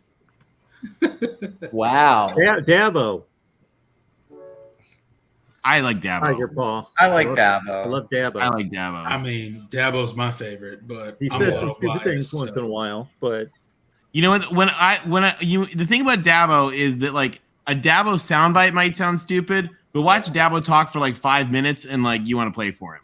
I'm trying to tell you, dude. Like everybody comes out there and they hear like a 2-second clip from Dabo and they're like, oh, this dude's an idiot. He's out of touch with college football. Oh my gosh, watch this play. This was a crazy play. Hey Gary, just a shout out for San Diego State. They were following police instructions. And actually, if you look at like the stuff San Diego State did, San Diego State like fought with the police to try to do more investigations. It's a bad look, but San Diego State did everything right. They were literally pushing the police. So Dr. Delatorre and the entire administration of San Diego State has tried to do the right thing exactly, but in doing so, followed police instructions. Like she's great. Wow. Are they going to call that a catch or not? Well, given tonight's track record, who knows? TF. By the way, guys, the new host of Miami Post Game Live, Traveling Fools. Traveling Fools. Nice. Traveling Fools. Yeah. We love Kia. The you. It's all about the you. You. It's all about the you. The you. How great is it going to be to have Miami back? Has saved the Miami channel this season. Breeze, Saved you the got- post-game show. TF. Do you guys think that's a catch? Like, what do you guys think? No, I think they'll overturn it. That wasn't a catch. No. Yeah, at the end it wasn't because yeah, he watched the ball at the there. very end. Once Very he, end. Drew Brees looks like he's living his best life. I mean, it's Well, oh my god. I don't know. It might stand. Like, Who I knows? he had almost it want under to his- give it to the dude because, like, Was Not a it catch. rolled- such a rolled good out? effort, dude. Like, Watch the right. Like, hand. see The when they right hand pause it moves right away from the there? ball. when they pause it right before it hits the ground, it almost looks like it's not moving. So He I has don't his know. hand underneath. Right. I don't Yeah. know. Is it roll? Was it rolled a catch on the field? Yes. Okay. I think well, that's then going to stand. It might stand. I That am way end- ahead of that- you I'm a guys. little dubious about that final piece. Yeah, But- I don't know, man. Incomplete. Okay. There we Okay. go. Yeah, incomplete. Interesting. guys, we're going Purdue colors right now. Oh, We're wow. going Purdue colors. Right. Well, if they get a stop here, Sean Clifford, Legacy Drive number 3. I'm gonna ride that train. Ride it. Hey, Hey, Cheryl. Right, Mark. Good to see you, Cheryl. Sean Clifford coming in with the last second or the last minute Brady drive. Oh, Don't man. do Purdue colors. It didn't work for West Virginia.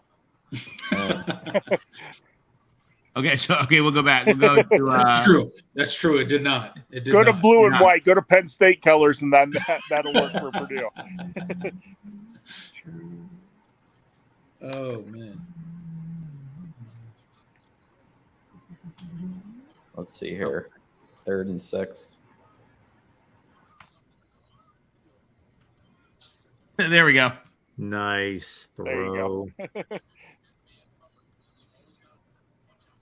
Sorry, guys. I'll keep my mouth shut. Yeah, I'm still waiting on it. We all get it at slightly different times. We never know. I know, It's kinda right? fun. It's kind of fun. It's been a good time tonight, guys. Thank you. And to you guys in Yeah, the it's been chat, great. thank you guys for joining us and hanging out with us tonight. This has been a lot of fun. The chat's been awesome. You For guys, real. you have it. It's been a great little family we got going here tonight. And if the people in the chat like this, pay $5 a month for Patreon, and you can have this every day. There you go. $5. Bless you. Bless It's the you. best $5 I spend every month. I agree. And the best part is you can even do like things like accidentally meet Eric's date when he doesn't have his camera turned off fast enough. Yeah. Oh man, That's the real upside. Oh yeah, we got to chat with her. It was a lot of fun. Did anybody get a screenshot? I had her in Snapchat. And I told Eric it was a good sign because she thought that was actually kind of cool. So she's cool. She gets the thumbs up. You know what was really scary today was there were 3 different people that commented in the chat that had dummy accounts of me with like strange pictures. One of them had like I didn't know where this picture came from. I thought this is like only on my phone, but then I checked my Instagram and it was on my Instagram, which I barely touched, and I'm like, they went to my Instagram. Here we go, Sean Clifford. The links that people will go to troll you for 24 hours, Mark. It's the dedication. Well, I love the guy that paid like $150 one night to GBD just to tease Tim about USC. Oh yeah. Oh, that judicial. Tim made GBD a bunch of money all night. I know. I was like, and if Tim was like, wait a minute. I know why GBD is letting this nonsense go on. 2-minute drill. Here we go. Exactly. Here we go. I do remember. Mountaineer Paul, I'm sorry. Let's put up the link. Come join us. We want to hear your take on this game. You're right. Yeah. You guys, by the way, and anybody listening, I'm sorry. It's been a while since we put it up just because we've sort of been in crazy game La La Land. Yes, and I did tell Mountaineer Paul earlier today that he could join us and give his take at the end of the game. So thanks, Tony. And you're talking about that Walker one that that kind of bobbled, but they didn't overturn the catch. Is that what you're talking about? I'm guessing. Oh, they get a first down. Okay, good.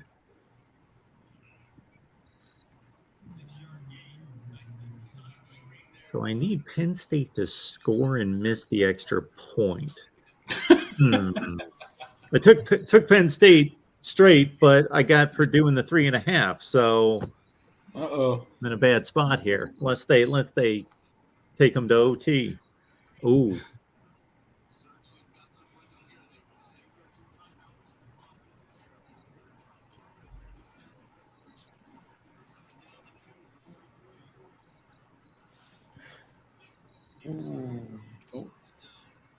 Penn State O-line is yeah. Hey, anybody on here watching right now, folks, on the chat, understand that we've got our Penn State guys that will do a post game right here. We'll still be streaming this, but in addition to this, there'll be a Penn State exclusive post game here for anybody in the chat that wants to jump on over there. Starting to feel like OT, guys. Hey, man. Sean Clifford's got a drive going. Uh-oh. Here we go.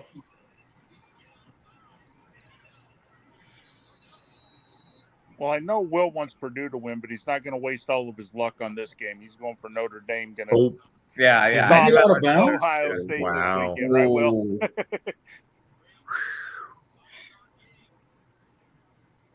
Okay, he did get out of bounds. Okay.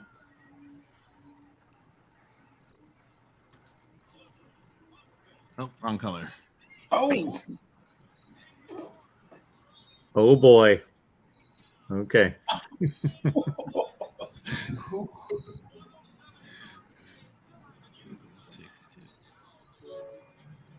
Hey, Clifford is out here doing his things, fellas. Yeah, he is. Doing his thing.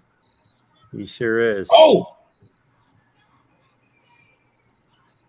Touchdown. Oh, my God, dude. Wow. Wow. What a play. Wow. Zach is going to be crushed. Oh. Where's Zach? Does this mean I don't have to eat crow? Yeah, crow's off the menu now. 57 is silent. I'm not counting now. 8-0. I got a minute. You got a minute, 2 timeouts left. Yeah. The stadium is silent. What a throw, man. Missed the kick. What a bad coverage, too. Sean Clifford just, I mean, that dude. What Mark a just praying drive, wide right, man. wide left. He don't care. Oh, Left, I mean, right. he is so open. Oh, 42 is dying inside. What a drive. Look man. at all those people on the sideline that were definitely ready to charge I mean, the field. he got left alone on an island against a running back. Like Yeah. play call didn't do him any favors. Yep. He's a linebacker trying to cover. Yeah, I mean, that's just a good play. That's a good play call right there. That's a good play call. So are we not calling for Drew Aller to start next game? We're okay with this continuing? We're okay. Okay. I know you would like that. Look at the fans. They're just like, oh no. We were almost there, fellas. We were almost there. Cheryl, you're right. Roberto, that's what I said. Like, get a grinded out drive going. Uncle Rico, I think you're right. What a start to the season. Man, I know the Penn State fans that have been dying for Clifford to leave are just going through all sorts of mixed emotions right now. Clifford does feel like he's been there forever, right? Yeah, it's definitely heading into like JT Barrett territory of like.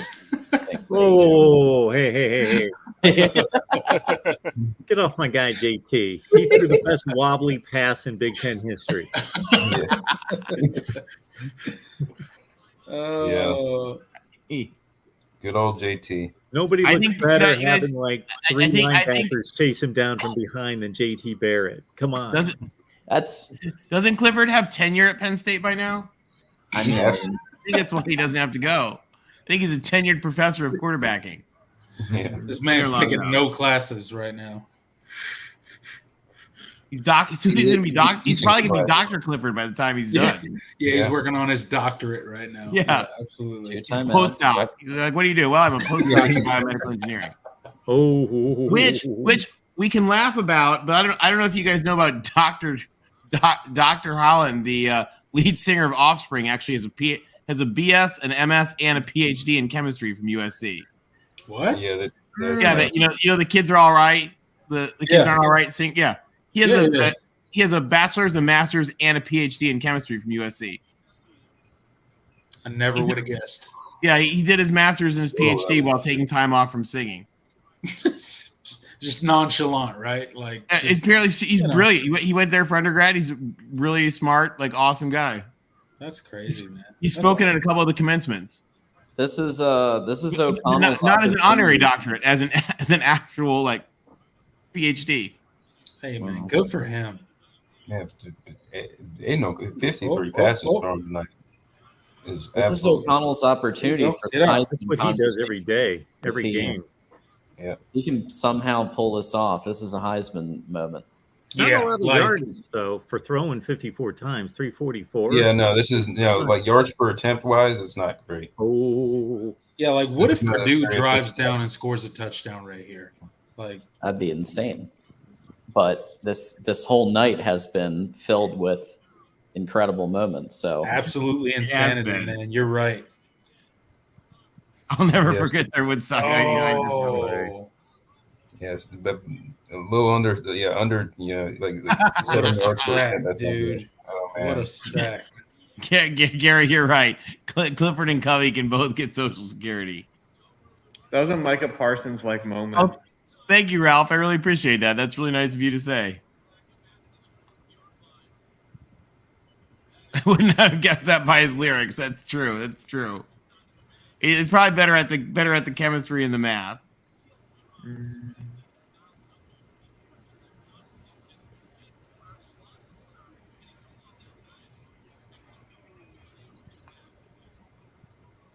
Arizona State up 31-3.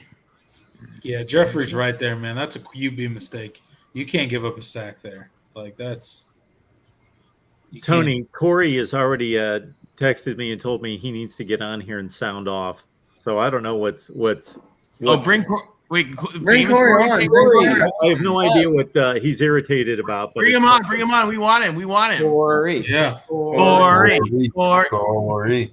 So you guys, I actually fessed up to Corey today. How many hours of my life have been wasted fascinatingly watching Iowa post game when I had such zero interest that I did not actually watch the Iowa game. Corey's that good. We love him. Bring Corey on. We want to hear him. Tony, since you didn't 20 come, seconds. you made all the other stops on all the other channels except for Iowa. When I sent him your handiwork with the Iowa thumbnail, and he's like, "Who made that for you?" And I told him. Did he like that? He's like, "Who's that?" And I'm like, "Tony. He comes on all my shows. You haven't seen him?" And he's like, "No." Oh, let's bring in Mountaineer Paul. I think Iowa's a founding member of the Big Ten and has had no interest in realignment. I was one of those channels. It's like, do we need to talk about realignment? No.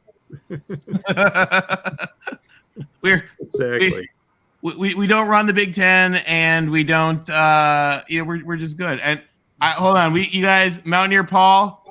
Hold on, before you do, you guys played such a hell of a game. Real quick, guys, let's just at least start it. Almost heaven, West Virginia. Blue Ridge Mountains, Shenandoah River. You guys deserve it. That was a hell of a game.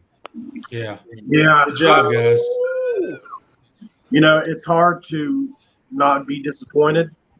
But there were several positives to see, especially C.J. Donaldson, a true freshman from Gulliver Prep in Florida.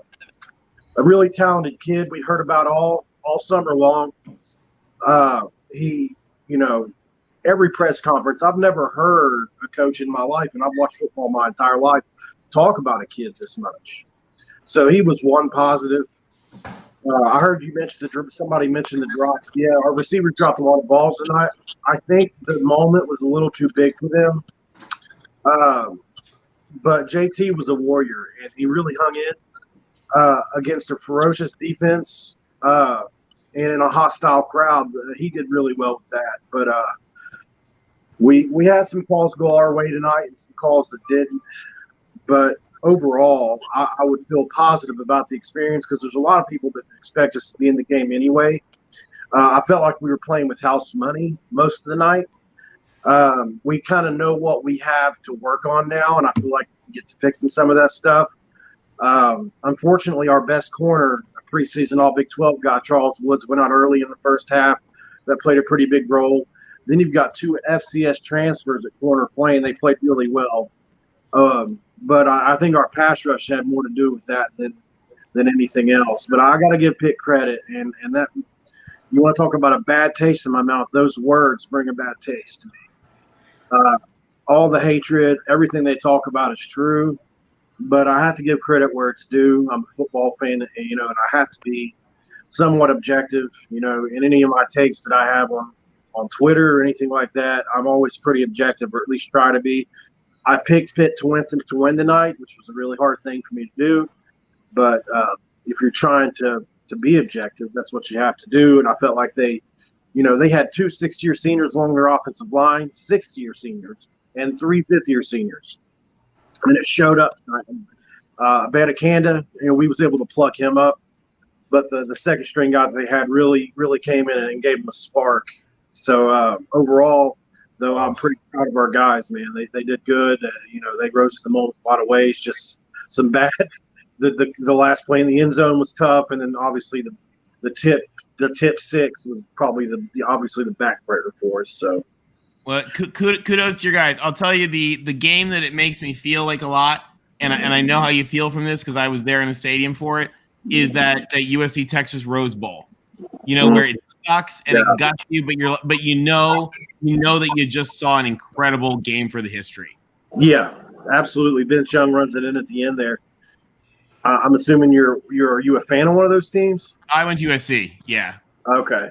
I was on the 35. I was watching it from the 35-yard line of the stadium. It was a little bit rough, but but at the same time, you knew when you left. You weren't sad, like you weren't mad. You were just like, "Dang, I wish we." And as Solemn Drip here points out, you guys just ran out of time.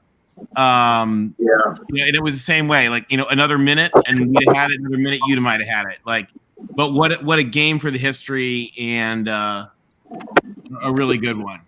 And guys, Franklin earned his $70 million, or at least started to earn his $70 million today. I think I'm gonna head off, but before I do, I just want to say, if you enjoyed this content, we do this every night on a place called Patreon. Voice of College Football. Search Mark Rogers TV. It's just $5. There it is. We've got a Discord. We talk all the time college football, 24/7, 365.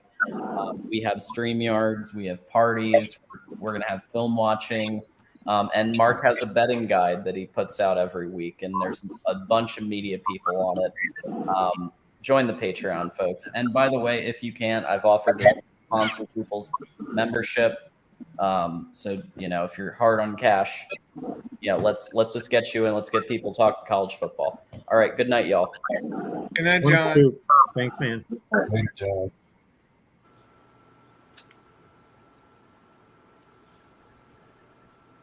You guys are certainly welcome to hang around. Leave, do whatever you want to do, but you're certainly welcome to hang around, of course. Is Corey coming in? I don't know. I let him know. Absolutely. He is welcome. I sent that to him about 5 minutes ago. So we will see. I would think now that the final seconds ticked off the clock that he should be ready to roll. Yes, he says he's jumping on now. Does Corey need some Iowa colors? In about 10 minutes. Corey is so connected to Iowa. I let him know, hey, you came on when he took over the hosting for me. I knew that he was coming on because the color scheme switched before I ever saw him. And he said something to me. I said, well, when I took the hosting back from him, I said, well, now I can change the colors back to the actual color scheme of the show. And he's like, what do you mean? And I said, when you came on, you switched the colors. He goes, I didn't switch the colors. No, I think that was me. I think I did it accidentally when I was setting up for the USC postgame show. Really? Because it happened exactly when he came on. Did it? At 9 o'clock this morning. Okay. I still think it was me because you used the full background and you didn't see that behind you the actual background said USC postgame. All right, guys. Arizona State is looking good, so we are going to give it some Arizona State colors right here, real quick. Wrong one. I think we got to give a little bit of. We got Herm. Herm is taking some flack, deservedly. Yeah. But we'll give some love for Herm because Herm is kicking some butt right now. Tony, go ahead and take control of the comments again if you'd like. I just wanted to throw up the Discord banner for a minute. Sure.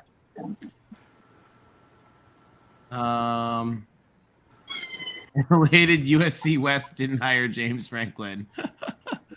Gary, they definitely they wanted Lincoln Riley the whole time.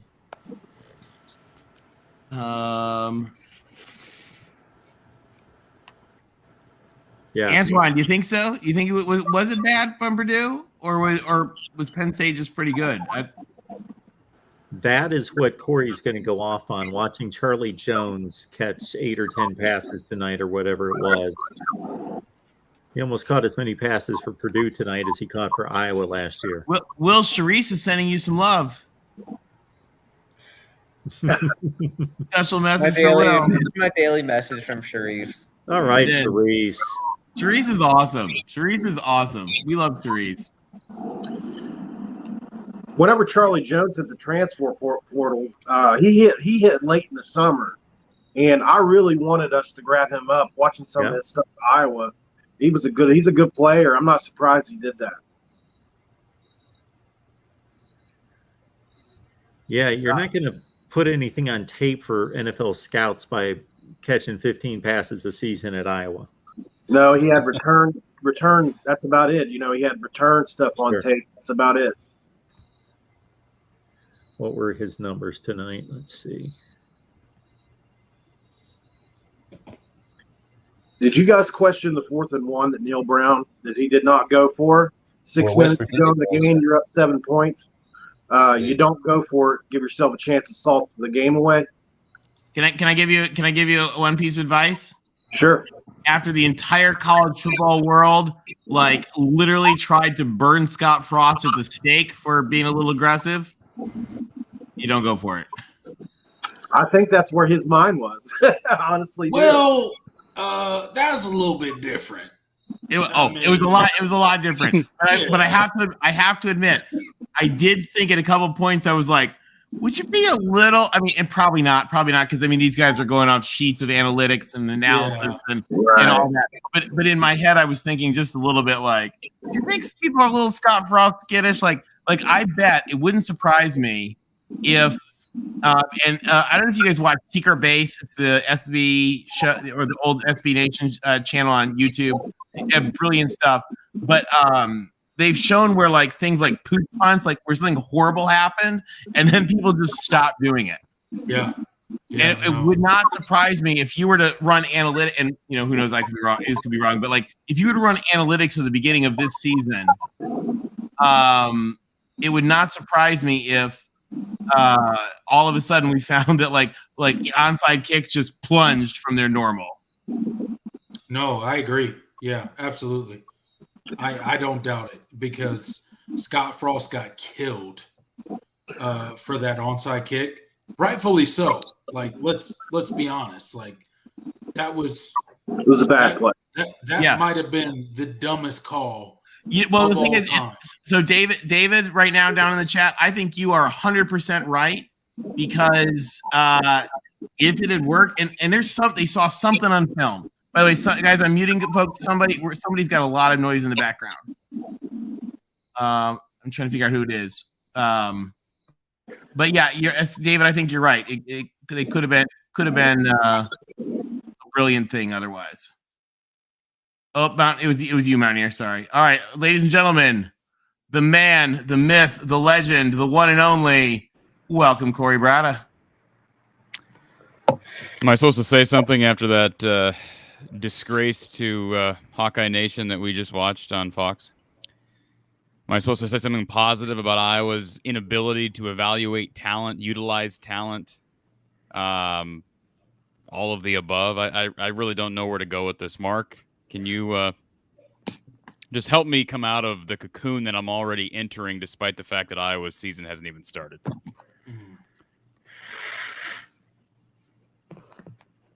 Oh, Mark, you're muted.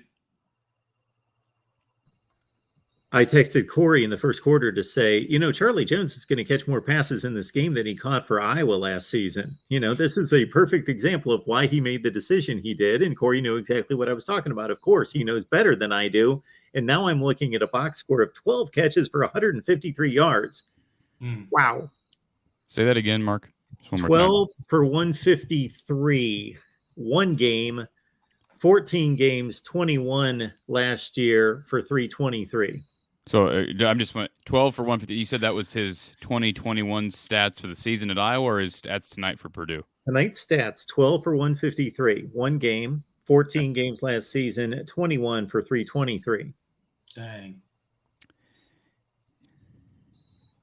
Thank you, Caps for Children. I mean, it's a look. I don't. In all honesty, and Mark, you and I both know that Iowa fans have been defending Kirk and defending the offense and defending Brian for months. Not all of them, but a nice segment of the fan base. And I've said all along, who did I say was Iowa's best receiver last spring? Charlie Jones. I said it over and over again, and people laughed and thought it was hilarious. And when he entered the portal and I said, this is a major problem, people said, nah, he was buried on the depth chart. He wasn't going to play. Mark, did that look like a guy who was going to be buried on the Iowa wide receiver? Can you imagine that? A guy who just went 12 for 153 and a touchdown for Purdue, who's known for producing skill position talent like nobody's business, specifically at that same position. Can you imagine a guy like that being buried on the Iowa wide receiver depth chart, who, by the way, now Iowa's got 2 walk-ons on the depth chart because they're decimated at receiver? To further put it in perspective and underline your point there, if we go to any major publication, Penn State's going to be ranked as one of the top 10 secondaries in the nation. So that's what those are the athletes he did it against. Are you rubbing it in, Mark? I'm aware. I'm very much aware of Penn State they did that on one of the best secondaries in the country. All right. And not only that, he was matched up against one of the best cornerbacks, or thought to be one of the best cornerbacks in the country. I mean, Yep. And Mark, how many pass interferences? How many pass interference calls did he draw in this game? Like there was a touchdown drive for Purdue that he was almost solely responsible for because he drew a huge flag in the end zone. This is the epitome of when we talk about the best, and I've debated you on this subject. You've asked me who's the best offensive mind in the Big Ten. And you may say it's Ryan Day. I happen to think it may be Jeff Brom. It's Jeff Brom. I just think that the fact that he can get more out of his receivers than anybody in the Big Ten, at least reputation-wise. I mean, certainly Ohio State has there's no questioning the skill position talent they have right now. And I mean, you go back in history, Chris Olave, and I mean, just go down the line, certainly. But here's a guy in Charlie Jones. Charlie Jones and Aiden O'Connell were walk-ons. They started literally as walk-ons. And I give LeVar Woods a ton of credit. He got a lot out of Charlie Jones in the return game.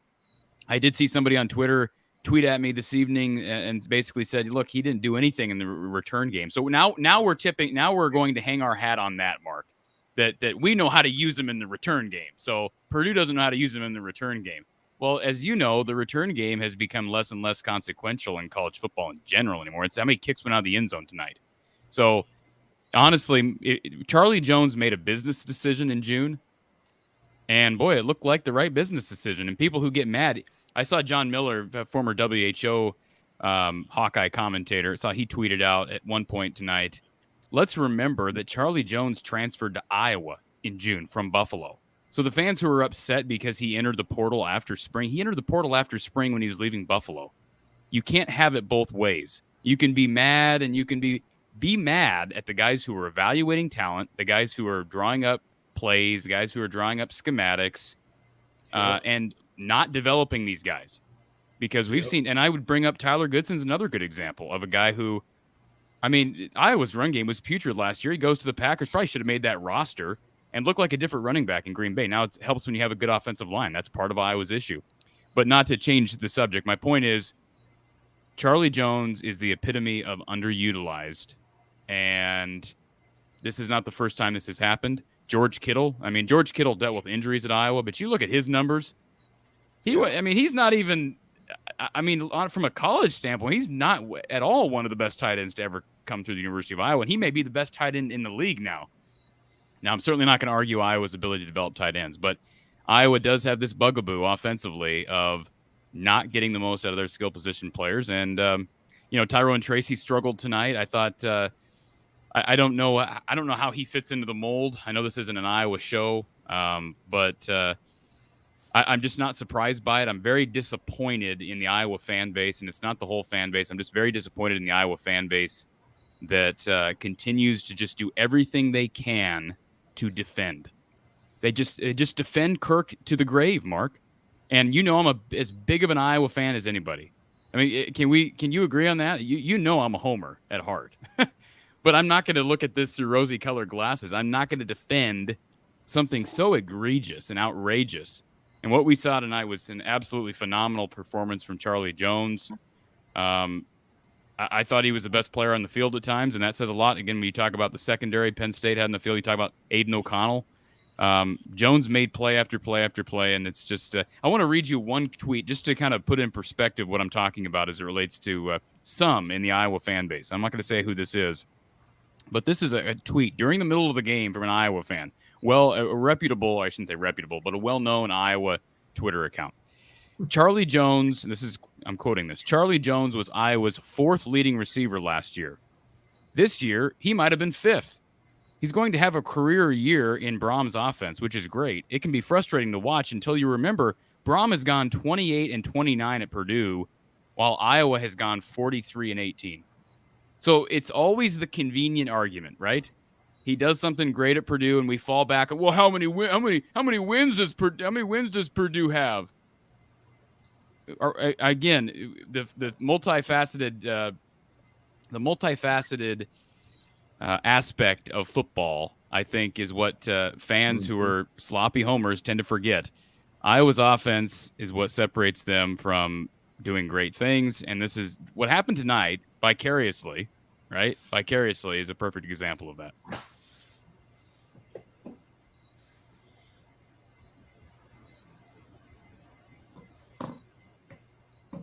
I saw Big Pete make a comment there, noting that Charlie Jones' career high in receptions for a single game at Iowa was 3.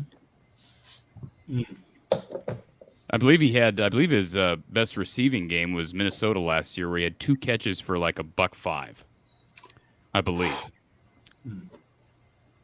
Again, Mark, you've seen, Iowa's wide receiving room. You know what it was last year. Mm-hmm. Do you honestly believe that he could have been Iowa's 5th best receiver on the depth chart? No. Okay. I don't think anyone believes that.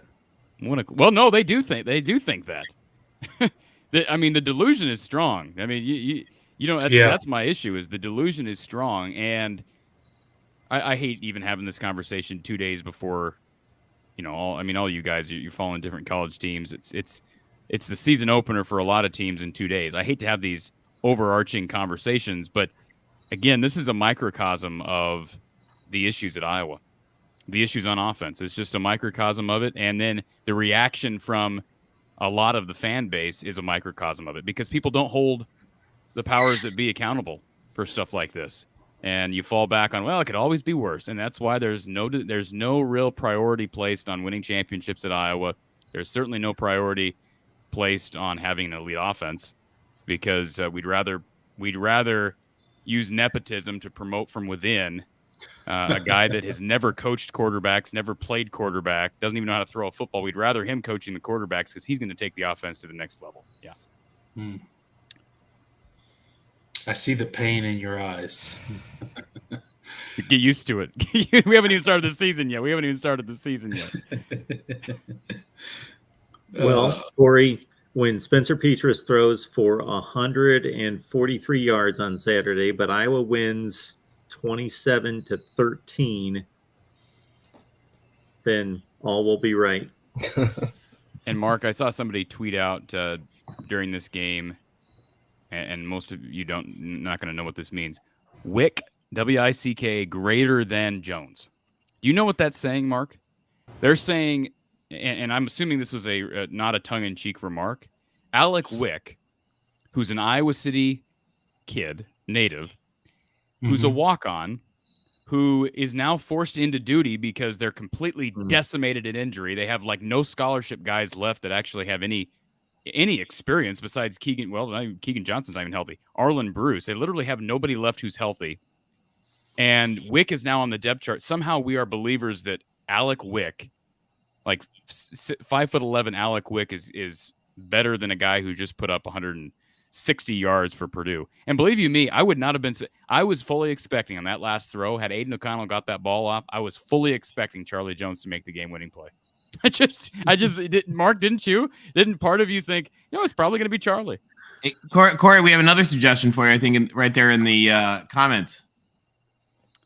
I'm not seeing the comments. Where's the... it's right on the main screen. Oh, the one, the Caden McNamara to Iowa? Let's not get started on the quarterback talk. How many quarterbacks were, as I know I've never had this discussion with a lot of you guys. I've had it with Mark a million times. How many quarterbacks were in the portal this offseason? How many capable quarterbacks were in the portal? There were a few. A few?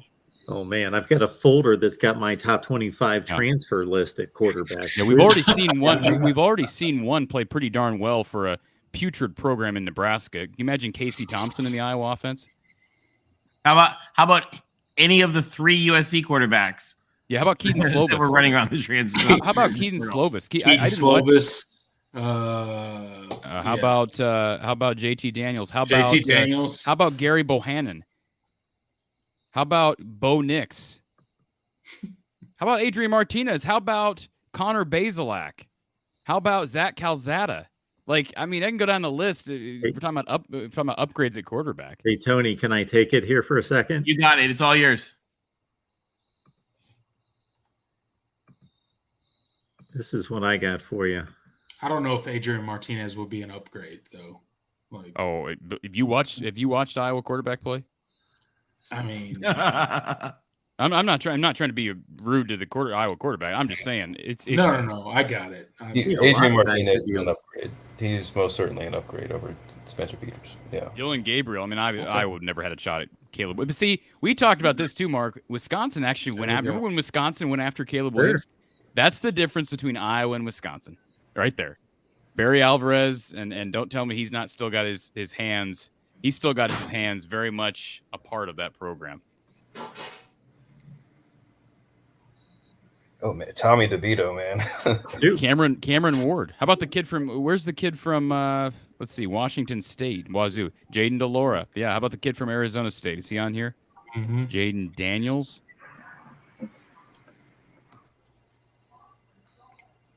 I mean, this is. And what's funny about this? Don't forget, Mark. Several of these guys were recruited by Iowa. Connor Bazelak was recruited by Iowa. I believe Calzada was recruited by Iowa. Never even made an attempt. I had somebody the other day say, well, how can you say that? How would you know if they made an attempt? Mark, in this day and age of social media, kid gets contacted. Secret, right? I mean, what reason would there be for a kid who's being recruited by an opposing school? What reason would there be in this day and age to not tweet that out? Right. Like, this is a self-promoting world nowadays with social media and whatnot. Why if Iowa did tell a kid, hey, we want to recruit you, but we don't want you talking about it, I'd be like, look, I don't want to play. I'm out at a boot camp. Yeah. This is a big red flag. I can't even tweet out who's pursuing me. So right. Absolutely. Yeah. I don't believe Iowa was in on anybody. Do you still believe that Iowa could beat Notre Dame in a neutral field? We're changing the conversation completely. Beautiful. We literally just had this conversation like 10 hours ago, didn't we? And I'm telling you, Will has that grin. You're not going to win this debate. You should just a seat. The answer is no, and move on. We literally do it again. Conversation like when Will has that grin, you're toast. You're toast. Oh, you said it. You didn't say that. You said that when you were about to leave with Mark. You didn't bring that up when we were talking before. I said what? You didn't bring that up when we were talking before, though. You brought it up. So when you're talking with Mark after we talked. Well, I mean, what does this got to do with Notre Dame? I haven't seen Notre Dame play. I should ask Corey if I've got permission to go through our DM the other day back and forth about Notre Dame. You absolutely have permission. I don't even know what you're talking about, Mark. Was this a late night? Was this a late night conversation we were having? Yeah, this was just the other day. We started talking about. I don't know how we jumped on Notre Dame. Well, I made the comment. I said Ohio State's the 17.5-point favorite versus the number 5 team in the country. That's what I meant when I said that they may be a 21-point favorite against Iowa. Correct. You remember this conversation? Yep, I do. Okay. And then you stated maybe Vegas understands that preseason polls mean nothing. And then I said, very true. That might be the best team, meaning Notre Dame. That might be the best team on Ohio State's schedule. Fair. And then you said, based on what? And you said a new head coach or a program that has underachieved for the last 35 years. And then I said, underachieved based on what? Not preseason rankings.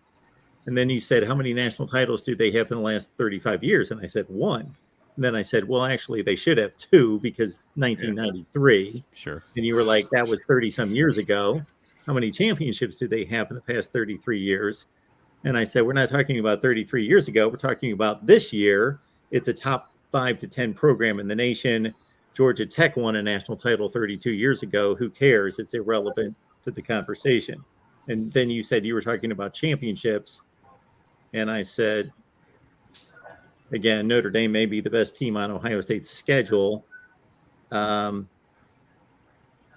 then, yes, you said the same thing that you said on the air in regards to you would be 50-50 on an Iowa-Notre Dame neutral site game, which I have no necessarily opinion about that. I would lean Notre Dame, but not heavily myself.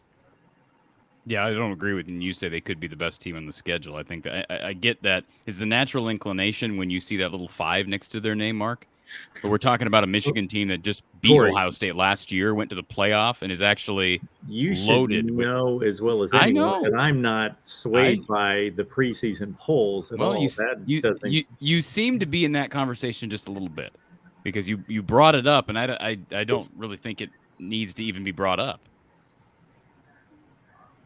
Well, they were 11-1 last year. True. So, I so they understand earned that. their ranking last year. Well, as we've talked about, 11-2 in the Big Ten is a lot better than 11-1 in. Well, look, can we at least independent. compare We the didn't go down that Wisconsin rabbit hole games and again. how they went? Like, can we compare the Wisconsin games? I mean, So we're gonna use the transitive. We're gonna use the I mean, transitive no, property to try I to. don't like using that, but like the game, watch the second half. I mean, Will, do you want me to help you out a little bit here? Yeah, I mean yeah, sure. Maybe add on the Purdue. Maybe add on the Purdue game too. Oh, the Purdue game. Oh yeah, we played Purdue. Yeah, I forgot about that game last year. Yeah. So now Mark's using the transitive theory. Okay. Well, when there's a collection, when there's a resume, I think it starts to make sense. Sure. Iowa did beat Penn State last year, right?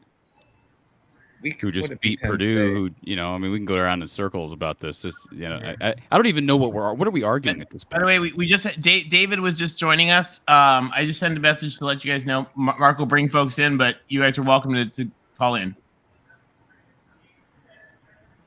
Perfect. What are we arguing right now, Mark? That I don't think we're see arguing a way that the Iowa program could Notre beat us Dame on a is. neutral field. No, well, okay, so I can sway the conversation. Let's talk about two teams. Well, let's compare Iowa to a team that also had a horrific offense. So who would win between Clemson and Iowa last year? Clemson. I mean, do they even have common opponents? Are there even common opponents between the two teams? Iowa State, actually. Oh, Iowa State. Yeah, Clemson won 20-13. Well, if we're going to compare based on that game, Iowa certainly was more impressive against. That's what I mean, and I'm all Clemson. for what you just said. I certainly wouldn't take Iowa in a head-to-head last year with Clemson, but Iowa was much more impressive in beating Iowa State than Clemson was, and they did it in Ames. Yeah. So that's why you can't play this whole, well, they beat them, and then they beat them, and so that means you can't do that. I think you can if there's a collection of those games. If you can say these teams played 5 common opponents, like if they play in the same division, like let's say it's the Iowa-Nebraska game, the last game of the season, and we say Iowa played great against Purdue, Northwestern, Illinois, and we got a collection of teams versus a collection of teams, and Nebraska played the same teams in the same season. I understand that line of reasoning. Yeah. You've got a collection of a resume.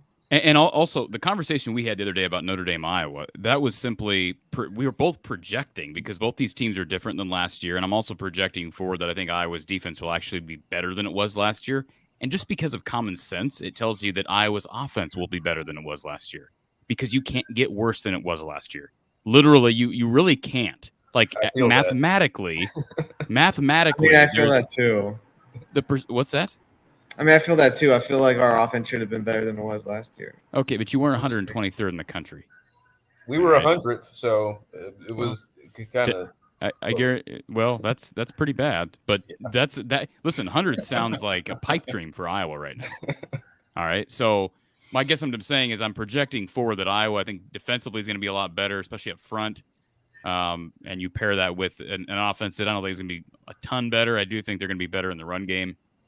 But I don't even know how we got on this subject. We'll start, decide he's going to attack me. I didn't attack you. I wasn't trying to attack you. I enjoyed our discussion and I wanted to bring up a point. Hey, I would love for Notre Dame. Listen, I'd love for Iowa to play Notre Dame every year. I wonder how that could happen. Boy, I just don't know. Mark, do you have any ideas on that? How we could get that to happen? We could actually have common opponents and play each other every year. I wonder how that could actually happen. I have a question for you, Corey. Yeah. I've gotten to encounter Iowa State fans a lot on Twitter, and I just want to know: are these people for real? Are they really like this? This is another gem right here. Let him on this so one. you gotta tell me what you're talking about. I'll be honest. I've never seen such a 100% group of raging, irrational psychopaths as Iowa State fans on Twitter.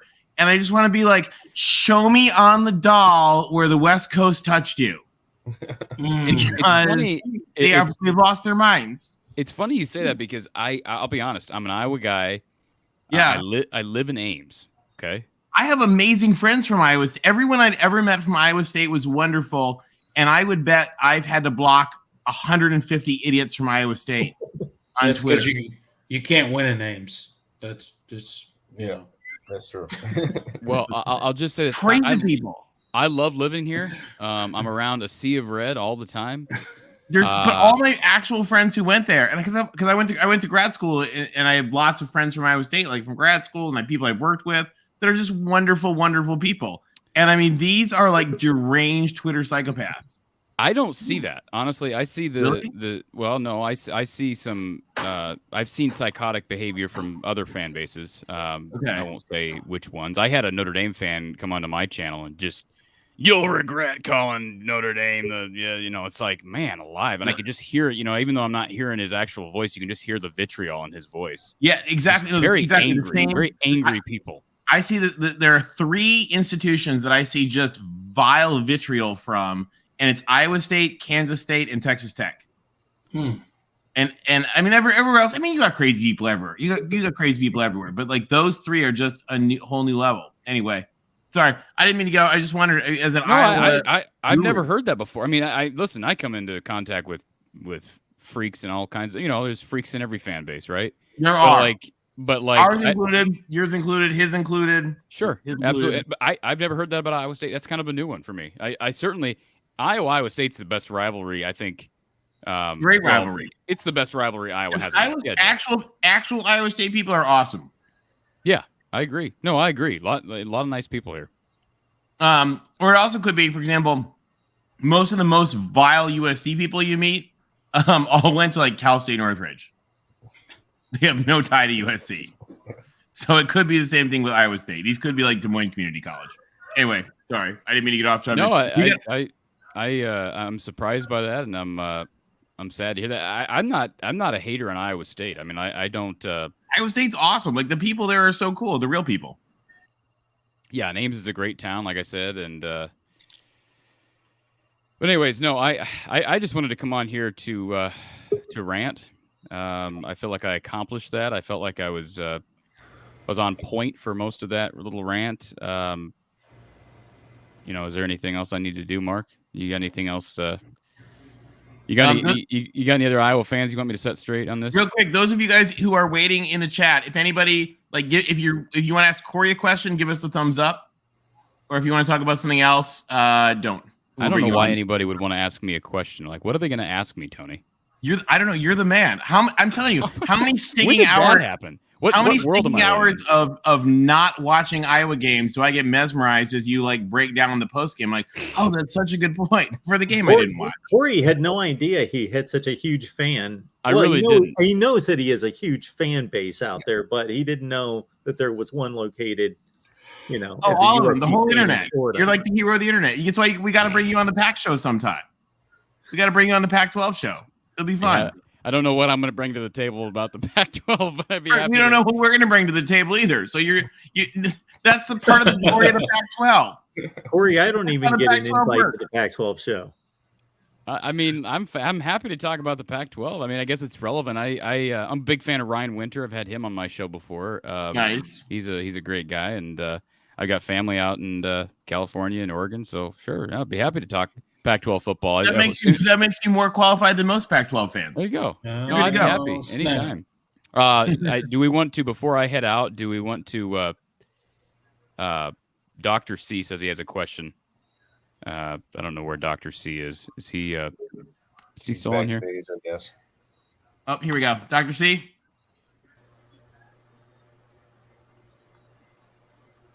Dr. C, welcome to the stream.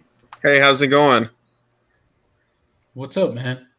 Hey, I had a question in regards to what Will and Corey were talking about earlier today. In regards to Kurt Ferentz getting fired, maybe not going over that hump. Kirk Ferentz ain't getting fired. There's 0.0.0.0% chance. Is that even a number? Kirk Ferentz ain't going nowhere. Yeah, and I guess my take on that was, anytime I think of teams like Iowa or anything like that, I think of Bo Pelini and Nebraska. And there's a huge warning to any team that has that kind of. I think Kurt does as much as he can with what he has. I think the fact that let me interrupt real quick. When you say teams like Iowa, who Yeah. else would you put in that category? well, teams that can't get into that next tier of beating an Alabama or something like that. Okay. But can I also say, you brought up Bo Pelini. I think we finished the psychopath conversation about 5 minutes ago. But I get what you're saying from a wins-loss standpoint. But I really do think Pelini, say what you want about the Nebraska fan base, Pelini's anger issues and his, I mean, literally, I think he's got psychotic tendencies.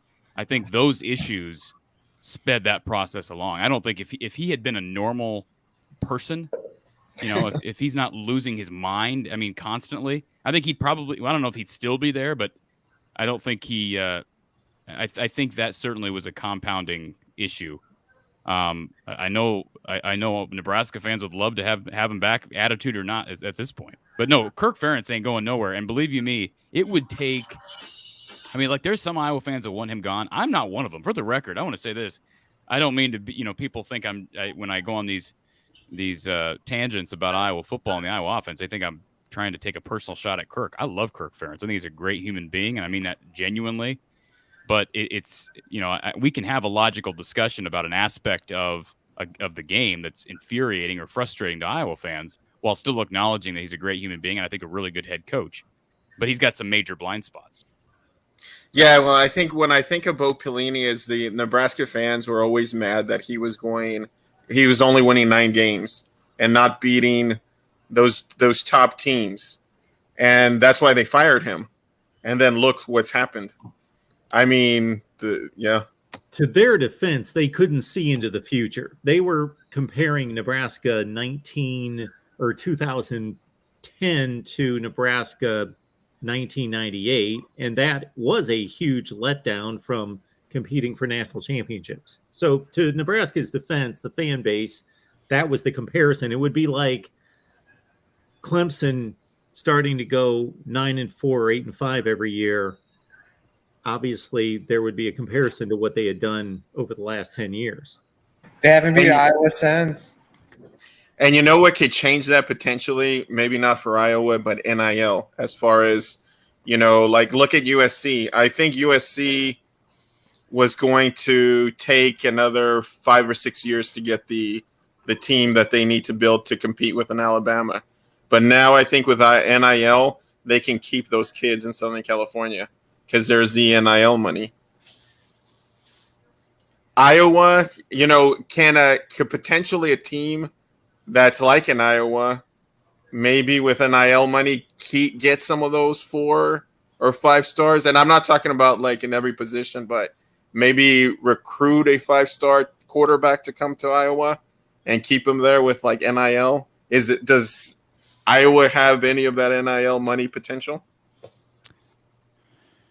I mean, there's always potential. Iowa's been one of the slower moving programs on NIL. I can tell you that. And Kirk hates it. And I don't like how it's currently structured. I understand the frustrations.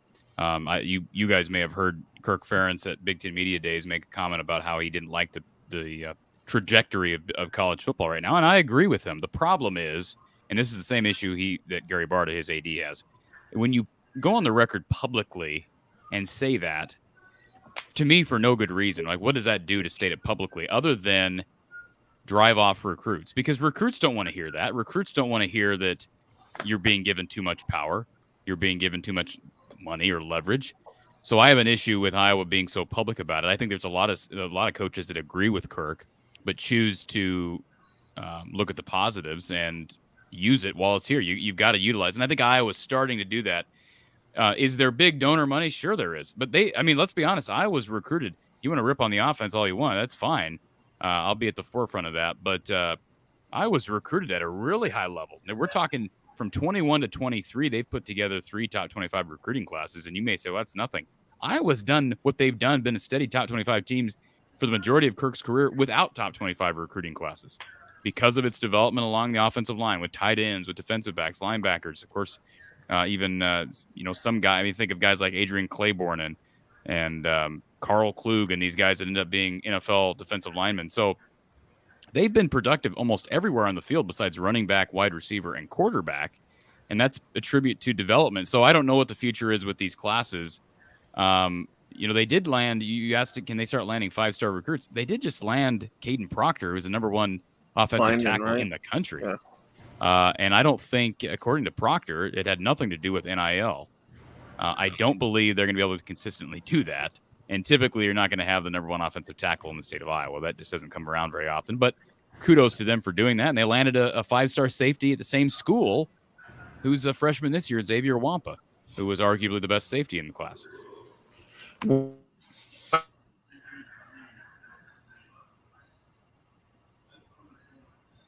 the level where they are the favorite to win the Big Ten, to be a favorite against an Ohio State. Is that just an impossible thing to do because of the recruiting? I missed the first part of your question. Can you? I just the first part of your question. Yeah. What would it take for Iowa to become a favorite against an Ohio State? If we'll say, hey, Iowa's a favorite today, what would it take? Can it ever get there? I mean, no. Yeah. No. I don't. You guys want to weigh in on this? I don't see how a program like Iowa, as great as I think the state of Iowa is, and I love the history of Iowa football. It's a storied history, but I mean, how are you going to overcome? That's an unfair comparison to make. All right. Yeah. I just want to point out another fan in the comments. Yeah. Thanks, Gary. You would have to have some, either, just recruit astronomically better than you would have to be recruiting at Ohio State's level, or, the other way is Iowa just has this ridiculous hit rate on, the 3-star guys that they sign. And that's fine. I mean, you can live. I'm fine with living I think a lot of Iowa fans are fine living as the underdog. Let's be honest. Mike D'Antonio made a living on being the underdog. Absolutely.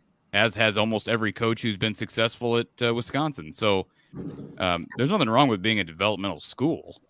The issue becomes, and I know this is not maybe what we spend a ton of time talking about. The issue becomes for a program like Iowa that's so good at developing so many different positions on the field. You have to have enough self-awareness to realize, okay, we don't know what we're doing at this position. We don't know what, for instance, with Iowa, we don't know what we're doing at quarterback. Mm-hmm. That's okay to admit that. I'm pretty sure Pat Fitzgerald is no quarterback whisperer. I'm pretty sure Jeff Brom is no, linebacker whisperer. That it's just like guys specialize in different things. You're not micromanaging everything anyways. But the issue has become, I think, one thing, Kirk has not done a good job hiring at that position.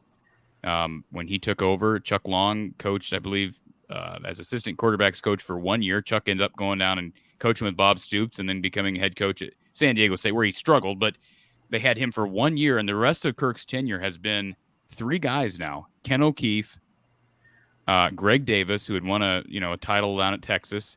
That was happened to be the year Iowa went 12-0, but the offense was not very good either.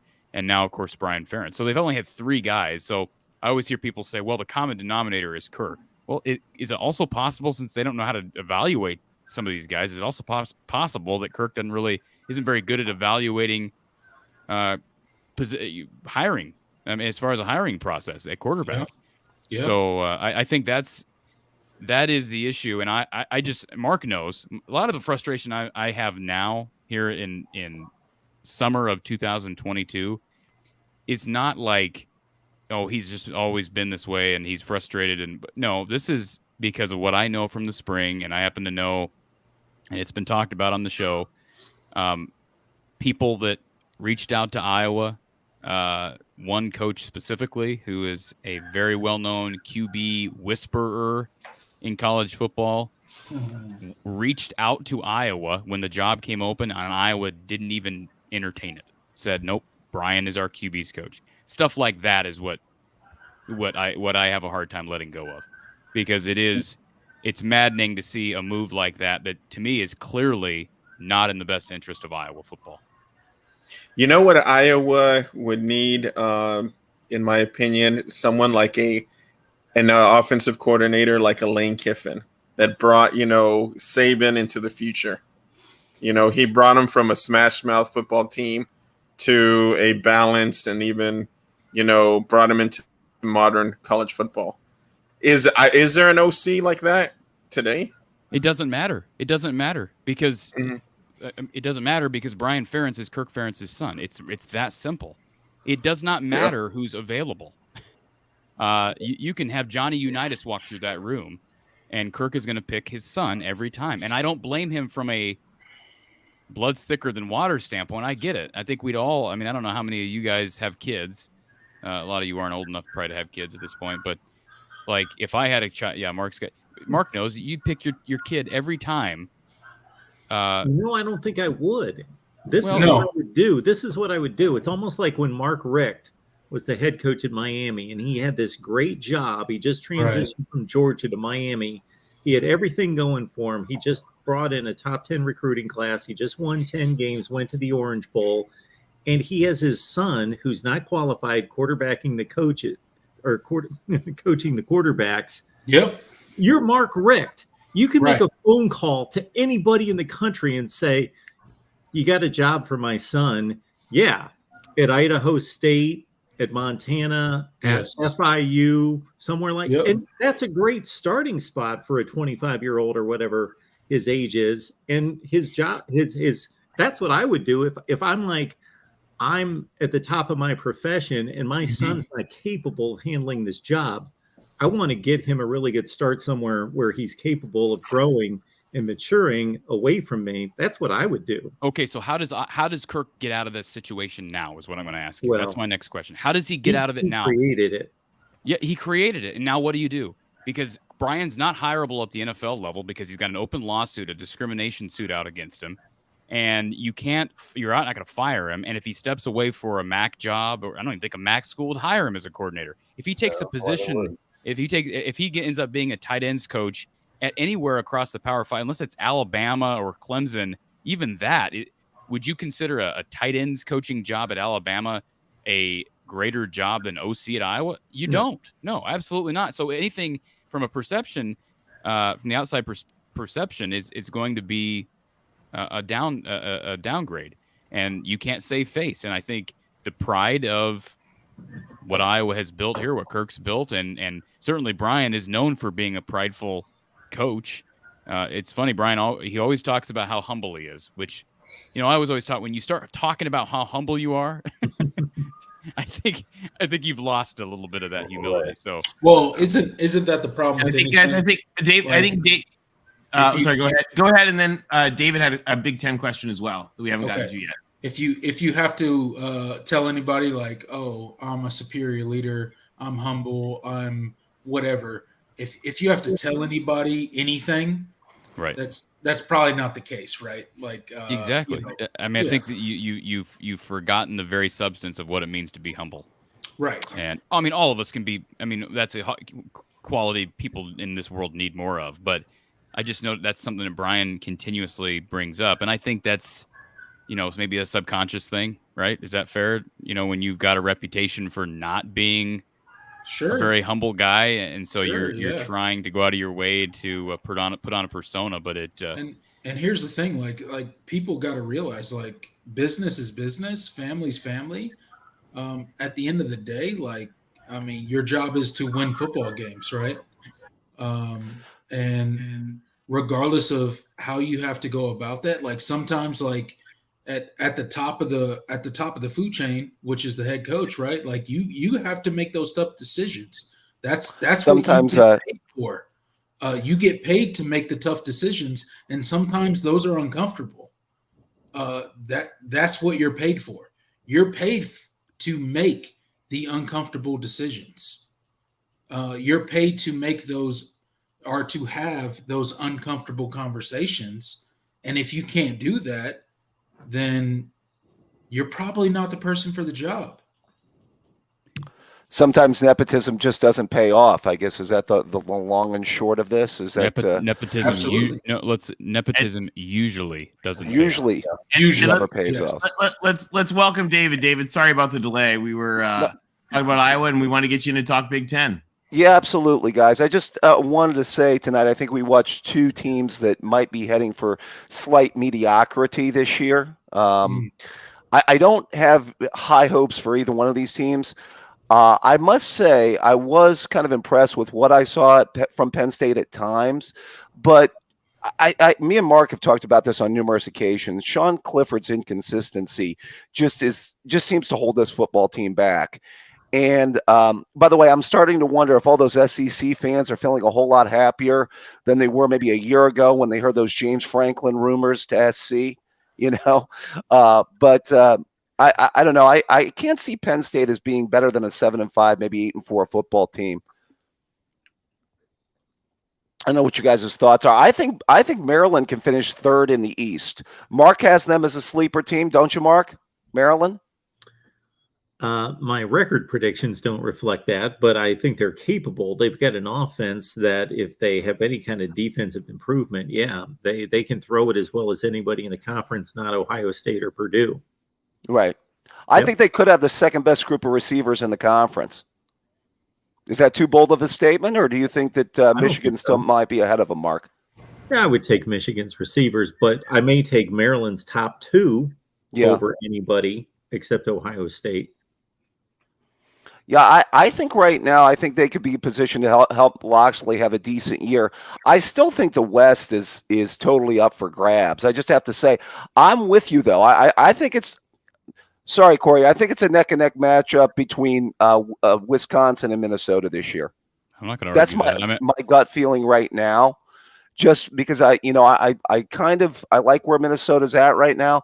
I also think Allen's going to have a very big year running the football at Wisconsin. I disagree with you about Purdue. I'm bullish on Purdue to an extent because I just think when you have that type of a passing attack, it's one of those things where, and I could be totally off on this, and maybe Charlie Jones will come back to earth, but I just have so much faith in Jeff Brom, his ability to generate points, and it's kind of like Phil Parker's defense. You just know what you're going to get every single year. They're going to be productive in that facet of the game, and it's going to keep you in a lot of games. I was surprised. I actually thought they did a better job getting to Sean Clifford without Karlaftis than I expected. Right. But see, I think that's the weakness of the Penn State offensive line. Penn State offensive line play has been in the tank for a long period of time, and it doesn't seem to be getting any better. I just think Wisconsin gets back to tried and true running game, playing defense. Although I just wonder what they're ever going to get out of Graham Mertz, though. There's been these expectations for him at quarterback. It's going to be interesting to see what he can do with another year in that system.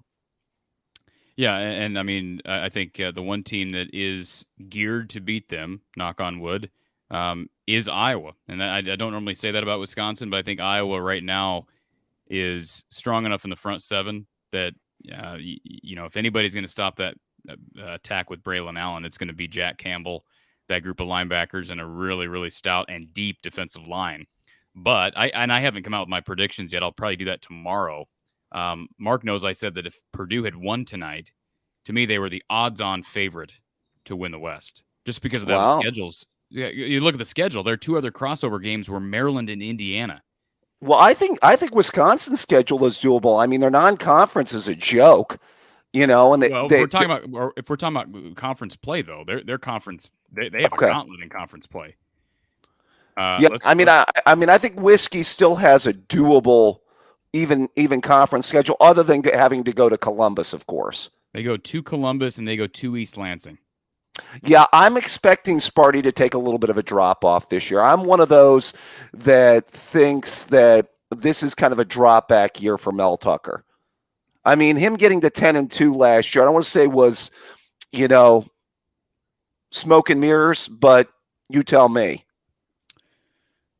You could be right. I still consider the upper, and you may be right about Penn State too. I wasn't real impressed with what I saw from Penn State.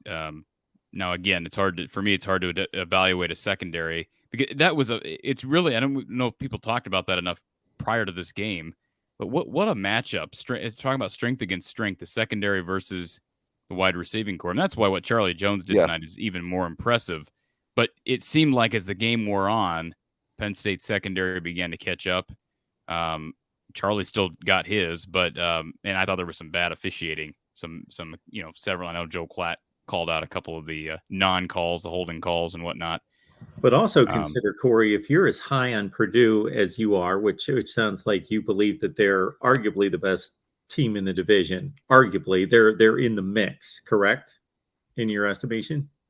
Well, I'm not trying to just debate you. I really no. I don't think they're the best team, but based on the schedule, have they gotten by tonight? I would say they're. I think we talked about this. I would consider them a notch below the other three, and I think Minnesota, Wisconsin, Iowa are all pretty even without looking at schedules. So for me, I'm not discounting Penn State's win as much as maybe it sounds like one or both of you are, because to play on the road in the Big Ten, night game, the opener, your quarterback throws a pick six in the fourth quarter, and you still come back and get that done. I think that's pretty substantial. See, here's the issue with Penn State. It's not only Clifford's inconsistency, but it's also the offensive line play. And I still don't see a running game there. I mean, I don't see Miles Sanders or Saquon. I mean, maybe somebody emerges at the running back, and maybe it's just the offensive line that's holding them back. But they may have found one tonight. They just brought in the number one rated running back in the country, and he looked pretty good the first 3 or 4 times he carried the ball. I'll look at his numbers for the game. But I thought King Doru looked pretty good for Purdue. I thought they ran the ball better than they maybe did all of last year. Yeah, Purdue just didn't run the ball when they needed to in the last 3 or 4 minutes. I don't think we talk about Jeff Brom being a magician from a passing offense standpoint. I don't know that he understands how. I don't think he understands how to run out a game when you're ahead, because he's so used to just throwing 60 times in a game. Yeah, because they were running the ball effectively. They could have ran a lot of clock out there late. We as Ohio State fans also sometimes, wish that Ryan Day had a little bit more of the run game in him from time to time as well. So, we've been down that road before. I mean, I still think Brom's a very good play caller. I mean, had that catch gone the other way on the instant replay, Purdue wins that game and they run out the clock. So all that pass happy, is one play away from really working and running out the clock at the end of that game. The play that was called back with about 2.5 minutes left. Which I thought was honestly, when I first looked at that and I saw it on replay, I don't think there was enough evidence to overturn it. But that was my thinking. It was just too close to be overturned on replay. And by the way, let me say one more thing. Sure. And I'll see if anybody has a question, and then I need to get to bed. Okay. The hit on Sean Clifford, I thought was a dirty hit. And nobody wanted to talk about it. I thought it was a dirty hit. Yeah. To me, it looked obvious that he was. Now, somebody may tell me I'm wrong, and I'm fine with looking back at it and being proven wrong. It looked like that defender, and I don't know who it was aiming at Sean Clifford's lower body. And I thought it was just I thought it was uncalled for, and I thought it should have been reviewed. Yeah. Hey, I want to get to one thing before I got to go too. Have both of you gentlemen put out your playoff picks as of yet? I don't usually put out. Yes. I don't usually put out playoff picks. Oh, okay. Mark, we're waiting for it, Corey. Okay, I'm going to put out mine. Hopefully, and I'm seeing a Michigan fan emblem up there. Hopefully, yours aren't as bad as Desmond Howard's. I just want to say that for the record. I'll check with his before I make mine. Okay, yeah, because those were a doozy. I thought Pollock and Herbie were going to lose it. I'm going to give you mine real quick. I'm going to go. You don't. Let's not talk about Herb Street. Didn't he pick Nebraska to win the West? Yeah. He did. Okay. Yeah, he was on the Scott Frost train. Yeah, he was big on Tennessee a few years ago when I wasn't either. Too. So I'm bigger on Frost than I think you guys are. I still think he could pull out a good season. You don't think he's coaching on borrowed time? I think he is, but I think it's. Last year I think they were. I mean, you take that many teams down to the wire. It's sometimes it's just bad luck, I guess. No, not after 5 years. Yeah, there is definitely some program issues. They're 5-21 in one-score games since he took over. 5-21. I don't. It's you straight on this. It may be a gut feeling. I don't know. I just feel like there could be a breakout season for Nebraska. It's been famously said. I was talking with this guy. I was talking with this guy about Iowa last year, and me and him, and I was telling him I think Iowa could be in the championship. And what did we end up talking about last year? We ended up I don't know if you remember talking to me, Corey, but we talked about, I'm the Michigan guy, and we were talking about having Iowa and Michigan in the championship. Yeah. Well, that's completely different than Nebraska projecting Nebraska to have a. That was a gut feeling. What's that got to do with Scott Frost? Because my gut's telling me that. My gut told me Iowa, so I'm going with my gut here. Did your gut tell you that Scott Frost was going to be 10-26 in the Big Ten? No. Okay. No, I mean, what actually really scares me about Nebraska more than the play calling, when everybody harps on that, is the fact that I don't look at Northwestern as being a speed and space team, and Nebraska sure made them look like that by the way they were tackling. Yes. So okay. Anyways, Corey, what I wanted to talk with you and what I wanted to ask you I want to backtrack back to the Kirk Ferentz. Okay. So you're saying you want to keep Kirk Ferentz? Well, I don't address that topic unless I'm asked. And are you asking me if I believe Kirk Ferentz should continue coaching, or are you asking me if I think he should be fired? Yes. Because I don't believe he should be fired. I think that's foolish to think he should be fired. What I think should happen, here's what I think should happen. Gary Barta, who's supposed to be the most powerful guy in that athletic department, but is not clearly, needs to say, Kirk, this isn't... Now, at this point, I'm not saying to do this mid-season. Let's see how the season plays out. But assuming the offense doesn't make a huge jump, and I don't expect it to, you say, okay, Kirk, enough's enough. Brian needs to move on. And I think one of two things is going to happen. Kirk's either going to say, okay, I got to find Brian a job. We got to figure out a way to save face. We'll get it done here. Or he's going to say, I'm not going to do it. And so he's going to walk away. So, no, I don't think he should be fired, but I do think the nepotism needs to end. And I think the way you do that, the only way to do that is go from the top down, because Kirk's not going to do it of his own volition. He'd rather ride off into the sunset. And you wonder, how much is he sticking around with the hopes that Brian figures it out all of a sudden and can take over as the head coach? I think that's probably part of his thought process. I mean, he's like 65, 66 now. Mm-hmm. Yeah, and that's where I was wondering where you were coming from when I was kind of thinking about my question. It's because I thought you were like, no, don't fire, don't. We don't want to get. We don't. I thought you said you wanted to keep Kirk. I'm just saying. No, I'm saying I have a ton of respect for Kirk Ferentz as a person, as a coach, but I think he's got a couple really big, dangerous blind spots. One of which is nepotism, and that's not exclusive to him. A lot of, we talked about that. That's not something that he's the only guy that has to deal with. But at some point, you have to look in the mirror and say, I'm not doing what's best for the program in this aspect. There's a lot of other aspects, being able to hang on to Seth Wallace at linebacker, at the linebacker spot, being able to hold on to LeVar Woods in special teams. Phil Parker, can you believe he's still there? I mean, think about the jobs that he probably could have taken years ago. Yeah. So and your view on this I was different than I was kind of thinking the direction you were going, because I was like, at what point, my other follow-up question to that was like, what point do you hold him? I mean, what other coach would get in the eyes of the fan base or whoever, anybody that matters gets a free pass for not taking? I mean, how do they not? Oh, he's a defensive guy and not have to take responsibility for the production on the offense when you're the head coach. I mean, ultimately, that's your responsibility, and you're not shying away from that. So, were you saying that just in response to him being let go as the head coach? When you say hold him accountable, is that what you're talking about? Yeah, I'm saying you would hold any other coach accountable for. On what grounds would he be fired? He just went to a Big Ten championship game. No. That's I know. What I'm saying is, as far as if you're not happy with the offensive production, sure. And if it's an issue with just the offensive production, and because I mean, if that's an issue, and if they fall apart offensively, they're losing players because they're not able to, then isn't it ultimately Kirk Ferentz that should be held accountable as a fan, or as anybody else that matters? Shouldn't he be held accountable, not Brian? It's ultimately. That's my question. In what way are you proposing that he be held accountable? I mean, held. What does that mean?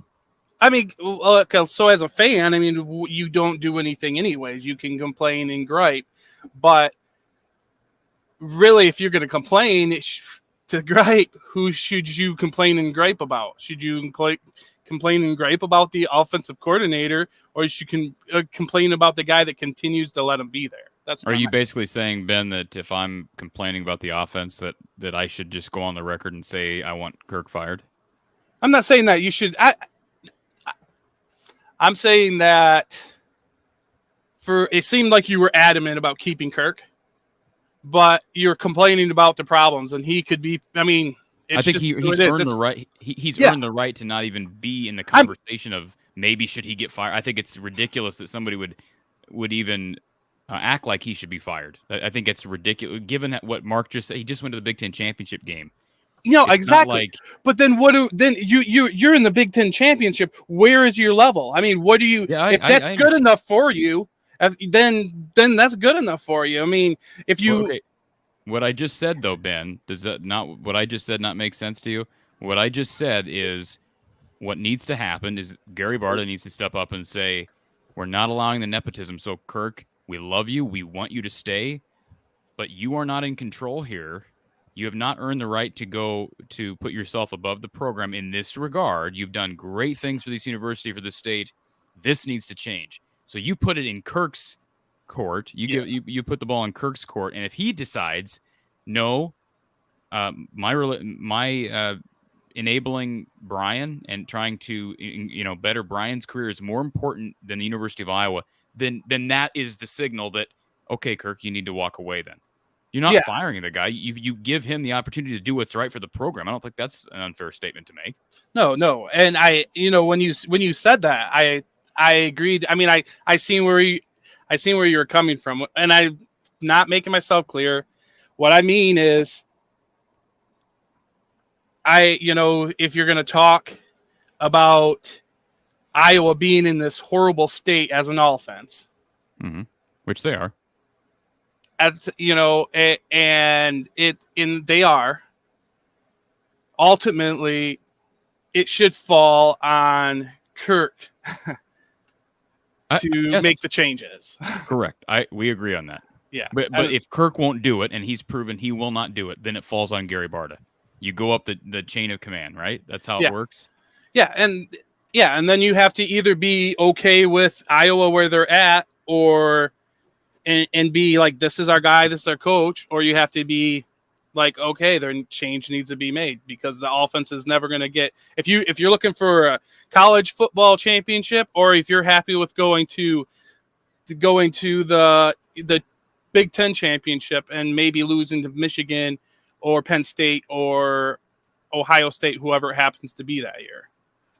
But it is okay to say, I don't want Kirk fired, but I want him to make a major change in this category. Yeah. We agree. We agree on that. Yeah, and in the respect, and I can see, and I understand why you have such a respect for him with the program. Don Patterson talks highly of him. Those people, and I can understand. I'm just talking from my perspective. Listening to it's almost like passing the buck. It's like it's like when you're complaining about the offensive coordinator and you're giving Kirk a free pass. That's, looking at it from that perspective. No, and Mark knows that I do. Mark, do I give Kirk a free pass in this? Not at all. No. All right. Well, anyway, sorry I didn't. That was it. And sorry if I confused you. No, you're good. You're good. I appreciate you. I appreciate the question, Ben. All right. You guys have a good one.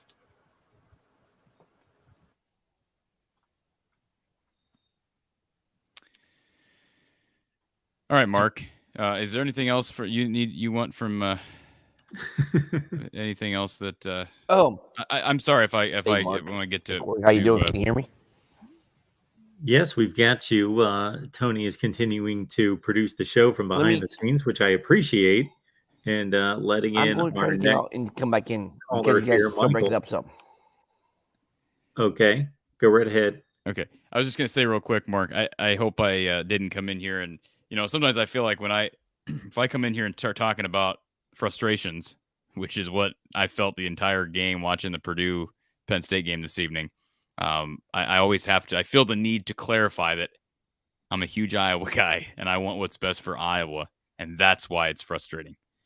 And you can see where you can see why a lot of Iowa fans would be frustrated watching what we saw tonight, correct? Yeah, that's why I texted you, and that was halfway through the first quarter. I know that I could already see it developing. And what did Gus Johnson start calling him? Chuck Sizzle? Is that what he? I can't say I really listen to Gus Johnson, anything out of his mouth. I think it's Chuck Sizzle. That's what he's calling Charlie Jones now. So no, it is frustrating, and but it is what it is. We got Iowa football in a day and a half, Mark. So we'll get to see that beautiful offense. You're muted, Tony. So I was going to say, and by the way, Corey ranting has double the viewers of us actually watching the game. So continue. Well, I'm happy to throw a rant in at any time. So, Mark, I'm going to let you take it from here. You got about 2 3/4 hours left.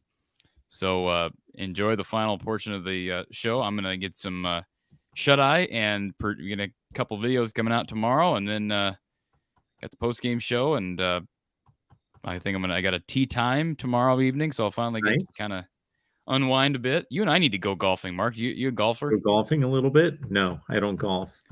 So if you want to have a long day on the golf course, I'll go golfing with you. But you're going to have to, I'm going to pick up my shots after about 10, and we'll just move on to the next hole. One more question before I go. I tweeted this out and you didn't respond to it, which is fine. I mean, it hurts my feelings only a lot.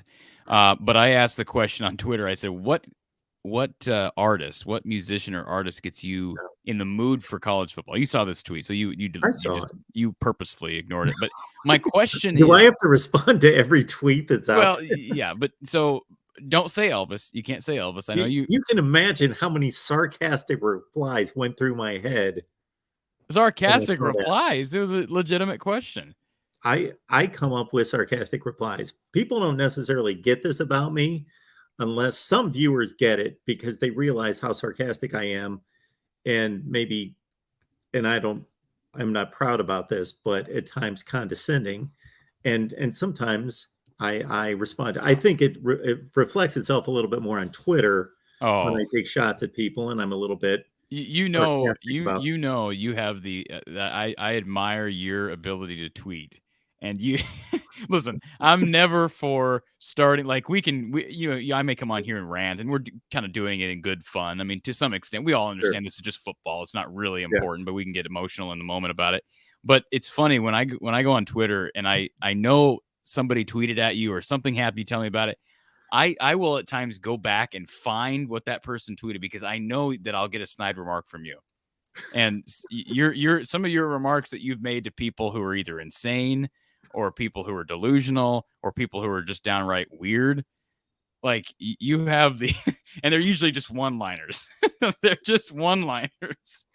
So I do appreciate that about you, but I want to know the answer to that question. I know you're a huge Elvis fan. Do you know how many times Twitter flags me for using the term moron or idiot? And they check with me to say, are you sure you want to use that term? I forget what their statement is. But they don't crack down on it.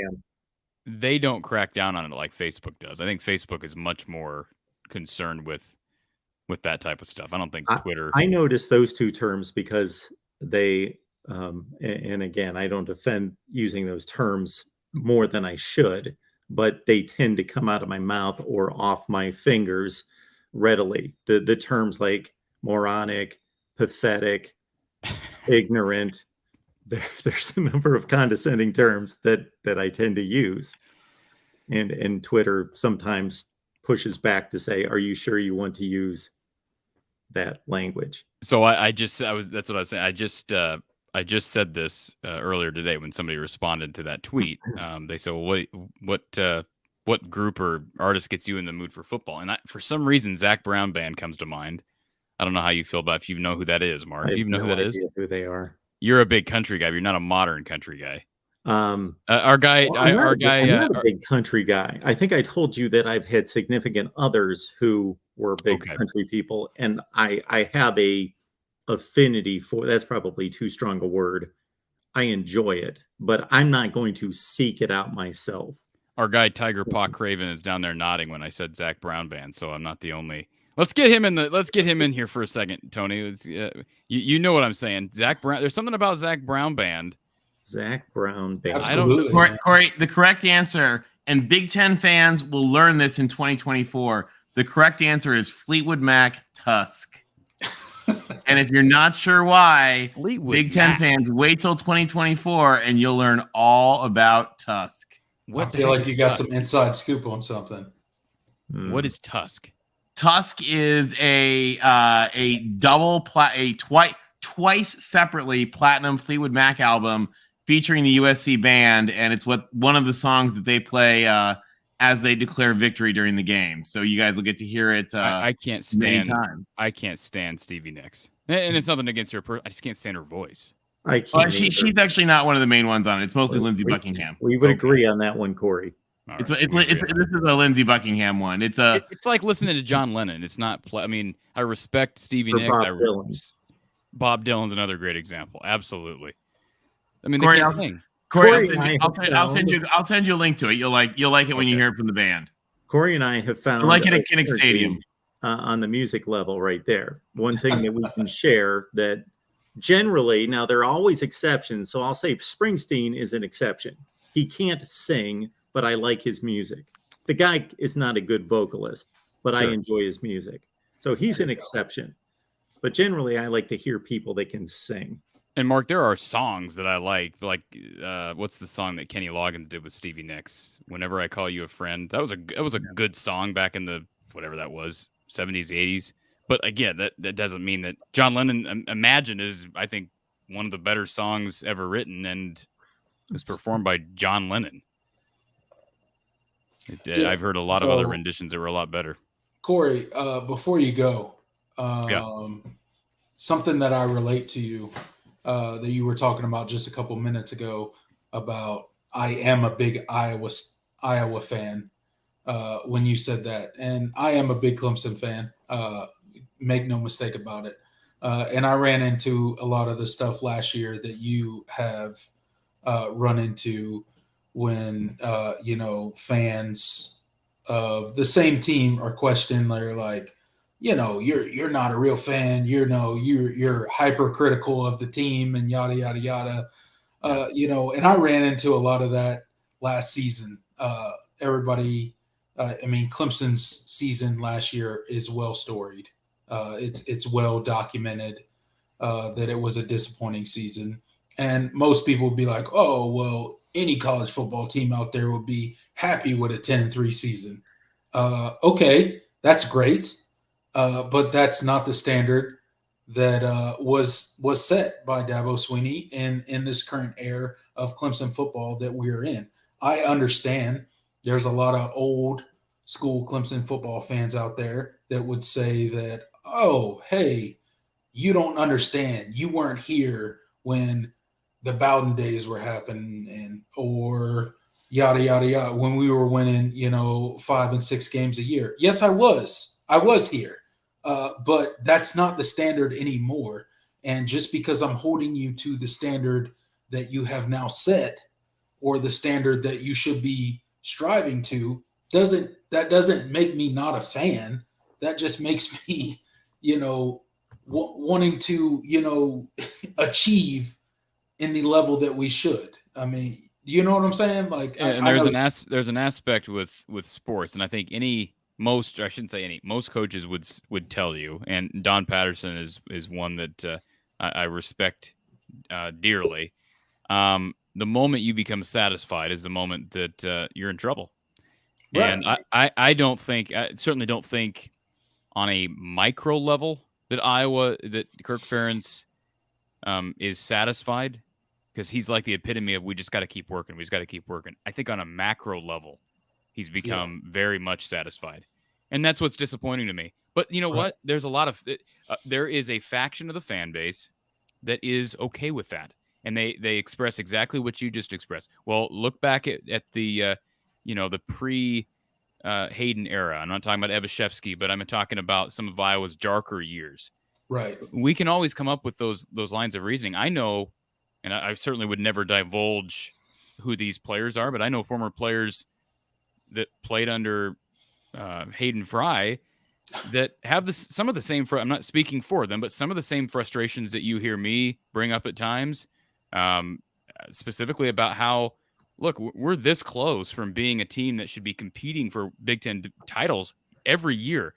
You talk about an elite defense, one of the best, probably the best team in the country year in and year out, creating takeaways, whether they be turnovers, certainly special teams. Charlie Jones is a perfect example of that. I mean, weapons Absolutely. on special teams, weapons on defense, NFL guys across the board. What holds you back is not just having an average offense, but having a terrible offense. And I know that's a strong word, and people get real offended when you use terminology like that. But I don't know how else do you describe 123 out of 130 teams? I see it from both perspectives. I think you can appreciate what you have, but at the same time, you look at this and say, they could be this team. You can say they don't have the resources, they don't have the history of an Ohio State, but man, right now they've got a guy in Phil Parker and a guy in LeVar Woods who have struck gold in their respective positions. And unfortunately, there's a ceiling until the offense is, until you move the offense along, and the problem is, here's the issue for Iowa fans. By the time that happens, whether that be, Brian goes somewhere else and or Kirk Ferentz walks away, the problem is when that happens, it will be too late. Right. Because Phil Parker will have retired and LeVar Woods will have gotten a job somewhere. It will have been too late. And I think that's the frustration a lot of people, including myself, see. And you just, like you said, you want more for the program because you can see that they're on the cusp of something great. Right, and that's the thing, and then that's the frustration from Clemson fans like me last season. Like, we wasted a great defense last season. I mean, you go back and look at Clemson scores last season, and you're like, without that absolute elite defense, I mean, we may not make a bowl game last season without that elite defense. Well, you say the same thing about Iowa. Can you imagine Iowa without a good defense? Exactly. That's the same thing. And that's where I can relate with you.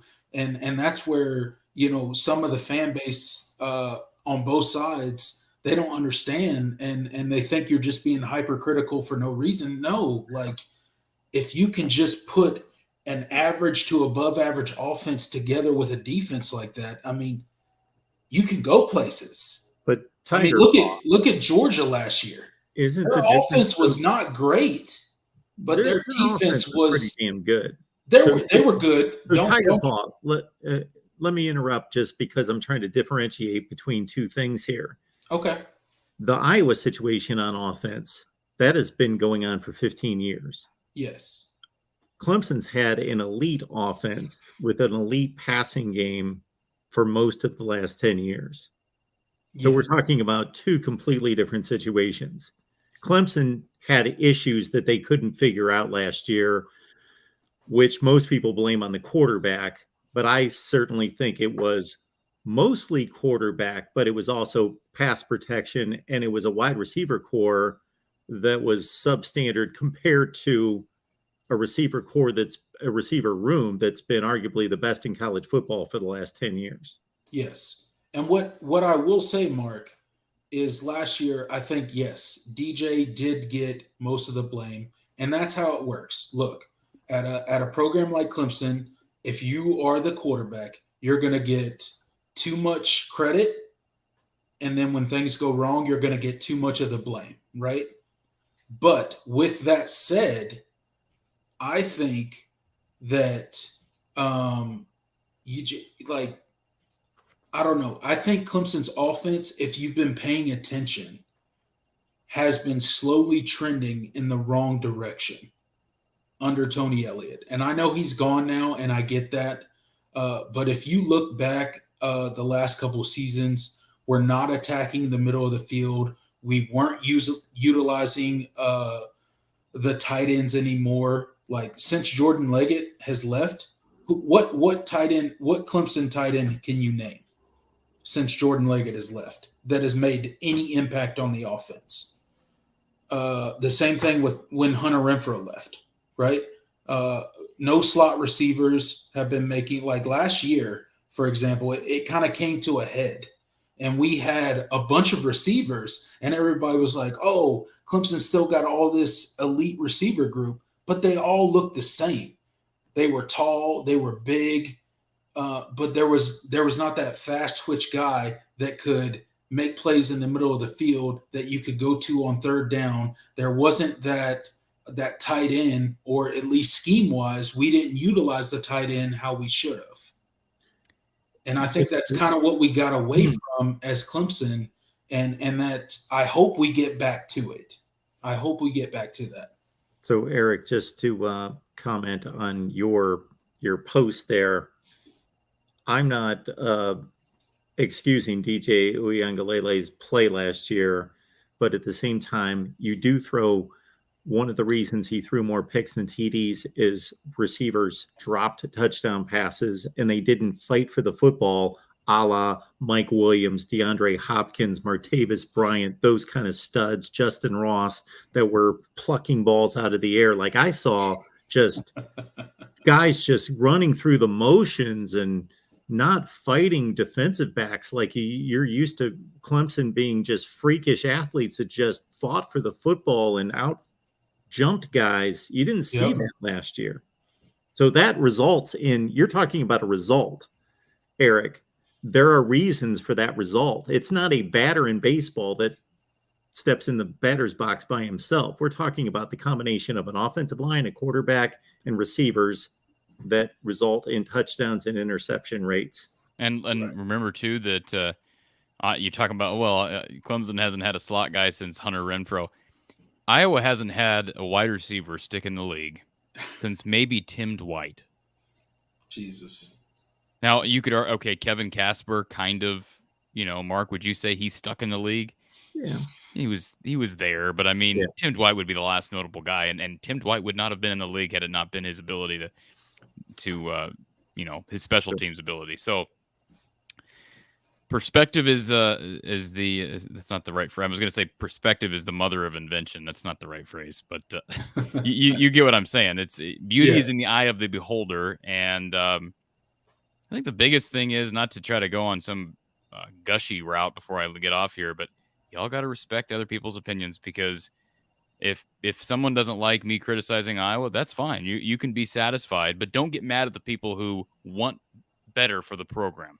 Absolutely. And I think, it's just like a parent whose child brings home their significant other and says, I think I want to spend my life with this person. Parent may say, I respect I want you to be happy, but I want you to, I think you can do better because I want what's best for you. Right. You're going to blame that parent for wanting what's best for your child. I mean, now, obviously, maybe it's not a perfect illustration, but as Iowa fans, you want what's best for the program and you see potential there. And you should. You should want what's I believe best. so. I believe so. And you can see where the program could get. And that's what's important is you can't accept like, oh, this is good enough. No, it's not good enough. If we can, like, it's all about building. It's all about what's next. Like, look, this is sports, and sports is all about building towards the future. It's not about like, okay, so Clemson won 6 ACC championships. Guess what that meant last season? Nothing, because we didn't make it to the ACC championship last season. And that's what sports is about. Look, it's great that you have championships and all this stuff, but at the end of the day, it's about what have you done for me lately? Okay. And that's the whole idea of sports, right? It's not about what you've done. It's about what you're doing right now. It's about what you can achieve in the future. And when you lose sight of that, I think you get complacent, and I think you get to a point where you're just going to downgrade as a program and as a football team. Could we have a moment of silent sadness for the rough time that it is to be a Clemson fan? Perspective. I'm so sorry. Perspective. I'm just kidding. I'm just giving you a hard time. All right, I'm going to dip out of here. I tell it to Jordan Bowman all the time. I feel you. Look. I'm going to dip out of here, Mark, because it's well past my my bedtime. But enjoy your last 2.5 hours on here. Thank you guys for being a part of it and for having me on here and allowing me the chance to kind of sound off because, boy, it's going to be interesting. That game in November between the Hawks and the Boilers is going to be a fun one in West Lafayette, I'll tell you. Seems like it, right? All right, folks. Appreciate it. Appreciate the time. Corey, thanks for coming on. We'd love to have you on the Pack Show. Thank you, sir. We'll make it happen. And Mark, are you ready for? I think we've got a couple of good folks that need to chat about this game we just watched. Absolutely. Let's do it. We are only about 20 minutes away from Matt Zemek taking over. Go ahead, Jeff.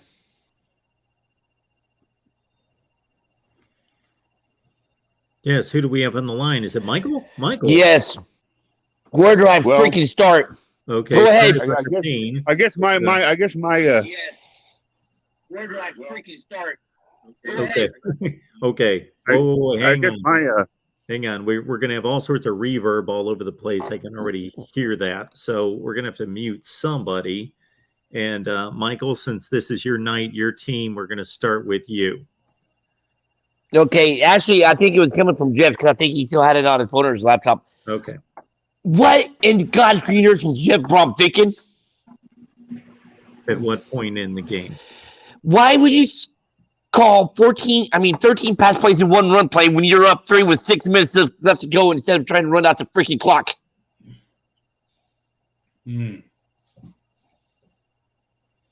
That's the DNA. That's who he is. That's what the program is.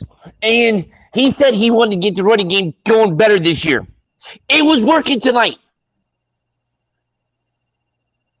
Plus, I'm going to say this. So, yeah, Purdue needs to work on tackling too because I think on 2 of their touchdowns, Penn State broke like tackles and stuff. They're actually trying to like shoulder tackle, wrap them up. Like, oh my God. Is 3 yards a carry working?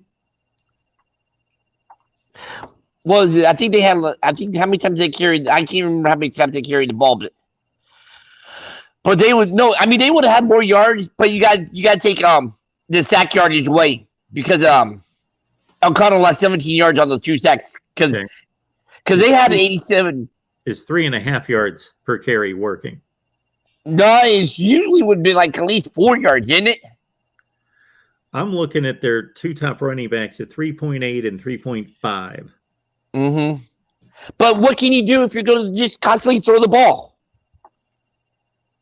No, I'm not saying that you don't have a valid point. I'm just saying, well, Michael, to a certain extent, you got to take the good with the bad, meaning that this is who Jeff Brom is. This is the kind of offense he runs. Therefore, I agree with your demands that you should be able to adjust to the game situation, especially when you've run it reasonably well, especially compared to what they were last year, which was awful running the ball. I agree with you that, okay, we've run it reasonably well. Now we're in a situation where if we run it reasonably well, we're going to end the game and they're throwing the ball all over the place. It's but I'm just telling you to take the good with the bad in that this is the coach you have and this is the offense he has built. Yeah, and I understand that, but I know going into training camp, he said he wanted to focus on running the ball and closing out the clock and stuff too when they're winning. But he didn't do that tonight. Anyway, I digress. I got to ask you this because from where I was at, that looked like that was a catch by Payne Durham.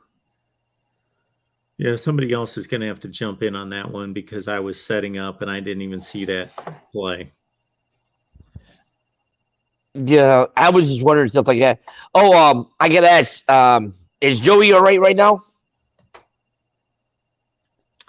That is a great question. I don't know if anyone has heard from Joey. I'm afraid to text him. Yeah, I've thought about it, but I don't know. Joey and Yellow and Navy guy were both live. They were live together for a little bit. Looked like in the parking lot. Distraught, perhaps, the word to use. Yeah. I didn't really want to comment on Penn State Purdue. I wanted to comment on the backyard brawl. Sure. Which I thought was an excellent game, with one exception. Apparently, nobody on either team can catch the damn pass. That was going on in the Purdue Penn State game too. Yeah, there were drop balls, tip balls, and I am definitely no JT Daniels fan. Absolutely not. In fact, you'd probably look pretty hard to find somebody who's more shaking his head just at the mere mention of his name than me. But he was putting the ball on the money for the most part tonight. And I think his deep ball floats a little, but he was putting the ball on the money, and guys were not making the catches. And I don't know that Pitt looked necessarily that great, but the two teams played to each other's level, which made for an exciting game. Like the Penn State Purdue game, they played to each other's. You could say, well, one was a little off, one was a little on, whichever way you want to have it. We got two great games on a Thursday night to start week one. I mean, as college football fans, even if you didn't have a dog in either fight, you got to be happy with these kind of games. Yes, sir. I mean, imagine if we'd have gotten and again, never mind who won. I mean, we could have had a 42-7 and a 31-16 or a 26-16 field goal fest. We didn't have either of that. We had two great games come down to the last minute. A couple of controversial calls in both games to keep the fan bases all fired up. It's a juicy start to the weekend. Mm-hmm. Not bad. I mean, I'll be all right. I'm just frustrated though, because I mean, like I said, I mean, yeah, it's just his nucleus in his DNA, but when you think he said something and then he wouldn't give the time, kind of makes you scratch your head and stuff. But I don't know. I mean, will Purdue bounce back? Yeah, they will. But they had to do a lot better tackling and stuff like that too. Plus, there was a couple penalties tonight that really killed Purdue too, late in the game too. So. Well, it's always frustrating as a fan when play calling, when you don't see the play calling you think you should see. I mean, I spent a couple of years screaming at Lane Tiffin, "Run the ball," and last year Bill O'Brien, I was ready to string up from the first sour apple tree I could find. Well, you're Alabama. You have the ball first and go on the 5-yard line, and you don't run it. Mm-hmm. Get out of Tuscaloosa. First bus. See you later. Yeah. But that's who they are. Mm-hmm. Oh, I get that. Mark was saying, Brom. Everybody sitting at home is like, oh my God, he's not going to run it out. He's not going to run. He's not literally going to run the clock out. But that's who he is. You're asking the Tiger to change his stripes. Yep. And along that line, I have to come in this whole Iowa conversation. My God, I've lived in Iowa since 1990, and if I have to keep hearing this moaning and crying and moaning about we could be better and we just settled for this and we went on, and ever since the 02 Rose Bowl, in Ferentz's third year with Brad Banks, they got to the Orange Bowl and got destroyed. And then a couple years later, Drew Tate throws the only passing of his career that was a miracle, and they beat Saban and LSU in the Outback or Citrus Bowl or something like that. And then I had to listen to Hawkeye fans for 3 years tell me about Drew Tate, who went on to do nothing. This is who you are, Iowa, and you're going to keep saying the same thing over and over again. Well, we're 8-4, but we could be better, or we just need to do this, or we just need to have an all Big Ten quarterback one time. For decades, I've heard the same argument. It's who you are. You can't change your stripes like that. Mm-hmm. Well, it doesn't have to be who they are, though, Jeff. So this is I know that's the counter argument. They could change who they are, but I've been hearing for 20 years they need to change who they are, and I see no evidence that they intend to do so. Okay, so this is how I see it. That if you look at Iowa's record from year to year in their ranking, they're typically 8-4, 9-3, and they finish number 18, number 20, number 14. That's who they are from a record standpoint, from a treetop standpoint. And based on where they're located in the country and a lack of football players in the area, in the region, I would think, okay, they've done very well in developing a good football program. And they're actually 6th right now in NFL players on current NFL rosters, which would seem to be really doing well. Okay. All right. On the other hand, so from that standpoint, I can understand the argument that Iowa can't do any better. They're doing well as they are. However, the special teams are typically elite, and the defenses are anywhere from really good to elite on a yearly basis. The offense, I posted a video on this a few weeks ago.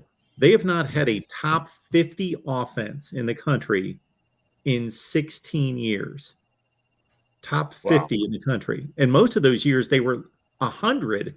They were 95, 105, 123 last year.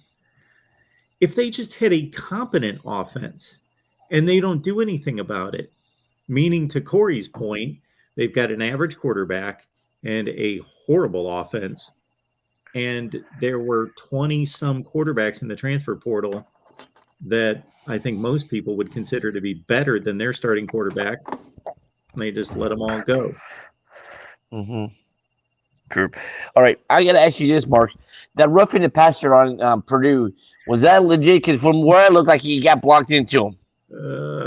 I'd have to go back, Michael. I'm sorry. No, you're fine. I just didn't know. I'd have to go back. And I really want to go back and watch that game because I didn't see the critical parts of that game in the fourth quarter. Not bad. All right. I agree with you,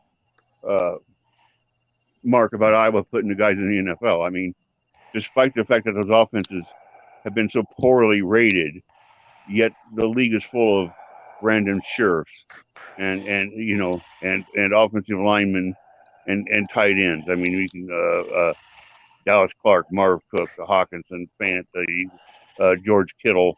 I mean, you could start listing off the tight ends. So he does. I think the problem. I agree with I agree with Corey completely that the problem, and I agree with his solution. That Gary Barta needs to tell Kurt, hey, look, we're not running you out of town, but Brian is clogging the entire program. He's clogging our progress. He's got to go. And if you won't make the change, then we're going to.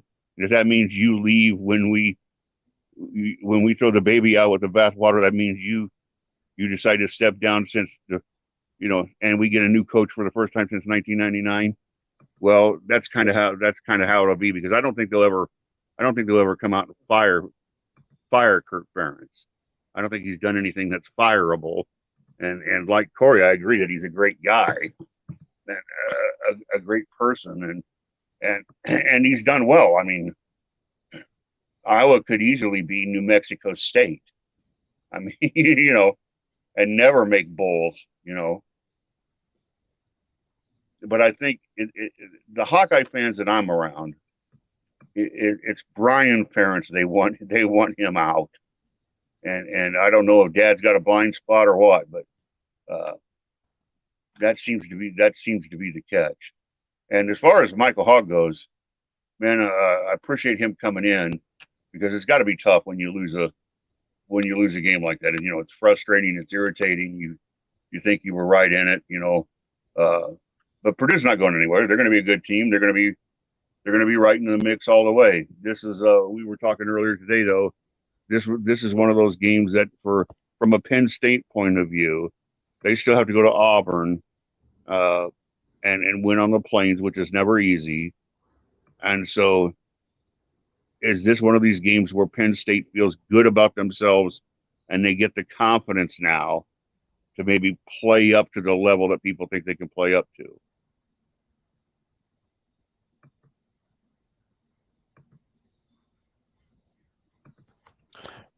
Absolutely. Michael, do you have anything else for us?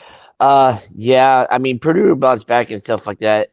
They have their teaching moments and stuff like that. I mean, yeah, like I said, they'll bounce back. They'll be all right. It's just maybe Jeff Brom will go back and maybe think more clock management and stuff like that. That's my biggest irk and stuff like that. I mean, yeah, it's in his DNA. He's going to throw the ball. But when you go try to run out the clock, and especially like I said, Jeff said, you can't change the tiger by the stripes. But when you say that you're going to run the ball better and stuff like that, yeah, they did tonight. I don't know. It kind of makes you think twice about what you're saying, but I don't know. I still think they'll be all right, though. But they just got a few things they got to clean up and stuff like that. But anyway, I'm going to bounce because Mark is probably your time of day and stuff since you've been up for like the last 20 hours and you probably haven't got no sleep either. So, and I got an early day because I got to be back at Purdue at 7 in the morning. So, all right, guys. Michael, sorry for the loss, and thanks for calling in. All right, guys, have a good one. Yeah, Mark, I'll get out of the way too. I appreciate Tony helping you out here, and I know there's lots of other people going to be. I don't want to be a hypocrite and then come in here and take up all this time. But appreciate everything you're doing. Hey, fans, if you haven't done it yet, hit the thumbs up. I haven't refreshed my screen yet, but I was like, we're right around 200. We can mash that number. And just think about this: whether your team won or lost tonight. And of course, it sucks if they didn't win. Just think, it was only a week ago. We were just dying to get to this point, to where we can actually come on here and talk about games and not talk about realignment and talk about this and that or whatever. We're actually talking about college football. God bless us. Good health to everybody. And Mark, congratulations on all the success today. Thanks, J-Dub. I appreciate it. And who else is on the line? And actually, we're getting to that point in which we can bring in our closer. So any baseball fan can appreciate a good closer. And this is one former big baseball fan right here. Real quick, Austin, do you have something? Austin, sorry, I think you're on mute. And then Mark, can you do it real quick? We'll get to Matt. Yeah, he's been waiting forever. I'll let y'all get to Matt. Yeah, why don't we bring in Austin if you want to hang tight? We're going to introduce Matt, and then Austin, you can ask a question or make your comment. But as I was stating there, that any big baseball fan can appreciate a closer, and believe me, after the last 20 plus hours, I can appreciate a good closer myself. So Matt Zemek, Trojans Wire. Matt and I get together every Tuesday to present you USC Live over on the USC channel at 1 o'clock Pacific time. It's a great time talking USC football. And, of course, this is the time to catch up with our content there every Tuesday. And, again, Matt's work on Trojans Wire and his Pac-12/Mountain West podcast. Get Off My Pylon. You got to check that out. We will drop the link in the live chat. Matt, how you doing tonight? All right. Saw some very typical stuff from Jeff Brom and James Franklin. But it made for exciting football.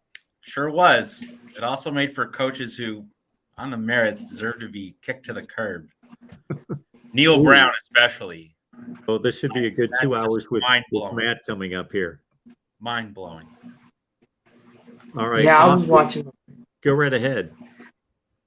I was watching the Pitt and West Virginia game because I know, Mark, we talked earlier this morning about how the ACC was looking because I'm a UVL fan, and Pitt didn't look all that good tonight. I don't know what you thought, Matt, but Pitt just didn't look good tonight. Yeah, I mean, West Virginia shoved Pitt around. If West Virginia's receivers could, catch a can of corn, Mountaineers win that game pretty comfortably. And, Keaton Slovis was on the run a lot. So that felt like USC from last year. West Virginia really did control most of the game. And it just, West Virginia was pounding Pitt up front. And Neil Brown midway through the fourth quarter, 3 inches to go, he punts. No words. But he certainly got what he deserved. Yeah, I think the thing that saved Pitt was that late interception that they got. I think if they don't get that, West Virginia may win that game. If they don't get that late turn. And that was a drop pass right off the mitts. It just goes to show if you don't got good catching ability and come back to bite you big time like it did tonight. And it was happening all night long too. I mean, JT Daniels was dropping the ball in the basket. He was very accurate, was nailing the back shoulder throws, and he didn't get a lick of help. And I was sitting there, and there was this one pass that he put it right on the money, and it just was right on the numbers, and it just slipped right through. Absolutely. And it's just one of those things too, like how much better could he have put it on him, so to speak? Totally. And I'm sure you as a USC fan has experienced that with both quarterbacks. Like, how much better can I put this on my receivers? With JT Daniels and Keith Slovis. When Keaton Slovis was throwing to a non-Drake London receiver, yes, he got some dropsies. But when he threw to London, that was money in the bank. And another thing is if I just want to see if Pitt's playing like this, I wonder how they will do against the Clemsons and the Virginias of our conferences. Because I think Clemson, 9-3 was considered a down year for them. Like Mark said this morning, like everyone expects Clemson to be 11-12 win team in the playoffs every year, ACC champions, all that good stuff.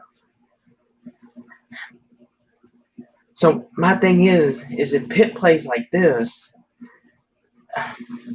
what's the future hold for them if they keep playing like this? It's a fair point. Good. One big picture note to remind you of is that Pitt lost at home to Western Michigan early last season.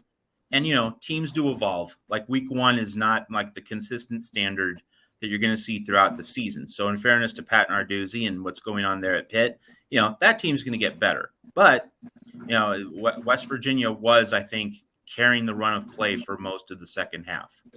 There were times when Pitt carried the run of play, but for, like mid-third quarter through middle of the fourth quarter, like West Virginia definitely owned those 15 minutes. And that's a point of concern. That's definitely something Pitt has to be concerned about with knowing that, you're going up against a Mario Cristobal Miami team at some point later this season. Cristobal has his flaws as a coach. I certainly observed them here in the Pac-12, but Cristobal's teams don't get punched in the mouth. They're not soft. And so that is certainly what Pittsburgh really needs to tighten up as the season goes along. Yeah, Matt, if you don't mind me asking, what do you think that my Louisville Cardinals team's going to do this year? Come again now with the question? What do you think Louisville's going to do this year, my team in the ACC? Well, it is put up or shut up for Scott Satterfield. He had the flirtation with the South Carolina job. That's definitely ruffled some feathers, made people uneasy.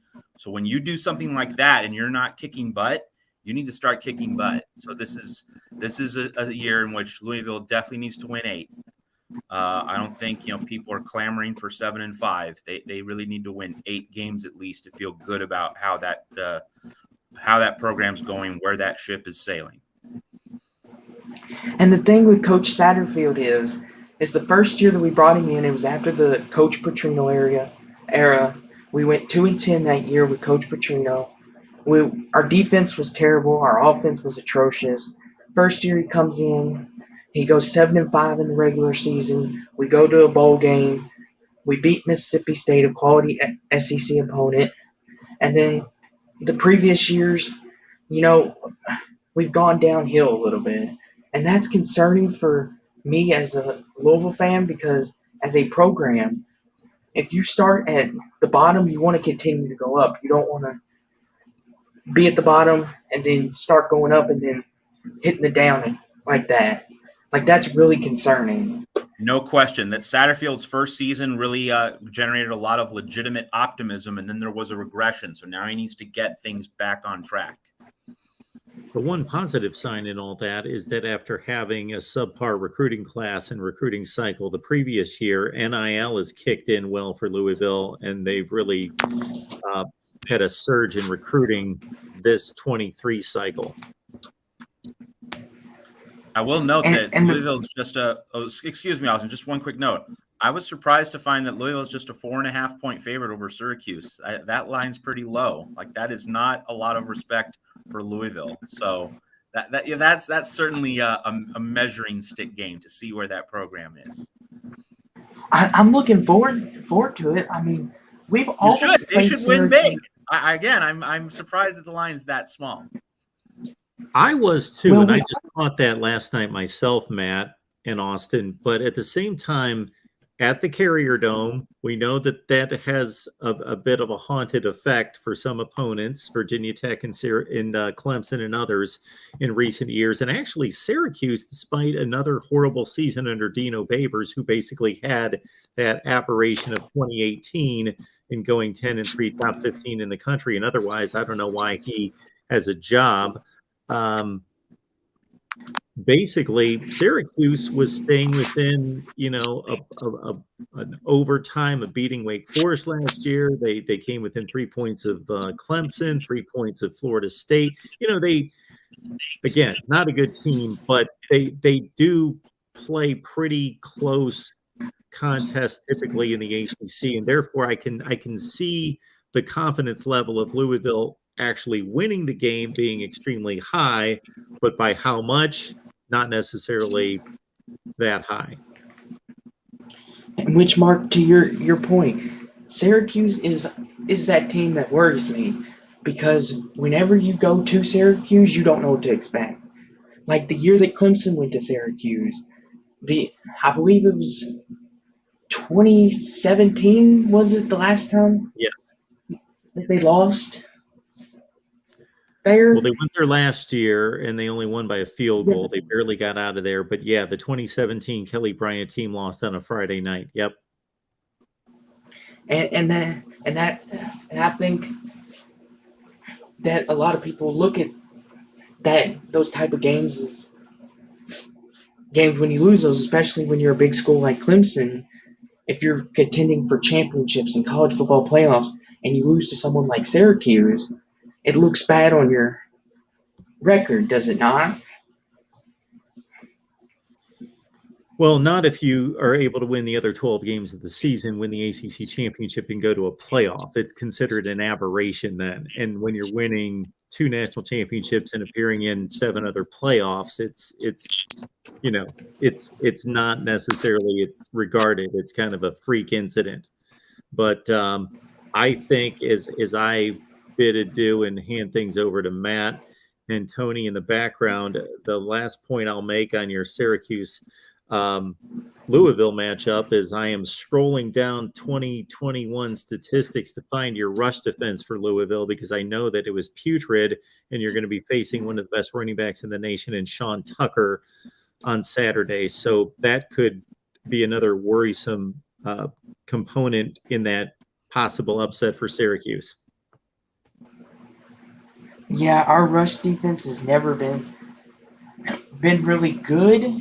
We've always had struggle with stopping the run.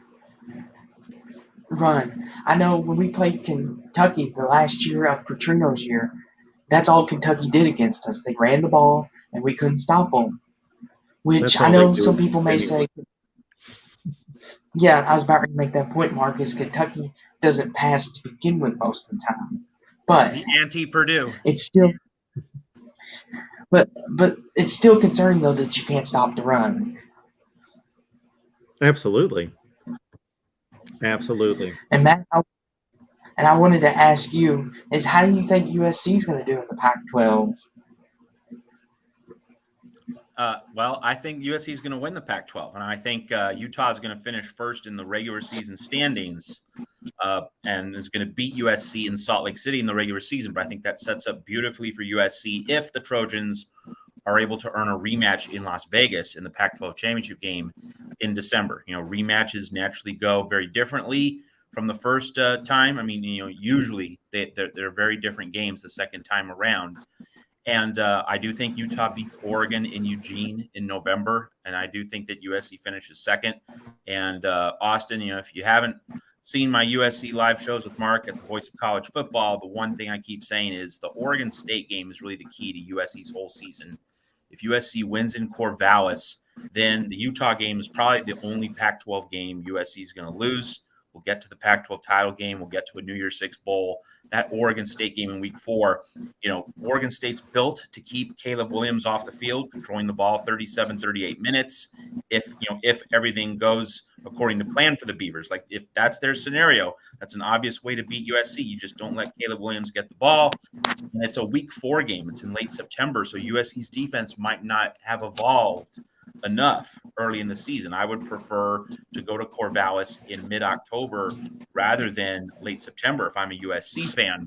So that game is going to be tough. It certainly figures to be difficult. Oregon State didn't lose at home last year. That's a minefield for the Trojans. If they survive it, then they're really set up to have a successful first season under Lincoln Riley. All right, folks, man. Which thing is Utah is always a. Austin, if you can hang on just 1 second. Utah is always hey, Matt. a team like when you I'm look sorry, at Austin. We appreciate you stopping by, Austin. Thank you so much. Thanks, Austin. All right, Matt, it's all yours. You got the controls, everything good? You need any primer before I head on out? I think I unmute at the bottom, and if people want to comment, and I guess there are only a few windows. So if another window opens up, that means someone is in the queue wanting to comment. Correct? Yes, absolutely. And Okay. I believe Tony's still in the background operating everything. Okay. Still hanging out. Matt, thank you so much. I appreciate this. Get some sleep. Thanks a lot. Thanks, Matt.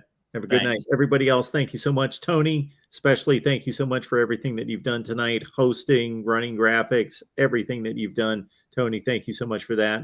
And everybody else, we'll be back with West Virginia Live at 8 o'clock Eastern on Friday. See you then.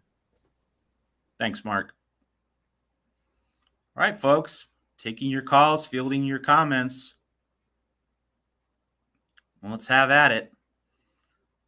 Lots of games tonight. Obviously, we have games on the weekend. So, I obviously follow USC in the Pac-12. So we have the Oregon-Georgia game. We have the Utah-Florida game. And those are two very big games. If you have thoughts on those games, that would be a natural starting point, since I'll be here for the next 2 hours till 4 a.m. Eastern. But, of course, 1 a.m. here in Phoenix. So that's really pretty manageable for me. And it's 95 degrees right now in Phoenix at 11:08 p.m. So it's actually, the weather's getting nicer. It's good for night owls.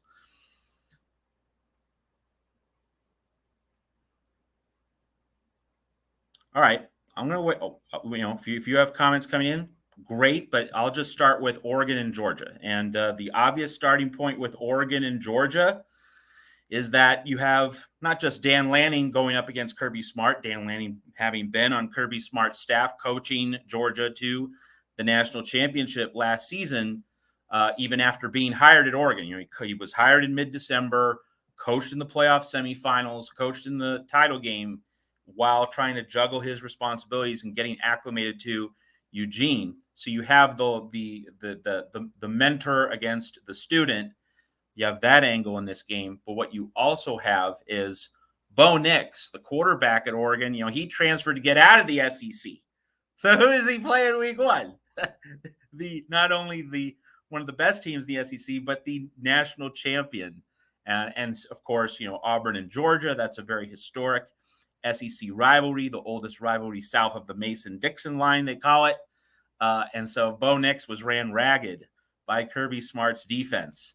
And it's just going to be fascinating to see what Dan Lanning, and also Kenny Dillingham was an assistant coach under Gus Malzahn at Auburn. He worked with Bo Nix.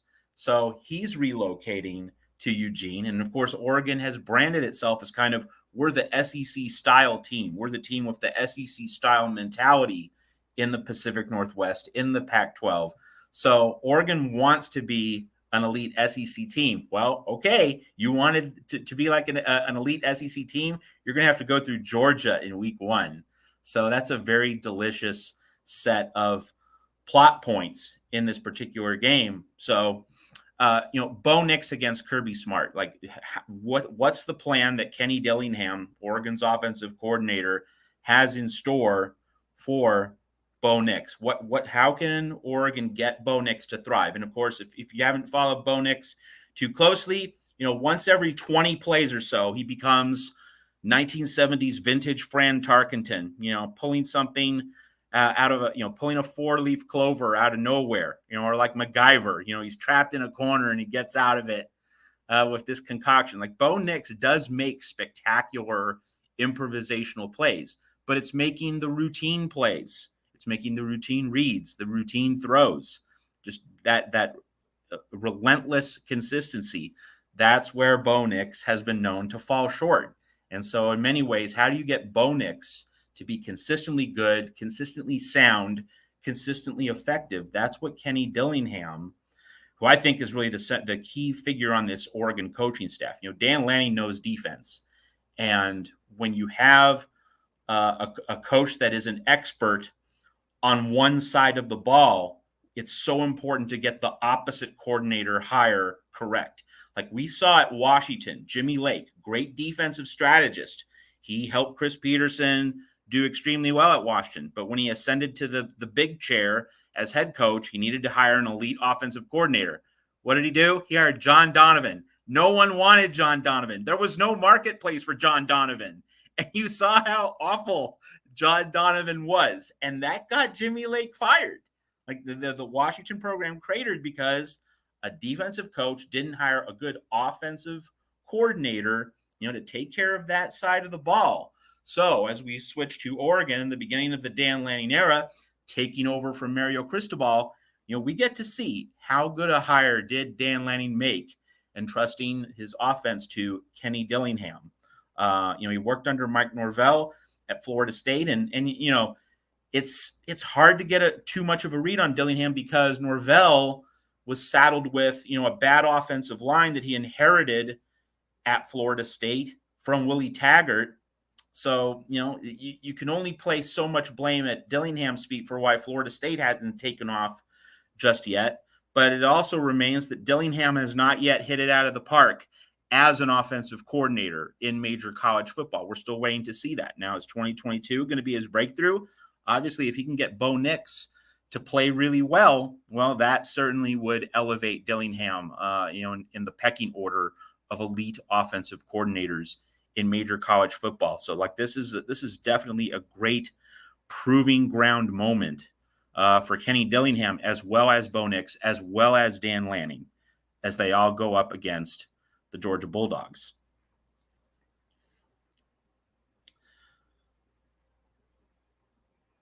All right, this is an interesting little point here. Hold on.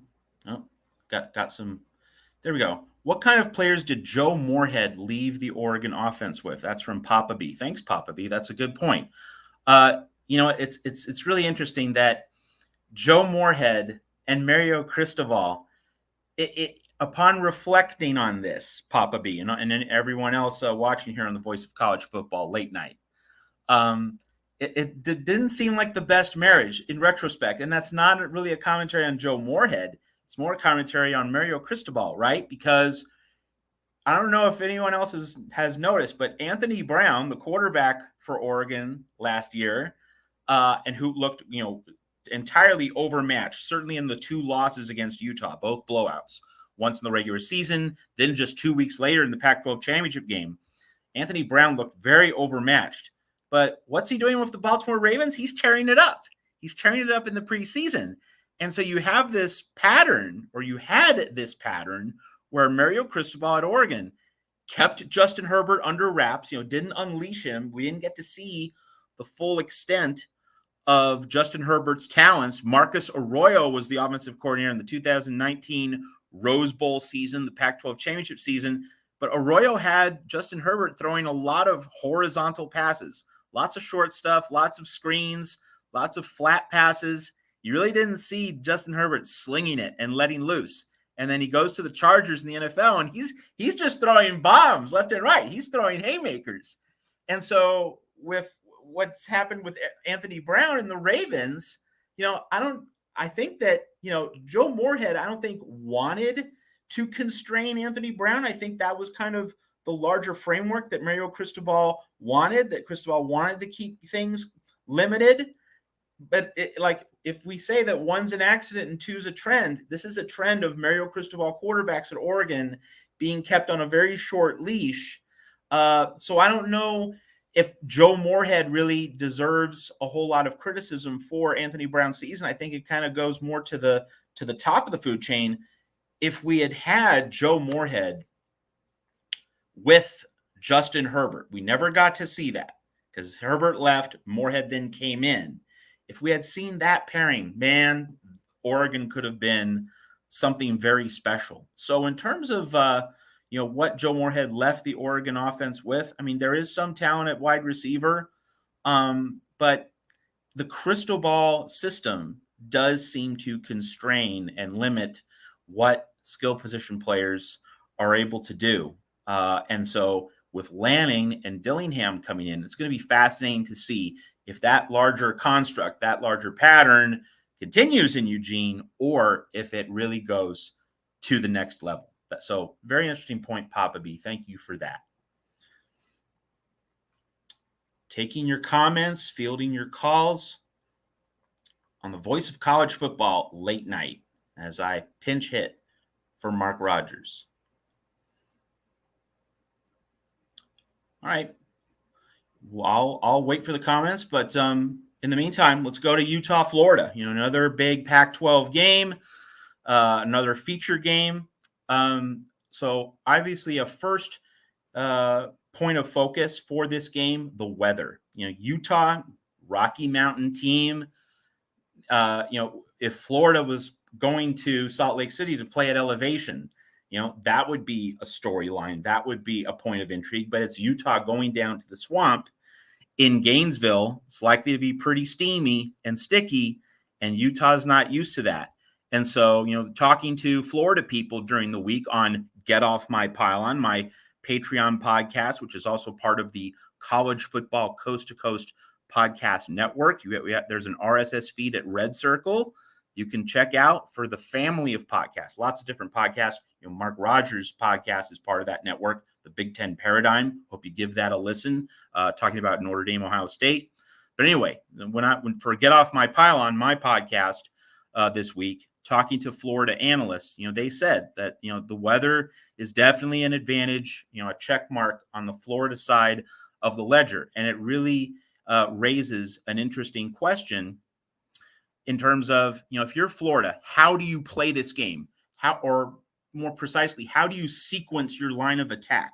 Do you run the ball early at Utah to kind of soften them up in the middle and try to wear them down in a 60-minute game? Are you playing the first half to set up the second half? Are you trying to structure this game as a 60-minute game? Or even though Utah is not used to the weather and you might feel that you need to wear them down over a prolonged period of time, the other thought process is Utah generally is not built to come back from big deficits. Now, Utah has, Cam Rising's a quality quarterback. He's certainly a top 3 quarterback in the Pac-12 without question. That's even with Caleb Williams there. You got to put Rising somewhere in the top 3 after the season he had last year. But Utah's not an up-tempo offense. Utah's not a, spread them out and fling it across the yard type offense. If you can get a 14-0 lead on Utah, a team that likes to be methodical, that likes to run the ball, that likes to, establish a ground game and then do play action off the threat of a run. If you can get a 10, 14-point lead against Utah, you have the Utes in a tough spot. It's not a guarantee that offense is going to come roaring back. It certainly might, but that's where you want Utah. You need to get a lead on that team. we remember Sack Lake City. You know, the Utah has a brand and an identity surrounding rushing the passer. Like, you don't want, if you fall behind Utah, the pass rushers are going to get after you, and it's going to be a long night. And so we've seen that play out with the Utes. Oregon certainly knows the feeling, right? Utah got out to leads, and Utah was very good at protecting those leads, building those leads against the Ducks twice late last season. So Florida certainly has a thought process to consider. Instead of trying to wear down Utah in the weather, there's also the thought process of, let's make sure we get a lead. Let's make sure that we win the first quarter. Then we can build a lead. Then we can get after Cam Rising. Then we can run the ball a little bit more with a lead. And Utah, might panic, might get worried. Then we can run the ball at them, milk the clock, and really, tighten the screws against the Utes. So it's going to be fascinating to see. Does Florida try to get the lead in the first quarter, or does Florida try to play a patient, long game? Does Florida think about this as, we got to own the first 10 minutes, or do we have to play it out over the full 60? I'm going to be very interested to see in how that game goes, certainly in the first 10 to 15 minutes in Gainesville.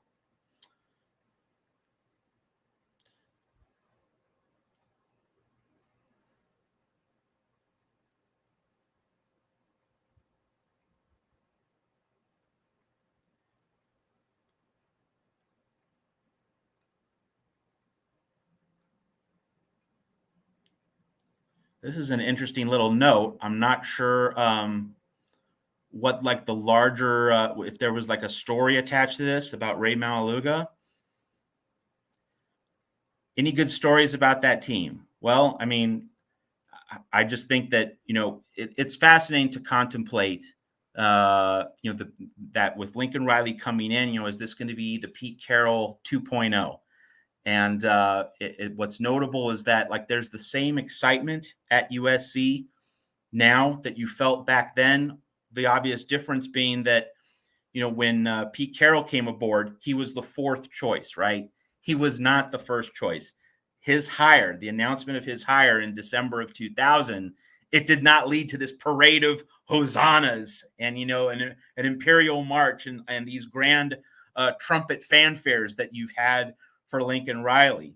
So that's an interesting little contrast between Carroll and Riley. That Riley's hire, well, of course, it was an absolute grand slam home run by athletic director Mike Bone and his assistant Brandon Sosna.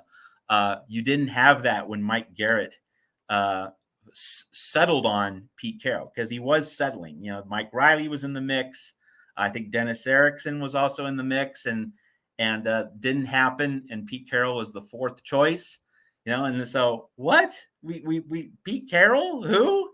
Because he didn't connect when he had chances in the NFL. Now, of course, Robert Kraft, y'all know that guy of the New England Patriots, didn't really trust Pete Carroll. Didn't allow him to continue to build that particular team. And it was certainly felt in some circles that, Carroll was getting there with the Patriots, but, wasn't allowed to kind of finish the job in New England. But that wasn't necessarily Carroll's fault, but it still left us with the reality that when Carroll was hired at USC, he did not have this shiny, glowing legacy, certainly not as a head coach. He certainly had put in some good years as an NFL defensive coordinator, but he had nothing really on his resume as a head coach to say, hey, he's gonna succeed at USC. So it's a fascinating contrast with Lincoln Riley, that Pete Carroll, his arrival, nothing like the arrival of Lincoln Riley and what we've seen over the past 8 months. So that's just one thing to note in terms of recalling the Carroll era at USC. Let's go, Matt. Hey, Tim. Well, I just want to add to that part of it is with they're really going all the way back to Howard Jones. You have to go as a coach in order to have somebody that was actually a known name. It just seems like the way USC hires normally is how the Pete Carroll, they stumble onto coaches and then they work. It doesn't seem like there's much of a, I guess there's a theme probably going all the way back in Heritage Hall through the decades, is that they kind of stumble onto coaches or have them referred to like Newt Rockne did, referred Howard Jones. But again, to my knowledge, that's the last really big time hire that USC ever did. This is really the first one because Pete really wasn't, right? Most fans, if USC fans are honest, like, this guy, he's an NFL retread. We hate this guy, right? That was the whole story behind that. Yeah. Of course, but flash forward like maybe 3 years, I was like, oh, I was with Pete the whole way. Yeah, of course, Of man. course. Of course. Now, I think, in terms of USC history, since we're talking about USC history, John Robinson had some years under John McKay, toward the end of McKay's tenure. So you could at least see that, like, it was a promotion from within, kind of like, Jimmy Lake succeeding Chris Peterson, because Lake was, very much responsible in part for Peterson's success in Seattle. So just in terms of like an internal promotion from a guy who had a role in winning a national title, USC's 1974 national championship, McKay's fourth and last one at USC. Robinson at least had built some credentials within the program. But yeah, in terms of John McKay himself, like, he was an assistant under Len Casanova at Oregon in the 1950s. And, Oregon did make one Rose Bowl in the 50s, but like, it wasn't any sort of like dynastic power or, a sustained giant in the conference in that decade. So yeah, McKay had a very thin resume, all things considered, when USC tabbed him to succeed Don Clark heading into the 1960 football season. So you're absolutely right that USC's best hires did not have these gleaming long resumes. USC is different from Notre Dame in that regard, because Notre Dame's great coaches did have very successful tenures elsewhere before knocking it out of the park as a head coach. Frank Leahy was a great head coach at Boston College before he went to Notre Dame. Ara Parseghian did a great job at Northwestern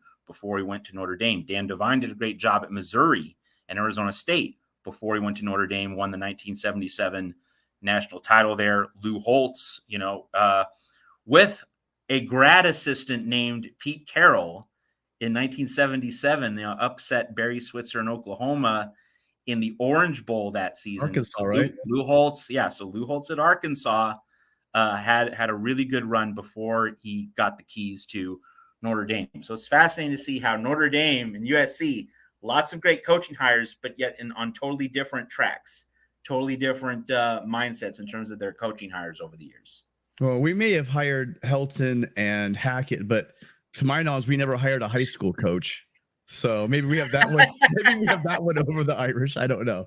But, busting some chops there with Jerry Faust. Yes, we'll take a couple shots we can. Did you notice the depth chart released today? Well, I have been so drowned with work that I wasn't able to really dive deeply into it. Were you able to look at it a little bit? Yeah, it's there's not a lot of mystery to it. They got Rice Williams, and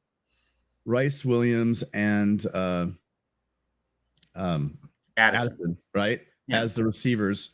Lake McCree was surprising. They have Lake McCree listed as an OR with Epps, so that was interesting to see. Definitely.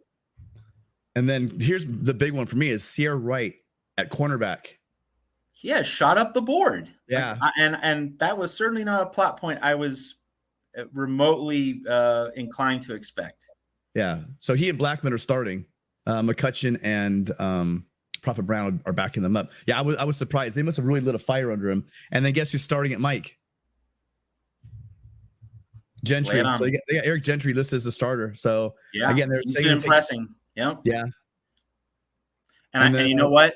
And you know what? Just in terms of this game against Rice, not talking about like the rest of the season, but the fact that Eric Gentry knows what it means to play and practice in really intense heat at Arizona State, does that have anything to do with playing him in a game where the kickoff temperature is supposed to be 95 degrees? That might be a little something. Be like a spring day for him. Yeah, that's right. No problem. So like you play him over a player who's not used to playing early season games in quite the same level of heat. Yeah, and the weather, 95, 96 degrees at kickoff, like that to me is going to affect how this game is managed. Like, if it was like a normal 75-degree day compared to this, I think that changes how Lincoln Riley and Alex Grinch are going to go about their business in this game, because you have a thin team, certainly at certain positions, especially up front.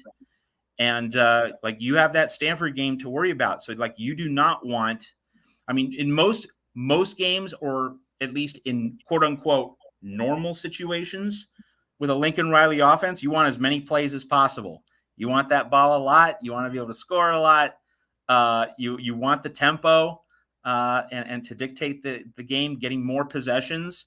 But with the weather and with that Stanford game just around the corner, yeah, I think actually, Lincoln Riley needs to think about shortening the game.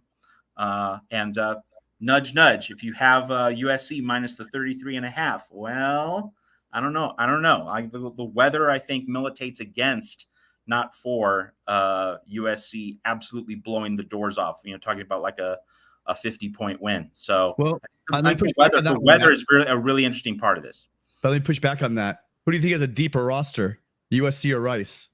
Oh, USC, no question. And the Rice kids, I know they're in warmer weather, but 100 degrees is 100 degrees. Cramps are going to be cramped early in the year.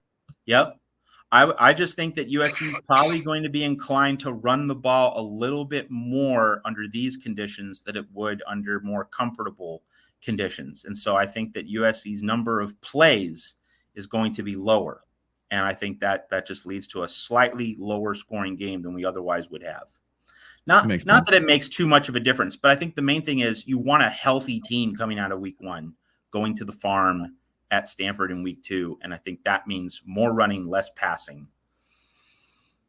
One thing I noticed is they've got, I think it was Keeley was talking about Stanley T is getting some looks on the first team as a nose tackle, and then I look at his weight at 270 nose tackle. That it's like alarm bells. Brandon Peely's there at 345. This guy's giving up 75 pounds to him, and most likely giving up, I would say easily, matching up against the center, which usually aren't the biggest guys in the world, but still, I guarantee you'd be outside by some of the centers in the league. So that's a bit alarming at 270. Well, and Peely, there's the health concerns. I think they're just being cautious with him. Like they don't want to overload him, or they don't want to put too many expectations on him. It's really going to be fascinating to see how they handle Peely over the course of the year. Certainly in September. Well, that was it. Those are the guys that really popped off the shit. The other guys aren't, like Bullock and Lee and all those guys are all no surprises at all on that end of it. But all right, listen, there's a couple of guys that want me to I'll stay backstage and I'll bring people in for you. Yeah. Sure. So I'm not sure if you know how to do that. So hey, we have Papa B continuing to bring some interesting points here. Would Arizona temperature affect a team like Mississippi State playing at Tucson week 2? Now, for those of you who don't know, that is an 11 p.m. Eastern kickoff. So that's 8 p.m. Pacific, 8 p.m. local time in Tucson. And it just brings up the point that, I don't know why Arizona State and Arizona don't schedule games in domed stadiums in this first month of the year. Now, I know that you want to play games on campus and you want to have like a quote unquote true home game, but when it's 105 degrees, as it was for tonight's Arizona State game against Northern Arizona, like that's not a good experience for fans. And so that game should be played in the Phoenix, the Arizona Cardinals domed stadiums, that you give everybody a climate controlled, comfortable opener to your season. That's a problem that needs to be figured out. Also, that the Arizona schools in really hot weather, like they should be playing road games in more moderate climates to start the year, and then they should play a little bit.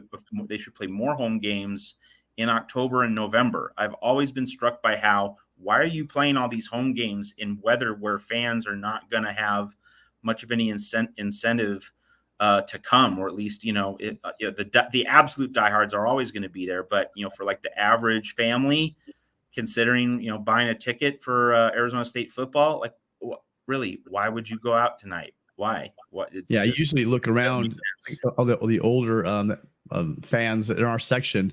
They never come in the September games, man. It's like the early September games. They know there's too hot. They're in their 60s, 70s, some of them 80s. They're not going to come out there 93 degrees and sit in the sun all day. So whereas if you play in SoFi Stadium, they probably would come, right? Yeah. Well, I'd rather brave the heat. Hello, Ben. How are you? Oh, hey, Ben, you guys. there? Yeah, I'm here. I'm sorry. I didn't realize I'm mute again. Hey, Matt, correct? Yes. All right. So are you a predictions guy? Or do you do your own and you have to keep it kind of close to the vest? I've never met a prediction I didn't like, but that also includes the reality that if I really don't have a feel for a game, I will tell you I don't have a feel. Like I won't make a prediction for the sake of making a prediction, but I will take it on. Let's put it that way. Well, Mark was exactly kind of what I think. Mark was kind of doing. Mark was kind of getting to it a little bit earlier, and then he's like realizing. In Mark's show, he was realizing he didn't make any upset predictions really, and his data tells him there should be like 4 or 5. Do you have any upset predictions? Can you give me like 3 upset predictions, like from the worst to the greatest, or the most likely to the least likely?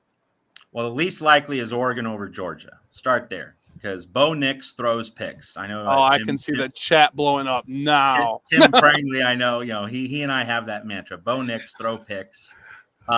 So like Kirby Smart's going to devour Bo Nix, I think. So like that's the least likely.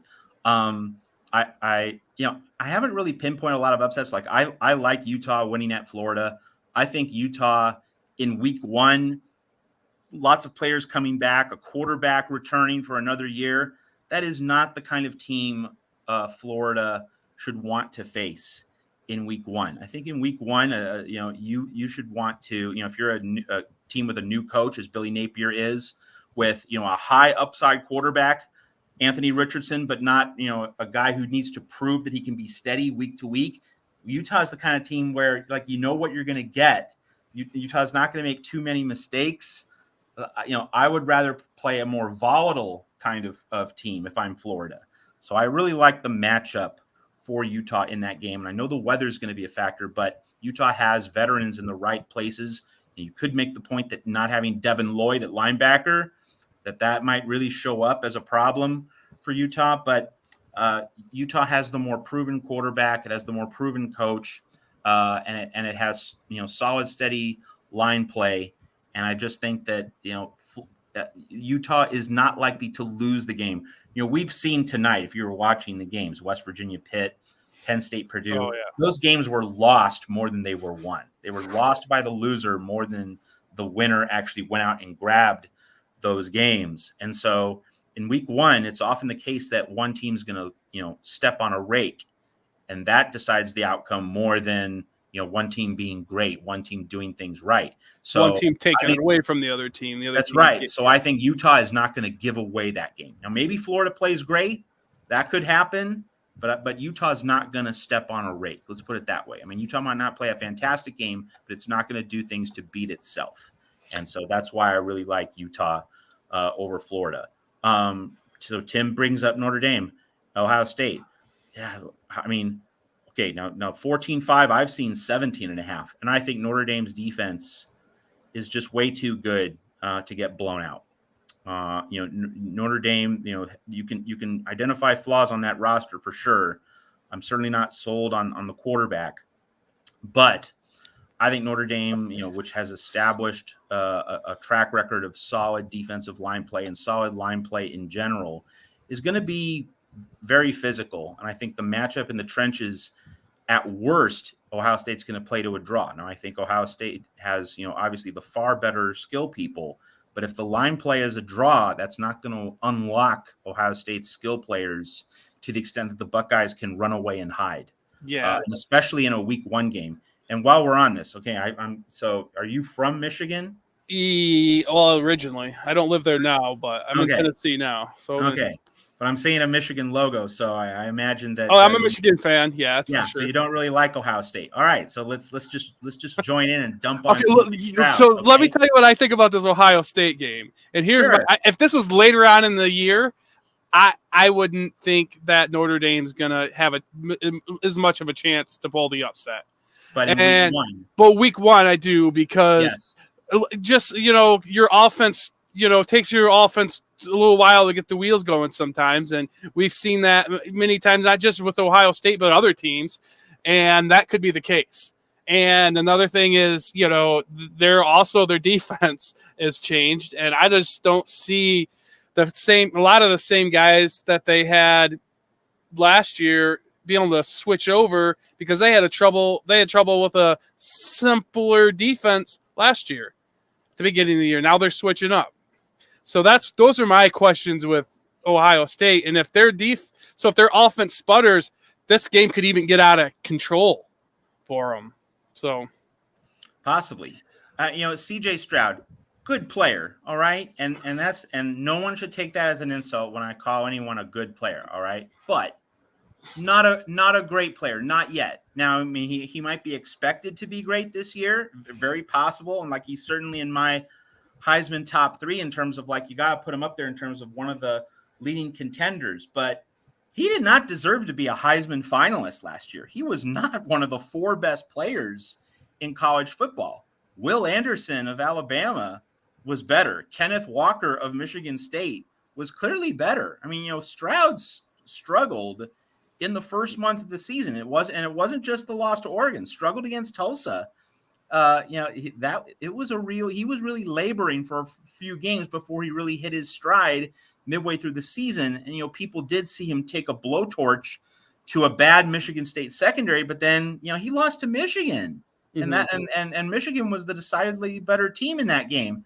So Stroud's a good quarterback. Again, not an insult, not intended to be an insult, but he was not one of the 4 best players in the sport. There were definitely a number of players who deserved to be a Heisman finalist more than he has. So Stroud certainly has something to prove, and he's not like this finished, complete, polished product that a lot of other people seem to think he is. And that also informs a Notre Dame pick plus the points that, Ohio State's offense is not there. It's not at the pinnacle. It has to get there.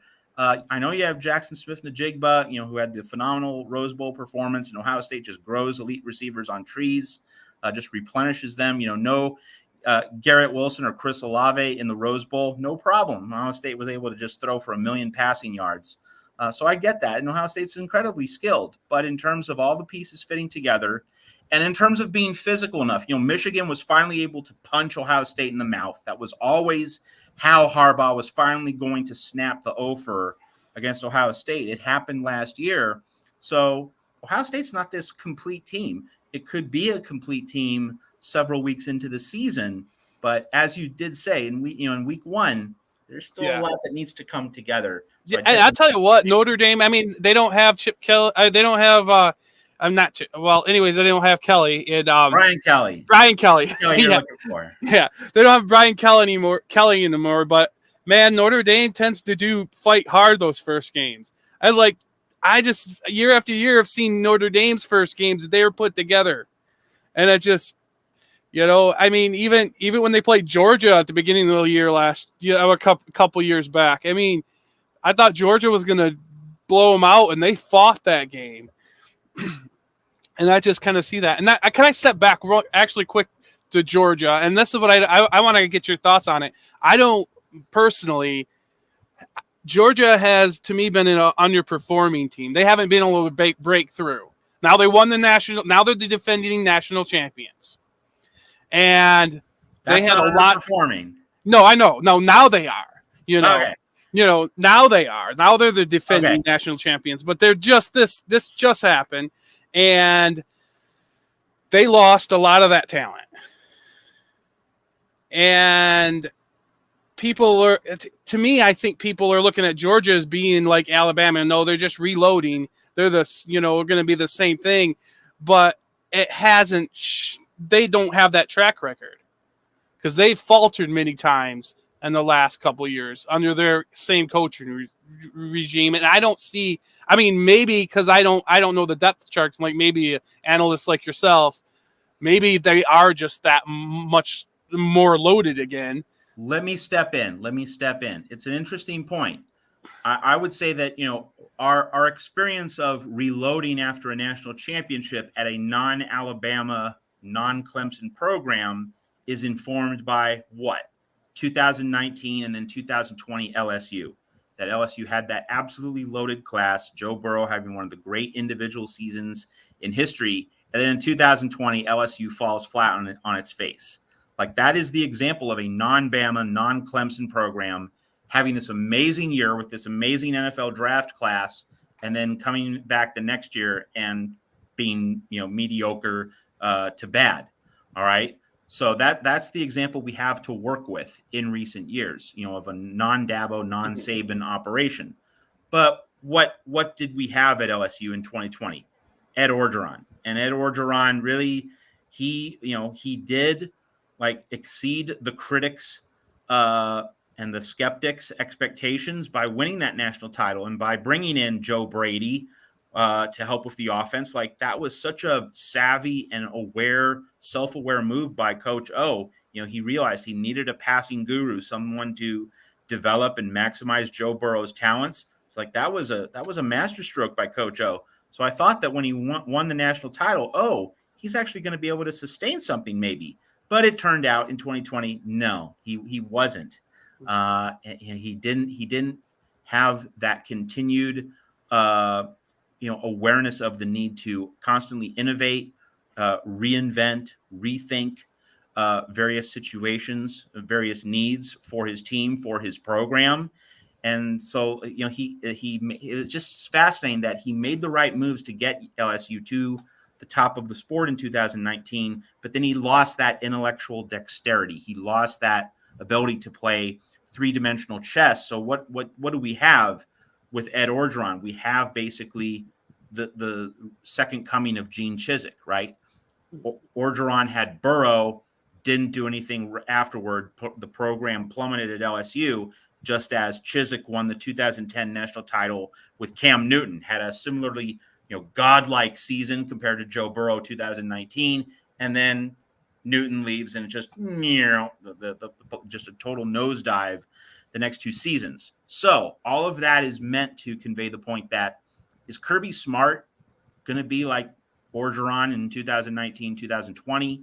Is he going to be Gene Chizik in 2011, 2012 at Auburn? I don't think so. I think Smart is much closer to Nick Saban in terms of genuinely being able to just reload, getting the talent through the program. You put the guys on special teams in their freshman seasons, maybe give them some backup reps at the various defensive positions. And then after the elite NFL draft class leaves, they are ready to start. They're well coached, they're disciplined, they're hungry. So I think Georgia is much closer to Saban and the Alabama model than the Orgeron and Chizik comparisons.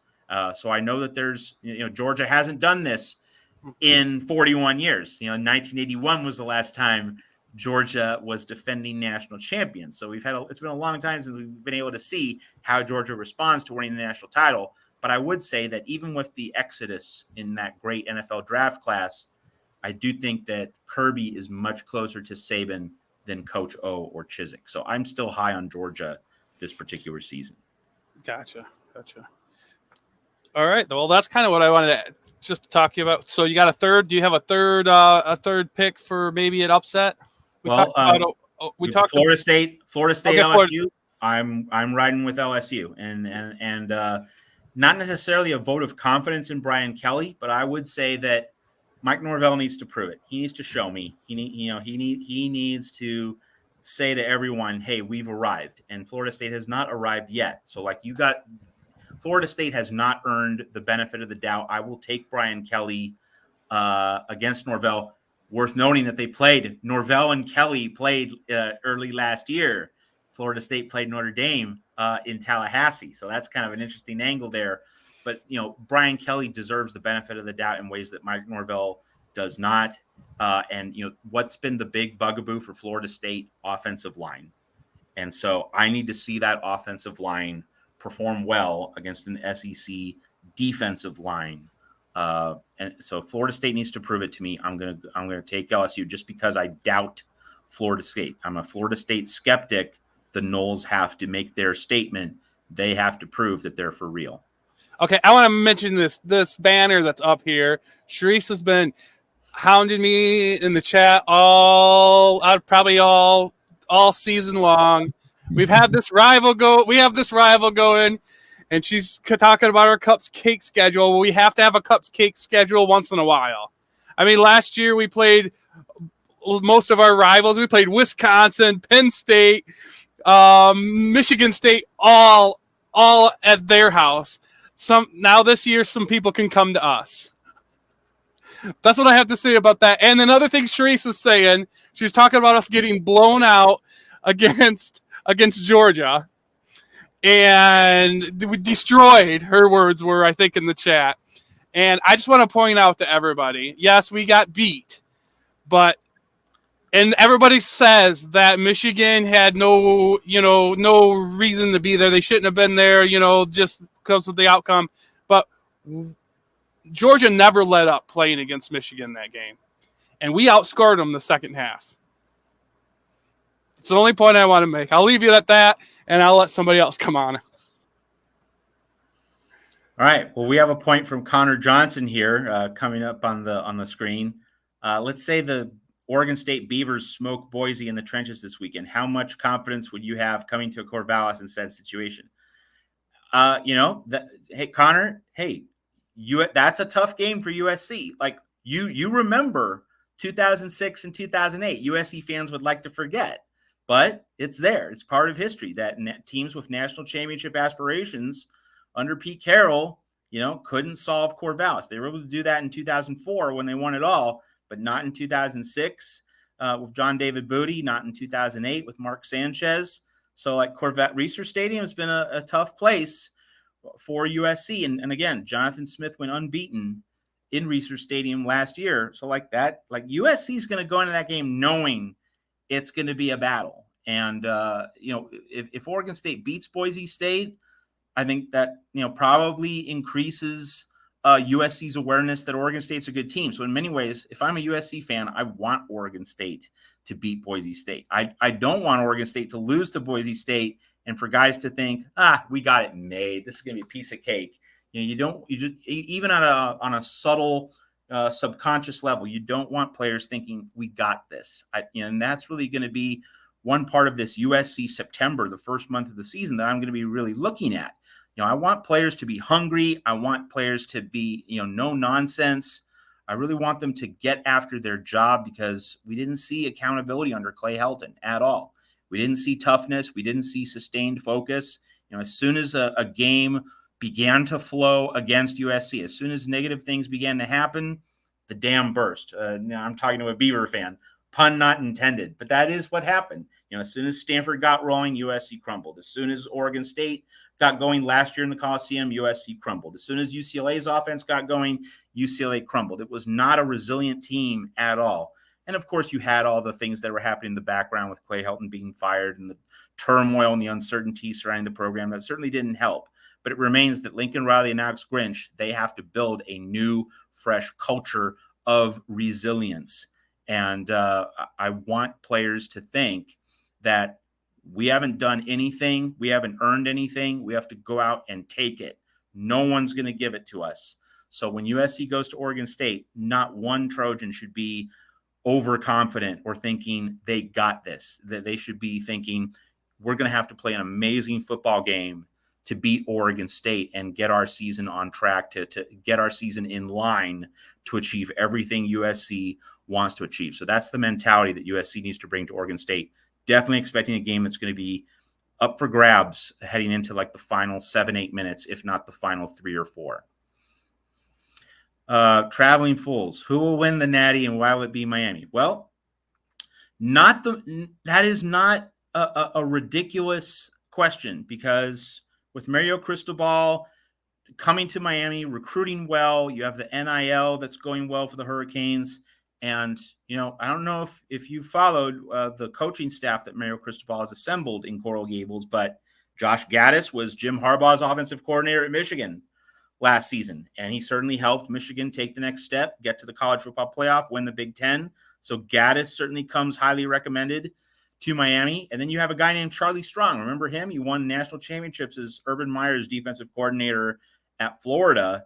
a decade and a half ago. So Cristobal has assembled a knockout staff. He has Tyler Van Dyke coming back at quarterback. It is not all that unreasonable to think that Miami is a college football playoff contender. I think it's pretty reasonable to think that Miami can win the ACC this year. But I will say, though, that Miami winning the ACC would probably be the result of Clemson struggling, and more particularly DJ Uiagalelei struggling. He had a horrible 2021. If Dabo and his staff can't fix him in 2022, you could say that Miami's the favorite in the ACC. And if that's the case, then Miami might be in the playoff mix, might have a chance to go 12-1. So I don't think Miami's going to win the national title. I don't think Miami's going to make the playoff, but the Hurricanes are reasonably in the conversation, not at the top tier, but at a second or maybe third tier level. So not an entirely unreasonable question, Traveling Fools. There was one other game that came up in the comment stream, and that is, just going to get it here. Yep. Arkansas-Cincinnati. This is a particularly interesting game because you have two teams that are in the top 25 of the preseason polls. And, obviously Cincinnati made the college football playoff last season, and you have Sam Pittman doing a phenomenal turnaround job at Arkansas. Arkansas was 2-10 under Chad Morris, couldn't win a game in the SEC. Program had hit rock bottom. Pittman comes there, and a lot like Pete Carroll, no one knew who he was, or at least his hire was greeted with, huh? This is the guy we hired at Arkansas? Because he was an offensive line coach. He wasn't a coordinator, didn't have a past collegiate head coaching experience. But Pittman has certainly shown everybody he can definitely coach. And so, Arkansas has visions of being a 10-win team, making a New Year's Six Bowl this year. And, of course, Cincinnati with Luke Fickell. I mean, Luke Fickell has just done an absolutely outstanding job. He was, he used to work under Mike Bone when Bone was the athletic director at Cincinnati. That's why Fickell's name circulated so much in the coaching carousel last year when USC was looking for its next hire. But Fickell wanted to stay in Cincinnati. So you have two high-level coaches. I think what comes down to what this game comes down to and what the difference is going to be, Cincinnati's starting over at quarterback. Desmond Ridder went to the NFL. And meanwhile, for Arkansas, KJ Jefferson is back, and he's back with 4 returning offensive linemen. Boy, having that core, a quarterback with almost all of his offensive line, that certainly has to work in Arkansas's favor. Pittman is an offensive line coach by trade. That was his positional responsibility before he took the head coaching job at Arkansas. So I have to think that Arkansas is going to mash with its offensive line. I think Arkansas's offense is going to function pretty well for a week 1 game, and it's going to be Cincinnati with a new quarterback, also a new offensive coordinator. Mike Denbrock left Fickell's staff to be the offensive coordinator at LSU under Brian Kelly. Arkansas really just has more continuity, and in a week 1 game with 2 pretty good teams, that certainly nudges me in the direction of Arkansas, and the fact that it's an Arkansas home game only adds to that belief that Arkansas is going to beat Cincinnati, and I think cover, probably winning by 10 points. I would say something in the area of 30-20, 34-24, something in that range. So that's another one of the particularly interesting week 1 games that we have. All right, obvious point here from Boomer Coslet. Buckeyes own Michigan. Let's just talk about this for a little bit. I know it's in late November, but this is a big season for Ryan Day. He lost to Michigan last year, so he needs to get back on his horse, and he needs to be able to reassert himself, reestablish dominance. And the key point for Ohio State this year this offseason, I should say, was getting an elite defensive coordinator. Kerry Combs was a disaster. We saw him get carved up by Joe Moorhead in Oregon. We saw him get absolutely torched by Michigan late in the season. So Ohio State needed to dramatically upgrade. So Jim Knowles from Oklahoma State is the hire. I think it's a great hire because we saw Oklahoma State come very close to winning the Big 12 title, come very close to making the college football playoff. Just needed to get that 1 yard against Baylor, but Dave Aranda's Bears were able to make an epic goal line stand.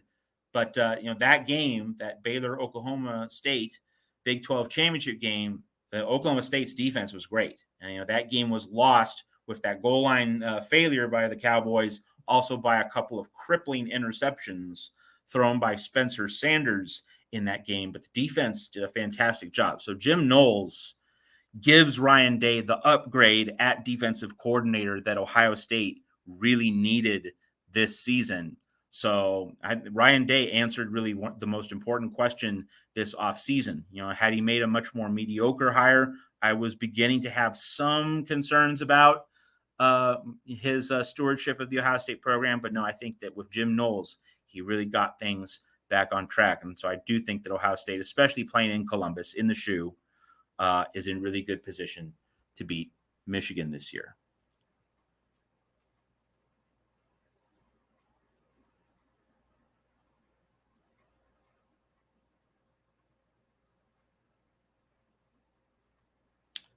Scrolling through some comments here.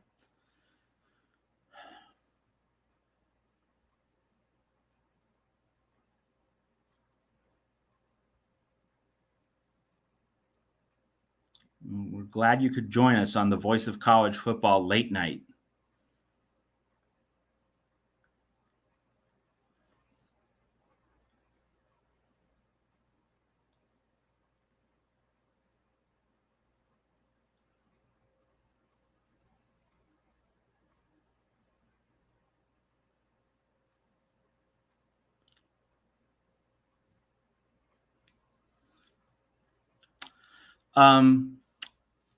Just looking for some other comments, but in the meantime, I've seen in the comment scroll on the side of my screen here, a San Diego State fan. So San Diego State, Arizona, a little Pac-12, a little Mountain West. Notable things about that game for people outside the Western United States. This is the first game at San Diego State's new on-campus facility, Snapdragon Stadium. The locals in San Diego are really excited about it. And, like San Diego State was a nomadic program the past few years, had to play games in near Los Angeles, I believe in Carson, California, I think, where the LA Galaxy played their home soccer games. So San Diego State's been on the road playing outside San Diego while Snapdragon Stadium was completed. So that's going to be a really big deal for the Aztecs, and the Aztecs are going up against an Arizona program where, Jedd Fisch has really recruited well. He took an Oregon receiver and flipped him, convinced him to come down to Tucson. You also have for Arizona, Jaden DeLora, the starting quarterback at Washington State last year, transferred, came down to Tucson. So you have some very interesting pieces that could give Arizona a lot more upside. So Arizona against San Diego State. And by the way, that game is on CBS. That's not a mistake. Arizona Wildcats, San Diego State Aztecs on CBS college football. Before the CBS SEC run gets going, kind of a little quirk in the television schedule this particular Saturday. But I was inclined to take the Aztecs in that game, and I'm now even more inclined. Why? Because Arizona State handled Northern Arizona pretty easily tonight. Last year, Northern Arizona beat the U of A in Tucson. And I know that, maybe last year's Northern Arizona team and this year's NAU team is a lot worse. But still, if NAU was able to beat Arizona in Tucson last year, and Arizona State's supposed to be bad this year. So the fact that NAU got completely worked by ASU this year, remembering what happened between NAU and Arizona last year, that does not fill me with confidence if I'm an Arizona fan. And it tells me that the floor was so low for the Wildcats last year that even if they make significant improvements this year, it's still not going to amount to a very high ceiling. If the floor is really, really low, your ceiling can only be so high. So that's another reason for picking San Diego State, which has a very good defense under Brady Hoke. I would definitely expect the Aztecs to keep Arizona's offense under wraps. I think that Arizona is probably going to win 3 games this year. But God, why did you schedule North Dakota State at home? Like, you don't schedule North Dakota State if you're a lower tier Power 5 program. Just ask the Kansas Jayhawks, right? We know this. Why do you go there? Get another FCS team. That's a more likely win. I just don't get that. I do think Arizona finds a way to win 3 games, though. I do think Arizona will beat Arizona State. I think Arizona will beat Colorado. I think that Arizona State and Colorado, also Cal, are all going to be worse than Arizona in the Pac-12. I think that's the bottom 3 in the Pac-12. Hot seat Herm at ASU, and then I think Carl Durrell is going to be done in the next 2 years. I think the bottom's going to fall out in Boulder. And then Cal, that's less about Justin Wilcox. It's more about losing Brett Johnson, a defensive lineman, widely viewed to be California's best player, not just best defensive player. He's out for the season. That is a crusher for a Cal team that already did not have really any margin for error. So I do think Arizona can win 3, maybe 4 games, but not going to beat San Diego State this Saturday here on CBS. Connor Johnson. Cal might surprise. Without Brett Johnson, I don't see it. Like, they needed Brett Johnson to have a feisty, stout defense, and now that pillar that Cal was depending on is gone.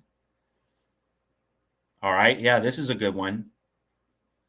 ZZM. I love App State, and I'm referring to the game against ZZM is referring to the game against North Carolina. Yes, definitely going to ride with the Mountaineers against the Tar Heels. So if you were paying attention to week 0, you noticed that Florida A&M was missing like 20 players, had only 7 rostered offensive linemen in uniform. There were lots of eligibility issues, also some injuries, but mostly some eligibility questions. There were real concerns 24 hours before kickoff if that game was even going to be played.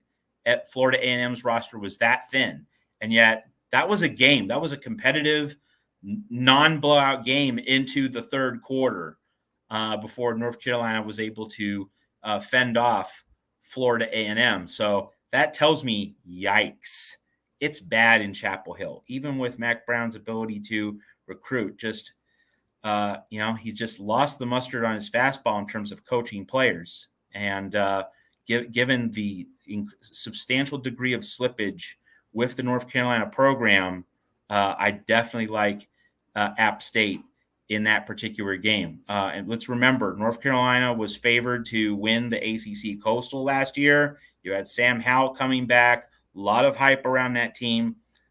Finished 6-7, crashed and burned, and got owned, got dominated by the South Carolina Gamecocks in a bowl game. Like that was not supposed to be where North Carolina ended up last season. So, given everything that we've seen from the North Carolina program, the trajectory of the last year and a half under Mac Brown, and then what's happened in week 0 against Florida A&M, definitely riding the App State train in that particular game. And yes, Connor, Boone, North Carolina is one of the most beautiful places on the East Coast. It looks great on TV. Haven't been there, but it always renders great on television.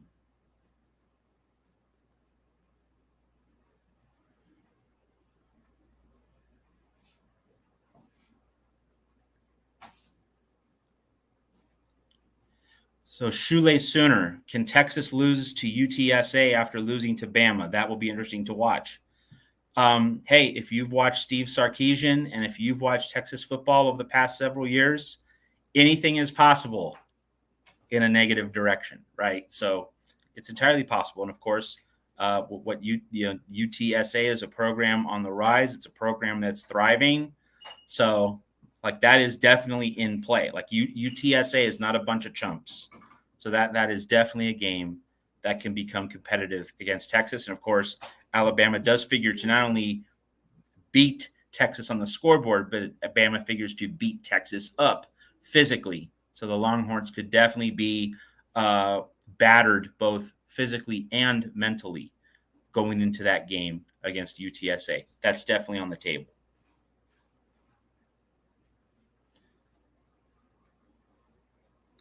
All right, Texas Buckeye 1953. I think the Big Ten moves to 24 schools with or without Notre Dame.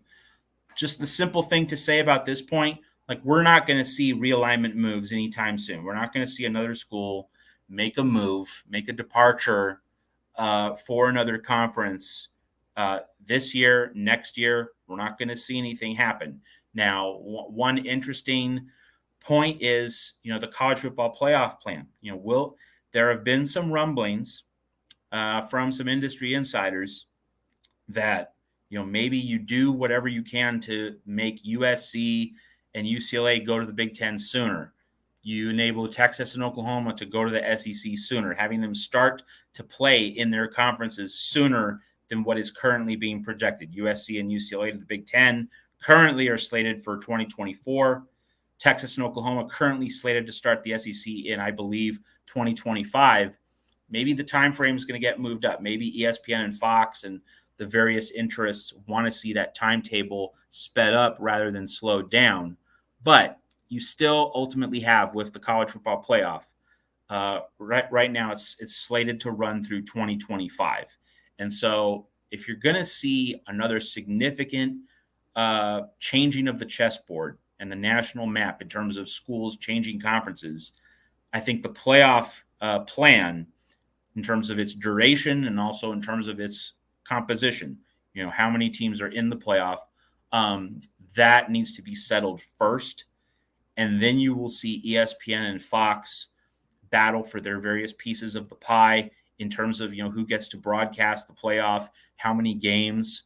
I'm thinking that the next postseason plan, whenever it begins, currently it's 2026 is the perceived first year of that plan after the 12-year playoff deal runs out in 2025. I think the next postseason plan is going to have at least 12 playoff teams, possibly 16, but at least 12. I think 12 is the floor because there's so much money to be made from having more playoff games, more playoff inventory. And it gives ESPN and Fox a chance to have several playoff games under their own silos. Maybe NBC gets one game, maybe CBS gets one game. But like with a 12-team playoff, that means 11 playoff games. You can split television money in multiple directions. And the fact that Fox now, is aligned with the robust Big Ten brand, and you have ESPN aligned with the robust SEC brand, I mean, it's likely that you're going to have multiple networks covering the playoff, that you're not going to have one owning it all. I mean, that's a near certainty at this point. So if you're going to have multiple networks, that definitely means more playoff games, not fewer. But we need to see all of that shake out. We need to see how the new postseason looks and what the timetable is going to be for those kinds of things before any other team, any other school changes conferences. One other obvious point to make in terms of why we're not going to see big movements now or in the next 2 years, if not 3, is that with the grants of rights, all these other contractual stipulations that will carry massive exit fees for leaving, 4, 5, 6 years from now, those exit fees will be a lot lower. So that's another reason to think that, come 2026, 27, 28, then you might see another wave of movements. So all of this is to say, Texas Buckeye 1953, I'm not disagreeing with your point. I don't really know how it's ultimately going to end up. I'm just going to say we're not going to have any real major movements in the next 3 years or so. They're probably going to come in the latter half of the 2020s as we try to sort out everything here in the world of realignment.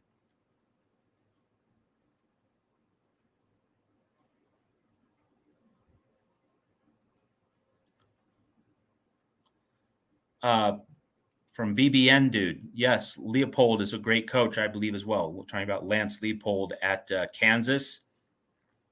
Certainly has a great resume, certainly has a great track record, certainly rates better than Charlie Weiss, better than Turner Gill and Beatty in terms of recent Kansas coaching hires, but he's still obviously constrained by the circumstances that he faces at Kansas. So that's a really interesting situation that, I think on paper, he should be able to nudge that program forward, make it a little bit more respectable. But, we obviously have to see it on the field. Now, winning at Texas certainly got a lot of buzz on social media and throughout the college football world. But now, can you build on that?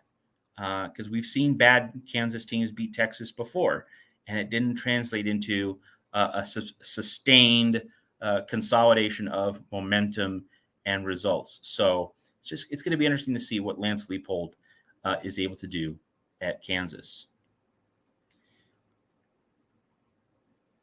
Boomer Coslet said Leipold can go to Nebraska if Frost is dismissed. He would probably be on the short list if so.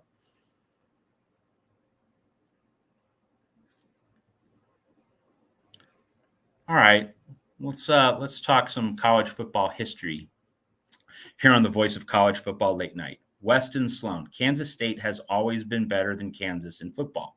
Well, if you go back to the beginning of the Bill Snyder era, generally, yes. Now, Kansas had that one Orange Bowl team in the 2007 season, but yeah, since Bill Snyder came to Manhattan, Kansas State has had a better program. But there was life before Bill Snyder. What about then? And Kansas did make the Orange Bowl in the late 1960s, played Joe Paterno and Penn State. So Kansas has had some good teams in the past. So in the late 60s, Kansas was a better college football program than Kansas State. So not always, Weston. Since Bill Snyder came, with the lone exception of 2007, yes. So over a 33-year period, a third of a century, that is generally true, but not always. Okay, the 1960s exist. College football is over 150 years old. So time didn't start in the late 1980s. All right. Always try to bring up some college football history if I can here on the Voice of College Football.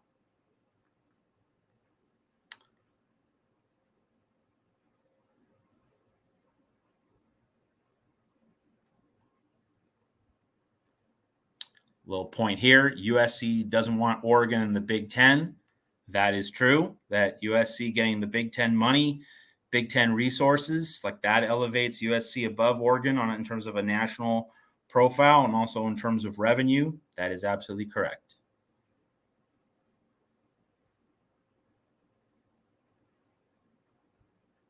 All right, Boomer Coslet with a very timely point here. I would like to see Scott Frost, still find a way to continue at Nebraska, but they need to get it right immediately. And let's just talk about this because it really plays into other things that we've seen in the first few games of the college football season. So Scott Frost, hears all the noise in the system, all the criticism, all the discontent, and all of it justified. Like Nebraska fans should be at their wits' end. They should be angry. They should be dissatisfied. They were, they are. So Scott Frost had to hear all this. You obviously have to try to get better, try to figure things out. And so you get into week one, you play a generally good first half. You're in control of the game in the second half, up by 11, and you onside kick when you're up 11, when you have everything going your way, when you have a game going the way you want it to, and you give Northwestern this get out of jail free card, this easy pass to the end zone with a short field due to kicking an onside kick up 11. How do you make that call? How do you make that decision? What is it that is leading you to make that decision? And let's just step back for a bit and just think about when you do a surprise onside kick in the middle of a game. When do you do that? One scenario is when your defense can't stop a flea. When your defense is totally helpless, tissue soft. Think of a Baker Mayfield, Patrick Mahomes Big 12 game when Lincoln Riley was at Oklahoma and Cliff Kingsbury was at Texas Tech. 66-59, that's when you do surprise onside kicks. Actually, they might not even be very surprising, right? Because the other side might even think that it's coming. Like this is expected based on how little defense is being played. And you might as well just try to get the ball back instead of kicking it deep. All right. So that's one situation in which you do a surprise onside kick. The other one is if you trail. If you trail and you're not entirely confident in your defense, or you think you need to change the flow of the game is not going the way you want it to, and you're behind, you need to make up ground, then you do a surprise onside kick to catch up on the scoreboard. You never do it. You're up by 11 points and your defense is fine. Northwestern had scored only 17 points in the first 2.5 quarters of that game. So that situation checked none of the boxes for a surprise mid-game onside kick. None. There's absolutely no basis for it, no grounds for it. It was just an absolutely idiotic decision. So for a coach who knows he's on the hot seat, who knows that he's not making the grade, who knows he's not making the cut, and he has to get it right this year, when you make a decision like that under those circumstances, that's just like having a death wish. It's like reckless adventurism from a 19-year-old. That is just I hesitate to say the word disturbing, but it really is mind-blowing, certainly, that a coach in Scott Frost's larger overall situation could make a decision that dumb and that harmful to his team and to his own self-interest and job security. It really makes you wonder. So they need to get it right immediately. It starts with Scott Frost. He lost that game. You can lay the blame elsewhere. The defense certainly wasn't great, but that one coaching decision, it changed the game more than anything else did.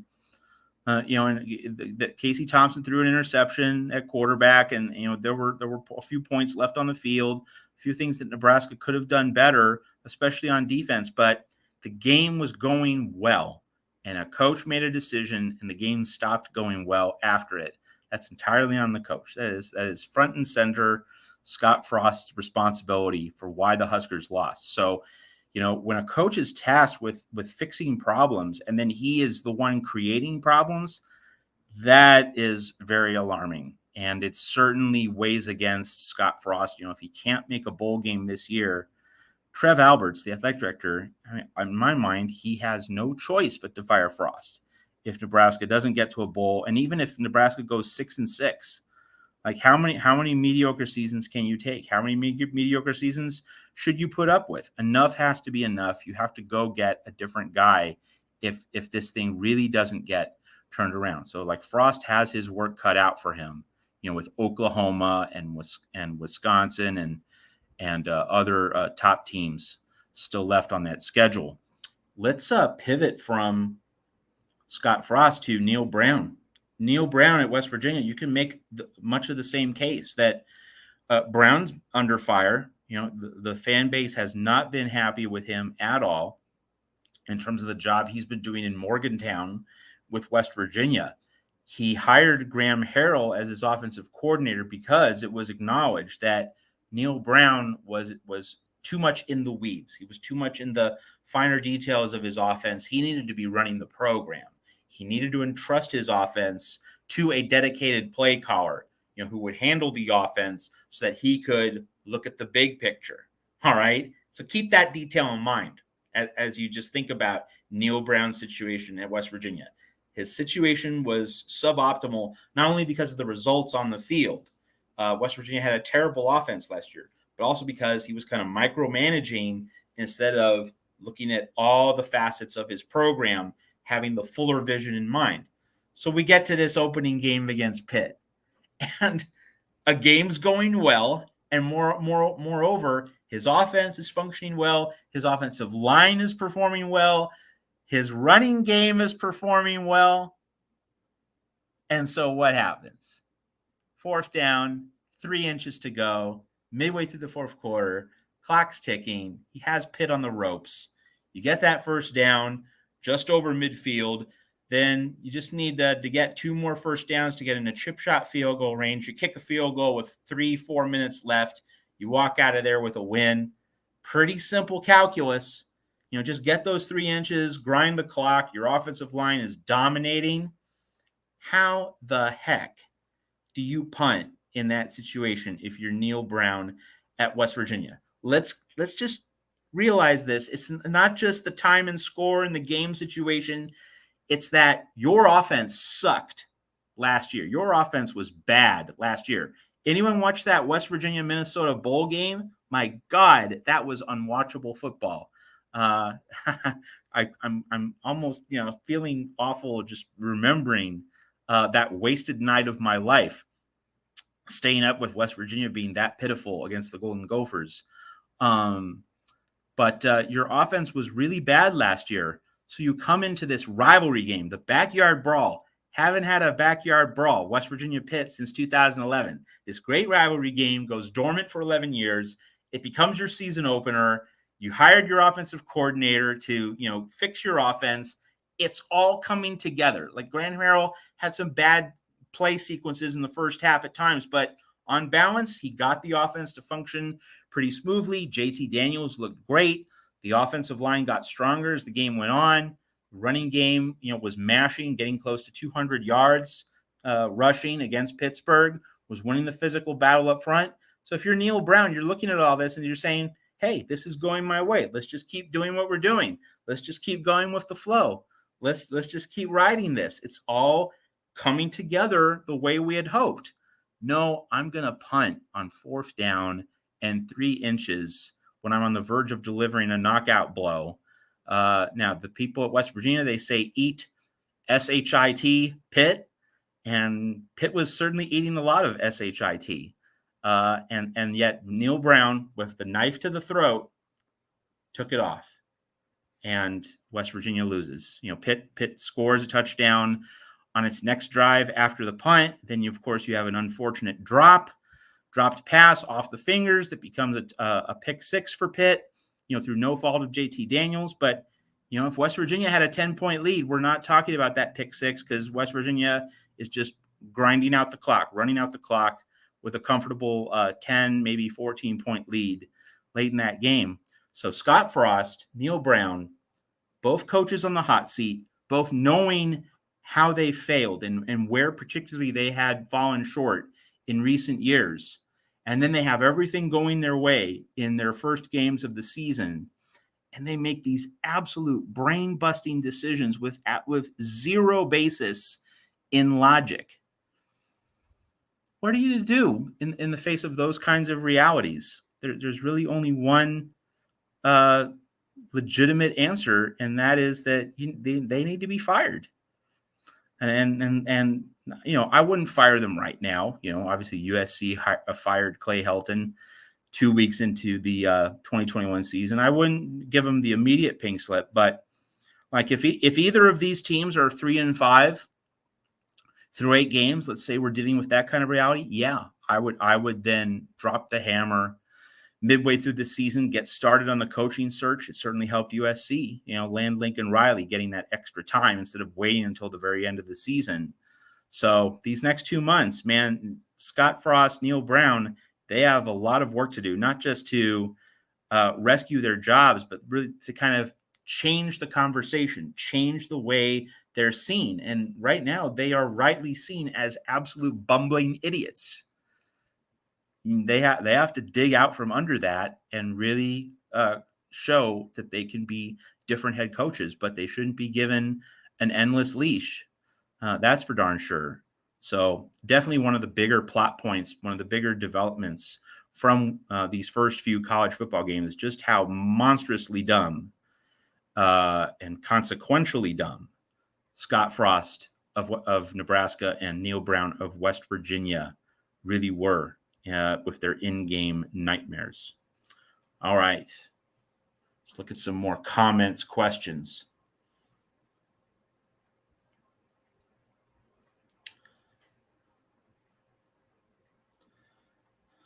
Lincoln Riley inherited Oklahoma like Matt has inherited this stream. Well, Lincoln Riley inherited a decent Oklahoma program. It wasn't firing on all cylinders. So does that mean that this stream was not firing on all cylinders at 10:50 p.m. Pacific, 1:50 a.m. Eastern? I don't know. So I'll leave that for others to continue to debate and discuss. but one could certainly be worse than 2014 Oklahoma. That's for sure.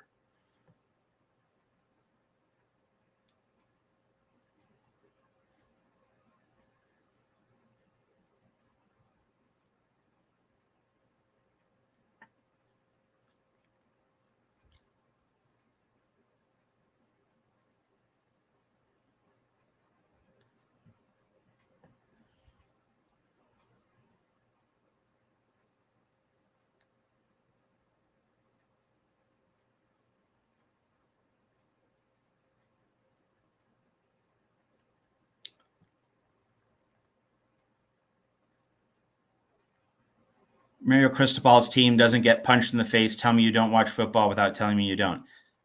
Utah was better, but with Anthony Brown there, what else was going to happen in those games with Anthony Brown at quarterback for Oregon? So that was more about Oregon not having the field general to compete, and Oregon didn't have the other resources to keep up with Utah because it didn't have an answer at quarterback. Oregon was bringing a knife to a gunfight. So you can make a fair point that Utah physically dominated those games, but you also didn't have a quarterback who could offset any of that. And if you have a quarterback who can be dynamic, who can make plays outside the pocket, who can take control of the game, then the dynamic's different. Now, if Oregon had an elite quarterback and those games still turned out that way, then I would look at that as, Oregon being completely physically overmatched. But I think that Anthony Brown was the central reason why those games unfolded the way they did. So there was certainly some physical domination from the Utah side, but that wasn't the starting point in those games. The starting point was Anthony Brown was so bad that the Ducks had tactically, strategically, nowhere else to go in those games. So you make a fair point about Utah carrying the run of play physically. There's no question that happened, but it really wasn't a battle of equals. And I think that's kind of the vantage point that I'm speaking from.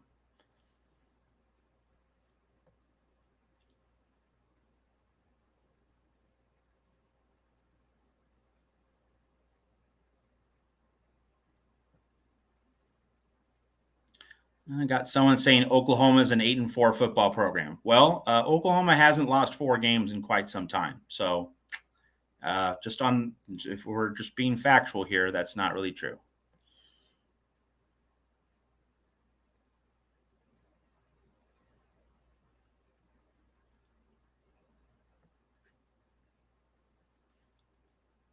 Well, the thing here is that where Mario Cristobal does deserve fault, Eric, is for his quarterback development, something that I said earlier on this show. You're watching Anthony Brown with the Ravens in preseason, so obviously something wasn't done well in terms of developing him. But that doesn't change the fact that last year he wasn't a very good quarterback for Oregon. So Mario Cristobal gets the blame for not developing Anthony Brown, much as he kept Justin Herbert under wraps and had Marcus Arroyo throwing screen passes with Herbert instead of attacking downfield.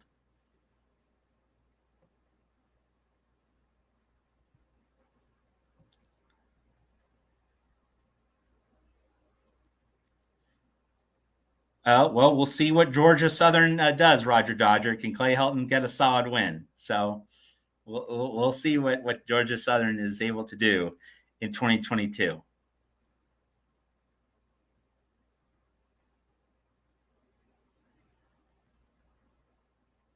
Mario Cristobal doesn't develop anyone. Well, I think Kayvon Thibodeau and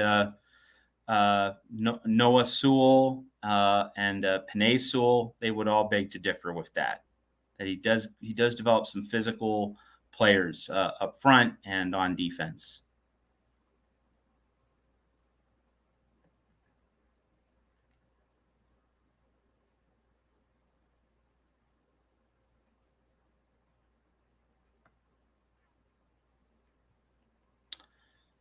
Apparently a little dust up in the chat. Someone saying that a roster with Baker Mayfield, Mark Andrews, Hollywood Brown, CeeDee Lamb, Trey Sermon, that's not an elite roster. Yeah, the 2017 Oklahoma is an elite roster. Like that, like if we're debating that, we should all pack up and go home. Of course, 2017 Oklahoma was an elite roster. No reasonable, rational person should dispute that.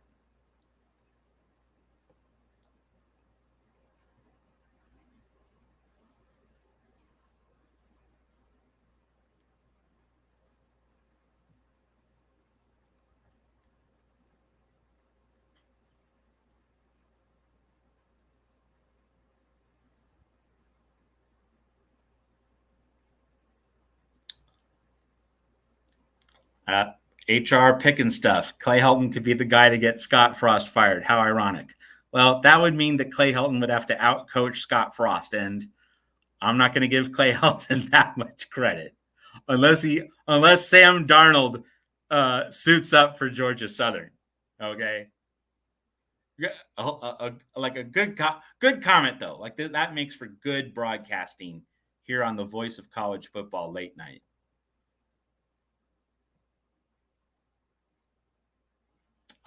This is the good stuff.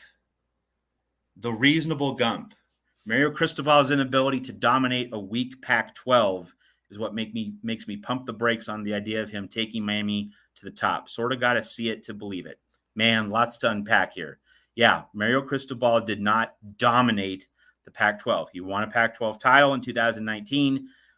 We can say he won in 2020, but, truncated season, COVID, all the things that happened that year. If you want to say like he won the Pac-12 that year, technically you're correct, but like no one should assign any meaning to that particular year in college football. So essentially, to me, he won one Pac-12 title in 2019. And he did it, in less than fully convincing fashion.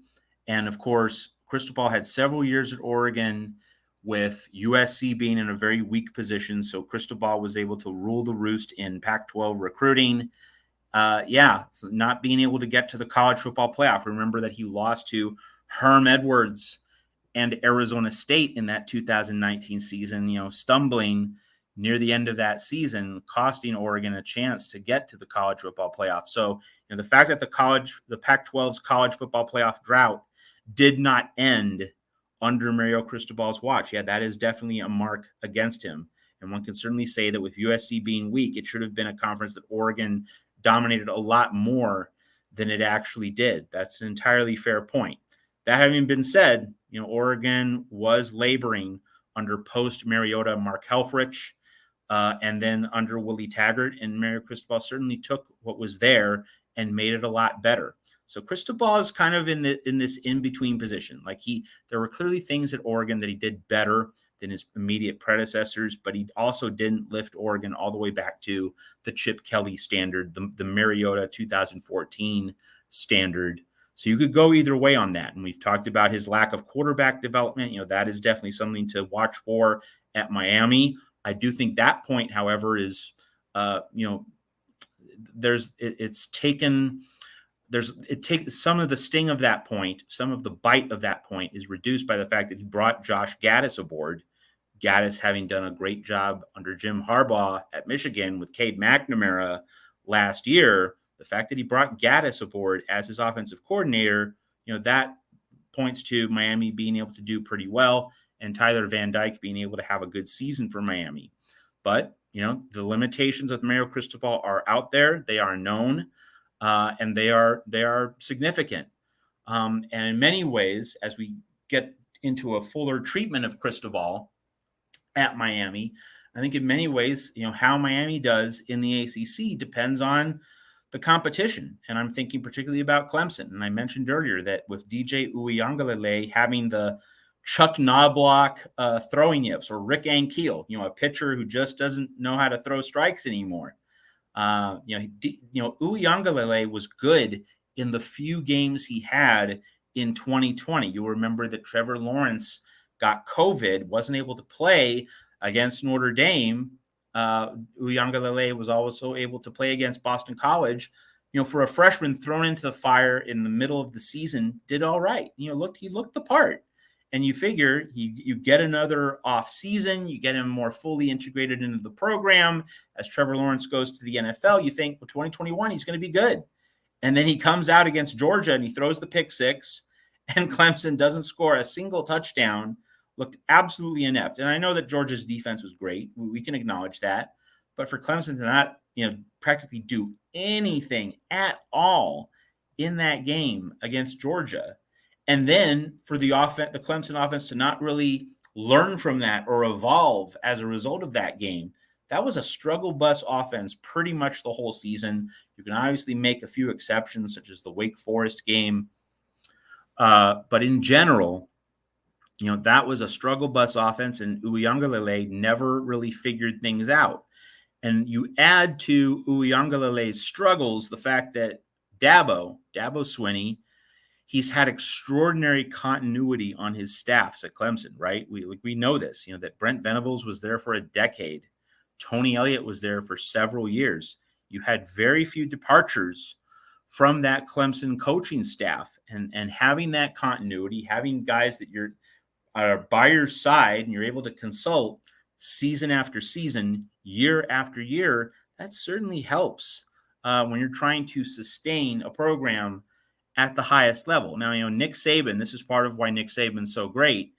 He does he has his rehabilitation facility. A head coach who fails, come on down to Tuscaloosa, be a coordinator, be an offensive analyst, and then we'll send you out the clinic.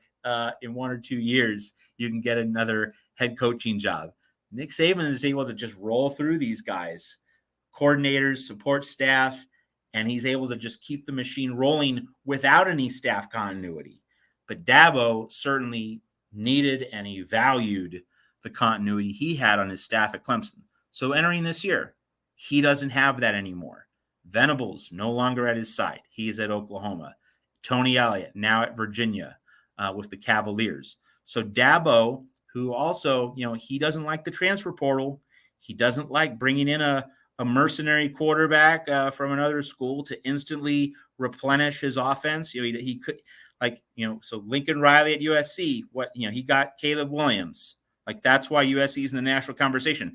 If USC had to ride with Miller Moss, who is the backup to Caleb Williams, if USC had Miller Moss as its starter, no Caleb Williams, no Jackson Dart, Trojans wouldn't be getting all this preseason love because they would not be a factor in the Pac-12. Not with Miller Moss. He's not ready yet. Give him another year, maybe, but not this year. So Dabo Swinney has eschewed the quick fix provided by the transfer portal. He wants to do this the homegrown way. He wants to do this internally. He wants to solve the throwing yips that Uiagalelei had, and yet he's doing it without Tony Elliott, and he's doing this without Brent Venables as his defensive coordinator. Totally new landscape for Dabo Swinney this year. And if he doesn't get his quarterback fixed, I don't think Clemson's winning the ACC. So all of this, getting back to Cristobal, it's not just, is Miami going to do well? It's how's Miami going to do relative to Clemson, relative to North Carolina State, relative to the other contenders in the ACC. That's the other X factor to consider when we look at, what Miami's ceiling realistically is, what the Hurricanes are in a position to achieve. It's a very fascinating question. It's a very rich plot point for the whole season. How Miami's going to do, how Clemson's going to do. Those are two teams that I'm really interested in looking at this particular season.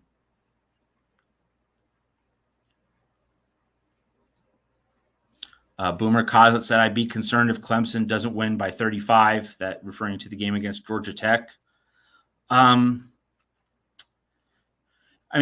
should certainly win that game comfortably. I would say that, Boomer Coslet, that, Clemson should be able to win that game comfortably, and that if not, we are looking at some concerns. No question. Because Georgia Tech's not going to be good, and Jeff Collins is going to be fired by the end of this season. There's the comment from Boomer Coslet. I mean, I wouldn't say like Clemson has to win by 35, but Clemson should certainly win by like 20, 24 points. No question about it. Like if this is, if this is a 17-7 game, late third, early fourth quarter, and Clemson's offense just can't get out of the garage, yeah, that is big trouble in River City. And we could see the freshman who is behind Uyangalele, Klubnik, take over the offense. And if that happens, like I'm sure you're going to see a freshman make some mistakes, slip on a few banana peels over the course of the season, might do a generally good job, but like you're not thinking national title at Clemson if you have to go down that particular path, a freshman rescuing your day one starter.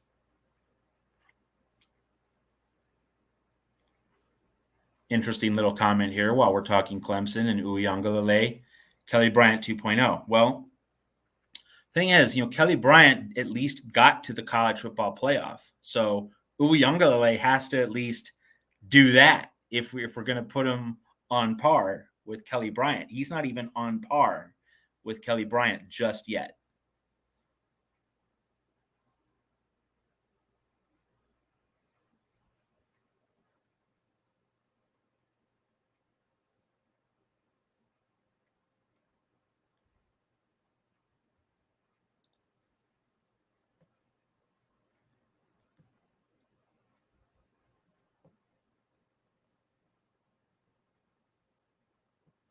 Yeah, Eric, Oregon got ran out of the building rather than punched in the mouth at Utah. I mean, you could say it's a little bit of both, but it was more about getting run out of the building because Oregon could not keep up. It was more about skill than physicality, though obviously the physicality was part of that. Let's be nuanced here, Eric.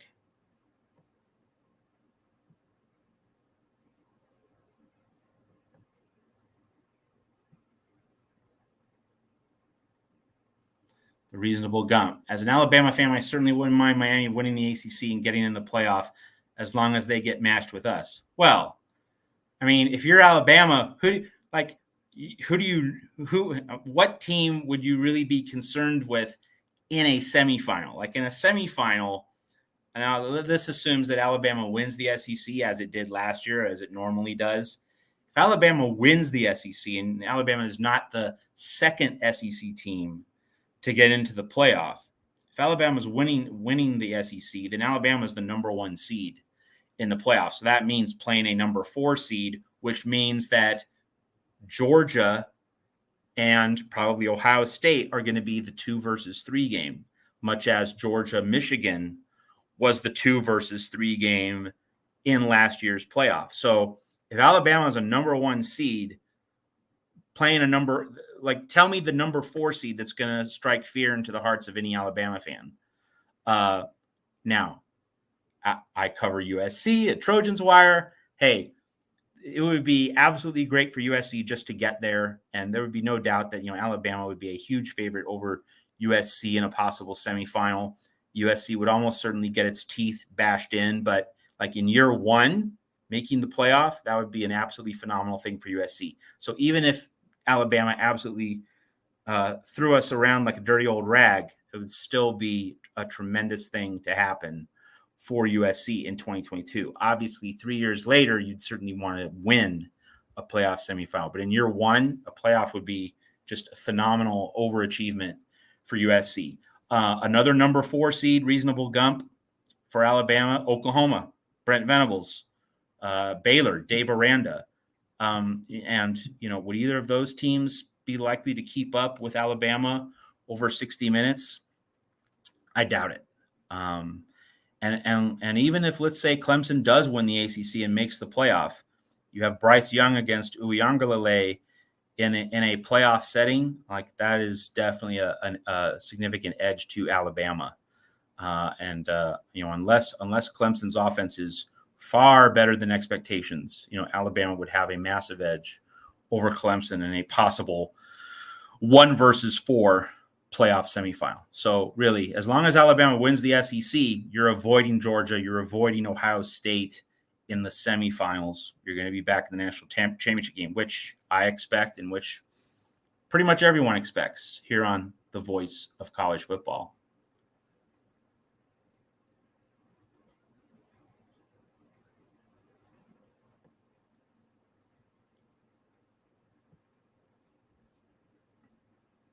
All right, let's go back to HR picking stuff. USC beats the Shamrocks, Notre Dame. Well, let's just pick this game apart. I mean, obviously it's 3 months away, but let's note for everyone that, you know, the pandemic in 2020 wiped out USC Notre Dame. It was the first time that the two teams did not play since 1945, and because it was an even year, the game was slated to be in Los Angeles. So this year's game in LA at the Coliseum, it's the first USC Notre Dame game in Los Angeles since 2018. So that adds an extra bit of spice to the matchup. And then, of course, it's the Lincoln Riley, Marcus Freeman era, two gifted young coaches going at it.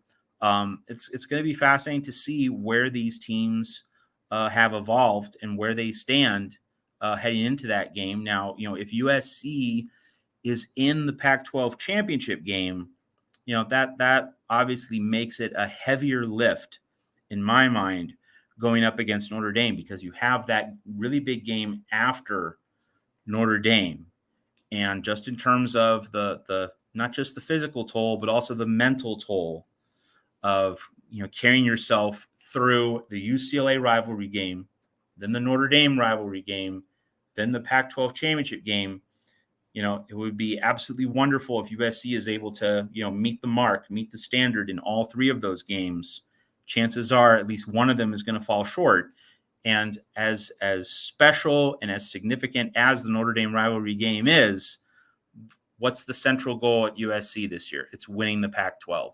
So if USC is in the Pac-12 championship game, and that's going to be a heavy lift going up against Notre Dame and going up against a team that, you know, figures to have really good line play, really you know, a very tough physical identity. That's not where USC is especially strong. I mean, you do have, you know, a great offensive front in terms of the starters, but the depth is likely to be a concern late in the season against Notre Dame. So we'll see where the teams are, but there are some definite advantages that Notre Dame figures to have this year in that matchup. That those advantages might not happen next year when Lincoln Riley fortifies the program, gets more depth in through recruiting, through the transfer portal. But at least right now, Notre Dame can physically lean on USC because Notre Dame's had a physical culture and identity for several years. USC with Clay Helton has not. I mean, so Lincoln Riley has a lot of ground to make up in 1 year. It's going to be a heavy lift against the Irish. Now, obviously, Caleb Williams against Tyler Buchner, you know, that is the quarterback spot is a huge advantage for USC. The skill positions, huge advantage for USC. But what do we say about, you know, about football and about the dynamics of this sport? If you don't have the line play, then the skill position talent generally doesn't get unlocked. So that's the obvious point of concern from a USC perspective against Notre Dame. Obviously, first things first, USC needs to get to the Pac-12 championship game, take care of business before that Week 12 showcase in the Coliseum.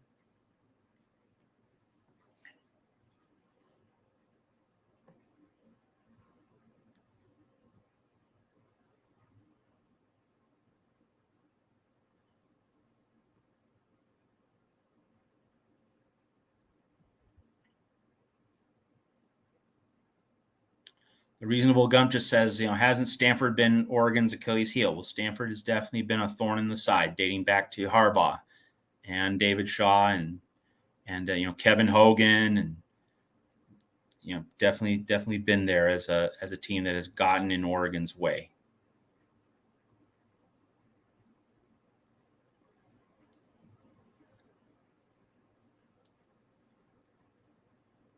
Just briefly duck in this note from HR Picking Stuff on Colorado.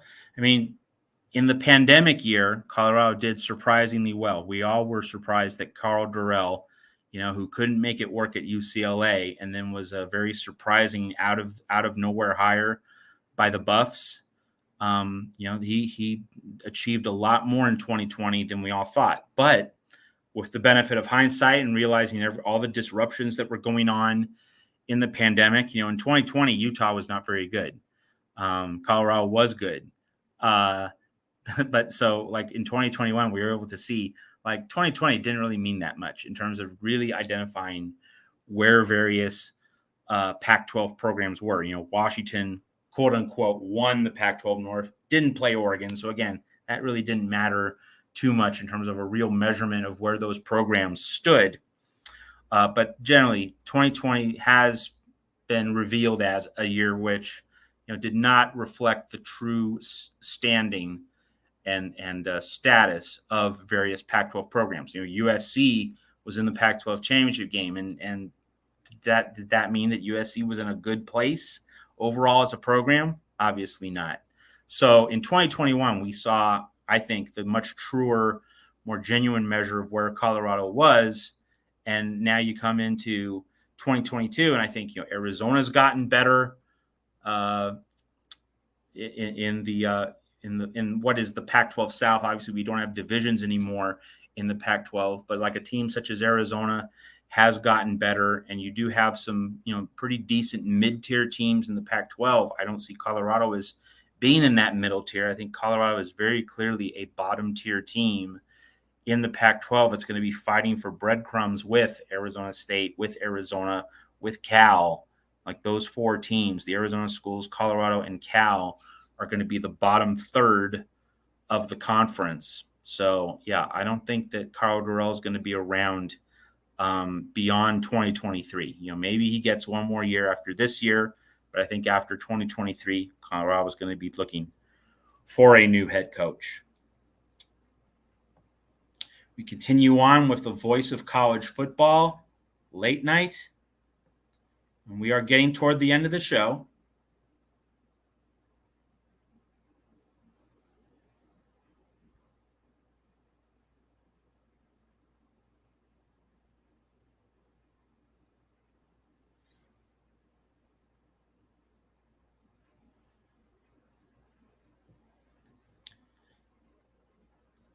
I'm just going to take on CJ Stroud. Folks, he had a bad first month of the season, Uncle Rico. Like, does that mean anything to you? Like, CJ Stroud struggled in his first month at Ohio State. He certainly struggled against Oregon. He certainly struggled against Tulsa. And then he struggled against Michigan. Like, measured against other Ohio State quarterbacks, he didn't have an especially good year. Now, projected draft pick, does he have a high ceiling? No argument there. But that doesn't mean he has arrived as a fully finished, polished product. Like, there is a lot of room that CJ Stroud still has in front of him in terms of his evolution and development. And let's remember about the Rose Bowl that Utah did not have multiple starters in its secondary. So as great as Jackson Smith-Njigba was, and as good as CJ Stroud was in that game, he certainly was brilliant in that game. They were throwing against less than a full secondary. They were going against less than a full deck of cards. And so, CJ Stroud, and in terms of being given a spot as a Heisman finalist, let's realize this about the Heisman. The Heisman rewards the high-profile quarterbacks on the biggest brand names in the country. And Bryce Young did not deserve to win the Heisman. That was either Aiden Hutchinson or Will Anderson. Those were the two best players in college football last year. So, if you're just going by what the Heisman Trust says, don't. That's not the measure of who's really the best player in college football. Now, if you want to say projected draft stock in terms of ceiling, fine. But CJ Stroud has not reached that ceiling. He is projected to have that ceiling. So to say that he's a great player now, no, he has to become great. He's projected to be great, but he isn't great right now. And he certainly wasn't the best player in the Big Ten last year.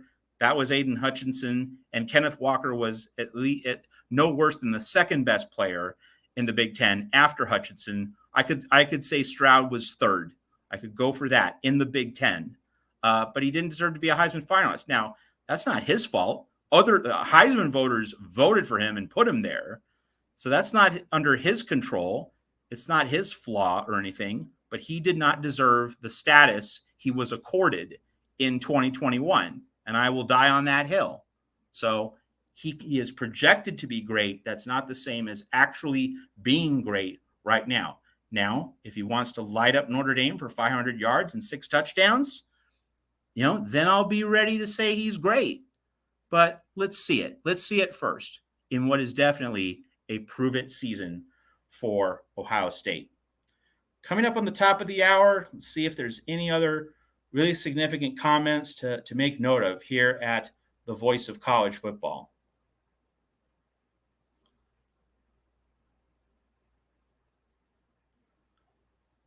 Justin Fields dominated Trevor Lawrence in a playoff semifinal. Wham, bam, thank you, ma'am.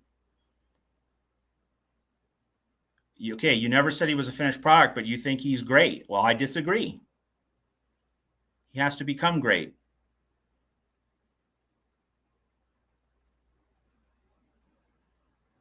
All right, one more to wrap it up here. Will Anderson was the best player last year, but Bryce Young was the most valuable player for Alabama.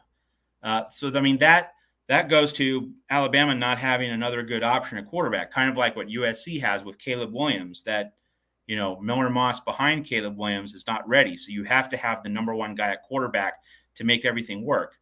I would say without Bryce Young, do you lose to Auburn? Boy, Alabama scored just 3 points in the first 59 minutes against Auburn. So I don't know how essential Bryce Young was to that game. Through the tying touchdown pass in the last minute, but that's only because Tank Bigsby of Auburn ran out of bounds. So I'm not entirely sold on that point, though I understand the structure and logic of the argument, which are entirely sound. That is a reasonable point. All right. And Uncle Rico, yes, the Heisman is a joke, precisely because it's basically a quarterback award at this point. All right, folks, it is 4 a.m. in the East. It is 1 a.m. in the West. And this was when the college football marathon at the Voice of College Football was going to close up shop. I need to get some rest. I need to file some stories at Trojans Wire. I do hope that you'll join me for our USC live show Tuesday at 4 Eastern, 1 Pacific. We really go on the air at like 5 minutes after, 4:05 Eastern, 1:05 Pacific. You want to check out Mark Rogers' College Football Coast to Coast podcast on Big Ten Paradigm. You definitely want to be listening to Mark's Big Ten podcasts over the course of the season. And, the scroll at the bottom of the screen, you want to be able to support Mark. Please do. He puts forth a great product. He makes himself widely available, as you've seen today, on a 24-hour basis. You definitely want to support his work. But do follow his Big Ten Paradigm podcast. Follow my Get Off My Pylon podcast. You can find it at Patreon, patreon.com/Zemek. Episode this week, talking about Oregon, Georgia, talking about Utah, Florida. So lots of good stuff there. And there are other college football coast-to-coast podcasts, breaking down the Big 12 with Tyler Jones, Florida Football Insiders hosted by Jason Powers. He's looking at Utah, Florida from a more Gator-centric angle. And Yards and Stripes, the Service Academy podcast, all part of the College Football Coast-to-Coast Podcast Network. Which you can get the RSS feed at Red Circle. Those podcasts are also available at Apple, Google, the other places where you like to listen to your podcasts. So this is Matt Zemek. Thanking you all for your calls, your comments, your questions, lots of interesting stuff here on the Voice of College Football late night, part of the college football season opening marathon. Follow the various channels, subscribe to, like, and share, hit the like button, support Mark's various shows. Also, one other thing I have to say, our USC post-game show. I'm not going to be doing it because I'm going to be filing stories at Trojans Wire right after the game. But Tony Altimore, Tim Prangley, LBC Trojan, the whole team, they're going to do a great job on that show. I'm definitely going to be tuning in while I'm writing my stories. Might even get some story ideas from those guys for Trojans Wire. And follow the post-game shows at all your different teams here at the Voice of College Football. All right, that's it for our late night show. Get some rest. More football on Friday.